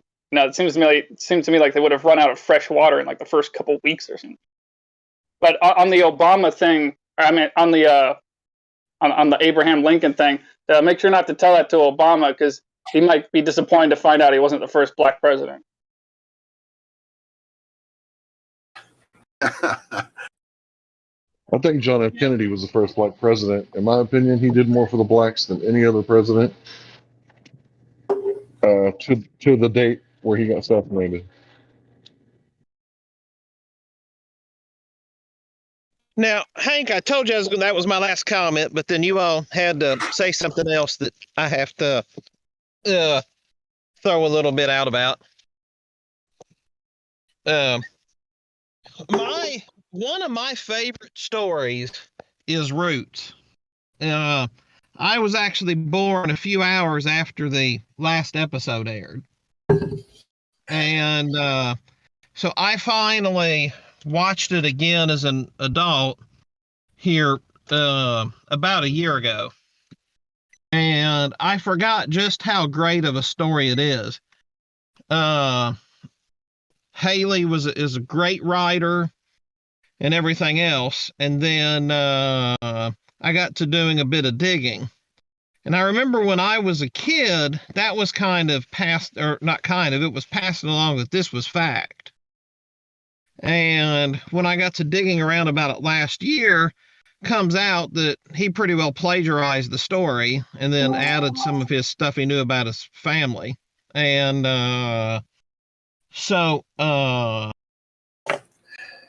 and he actually made a phenomenon that they have discovered about history. So Haley had went over to Africa and asked about his supposed ancestors. So they told him he needed to go to somewhere else. Well, he had to go back to work, and then he flew back there to Africa 6 months or a year later or something like that. And he goes to that town. And those people there are now telling the story of his family, the Mandinka warriors. And he takes that at great interest because the story that he's hearing is exactly the story that was passed down from his family. Well, but there's one little interesting phenomenon in history that happened was he showed up there in this tribe in Africa telling the story of his family. Well, they started spreading the story. So when he went back 6 months or a year later to some other part of whichever country, guess what? He was hearing his own words passed back to him. And that there describes so much of history. And there is no way that they could have loaded that many that much chattel onto a ship and made the trek across the Atlantic. There's no way in possibility. It's truly a fictional story, but it's a great fiction story, but that's all it is. Yep, you nailed on the head on that one. It's just 100%. A story. The historians. I'm sorry, God Rockin'. Go ahead, bro. No, you're fine. I just wanted to say he's right. 100%. I'm done. Go, Hank. Yeah, the historians have grilled the writer of Roots and asked for any kind of historical, information that would back up his story, and he's basically had to admit, that he made it up, right? Think about it. If you had $60,000 farm equipment, right, and you named him Henry Smith, right? He's a black man. Would you do anything to him to keep him from working? Would you get a sledgehammer and bash it up? Because that's basically what was going on. And inflation, I might need to say 65, 70,000 now because the price of everything's going up. But yeah, if you owned a $60,000 piece of farm equipment, wouldn't you treat that pretty good? Change the oil, make sure it's got a good living standard. But if you had an indentured servant, right, he had 1 year left on his contract, wouldn't you kind of send that guy out into the wilderness to fetch the lost lamb, even though there's snakes? And wouldn't you send that indentured servant up into the high, tree to get the cat down? But you probably wouldn't send that $60,000 slave. You'd probably treat that pretty good. But the Irish guy, well, after a year, contract's up. Do whatever you want to with him, right? Well, I would hope, I would hope that they wouldn't do it to anybody. Now, having said that, I'm not going to excuse slavery. I'm not going to, but by the same token, I think most of what we have heard is just utterly fiction and just entirely fiction. I think you're absolutely correct, and your logic is perfect. Your logic's perfect. Yeah, so I think it was King James who sent 30,000 Irish to the Americas as indentured servants. Now, this wasn't a contract where they were willingly going, right? It was a decree by the Scottish King of England. Grab these fuckers, they're going over here. And, the Irish, they export Irish more than any other product, right? They're really good at exporting Irishmen and women. So, the whole slavery thing, yes, it happened. Yes, it was terrible. But if you're getting your history from critical race theory, it's just a theory. And I know that there were bad people who did bad things. And I listen to Muhammad Ali and I hear his story about if 1,000 snakes come through the room, and we know that these snakes hate us, but there's 100 of them who, are good people and they want to do the right thing. Am I going to trust, those 100 snakes to stand in front of the other 900 and block them out? No, I'm going to shut the door and I'm going to do my own thing. So, yeah, I kind of understand that sentiment. He wanted to be separate from the whites, right? I understand that. And I think that, he should be free enough to choose his own association. If he wanted to be separate from whites, he certainly had enough money to get his own farmland and do so. It's just like I get it that black people were treated poorly, right? And I understand it, but it wasn't no picnic for us Irish neither, you know. And if you look at the Trail of Tears, right, these were white natives, and white's a man-made construct, right? It's not really a real thing. There are no white people. There's no black people. There's all kinds of different colored people, and Russians aren't exactly Irish. They might look alike, right? But they're not alike in a lot of ways. I mean, Khabib Nurmagomedov, he doesn't exactly get along with Conor McGregor. They're both white dudes, right? But they're not the same, right? So when you say like, fight, black and white don't win, we jump in. To me, that's dumb as hell. And that's stupid. That's the height of stupidity, racism. And I often think about like people that are racist are like extremely low brow, low IQ people because only thing they can see is the amount of melanin in the skin, and they don't see the emergent being behind the meat suit. And I think that you have to be pretty dumb not to see it. Well, and I'll tell you one other interesting fact from a moment ago is that I read every now and then. I pull out and I read some of the stuff that's by the group called Great Millstone Israelite. They're a Black Hebrew movement out of New York, and they have very carefully explored that Black people in North America have never been Africans, and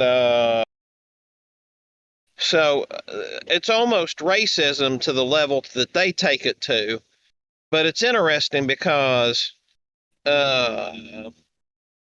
racism is an awful construct, an awful man-made construct. The difference in melatonin or not melatonin, the difference in melanin in the skin is how we should treat somebody.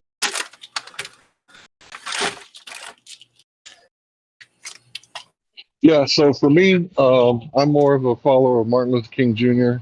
Judge a person by the contents of their character and not by the color of their skin. And then when I hear like modern people, saying that they want segregation, I'm like, well, I can't really argue against it. Go ahead and I'll be the middleman. Like I'll be the white guy who doesn't mind hanging out with black guys and doing business, and I'll just make money off of your desire to be alone. But I got to say, I've spent many hours talking with Hebrew Israelites on Google Hangouts. That was one of the places that they kind of occupied for a while. Probably still do. And, just like there's different Jews, right? Different Christians, different sects of Islam, right? There's different Hebrew Israelites. Some of them are very logical, cite their sources, peaceful people. They just want to be separate and left alone, like Muhammad Ali, right? Um, and then some of them tend to be radical and then give a bad name to all the other guys. And I've met a Hebrew Israelite in real life. He was a very calm, very Republican, very hardworking man. Loved his family and supported his family and worked 2 jobs to take care of. He was a very eager worker, good person all around. Like, and I think it's a war crime to take the crimes of 1 or 2 people and blame it on the whole group. So I've met very good Hebrew Israelites, and I've met very poor ones who are violent, claiming that I need to bow down and worship their feet. But I've also met, Christians that are violent and say a bunch of stupid shit too. So don't judge a book by its cover. Some of them Hebrew Israelites are good people.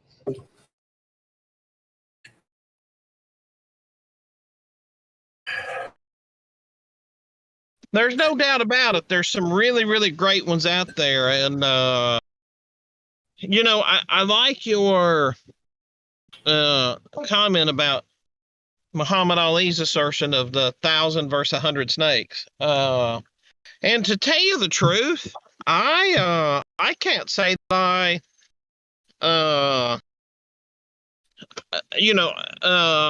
I can't say that I exactly always agree with some of the sentiments, but I'll tell you what, I certainly find the rationality and common sense behind the sentiment there. I mean, I get it entirely. I'm not even sure that I would trust 100 white people to hold back the other 1,000. I really think he was onto something there. And being from not too far from where he's from, one of the guys actually in my condo complex here in Florida trained at the same gym with him and knew him back in the day. And he's actually one of the most conservative guys I've ever met. And the things he's talked about Muhammad Ali, it's quite amazing that Muhammad Ali, he was a man of a lot of virtue. Yeah, I believe so too. A lot of people think that segregation is this like super evil thing, but if Muhammad Ali just wants to be left alone and hang out with his own people, is that necessarily a bad thing? I mean, it's not evil within itself because we all have the right of association, don't we? I mean, if you always, like I would say it, if you do your good Christian duty to whoever you come across, you see somebody who needs help and you help them, not because God needs your help, but God doesn't need your good works. Your neighbor needs your good works. But if you do your good neighborly duty to whoever that is, it doesn't mean that the two of you have to go hang out at the barber shop. You have to go hang out at the sporting event, or you have to hang out at the cafe or house of contemplation or whatever. The only thing, as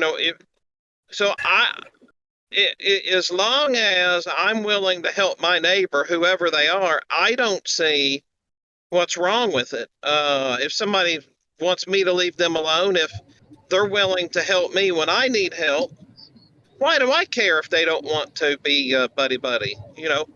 Right. Respectful. And you got to think about it a moment. We're all segregationists to some extent.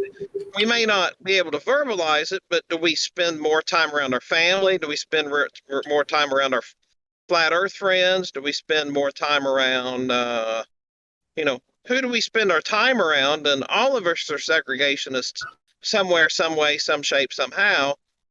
I think we just got to be more honest and verbalize how we do it. So for me, my brother, he's kind of a white nationalist. So he's for willful segregation, not government forced. But he basically wants his own country and his own rules and, white people. And then I'm like, well, what about the stupid white people, the low IQ? He said, we'll take care of them. Like, we'll handle it. And it's like, I heard my brother say this for months in a truck, and I just rejected it over and over again. And it wasn't until I started talking to the black Nazis, the Hebrew Israelites. I called them Nazis because they're black nationalists. And I thought that's what that word meant. Now I'm not so sure. So the black nationalists make the same argument as the white nationalists, but when my white brother says it, my little brother, I meant to say, when my little brother says it, like it sounds like racist and bad, but when I hear a Hebrew Israelite say it, it's like, that makes sense. And it's like, am I racist for that? like why does it make sense when he says exact same gosh darn thing that my brother says, but when my brother says it, it sounds racist? And I had to analyze that. And it took me a while to analyze it and go, you know what? there's nothing wrong with right of association. So if a black man wants to only do business with black folks, he's got every right to do it. It's his dollar. And if he wants to vote with his dollar for black businesses, there ain't nothing wrong with that. It's like, but if a white man does it, he's racist. Wait, what? that's contradictory, right? It's So indoctrination. now, yeah. Now I completely believe that everyone has the right of association, but government getting involved and forcing segregation, I think that's wrong. But if people willfully want to segregate and get their own little trust, and with that money they buy some land and willfully segregate, I don't think there's anything wrong with it. That's just my opinion. I have to agree with that, Hank. 100%. It's all just a matter of preference, and rather than call it segregation, I would just call it isolation. Sometimes I like to isolate myself from even my family members because I don't like what they're doing or whatever. I don't call it segregation, but I would call it isolation. And just because I don't like having to experience some of the things that my family members do, so I isolate from them a little bit. I really don't think it falls into the category of segregation as much as you want to call it that. And my own personal belief is you can mistake isolation for segregation a lot of times, I think. So now I just want to tell everybody that I'm a civic nationalist, which means I don't care what color my neighbors are as long as they don't break into my shed or my house. I don't care what they look like, what their religion, race. I don't care about any of that. When it comes to the other side of the world, we have ethno states. So I wouldn't want Japanese people being ethnically replaced, right? That would be bad. That's called genocide. So imagine, if you will, the Japanese government said that we're only taking immigrants from Africa and Europe. We're no longer going to take Asian immigrants. So after a couple hundred years of this law, they would literally racially replace the Japanese folk, and they would lose their culture and identity, and they would be completely wiped out because they have such a small group anyway that it would literally go under the Geneva Convention of Genocide, which doesn't mean dead bodies in the streets. It could just be a racial replace. So when it comes to ethno states like Japan, I'm actually all for ethno national. So I don't want Japan to be replaced. So to make it clear, what I'm saying is, my argument is African for Africans. It doesn't matter if you're a white or a black African. That's not what I'm saying. So, and also Europe for Europeans. Doesn't matter if you're black or white. And I'm also saying Asia for Asians. So there's light-skinned Asians and there's dark-skinned Asians. So everything I just said had nothing to do with race. It had to do with ethnicity. So there's black Irish. Like back in the day, a lot of the people that were being forced into slavery were black and Irish, right? They were black and Irish. Black Irish. You probably heard of Black Dutch. But yeah, for me, I want those people to hold that culture and to hold that land, and I don't want them to be replaced. So I hope that makes sense. But I'm a civic nationalist here and an ethno nationalist there. Yeah, I think genocide is really a very disgusting thing. I do believe that. No one should be genocidally done away with. But it's legal now. I don't care whether it's legal or not. I don't agree with it. Meaning?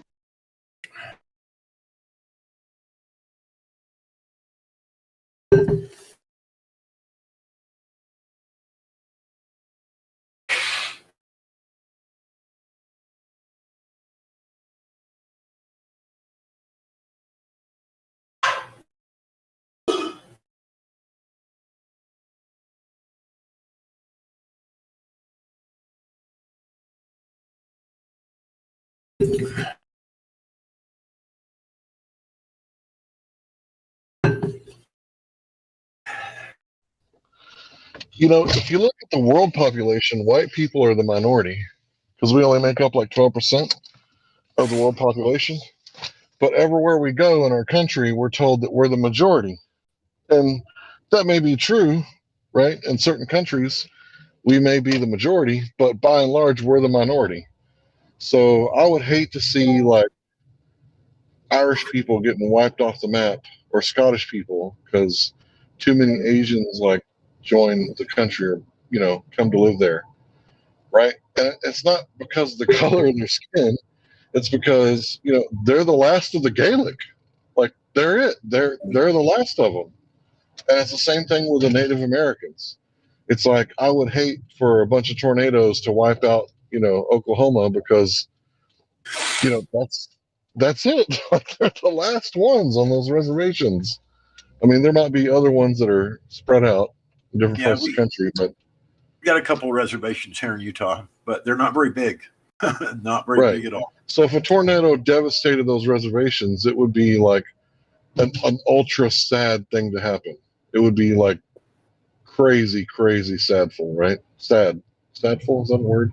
I don't know, but yeah, when it comes to over there, like it makes sense that there's borders and laws and people, and that's what makes up a country: the people, the borders, and the laws. So, like all this mass immigration, like I don't have a problem with it, but it has to be regulated. So now it sounds like a double standard because here in Texas, I don't care who my neighbor is. Red, yellow, black, and white, they are precious in a sight. That's literally how I was raised. So the reason for that is because this place, Texas, is so big, the entire world could live in this state of Texas. Every man, woman, and child could live here, and it would be no more crowded than Dubai or New York City, Manhattan. So we could all live here. So I don't really care about immigration here. There is like a financial thing where we're kind of competing with the Mexicans and the machines. So we're all competing for jobs because of people like Edward Bernays, who came out of the Frankfurt School, right? And the whole feminist movement, you know, stuff like that. It kind of hurt the economy really bad because it doubled the workforce, right? Doubled the taxpayer and decreased the value of the worker because now women are working. So I think women should be at home raising the children. Fuck the indoctrination system that we have public schools, right? There should be private schools with private. I keep wanting to say doctrine. What's the word? I forgot it earlier too. You know, Hank, it's really strange that you said you'd hate to see a race or like the Indians be eliminated by a swarm of tornadoes or something like that. Now that I can't help but think that's, I mean, for the lack of a better way to explain it, that's my opinion. That's like God is sorting things out, not us, the creator or the natural cyclical events of the earth are creating or would be causing genocide in that situation. So I don't even know how to respond to that. Well, just take away the natural disaster and make it to where, let's just say, white people kept moving into the reservation and they kept having babies with the natives, and then eventually there was no more native culture. Like their genetics were mixed to the point to where they're all basically of European descent, and there's barely any culture or ethnicity left. Okay, well that takes the tornado right out of the scenario. Yeah. Okay. Yeah, I would hate it. I would absolutely hate it if an animal became extinct, even if that animal is a human. right? And it's no different between like white rhinos and native indigenous populations. But it's clear to me that someone has been waging war on these native indigenous populations for thousands of years and trying to wipe them out and trying to get them under the wing of the church so you pay your tithe and your taxes. And that was the whole job of the missionary, in my opinion, to poison the water, right, literally, to kill as many people off so that they could control the population and get everybody to be a good Roman citizen. That's my opinion. That's what the whole space was invented for, right? So you can scare everybody to believe, and aliens are attacking us. We all got to unite and set our differences aside. And I think the word permanently should have been right there. They want us to set our differences aside permanently, so that there's no longer different races, religions, and creed. We're all one people that all believe the same thing, one religion, one monetary system, one government. Because I think, and it was Eddie Bravo, this is who I'm quoting. Eddie Bravo said it, like, why would they fake space? And it was like the emperor, he wants a one world empire, just like they tried to do it in the past, right? And I forget which episode of Joe Rogan Experience that was, but Roger played it. Roger will probably be on in a few hours. But when Roger played it and I listened to it, I was like, man, that's exactly why they would fake space. The empire, the one world order. Yeah, the controllers. There are some evil bastards in control. And I don't understand why. Or I just makes no sense to me. But it is going on. And why they're motivated to do such a thing, I can't fathom it.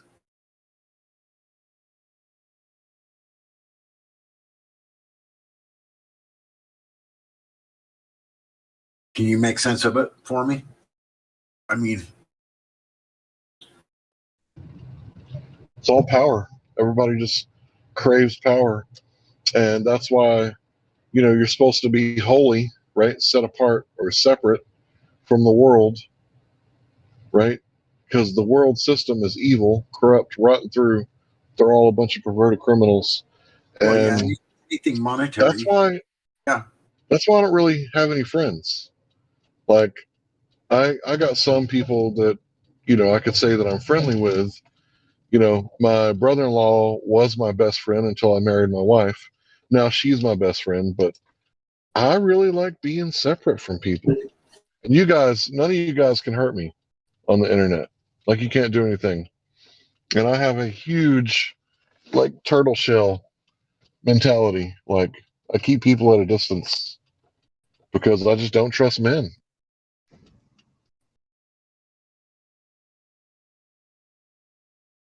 I feel the same way, Hank.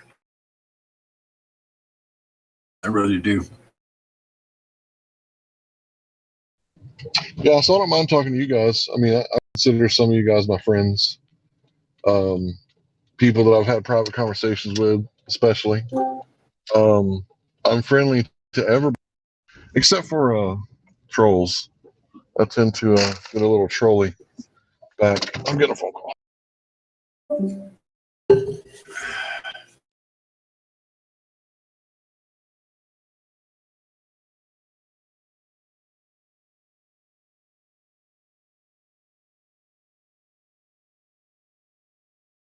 We live in a strange. Hey, God rockin'. Yep.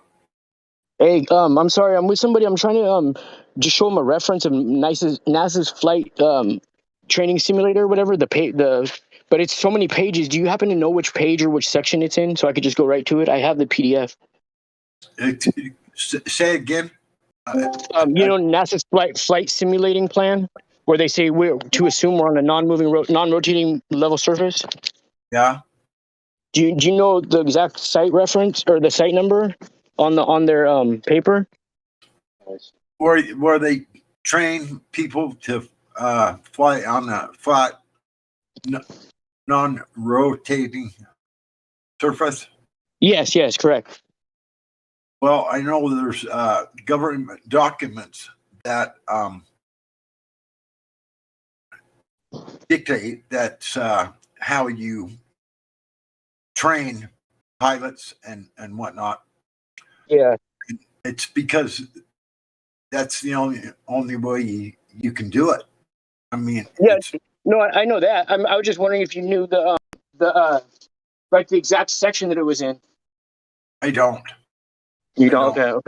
Okay. I need to just screenshot that and have it as my screensaver. That's what I'm going to do today. I'm going to make a point to do that. All right, bro. Well, thank you. Oh, no. Thank you. All right, brother. Have a good one. Yep. Bye.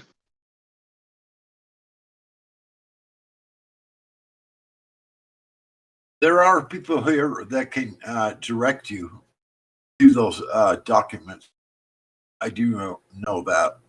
Oh, yeah, for sure. Yeah, I thought somebody would be on here that did. Everybody has their own things that they know. You know what I mean? Yeah. For sure. I respect everybody. Like, I get a little bit of knowledge from all types of different people. You know what I mean? On here. For sure. Yeah. I'll put it in the chat then, I guess. Thank you. Hey man, who was that? Actually, if you just look at go to your search. Are you on a mobile phone? Yeah. You have to try to get to search in the Discord search, and you just type in 35 documents, and that video will come up. Then, from what I remember, that video has the actual. He's going through the actual documents. Okay, it's under what? Chat search? Here, look. It's in the live stream voice text. There's a search. Oh, okay. You can search through everything that has ever been posted, and for going back, who knows? Okay, cool. Ever. And so, but I'll drop it in there. All I have to do is go to search, go 35 docs. Okay, I'll type that around 35 docs. Documents. I would put documents. Documents. 35 government documents. Let's see. I think I did 35 documents. Yeah. Oh yeah, it was posted today at 9:38. Cool. Okay, this is the video. Yep. Okay, cool. Thank you, bro. I appreciate it. No problem. That's a good start. Hell yeah, thank you, bro. God, I hurt my fucking hand. I hate when that happens. No, I fucking was turning a wrench and I fucking banged the side of my wrist. I mean, the side of my hand. Yeah. In between the pinky knuckle and the elbow. I mean, not the elbow, but right in the middle of my hand. Bam, on a corner. Wow. That's okay. Man, it's not broken though. I'm happy it's not broken. I can tell that shit. Yeah, that's good though, bro. You know what I mean? We don't want you walking around or wheeling around like Stephen Hawking. You know what I mean? No, it's my guitar hand too. Shit. Yeah, I know. I can't afford that shit. Right? I know, bro. My age. We need you to put some bass down. Slapping bass. Look, I got the other one is a plain true. What is it called? I'll just watch this video right here. Yeah, but a plaintruth.info. Let me see. Okay. Oh, Travis's channel? I think so. Plaintruth.info, and then he's got tons of docs. Now, some of those are dead links now. I've checked myself. So dead internet theory is in progress. They're deleting shit as we speak right now. That's just a coincidence. They're just free falling. just a coincidence. Hold on. They're just taking a knee for a moment. You know what I mean? Oh, wait a minute. I had the. I gotta go look up in my. I gotta go look for my password because I'll find it in this video real quick. I don't freaking remember. That's crazy. Hold on.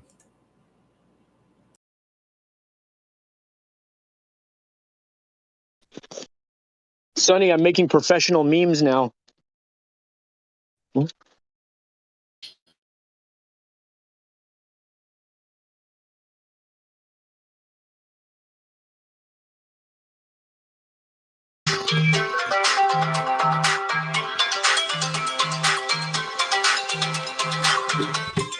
Oops.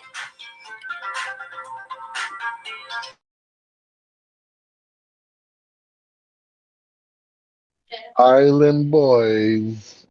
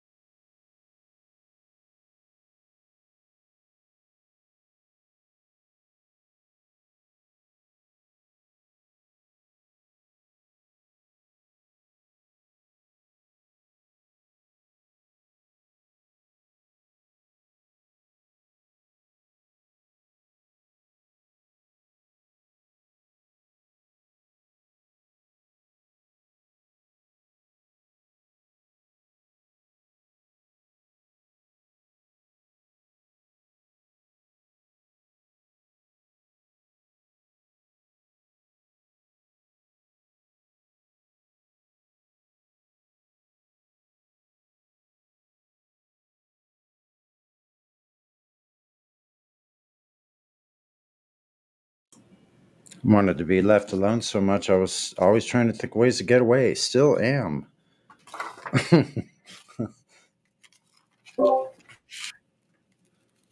That was my son. You sound holier than thou. My son just won $500 on those games they play on your phone. $500. That's cool. Hopefully he stops. Hopefully he Yeah, stops gambling. Because when I win, I'm like, I'm done. I'm done. Yeah, that's what he's doing. Go and get the money right now. He's won so much money, I can't believe. I mean, he's just, I don't know if it's skill or luck or what it is, but I've watched him win 200, 300, 400, 500, fucking just every week. Every week does it. I don't know how. He's got a bad gambling habit, but he sure wins a lot of money. Fuck, blows my mind.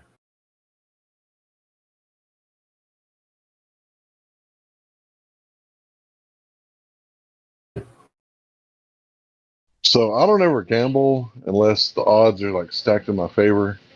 I bought a car in the middle of the night in Dallas for like $500, but it was Acura. So because it was a luxury car, I knew those parts were worth more than $500. And I've taken other gambles, but I don't really want to gamble unless everybody else is drinking and they're at my house gambling. That way I know I got a good chance of winning. Like I'll be the sober guy, and everybody else is extra happy because they're drinking. So they're going to not mind spending their money, so I don't really mind taking advantage of people if they're in those conditions because that's what they do everywhere else they gamble, right? If they go to the casino, free drinks on me.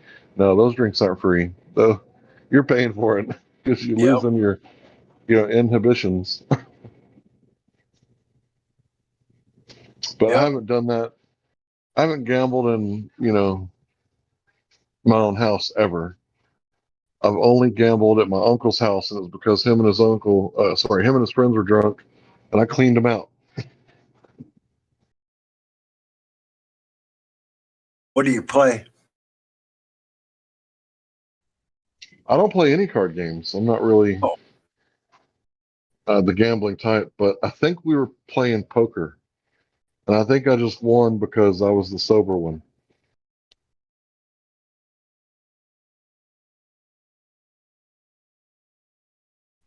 But yeah, I don't play the lottery. I don't gamble.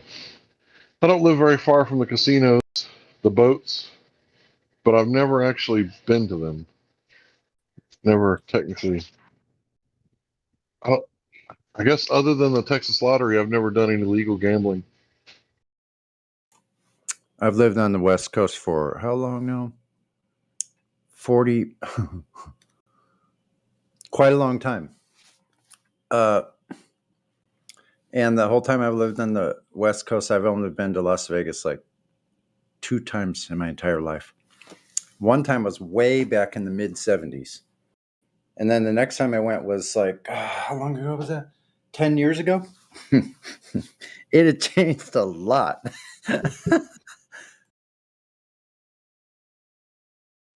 I think the first time, I think the original Sands was still there. That's hilarious.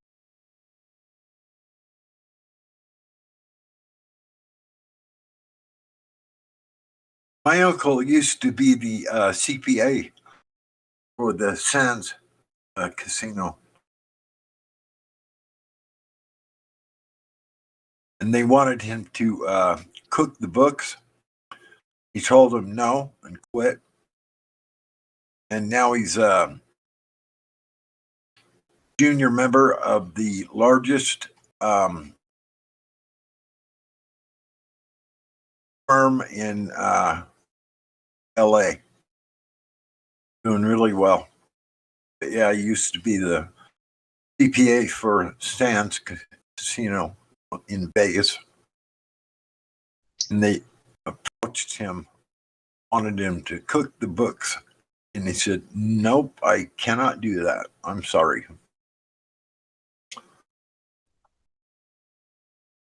Strange.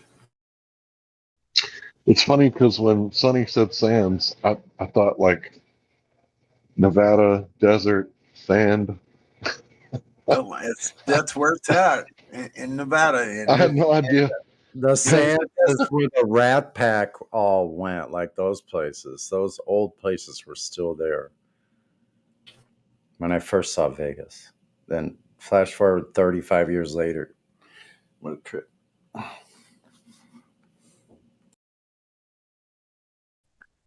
Yeah, I've always kind of thought of Vegas kind of like Sodom and Gomorrah, you know? Yeah, I'm sure. It's pretty very crazy. similar. It's really pretty crazy, yeah. But you haven't seen nothing until you go down to Hollywood Boulevard. Yeah, in no way am I like thinking I want to hurt those people or natural disaster or God to bring the brimstone. That's not what I was thinking. I was just thinking of kind of like when Sodom and Gomorrah were around. Like it's the city of lust and luxury and, you know. But I've heard some really good things about their prison system, about how they'll take the homeless people and they'll send them to the prison upstate a little bit and they'll get them kind of reformed and get them trained and get them kind of a specialization in some kind of field, like they'll be electricians or plumbers, and then when they get out they're kind of like completely reformed from gambling and they have a trade where they can make money. So I've heard a lot of really good stuff about their prison system, which is kind of surprising. Yeah, they have more rights than the people on the outside. It's getting kind of close there. So I've heard that several states, including Colorado, have done away with the qualified immunity. And if you guys have heard me talk about cops, you know that it's treated as blanket impunity. So I'm like really excited that this is happening, and I hope that it spreads to all the states. I think that men should be responsible for their deeds, and the only way that we can have a civilized community is for people to be able to be held responsible for their deeds.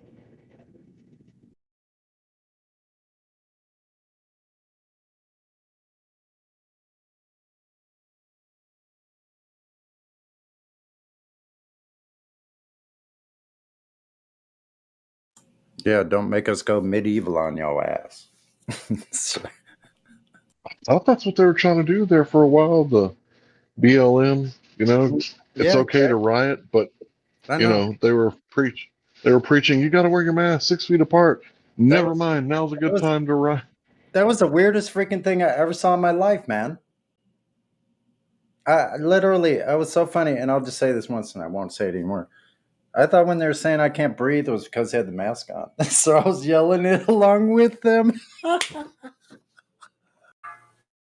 Then I figured out, no, it wasn't. So I was technically one of the first members of Black Lives Matter because I was doing cop block. And then when I found out that George Soros was funding Black Lives Matter, I completely left and was not interested. But Yeah. I was doing cop block. Cop block. It's different than cop watch. I was doing cop block. What's up, bro?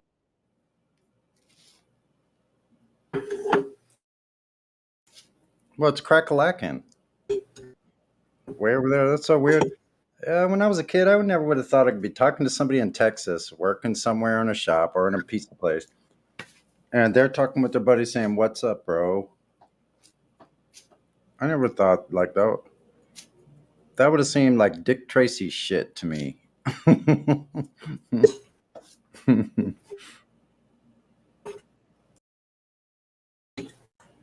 Oh yeah, speaking of Abraham Lincoln, you know what? That dude has striking me nose with a striking resemblance of my father's nose. You know, and don't forget about my indentured servant French Canadian ancestors that had to flee down the Mississippi all the way to New Orleans and became the Cajuns. And some of them ended up in Bourbon County, Kentucky, as a matter of fact.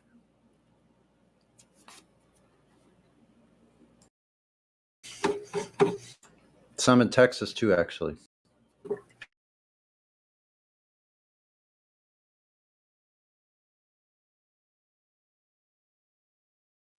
Man, Adam Unsalted is just like on an assault. With the Black Swan assault. Missing curve. Earth curve missing. Any globe proof wanted.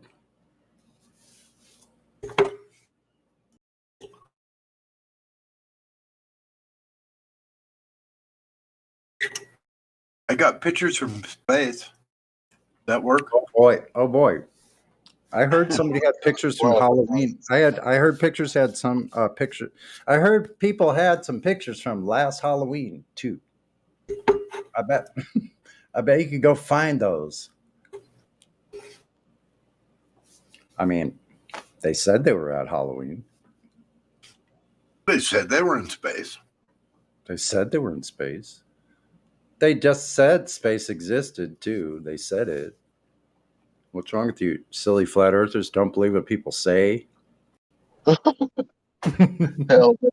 So did you guys hear that guy call me out? He said my name. Yeah, I was saying that I never thought when I was growing up as a kid that I would be able to talk to somebody in Texas, working a pizza shop somewhere, and listening to him say, "Hey, what's up?" to his friend. I'm the one who my last name because when we played football, we called each other by our last names. Like the military, that's what we always just. Yeah, so I'm like really glad that he didn't work this out. But at the same time, it wouldn't be that bad because I definitely got a flat Earth last name. Well,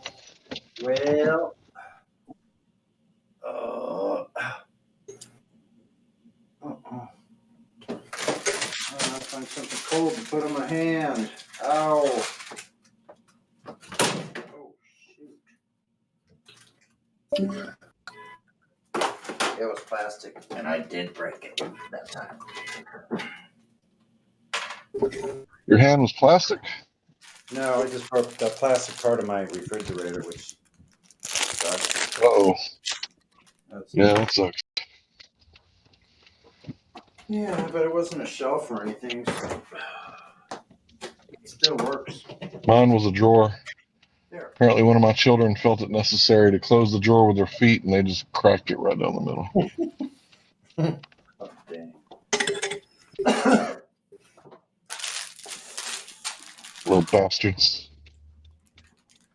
Shit, man. I don't know. I've been achy all day. It's like cold and freaking. I usually go out anyway. I don't care if it's cold, windy. I don't care if it rains on me, actually. I'll put on a jacket for that.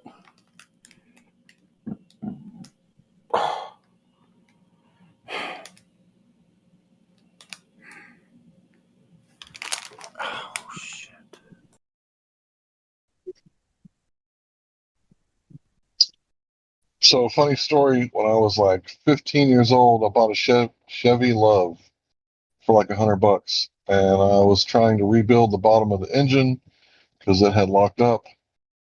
So, me and that dude, Johnny, who you just heard, and another guy named Ty, two of us are on top of the truck, and one of us was on the bottom. Big Johnny was on the bottom. And we had all of the wrenches connected to one bolt on the exhaust. And it was the last bolt to pull the engine. And it was extremely rusted. And even though all of us were yanking and torquing at the same time on this one thing, we couldn't get it to move at all. And I'll never forget that because all three of us, big ass football players, working out like every day, couldn't get that one nut to budge. And then finally we just snapped it. Yeah, that's usually what happens. You probably had 1,000. You probably had 1,000 foot-pounds of pressure on it, or inch-pounds. I don't know. Probably something like that, yeah. Because we had a cheating bar on the bottom, and what do we have on top? I can't remember, but it was all connected to the same thing. And we were trying to get that one nut loose. Yeah, those things are impossible, man. Sometimes you have to cut them off, if possible. I wish I'd have kept that truck.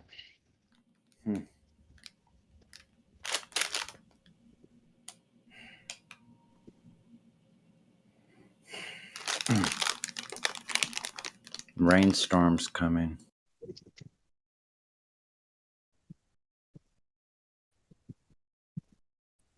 Yeah, I went to my grandmother's on Thursday. And I had to leave early because there was a rainstorm.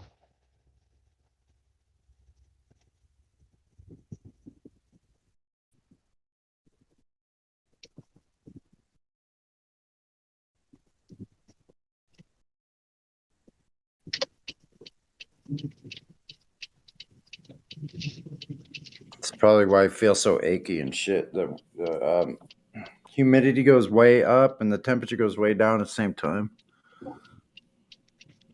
So that dew point drops, I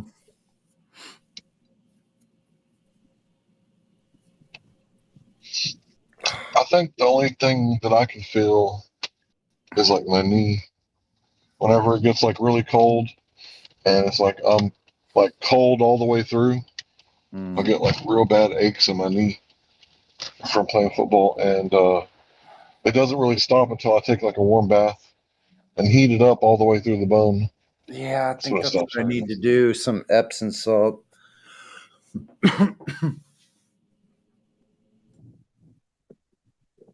Throw a bunch of sea salt in there too. Yep. Just warm up your old bones. That's what it is. It always happens around my shoulders because I'm having some real difficulties with pain with both of my shoulders. So it's fucking really. But I don't care. I just go out and ride anyway.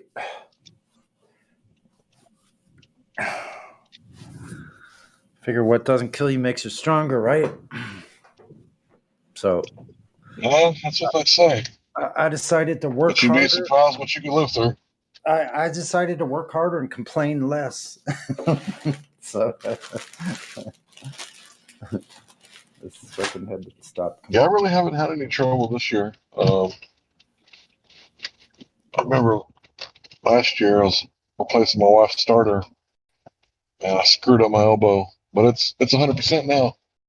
Like I can really squeeze my fist and shake my fist at people.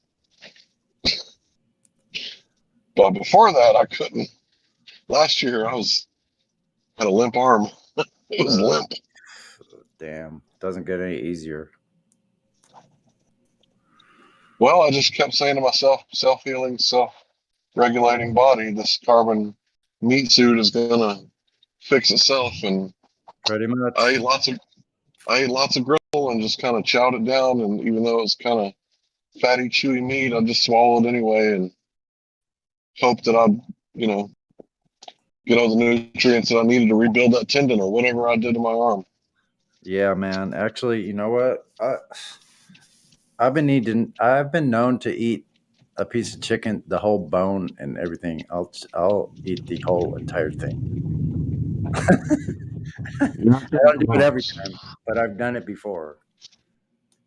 And like when I like the bone broth. I like that. Yeah, that's what I was gonna say. Hold on, got a cough.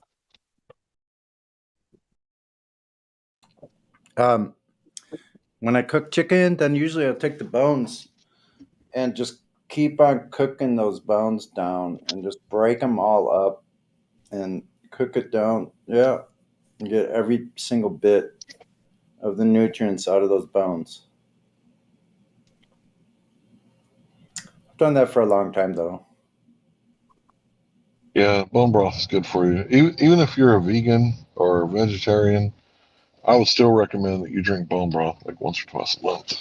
Now, I cooked this sirloin tip steak the other night because I felt like I needed like a nice big steak, you know? So it was pretty good. And I cooked it with, I don't know. Some people would probably say it ruined it. I don't have a barbecue. That would have been the best way. But I put it in a baking dish, like a big glass. You put it in baking?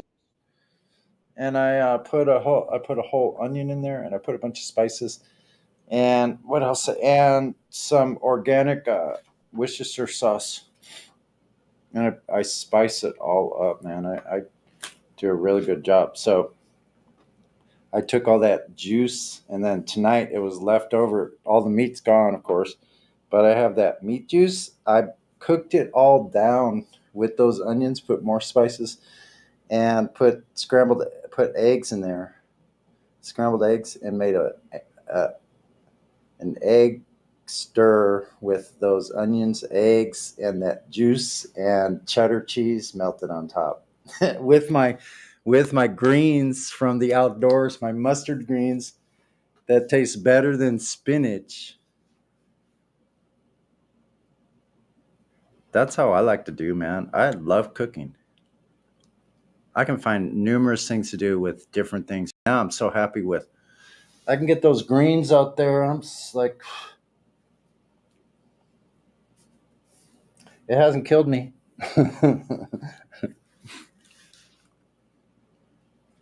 I know what to eat. I've tried several different things. Some things don't taste that good. I know there's some things that are toxic, and I know what those taste like. Or if it has a smell or tastes like almond, you know to stay away from it. There's a couple things if they have seeds. Most berries are okay, except a few varieties. But you should know what you're doing before you eat the seeds or plants of any kind without you properly identifying them. This is from someone who's been doing this for several years now. Yep. Pretty important to know how to survive.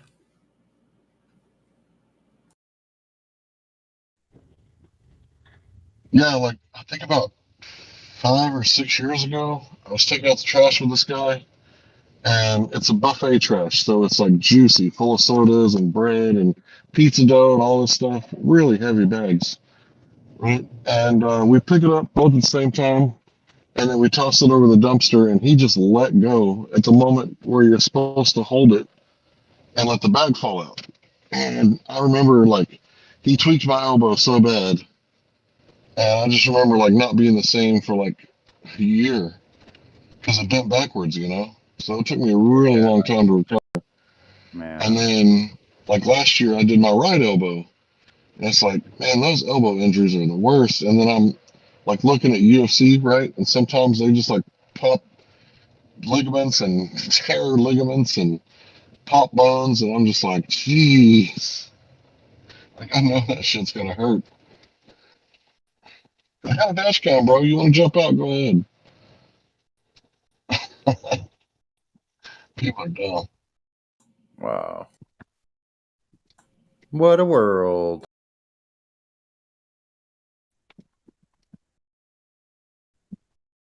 Yeah, whenever the jury sees, oh, the dash cam footage, oh, that guy couldn't tell you how to dash cam, so when he jumped out in front of you, he actually has to fix my car. Bet you didn't think that was going to happen, did you? You big dummy.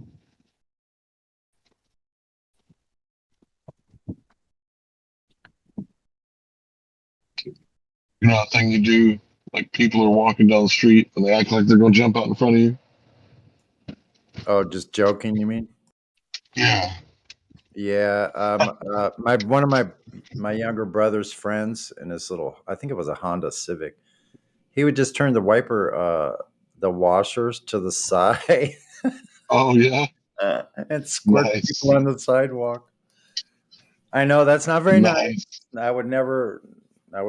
That's very nice, bro. Very nice. Yeah, but yeah, so that worked well. It's better than throwing beer bottles, which some of my friends. All you need is some skunk juice. Put some skunk juice in the windshield wiper fluid. Beer bottles at cars while we're driving through the streets of LA. I wouldn't suggest I that. remember somebody hit me with a glass bottle. You remember in the 90s, there was still a lot of glass in use. And I remember walking down the road and somebody hit me with a fucking loaded bottle. I was like, bastards. Wish I could catch you. Yeah, so weird. But I was on my bicycle. So they were going about 30 miles an hour. I was probably going about 10. So they probably hit me at like 45 miles an hour. Because they probably threw it about 5 miles an hour. So yeah, all the relative speed together. They hit me in the chest going about 45 miles an hour with a freaking beer bottle. Yeah, if I told you some of the crazy stuff I've seen, I don't. Unbelievable.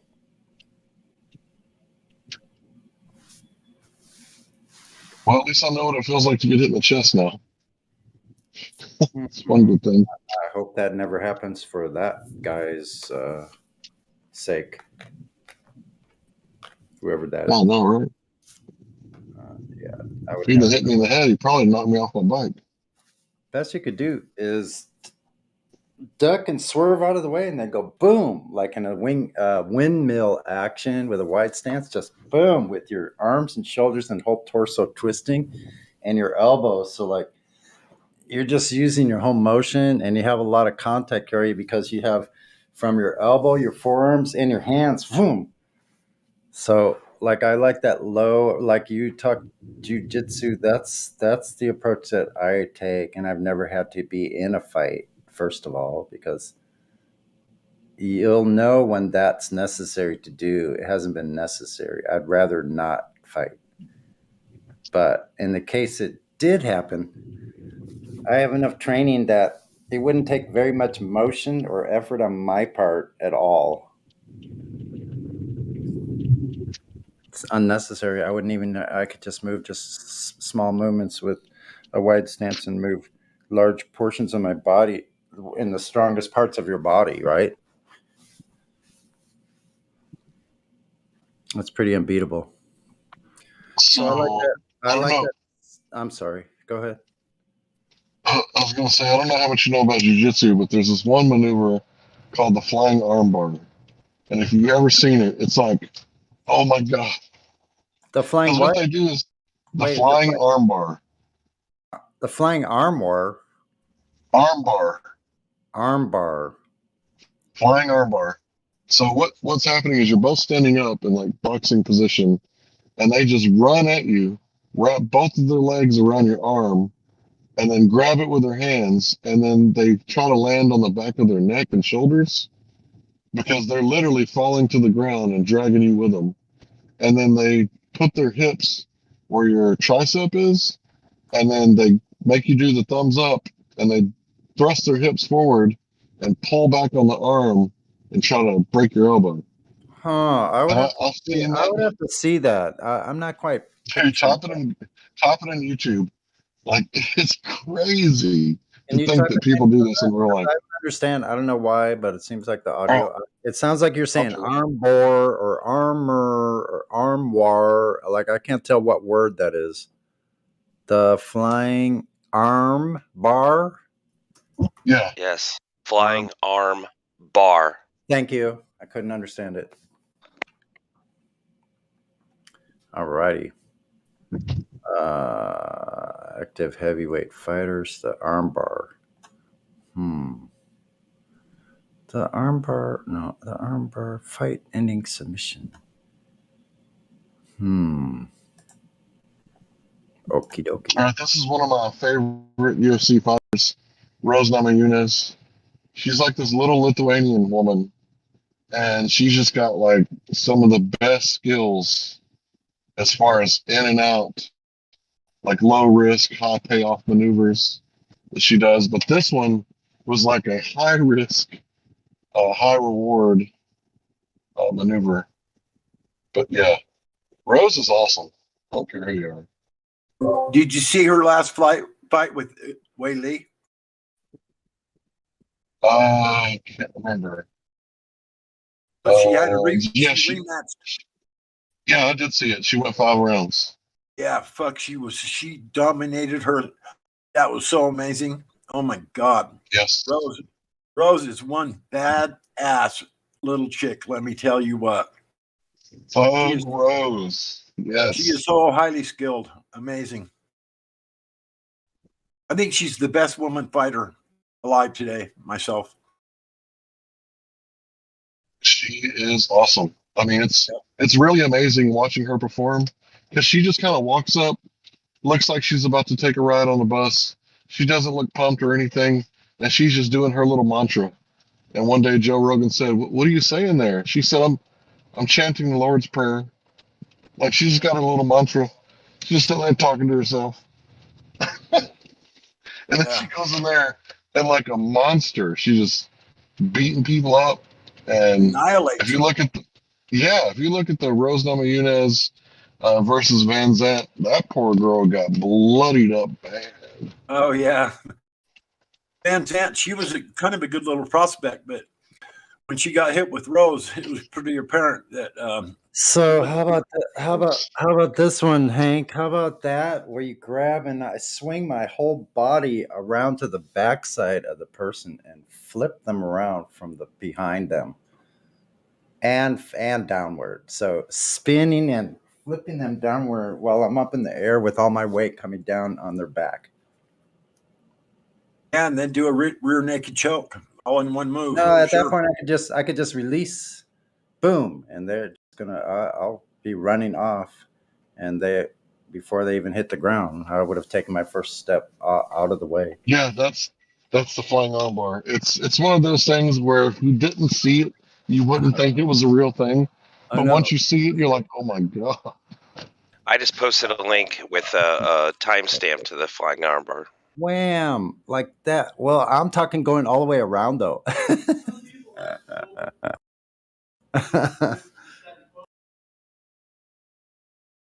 Yeah, if no one's ever watched that second fight with Rose and Wei Lee, watch it. She is one bad little bitch, let me tell you. She's a straight fucking killer. She's so I mean, she's good looking too. I mean, you've ever seen her with long hair and makeup and stuff? She's like a model. Who are you talking about, Galrock? Rose Namajunas.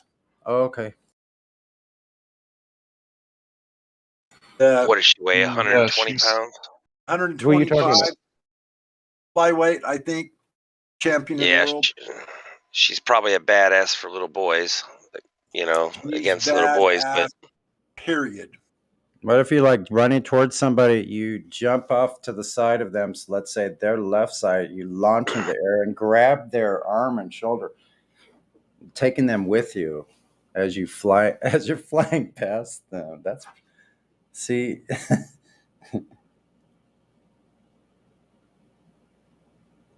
I prefer lower movements though, like lower to the ground. Almost like dance moves where you like swing your legs around whoosh, and knock their feet out from under them, or put your leg in the way and push them the opposite direction.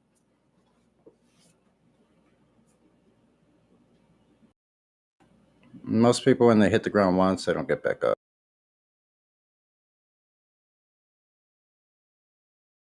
Especially if it's concrete. Depends if they know how to fall. I'll tell you another. That's true. That's true. That's absolutely true. Another jujitsu maneuver. It's called the Himawari. No, not the Himawari. Umaplata. If you look at the Umaplata, that shit's crazy. That shit is so wild because you wrap them up with your legs, and then you're pulling the head down and pushing your shin into their throat, and you're choking them out like the most painful. Because when you get blood choked, it hurts, but it's not really that bad. But when you get air choked, it's freaking painful. Yeah, but you could kill somebody that way, couldn't you? Yeah. Yeah, if you don't release them once they pass out. Yeah. Yeah, that's the thing about Brazilian Jiu-Jitsu. If it's not a match, if it's like a real fight, you got to be really careful and let go, right? Because you literally can. It's like you can either stop somebody and not hurt them at all, or completely stop them from breathing for like 5 minutes and then let them go. And they're dead. How were you saying earlier, Hank, about stopping somebody passing? Is that the one that's near below the ear? That's the rear naked choke. Think about if I'm behind you, right? You're a little bit shorter than me, and then I wrap my elbow around your neck and bend it right there where your windpipe is, so you can breathe. Right. But then with my other hand, I sink my right hand into my left hand's elbow, and then I got a little torque. Now I can pull your neck closer to my neck with both hands. So what I do then is I shrug, and then I wrap my left hand around the back of your neck. And when I push your head into my arm, and I'm pulling with both arms, and then I shrug my shoulders, and I lift you up, it's only a matter of seconds before you go out. Like literally 2 to 5 seconds. So it's up on both sides of the neck below the ears. That pushing up, you will definitely pass out. Yeah, I could see that easily. Under the chin, right on the throat. Yep. Under the chin. That's right. Yeah, under the chin. Yeah, but it ends up being right under their neck because you're pulling it back, kind of. So Actually, the elbow. Under the ears. Actually, the elbow is at the throat, and you're cutting off the carotid artery on both sides of the neck. Gotcha. Yeah, that's It's a blood choke, not an air choke. Yep, that's right. Good to know. Jiu-jitsu in Japanese means the gentle art. You don't have to hurt them. Exactly. But you submit them.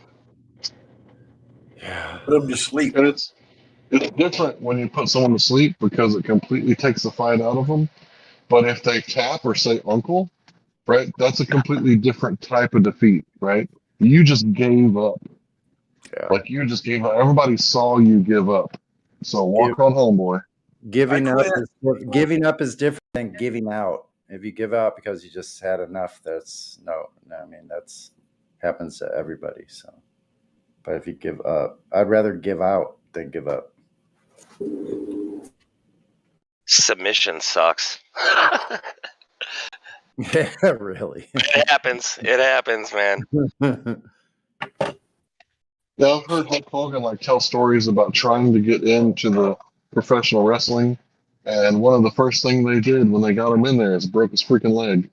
It's like, Jesus, man. Like this dude's trying to join you. Go ahead, bro. Go ahead. Finish up. Oh, so he was trying to join them, right? But apparently there's this initiation thing to where they break your leg, and I kind of think that's what they did to Hoist Gracie, because remember he was limping after the second tournament, so I think they were like, "Oh, you want to use jiu-jitsu? Like we got jiu-jitsu too," but I don't actually know what happened to his leg, but he was definitely being carried out of there like one of those wrestlers got his leg. There was UFC London today. Paddy the Batty, you know who he is? Paddy, Oh yeah, Paddy. yes. Yeah, I know who Paddy is. He's from Liverpool. He submitted the guy in the first round. But anyway, you know who Peter Yan is? The flyweight champion or interim champion? You guys talking about WWE? He's a Russian, and his coach can't make it over here for his fight in like 2 weeks from now. And so he recruited Sugar Sean O'Malley and Henry Hasudo to be his corner men. That's awesome, dude. Isn't that awesome? NFL? Yeah, I love Sugar Sean. He's a crazy looking little fucker. We're talking about UFC. Oh, Yeah. you're not. Oh, yeah, my dad's actually in the UFC. What's his name? Really don't want to tell you. Okay, don't worry about it. We don't need to know, but yeah. Are you guys talking about NFL? No, we hate NFL. Did you guys see Deshaun Watson got traded to somebody? Can't even remember. You know, do you watch Don't know NFL? about- No, bro. I thought you were talking about NFL. Oh, talking about No. UFC. Yeah, I used to play football, so watching it is fucking boring as hell. You watch and WWE? What were you? What position were you? Tight end, defensive end, kickoff return. Oh, me too. Exactly what I used to do. It's fun. You get to really smash people going that speed. When you're running downfield as fast as you can, you get to really smash somebody. Yeah, I just stick my shoulder out and fuck them. No, Exactly the position I played, Hank. I was a tailback and punt return and kickoff return. Oh, I'm a quarterback. Right? Yep. Quarterback? Yeah, I am right Corner? now for my team. Yeah. I got a lot of respect for quarterbacks. It's a very cerebral position. Yeah. I get really nervous. I would too. You're not the biggest guy out there. No. You guys ever watch King of the Hill before or what? I watched it after I made the account. God damn it, Bobby. Kickoff return is sort of a kamikaze thing. You got to go exactly full head of steam. Exactly. I'm adding you. I was a running back, so like they always had me catch the ball because I could. Yeah, I was a quarterback. So I didn't get Oh, caught gosh. very often, but when I did get caught, I got my ass beat. Shit. Yeah, I beat that ass. That stuff hurt. Yeah. My ass. So new people in here. You might let's All say right. flying armbar, bro. So we got some new people in here. What do you got? What's your guys' thought on the shape of the Earth? I'm think it's kind flat, of in too. between. I kind of think it's flat, but I'm kind of in between. Okay. What's keeping you on the fence on the globe side? What's the globe argument that's really I don't know. Like we've never found the edge of the Earth. right? There is no Yeah. geometric edge. What's The that mean? horizon is geometric, meaning Earth measured edge. So there's no geometric horizon that the boats go over. So when you said we never found the geometric edge, yeah, you're right. No one ever has. The horizon is not the geometric edge of the Earth. The horizon is the limitation of your eye and the weather conditions together, making the horizon move from different places throughout the day. Can somebody please post the Skunk Bay time lapse for me, please? Are you saying the Earth is Yeah, I endless? got you. Yeah, I'll post it in. Are you saying the Earth is endless? No, that's not what I'm saying. We don't know. What I'm saying is that your Earth curve should be the limitation of how far we can see, but it's not. We can see much further, so there is no Earth curve that we can detect. The distance that we can see has nothing to do with the limitations of the Earth that's given to us. We've been told it's 39, 59 miles. Well, the horizon should be at 1.2 miles at 1 foot. And we've seen it much, much further, even past 10 miles at 1 Holy foot. shnikes. So there is no, yeah. So it's not off by a little bit, right? By a margin of error. It's actually off by an order of magnitude. And that's why there's so many people talking about the flat Earth. So if there is endless Earth, does that explain how Amelia Earhart went missing? Nobody says land of Earth. Yeah, I've often thought about Amelia Earhart, right? Ever since I've come into this, but it's just a mystery. No one really knows. Recently, there's been some speculation that they found her because they found a woman who had the same type of stuff that she had to hide her freckles because she was self-aware. and she wore like concealment. I forget what girls call it, base or something.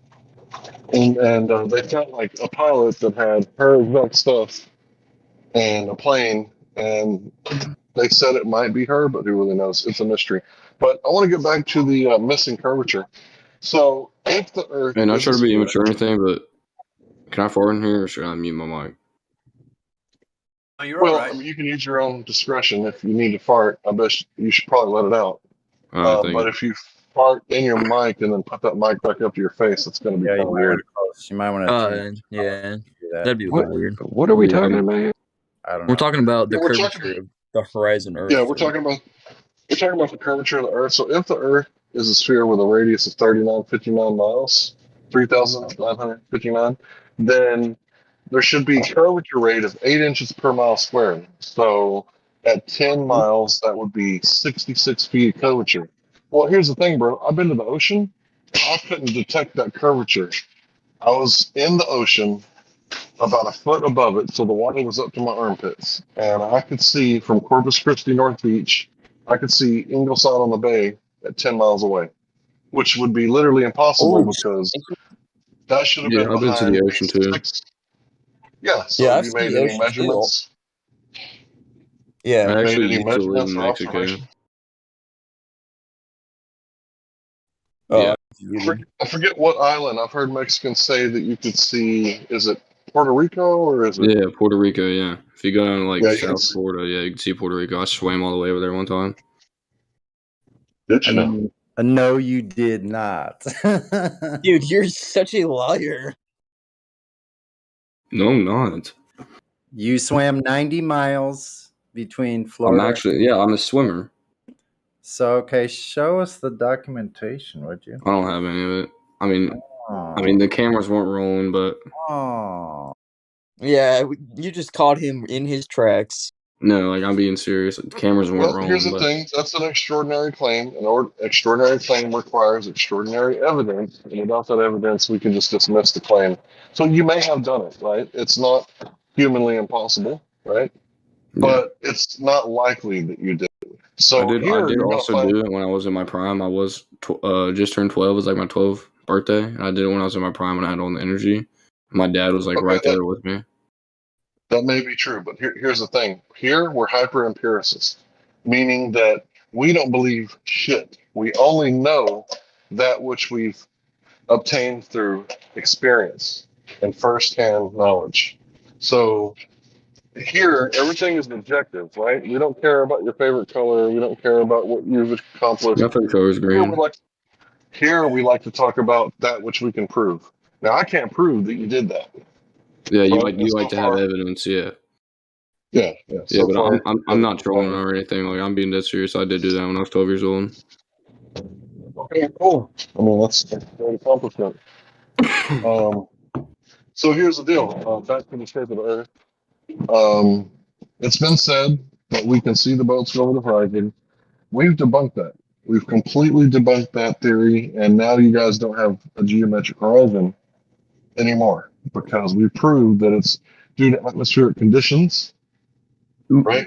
And this is what's making the horizon move around throughout the day. The single one day, the horizon can be in different spots miles apart because the way that the sun perturbs the atmosphere and causes different viewing conditions. I'm sure if you listen to the news or the radio back What, in like the day, Fox they would News? tell you.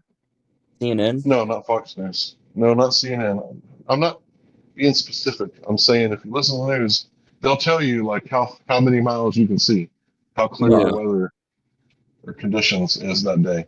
So if it's a foggy day, it might be visibility would be like 100 feet. If it's a clear, crystal clear day, you might be able to see something 20 miles away. So would you guys like to hear our arguments? No. Oh no, I'm really tired. I can't even understand anything when I'm this tired. I should just go to sleep. You guys should probably go take a nap then. Yeah. What time is it for you guys? So you guys don't want to hear what I have to say, huh? Well, it's No, I do. past midnight here. Which one of you do? Me. I'm trying to find which one are you. Mo and AI. Yeah. Yeah. Okay, so Yeah. Mo's not going to get deafened. AI, you said you didn't want to hear what I have to say. Is that true? No, I should just go to sleep. Oh, okay. I All right, do want to hear. see you later. I'll help you out though. Thanks. I mean, All right, so Mo, did you want to hear our arguments? I think AI was actually saying he wanted to hear it. I don't know. I would definitely. I'm gonna meet him one more time to ask him.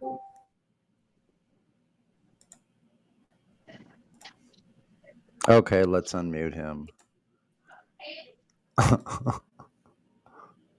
Hello. All right, Hello. so did you guys want to hear our arguments? Yeah, that's what I was trying to say. All right, cool. Perfect. So there's three claims that the globe makes. One is that there's a geometric horizon, right? Earth curvature, right? No duh, right? The second Yeah. one is that the Earth is spinning at 1,038 miles an hour at the equator, or 1 revolution per day. And the third is that if you go high enough into the atmosphere, apparently it turns into a vacuum of 10 to the 17 negative torque. So I'm going to ask you guys, have you guys ever heard of anyone directly measuring this in ancient history up until modern times? Any of those questions, if you know, we're going to take it all the way to the end of the conversation and we're going to pry, how do you know this? But if you don't know, just say that you don't know and we'll move on. Wait, what are you saying? Like, if you stick a pole like really high? No. No, I'm asking, has anyone in history directly measured curvature, axial rotation, or the vacuum of space? And if so, how did they do it? I don't know if they have. Hey, Jinx. Right.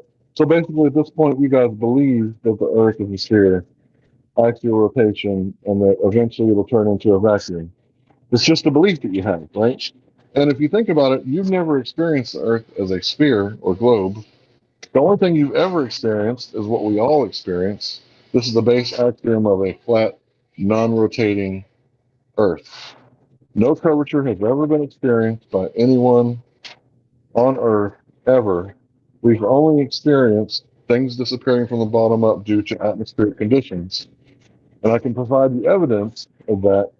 And no one has been able to show me evidence of the other thing happening, which is things rising up out of the ocean because of atmospheric conditions.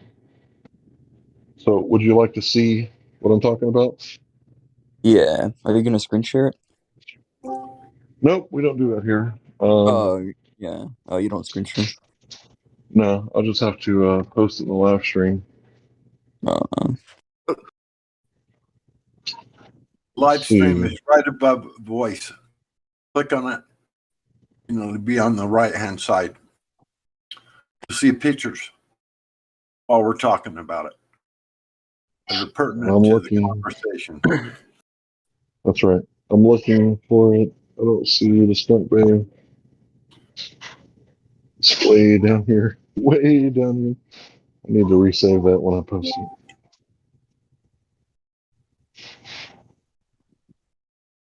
The Black Swan's already posted. I don't know. I guess you know that. But. Yeah, I'm going to go over this first.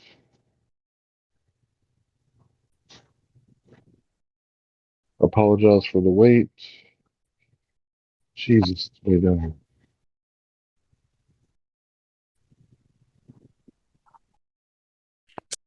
There it is. All right, perfect.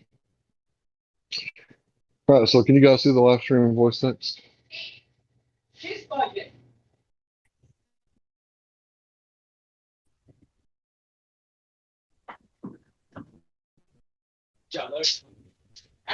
Careful, bro.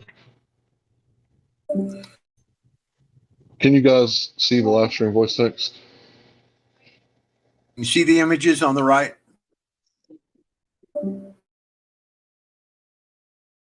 You can't. You have to click on live stream voice text right above voice channel. You clicked on to get into this room. Right above that, you click on that and you'll see pictures on the screen to the right while we're talking about them.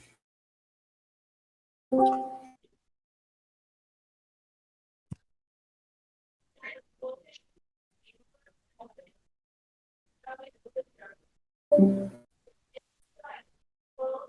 totally not answering. I know. Gentlemen, is there any reason why you stopped talking?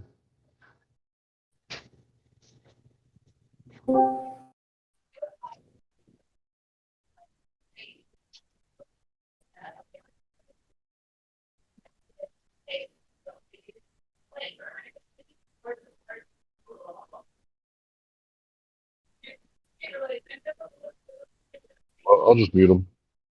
Wasting my time. So, Matthew, welcome back. Hey, how's it going? Yep, everything's good. What's with the name change, Matthew? I never changed my name here. Oh, someone else did it. So That's good happy semi-annual Globe Evidence Equinox Day tomorrow. Yeah, you know what the problem with that is, Matthew? Yeah, the sun rises in the east everywhere on Earth tomorrow morning. Right. So I heard that one globe earther is going to be doing the Aristosthenes observation.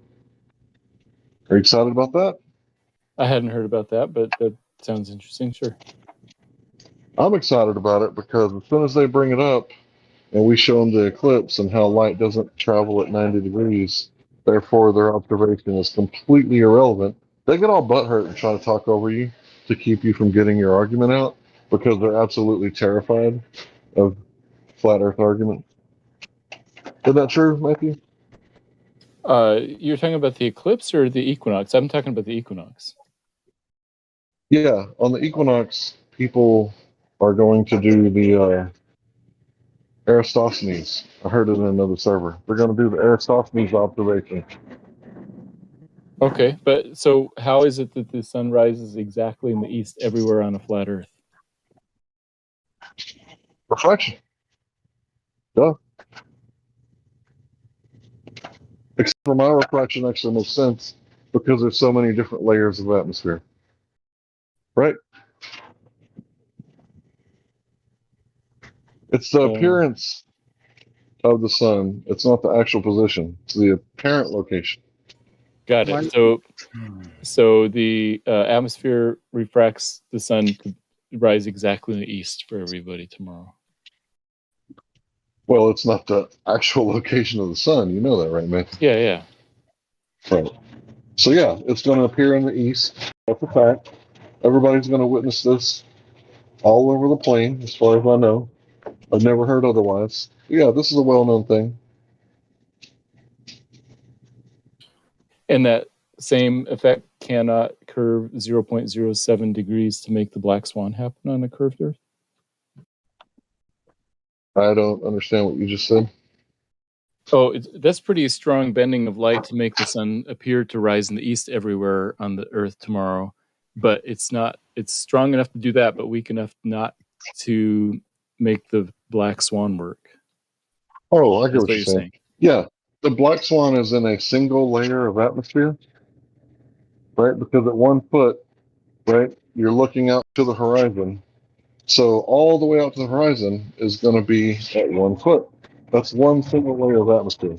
Now, when the sun is actually rising in the east, it's going to pass through all the layers of atmosphere. And that's what actually causes refraction. Different layers of density, right? Right. Different temperatures or humidity or layers or, yeah, all those things. Right. So you can bet your bottom dollar that when the sun is everywhere but the zenith position, there's a whole lot of refraction going on. And when the sun is at the zenith position, it's not east or west or anything. It's right over your head. So you can guarantee what I said to be absolutely true. The sun will appear to rise in the east tomorrow, but its actual size, location, unknown. Interesting. Okay. I hadn't heard that argument before. Oh yeah, it's always like that. You can just Google apparent location of the sun, and I'm sure they'll, talk about refraction and how it works. And, you don't stab the fish that you see when you're spearfishing. You stab the fish that you don't see, right? Right. Yeah.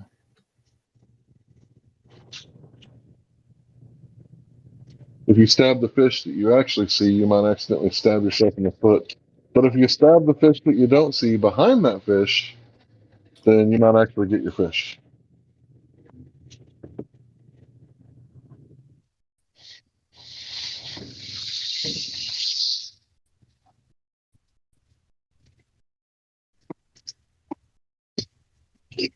So yeah, it's a well-known thing.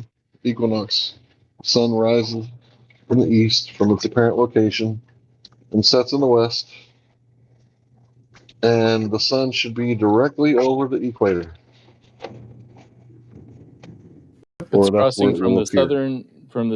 southern hemisphere to the northern hemisphere tomorrow, 8:33 a.m. Pacific Daylight Time. But that's where it's going to appear to be. Yep, that's correct. Oh, I remember Negator. He thought he had one. He thought he had a good one. He was so proud. Who? Poor guy. Negator Triple X, a globe earther from 2015, who self-admittedly works with the government communication. He's a self-admitted government agent. He thought that he had a good one because it was going to rise in the east.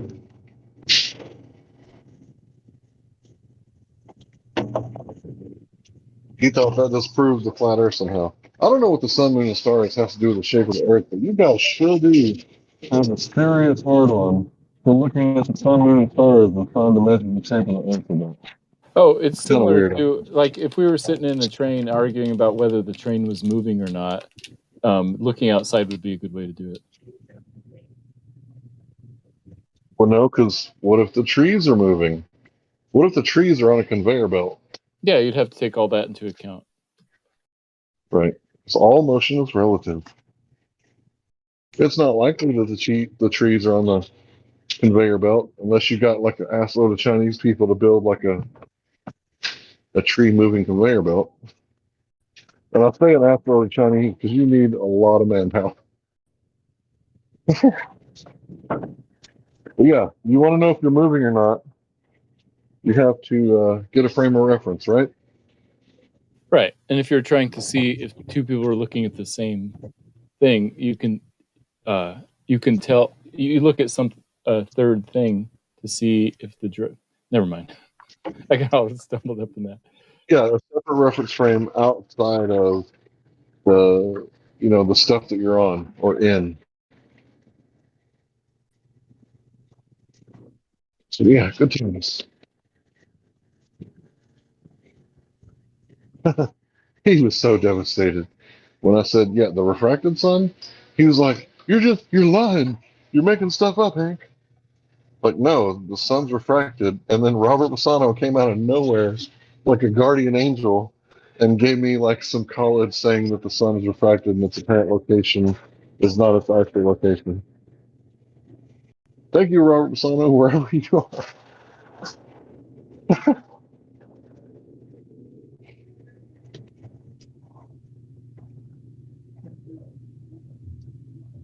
Yeah, right after he called me dishonest, like, and said that I was a liar, right after that, I posted the college saying that he was a liar. It's so cool.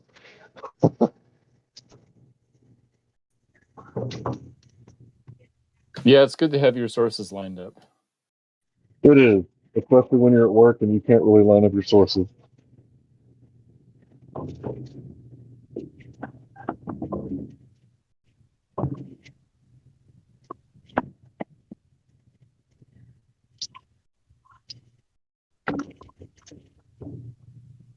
I think it was some college in California. I don't remember. I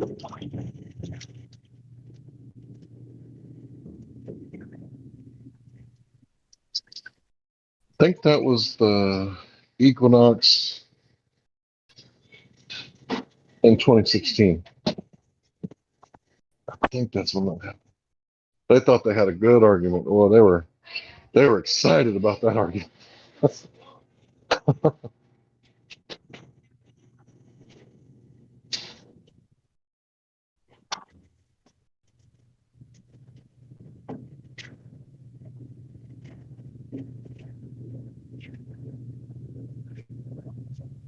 Then I remember one day they were arguing that the sun would be there would be more refraction looking through a single layer of atmosphere, the black swan imagery, than the Aristophanes so-called observation or experiment. Yeah.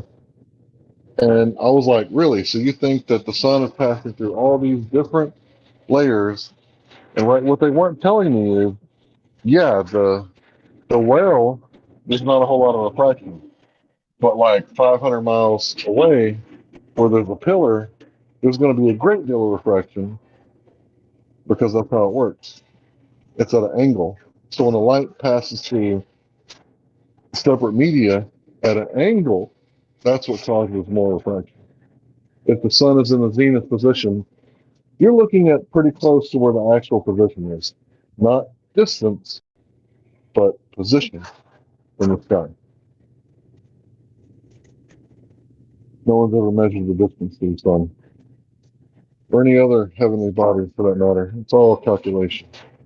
Yeah. So how is it that the sun gets refracted one direction in the northern hemisphere and another direction in the southern hemisphere? Like Johannesburg, it would have to be refracted north, and up in like Oslo, it'd have to be refracted south.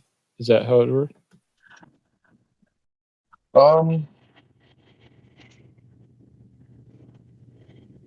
Now, I can't claim to know the actual position of the sun and give you the answer to that question.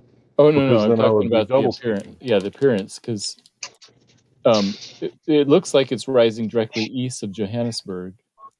At the same time, it's Well, it's rising. going to be east of everywhere, right? Yeah. So, in order to answer your question, I would have to know the actual location of the sun when it rises, and that would just make me a double speaker and go against everything that I just said. Yes, I don't claim to know the actual position of the sun.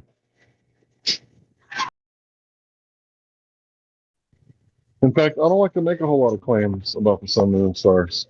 You know, we can see stuff up there, but beyond that, lights in the sky, what are we looking at? Yeah, I think You know, that ignoring the sky is actually a wise way to go to keep flat Earth belief. No, that's not it at all, right? We're not ignoring it. We're just not making stuff up.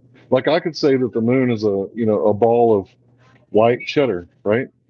And you might say, no, it's actually covered in dust, finer than finer than powdered donuts, right? But which one of us is right? Which one of us is wrong? Which one of us is closer? Can we go verify? Find out? No? So your bullshit is just as smelly as my bullshit, right?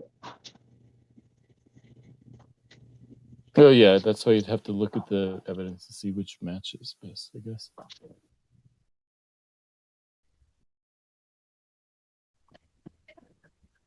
Yeah, and any evidence about, the makeup of the sun, moon, and stars, it's going to be secondary knowledge to either one of us, right?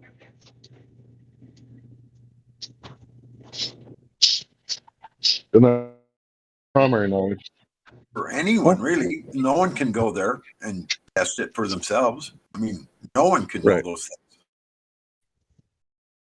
It's not like you can just get in a rocket or a plane and fly up there and jump out and take a sample of it. I mean, it's never been done. So no one's ever going to know how that happens. So it's kind of like this. Space is a lot like the past, or the heavens is a lot like the past.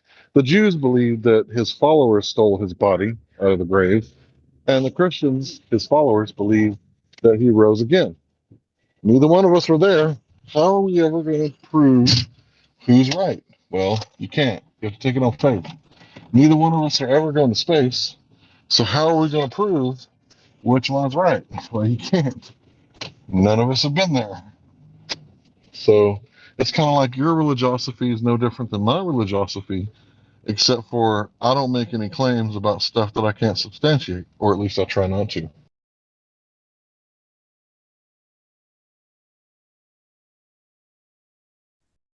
But you guys, on the other hand, you can Google what is the mass of the sun? What is the mass of the earth? How much does Venetian real estate cost? Put me down for two. Right, and you can buy Venetian real estate if you want to, Matthew. If that's what you want to spend your hard-earned money on when you cash out of the cryptocurrency, right, and you get your dollars stacked up, you can buy all the Venetian real estate you want to, and I bet you'll never run out. There'll never be a limit to how much you can buy, even if it's more real estate than actually exists on Venus. I bet you could still keep purchasing. But that's not a claim, it's a bet. I bet they wouldn't turn you down even if you bought every last acre, because there's probably subterranean real estate too. Yeah. But yeah, Globers will tell you the mass of the Earth, the mass of the Sun, the mass of the Moon, right? All this stuff. And flat earthers are going, yeah, but how do you know that? And globe earthers are like, you just don't understand math and how we calculate things. Yeah, that's the problem. It's a calculation. You never actually physically measure the mass. It's all calculations based on what? Affirmation of your indoctrination. Meanwhile, ridiculing experimentation and investigation.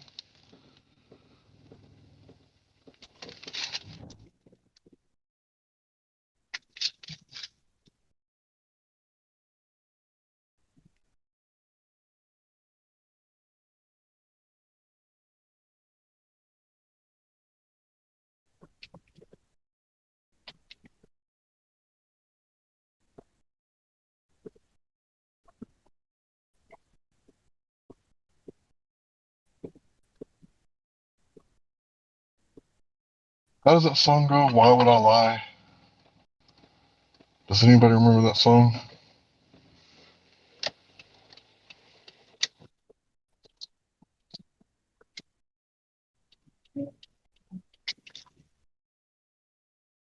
Mic check.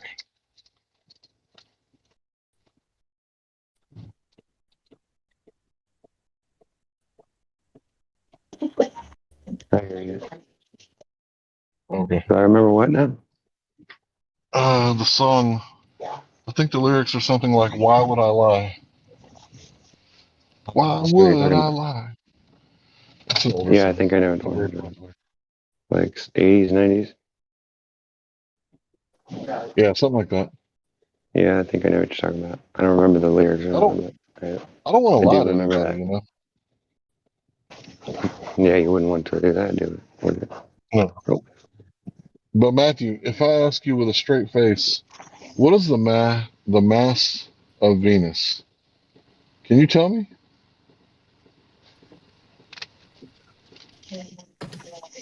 Not off the top of my head, but I could look it up. Right. And when you tell me, at what percentage do you think that it's accurate? You think it's like 100% for sure? Oh no, there's always Accurate? error bars, like it's some number plus or minus some other number. Okay, so you can tell me within a margin of error.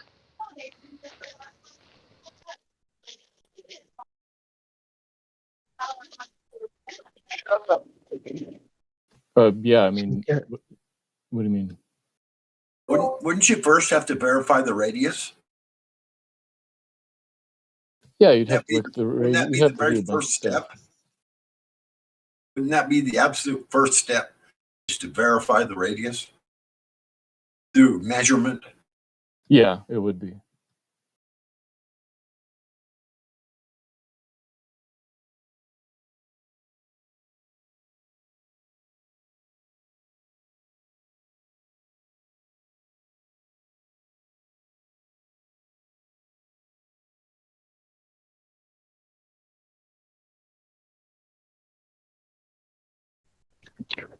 Yeah, for me, I don't want to spread any false information. I want to do the best I can. Bye.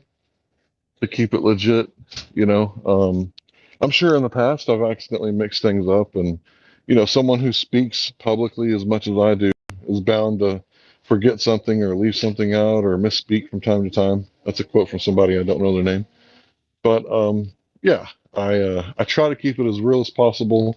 And if you were to ask me a question about the heavens, it's probably going to be I don't know, right? because that's the best answer that I could possibly give.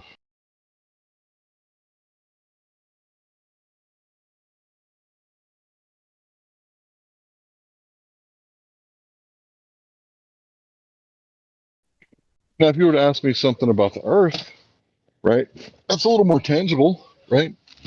A little less metaphysical.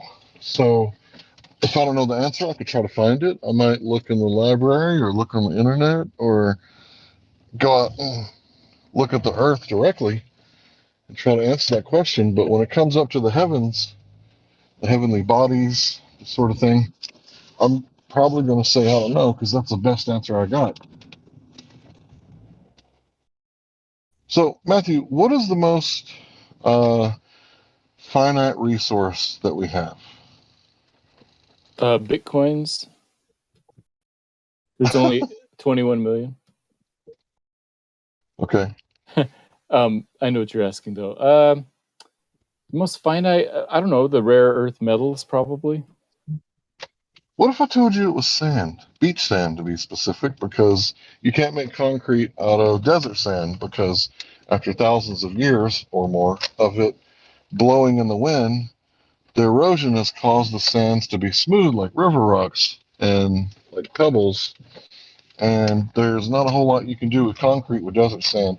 So what if I told you that they're actually taking the sand off the beach to make the resort hotel, and then when the people get there to go on their resort, there's actually no sand on the beach? Isn't that weird? Yeah, that would be weird. You should probably look into that. There's probably been several documentaries made about that. But yeah, sand is one of the things that we actually take it off the bottom of the ocean so that we can make concrete because it's such a rare thing to have sand. And I've been asking this question: do you think they call it sand because it's right in between the sea and the land? No, I don't. You know why they use coarse aggregate rather than round and smooth? Do you know why? Rigidity. It'll slip around and it'll be easy to break. Yeah. The round rocks do not, they fall out of the hole. If they're coarse in this way, you break up the aggregate sharp pieces, then they won't fall out. Much, much stronger concrete. Coarse aggregate. They always crush it nowadays. The sand, it gets moved around and smoothed, like in the desert, blown around and knocked all the edges off. It's not very good for concrete. You're right, Hank. It falls out, doesn't bond. Now, see this guy we're talking to here, God Rockin'. He's worked with concrete for more than a decade, probably close to 20 years, right? Yeah. I've only laid concrete with my family less than 5 times. So I know little to nothing about concrete, but I can tell you a lot about sand and how it's finite and how it's one of the most rare resources that we have. Because I'm actually here on Earth and so is the sand. But when it comes to Venetian sand, fuck, I don't know. Is that a thing? Yeah, I don't know anything about sand or concrete.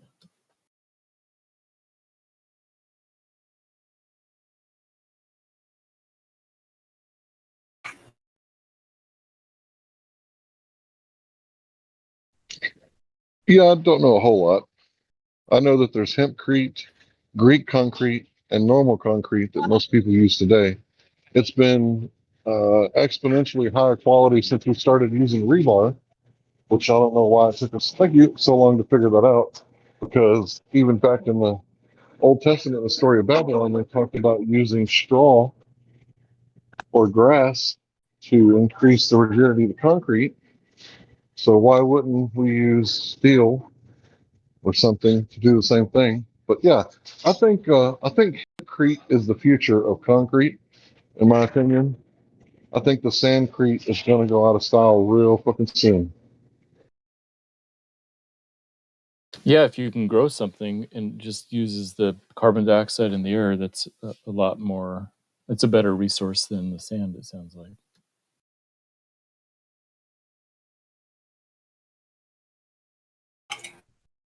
To be honest, I'm not really sure if sand is one of the ingredients of hempcrete, but if it's not, I would definitely say the future is in sheep Texas land where you can grow plenty of marijuana, also hemp.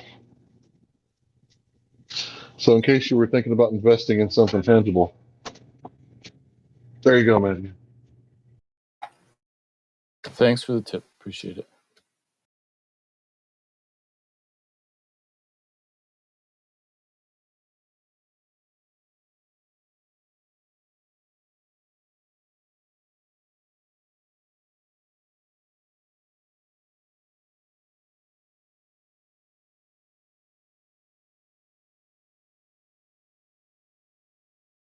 Obviously, that's not financial advice, and I'm no realtor. You should ask your doctor if free thinking is right for you.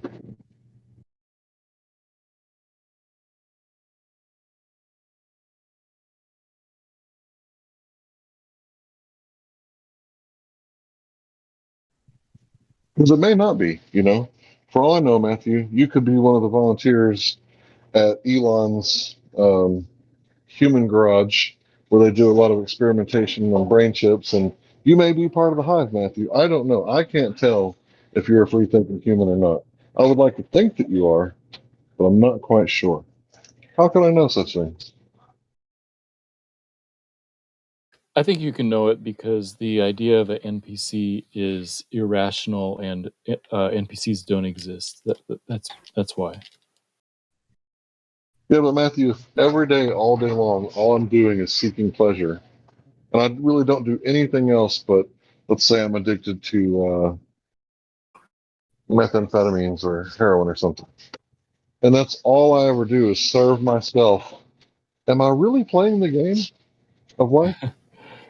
Yes, but badly. Because to me, the game of life is so extraordinary. There's all these different amazing things that you can do.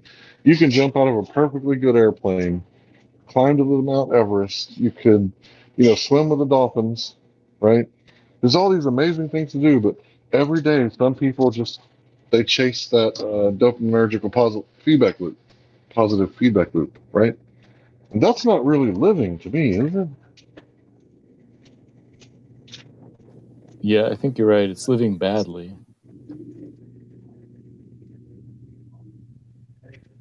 Especially the positive feedback loop part. Because then it costs more and more and more. And eventually people start thinking, wow, I really can't afford this anymore. Maybe I should go take it from somebody else. And that's when you get drug crimes, and drug criminals turn into slaves at privately owned prisons. So, yeah, they're playing the game of life, but they're playing it badly, right? Yeah, exactly. So, does an NPC, do they play the game? Let's say, a video game like Super Mario Brothers, right? Does Bowser really play the game? He's not really playing the game of life. Or if he is, he's not doing it badly. Because he's taken a woman that doesn't belong to him, and he's impregnated her, and he's got all these children. There's no female Bowser. Pay attention, Matthew. There's no female Bowser. So all those children are from an illegitimate marriage, and they're all bastards, and they're a product of rape. That's not how you play the game, bro. And that's why Mario and Luigi are so fucking pissed off that they're willing to eat all these magical flowers and search for gold so that they can buy extra men to storm the castle and remove the women from the government's clutches. They're even willing to travel under the ground and go to different worlds to find these children of Bowser and Peach and to kick their ass so that they can find Peach. So really, Mario's the one playing the story and living, the archetype of the adventurer going on an adventure. And Bowser, well, he's just not really playing the game that well. Why don't he find his own lizard woman and make babies with her?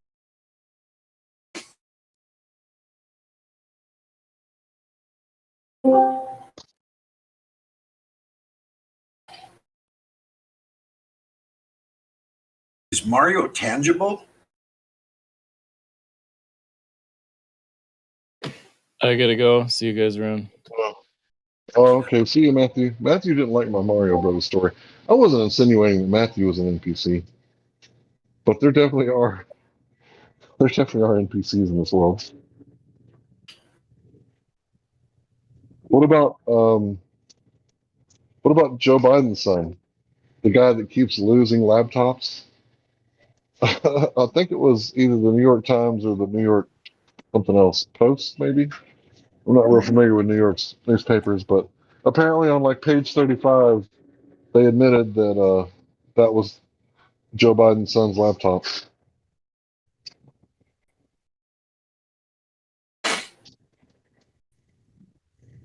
Yeah, I think And you're right. you know, I don't think there's anything necessarily wrong with leaving your laptop everywhere. The thing is that it shows how controlled the media is, that they're all willing to lie and say that it's Russia, Russia, Russia, that did this to try to influence the elections. So the mainstream media is completely complicit in telling lies to the populace when their only fucking job is to tell the truth. That's your only fucking job, mainstream media, and you fucked it up. Nobody will ever believe you again. And that's why jack off comedians like, what's his name? Jimmy Dore. That's why he's got like 1 million subscribers. And what has CNN got on YouTube? Let's check. Jimmy Dore's got 1 million followers. He's a stupid leftist comedian. He wants universal health care and basic income for everybody. So he's a freaking liberal leftard. Okay. CNN. 153,000 subscribers. Okay, maybe he's not a leftard, all right, but he is a leftist. And he's anti-war, so that's why I listen to his YouTube channel. Because I don't care who you are, if you're anti-war, there's a part of you that's okay in my book. Even if it's a little piece. If you're anti-war and you fucking mean it, then there's something good to glean there. So, why is it Jimmy Dore has 1 million followers, but CNN has 150,000? Which most of those are probably Russian bots. Because the mainstream media, it's done. It's over. Game over. You lose. You're all fucking known liars.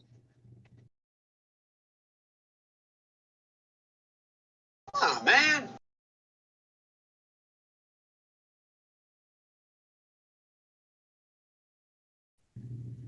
We will never trust you again. And it doesn't matter who it is. Fox News, what's that one? Owl. What's the Muslim one? It doesn't matter if it's RT.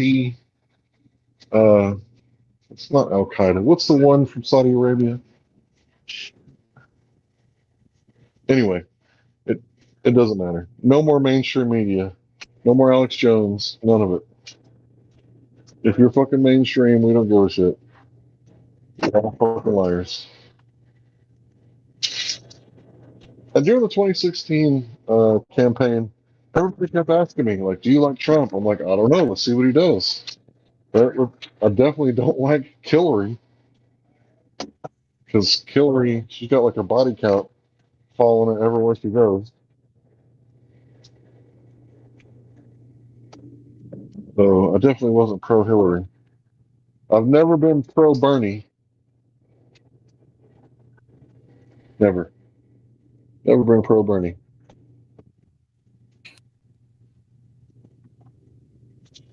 But I can't really say I was pro Trump either. Still to this day, not really pro Trump.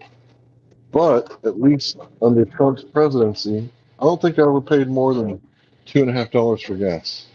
And that's because Trump likes to do business and he likes to make deals. And that's the opposite of war. So other than that little fiasco in Syria where they blew up the airport with the Moab bomb, all bombs, and a few other incidences that he did, I guess he was the lesser of two evils. But Biden, dude, this dude is a career dirty diaper politician that severely needs to be changed. We're going to need some Pampers. We're going to need some baby wipes, and we're going to need some powder. We've got to get this dude out of here. He is a dirty fucking diaper. Yeah, causes a lot of rash. And to get hot, I got hairy legs.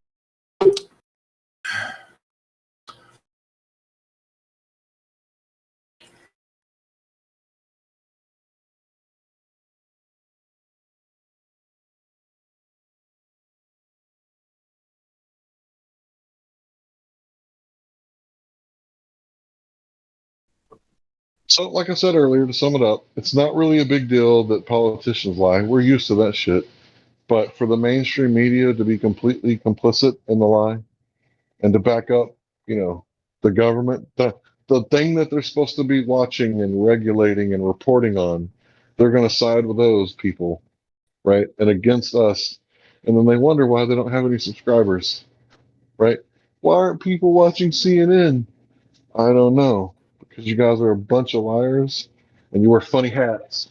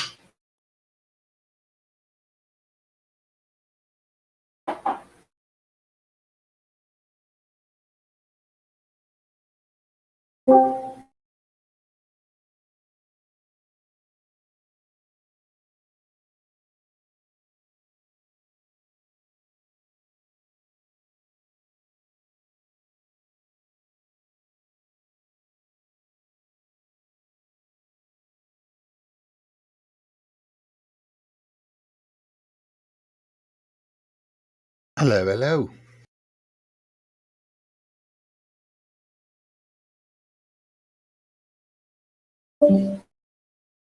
Hey, Top of the morning to you. top of the morning to you, brother. No, hello, hello. Do you remember the Ford Fairlane movie with Andrew Dice Clay and what's the guy's name? Robert Englund played the the villain in that movie, and he was always saying hello, hello. Anyway, no, you were talking about comedians earlier, and I just have this clip that I just found on Facebook. And you know who Jim Brewer is? He starred in that Half Baked movie with Dave Chappelle. Was it the guy with the lazy eyes or was he the guy on the couch? Yeah, Jim Brewer. Yeah, he's a comedian. Anyway, I guess recently he spoke at this rally. It was like a Trump rally, but it wasn't a Trump rally. It was just it's called Awaken America. Anyway, I'll post a video real quick. I downloaded it from Facebook.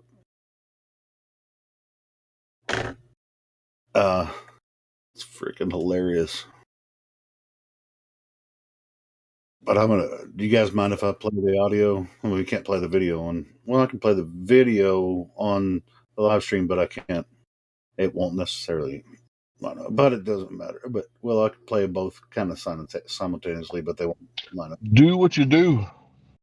It's freaking hilarious. Let me get the link. Copy link. Go to This is so funny.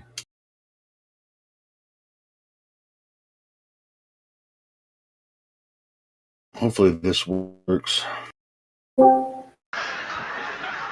And I knew from the beginning something was up, but the cockatoos were out of control. They're like, what do you think going on? Numbers are out, numbers are out. Dr. Fauci, CDC, CDC.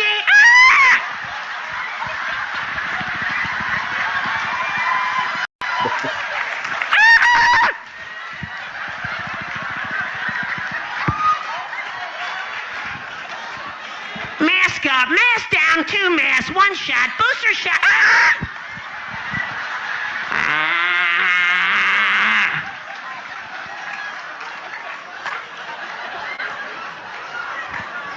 And I love the people going, what are you, a conspiracy theorist? That's all I hear when people get mad. What are you into, conspiracies? This is another good one. Trust the science! Trust the science!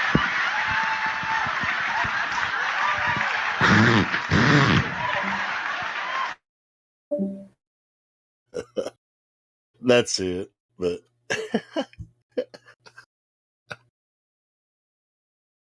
he came into my town like 4 months ago. I wanted to go see him, but I didn't make it. But I've always been a big fan of Jim Brewer. He's funny. Yeah, that guy looks like he's completely baked, not half baked. Yeah, but when you Like, that's listen how he to it, looks. he doesn't smoke weed, which is crazy. He started a movie about weed, and but he doesn't smoke weed or drink or anything. He's completely sober. That just shows you sometimes you can just look the part, you know? Yep.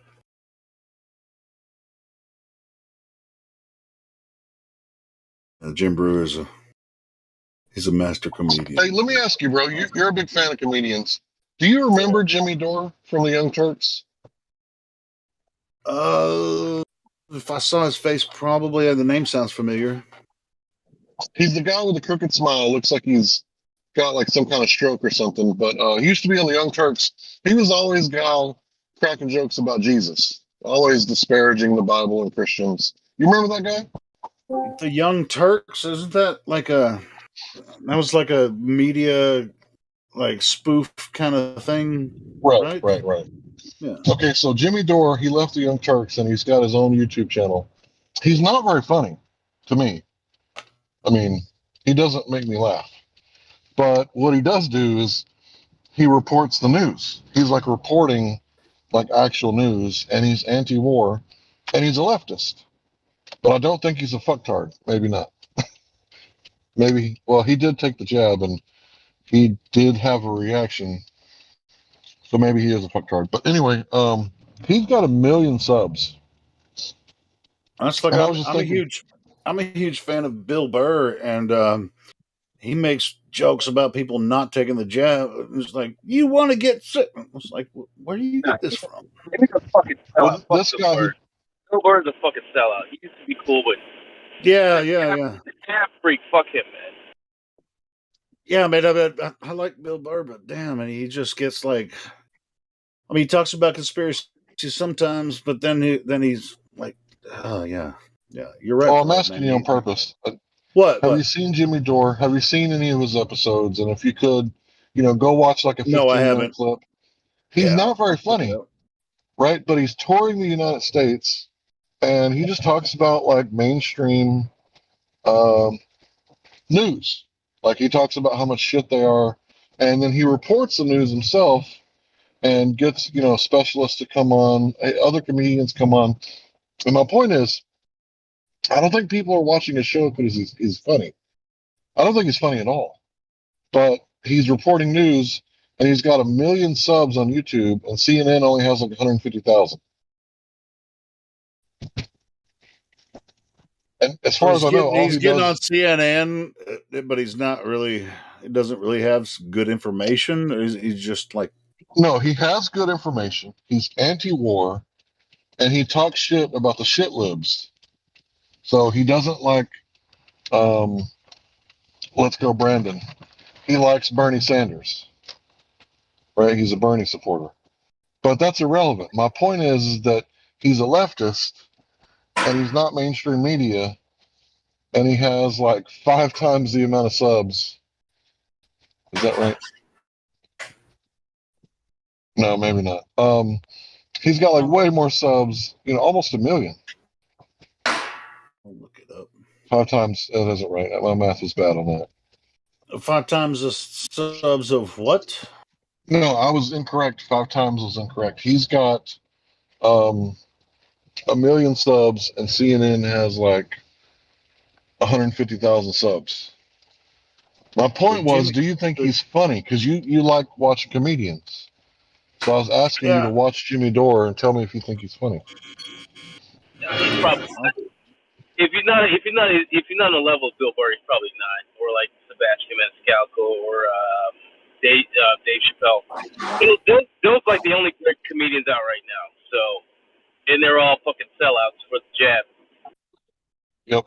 Yeah, they kind of are, and that's why I was, I wanted to, I saw that clip from Jim Brewer today, and he was at a Awaken America rally, and he was making fun of Fauci and the jabs and shit. So I was like, that's pretty cool.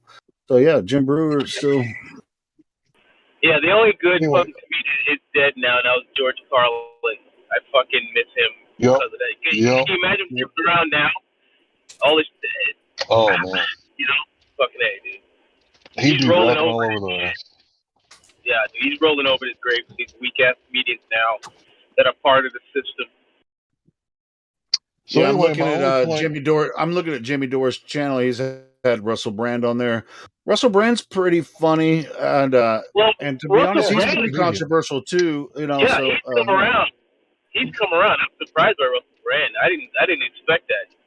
yeah, because he's said some stupid shit in the past. Yeah, he's almost anti Corona shit. I mean, so he might be on the up and up. We'll see. So my point was, do you think he's funny? Because I'm claiming that this liberal, Jimmy Dore, he's getting all these subs because he's, reporting on the news. Because he sold fairly. No, he hasn't Yeah. sold out is my point. I went to Jim Panda's the other day, and I was talking about where I got the video from 1997 to where Let's Go Brandon was talking about Ukraine war back in 1997. He said if we keep admitting all these people into the European Union and NATO, all these Baltic states, like eventually it's going to cause a war in Ukraine. And then Jeremy said, where did you get this? And I said, well, I got it from Jimmy Dore. I don't know why it matters. It's a video of Let's Go Brandon talking, right? And he started saying that he's an alt-right. What did he say? Jim Panda said that Jimmy Dore was a alt-right extremist. And I was like, what? He wants universal basic income and Medicare for all. How is he on the right? That's the leftist left that's you can get. socialism. That's fucking socialism. Right. So I don't agree with Jimmy Dore's policy. I don't think there's anything free about college. There's nothing, absolutely nothing that I see that could work about universal basic income. That's complete communism, and I'm against it. But he's against the war, so that's why I'm talking about him. Yeah, I haven't followed. I haven't. To be honest, I didn't like the. What is it? The Turks. What is it? The Young Turks. The Young Yeah, Turks. they named themselves after the mass I murdering. mean, I watched a few of their videos, back in the day. I was never a big fan of them. I thought they were all socialists. So I didn't really wasn't a big fan back then. Well, how does universal income affect the billionaires? Did they go on universal income as well? The way that I think it works is if everybody gets a universal basic income, then everybody gets like $1,000 a month. And then if you work, you get paid extra, or if you're a billionaire, that you have extra. But you could basically, you could get an apartment and, all bills paid for like $500, and then you could buy food and just live for free, which is communism. So I'm against it. So you guys got to remember, I operate off the philosophy of chew the meat and spit out the bones. So I don't like all the leftist shit that he says. But the fact that he reports fairly about the jab-a-dab-do and the war, he's anti-war and anti-jab. What's really interesting is, I posted that video with Jim Brewer, but he has this show on Comedy Central that called This Is Not Happening. And it has comedians that they tell true stories about what happened to them or whatever. And I'll post this other video that Jim did on that show. And basically, it's just like when he was a teenager, he worked at Sears, and he prank called he was born to be a comedian. So he prank called one of his coworkers at Sears, and claimed to be Muammar Gaddafi, back in the day, and said that they were gonna freaking said they were sending missiles from uh, you got to watch it, man, to that mall to blow them up. They evacuated the mall and shit because he prank called one of his idiot coworkers. No, I don't know if it's true or not, but it's still funny. But I mean, this is supposed to be. If you watch this show, this is not happening on Comedy Central. They host comedians who's like, all right, cool. I'm going to give you a true story about me since I'm a comedian, a joker.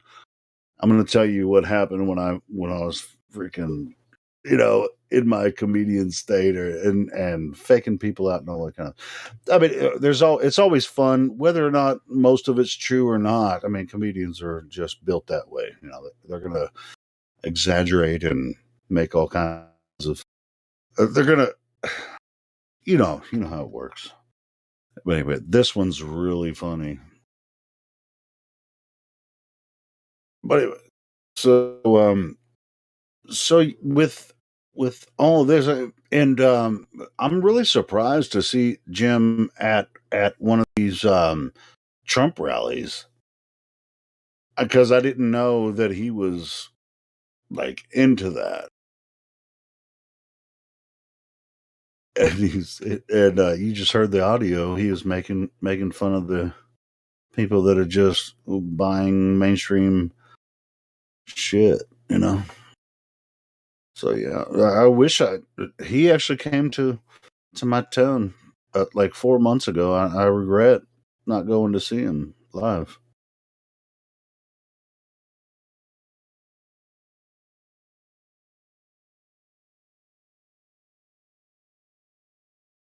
I've always been a big fan of Jim Brewer. I mean, he does he does like Metallica songs and shit. I mean, he's like does.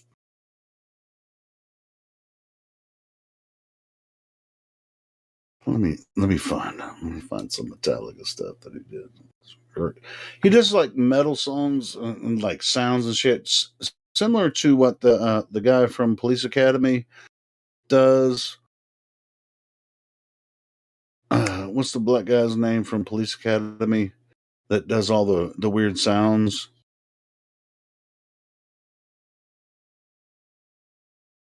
You guys don't remember his name? You got me, bro.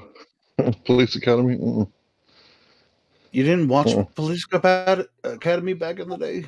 It's Michael something. Yeah, it's Michael. Anyway, but he does something like that, in his act. He does like AC/DC and Metallica and stuff. It's really fun. Jim Brewer's the shit, man. And so, do you guys know that the current president or prime minister, or whatever the fuck they got over there, of Ukraine, he's a comedian, and he was saying that he was going to run for president. And he was like, "No, I was just joking. I'm not going to run for president."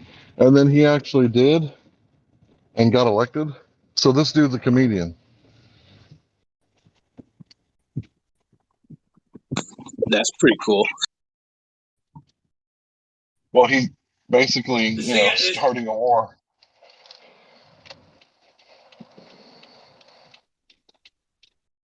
I mean, how much should we get, emotionally or politically involved in what they're doing now? And that's a genuine question. Yeah, it's interesting. Really, like on the outside looking in, but we live in America, so I guess we're affected by it. Oh, you're affected by it. Have you been to the gas pump lately? Yeah, I have. I put $35 in a car that has like a 15-gallon tank, and it didn't fill it up. Oh yeah. So that's affecting all of us. So I just want to point out that they're handing out like fully automatic Kalashnikovs to the people in Ukraine. and trying to get them. Wait. The government of Ukraine is arming the people, trying to get them to fight. But what's really weird is I don't know if the Russians are there to attack the people. I think they're only attacking the Ukrainian government. Yeah, well, I mean, so do arming you know the who people is like, go ahead. Conservative twins, Yes, those funny motherfuckers, the Hodge twins. Hodge twins. So they had a video from they were reporting on a video from somebody that went there, and they were like, they said that there are people from America and Canada and different parts of the world going to help the Ukrainians. I don't know if this is true or not. You know, whether I wouldn't go there without support. That would be ridiculous. Well, it's just like, hey, I'm showing up in Ukraine. Hopefully, you give me what this guy was saying is just like they gave me a gun and 10 rounds, and have at it. I was like, well, fuck that. We're here for your freedom. We're here for your freedom. Back the fuck up. But anyway, there's a lot more involved. There's a lot more involved than a lot of people think. It's just really more propaganda, to be honest. It's just a distraction. Well, it's a little more than a distraction. I'm distracted. I'll be honest. It is a distraction. But I gotta say, I love the Hodge twins, especially the one that sits on the left. He's the crazy one that kind of says whatever. Yeah, that's Kevin. That's Kevin. Yeah, I like Kevin. And I love it when he says something crazy because the guy on the right, he's looking at him like, what the fuck did you just say? So, It's Kevin and Keith. Yeah, I fucking love the Hodge twins, man. I watch every one of their videos. I think we should just let the very dangerous coronavirus that's killing so many people, I think we should just let it kill all those people up there. Like, we don't even have to go up there. I mean, come on, guys. We're like right in the middle of a motherfucking deadly ass fucking pet. Bomb. But one of their latest videos is about people volunteering to go over there to fight with the Ukrainians without resources. COVID love. I mean, how dumb are you to go over there and fight when you don't have the resources to actually? How many people from Israel volunteered? Probably zero. Oh, I'm sure the Blackwater is involved somehow. Blackstone, Blackwater, Black Balls. I don't know. Yeah. Anyway, it's more of a distraction than a real thing. Now, whatever's going on with Ukraine and Russia has nothing to do with us at all. You know, distraction. How many people from the United States? I wonder, because there are mercenary groups, right? What, gangs? Talking about gangs? Yeah, gangs, mercenary groups like Blackwater. You changed their name to something else. I don't remember their current name, but and the United States do hire mercenary groups to go into certain situations, but I don't necessarily think that. It's just a weird thing that someone would volunteer to go over there and fight in Ukraine. Not being a part of one of these black groups or. When you go to Ukraine to fight, what are you going to do? You're going to park up and shoot at a tank? What's your plan? With an AK-47, 10 rounds. What flight do we catch there? Do we fly on the commercial airplane? How do we go there? Do we take a boat? Hey, how are we going to go there, Ukraine? I don't know. Try sleeping and dreaming of that. You know what they said? That'll help that. Bong, check this out. The Ukrainian government said if anybody captures a Russian tank, they get to write it off on their taxes, so they don't have to pay any taxes on it, and they get to keep it. So in Ukraine, if you snatch a tank, you can just keep that bitch in your front yard. Well, how about after Russia? How about after Russia captures Ukraine? Are they still going to honor the deal? Yeah, if Russia overthrows the government, which I don't think that's possible. I don't think it's likely either. I don't necessarily think it is either, but it's just another weapon of mass distraction for the Russians, the Ukrainians, the Israelis, the United Kingdom. You know what I think it They is, can bro? I think say it's a war on food. anything. A war on food. Ukraine is the breadbasket of Europe and Russia. So it's also the borderlands, right? So I think this is a war on food, and they're trying to do the 2030 agenda, and they're trying to lower the population. Yeah. That's what I think. Yeah, but to be honest, you know how much food not just America throws away every day. It's not just America that throws food away every day. I mean, there's plenty of food for everybody on Earth. If we have failed to lower the population using medical and the industry, like I mean, what else can help us achieve this goal, right? War. I mean, come on, man. What do you know that kills the most people? The failure is government. Governments think they can regulate food, whereas people can actually figure out how to fend for themselves for the most part. We can regulate food. We have the means and the capacity to have world peace. We can do that. We can manage that. Sure. But that's not the plan. That's not the fucking plan. So, whoever's hoping for peace and a utopia is dreaming. You're fucking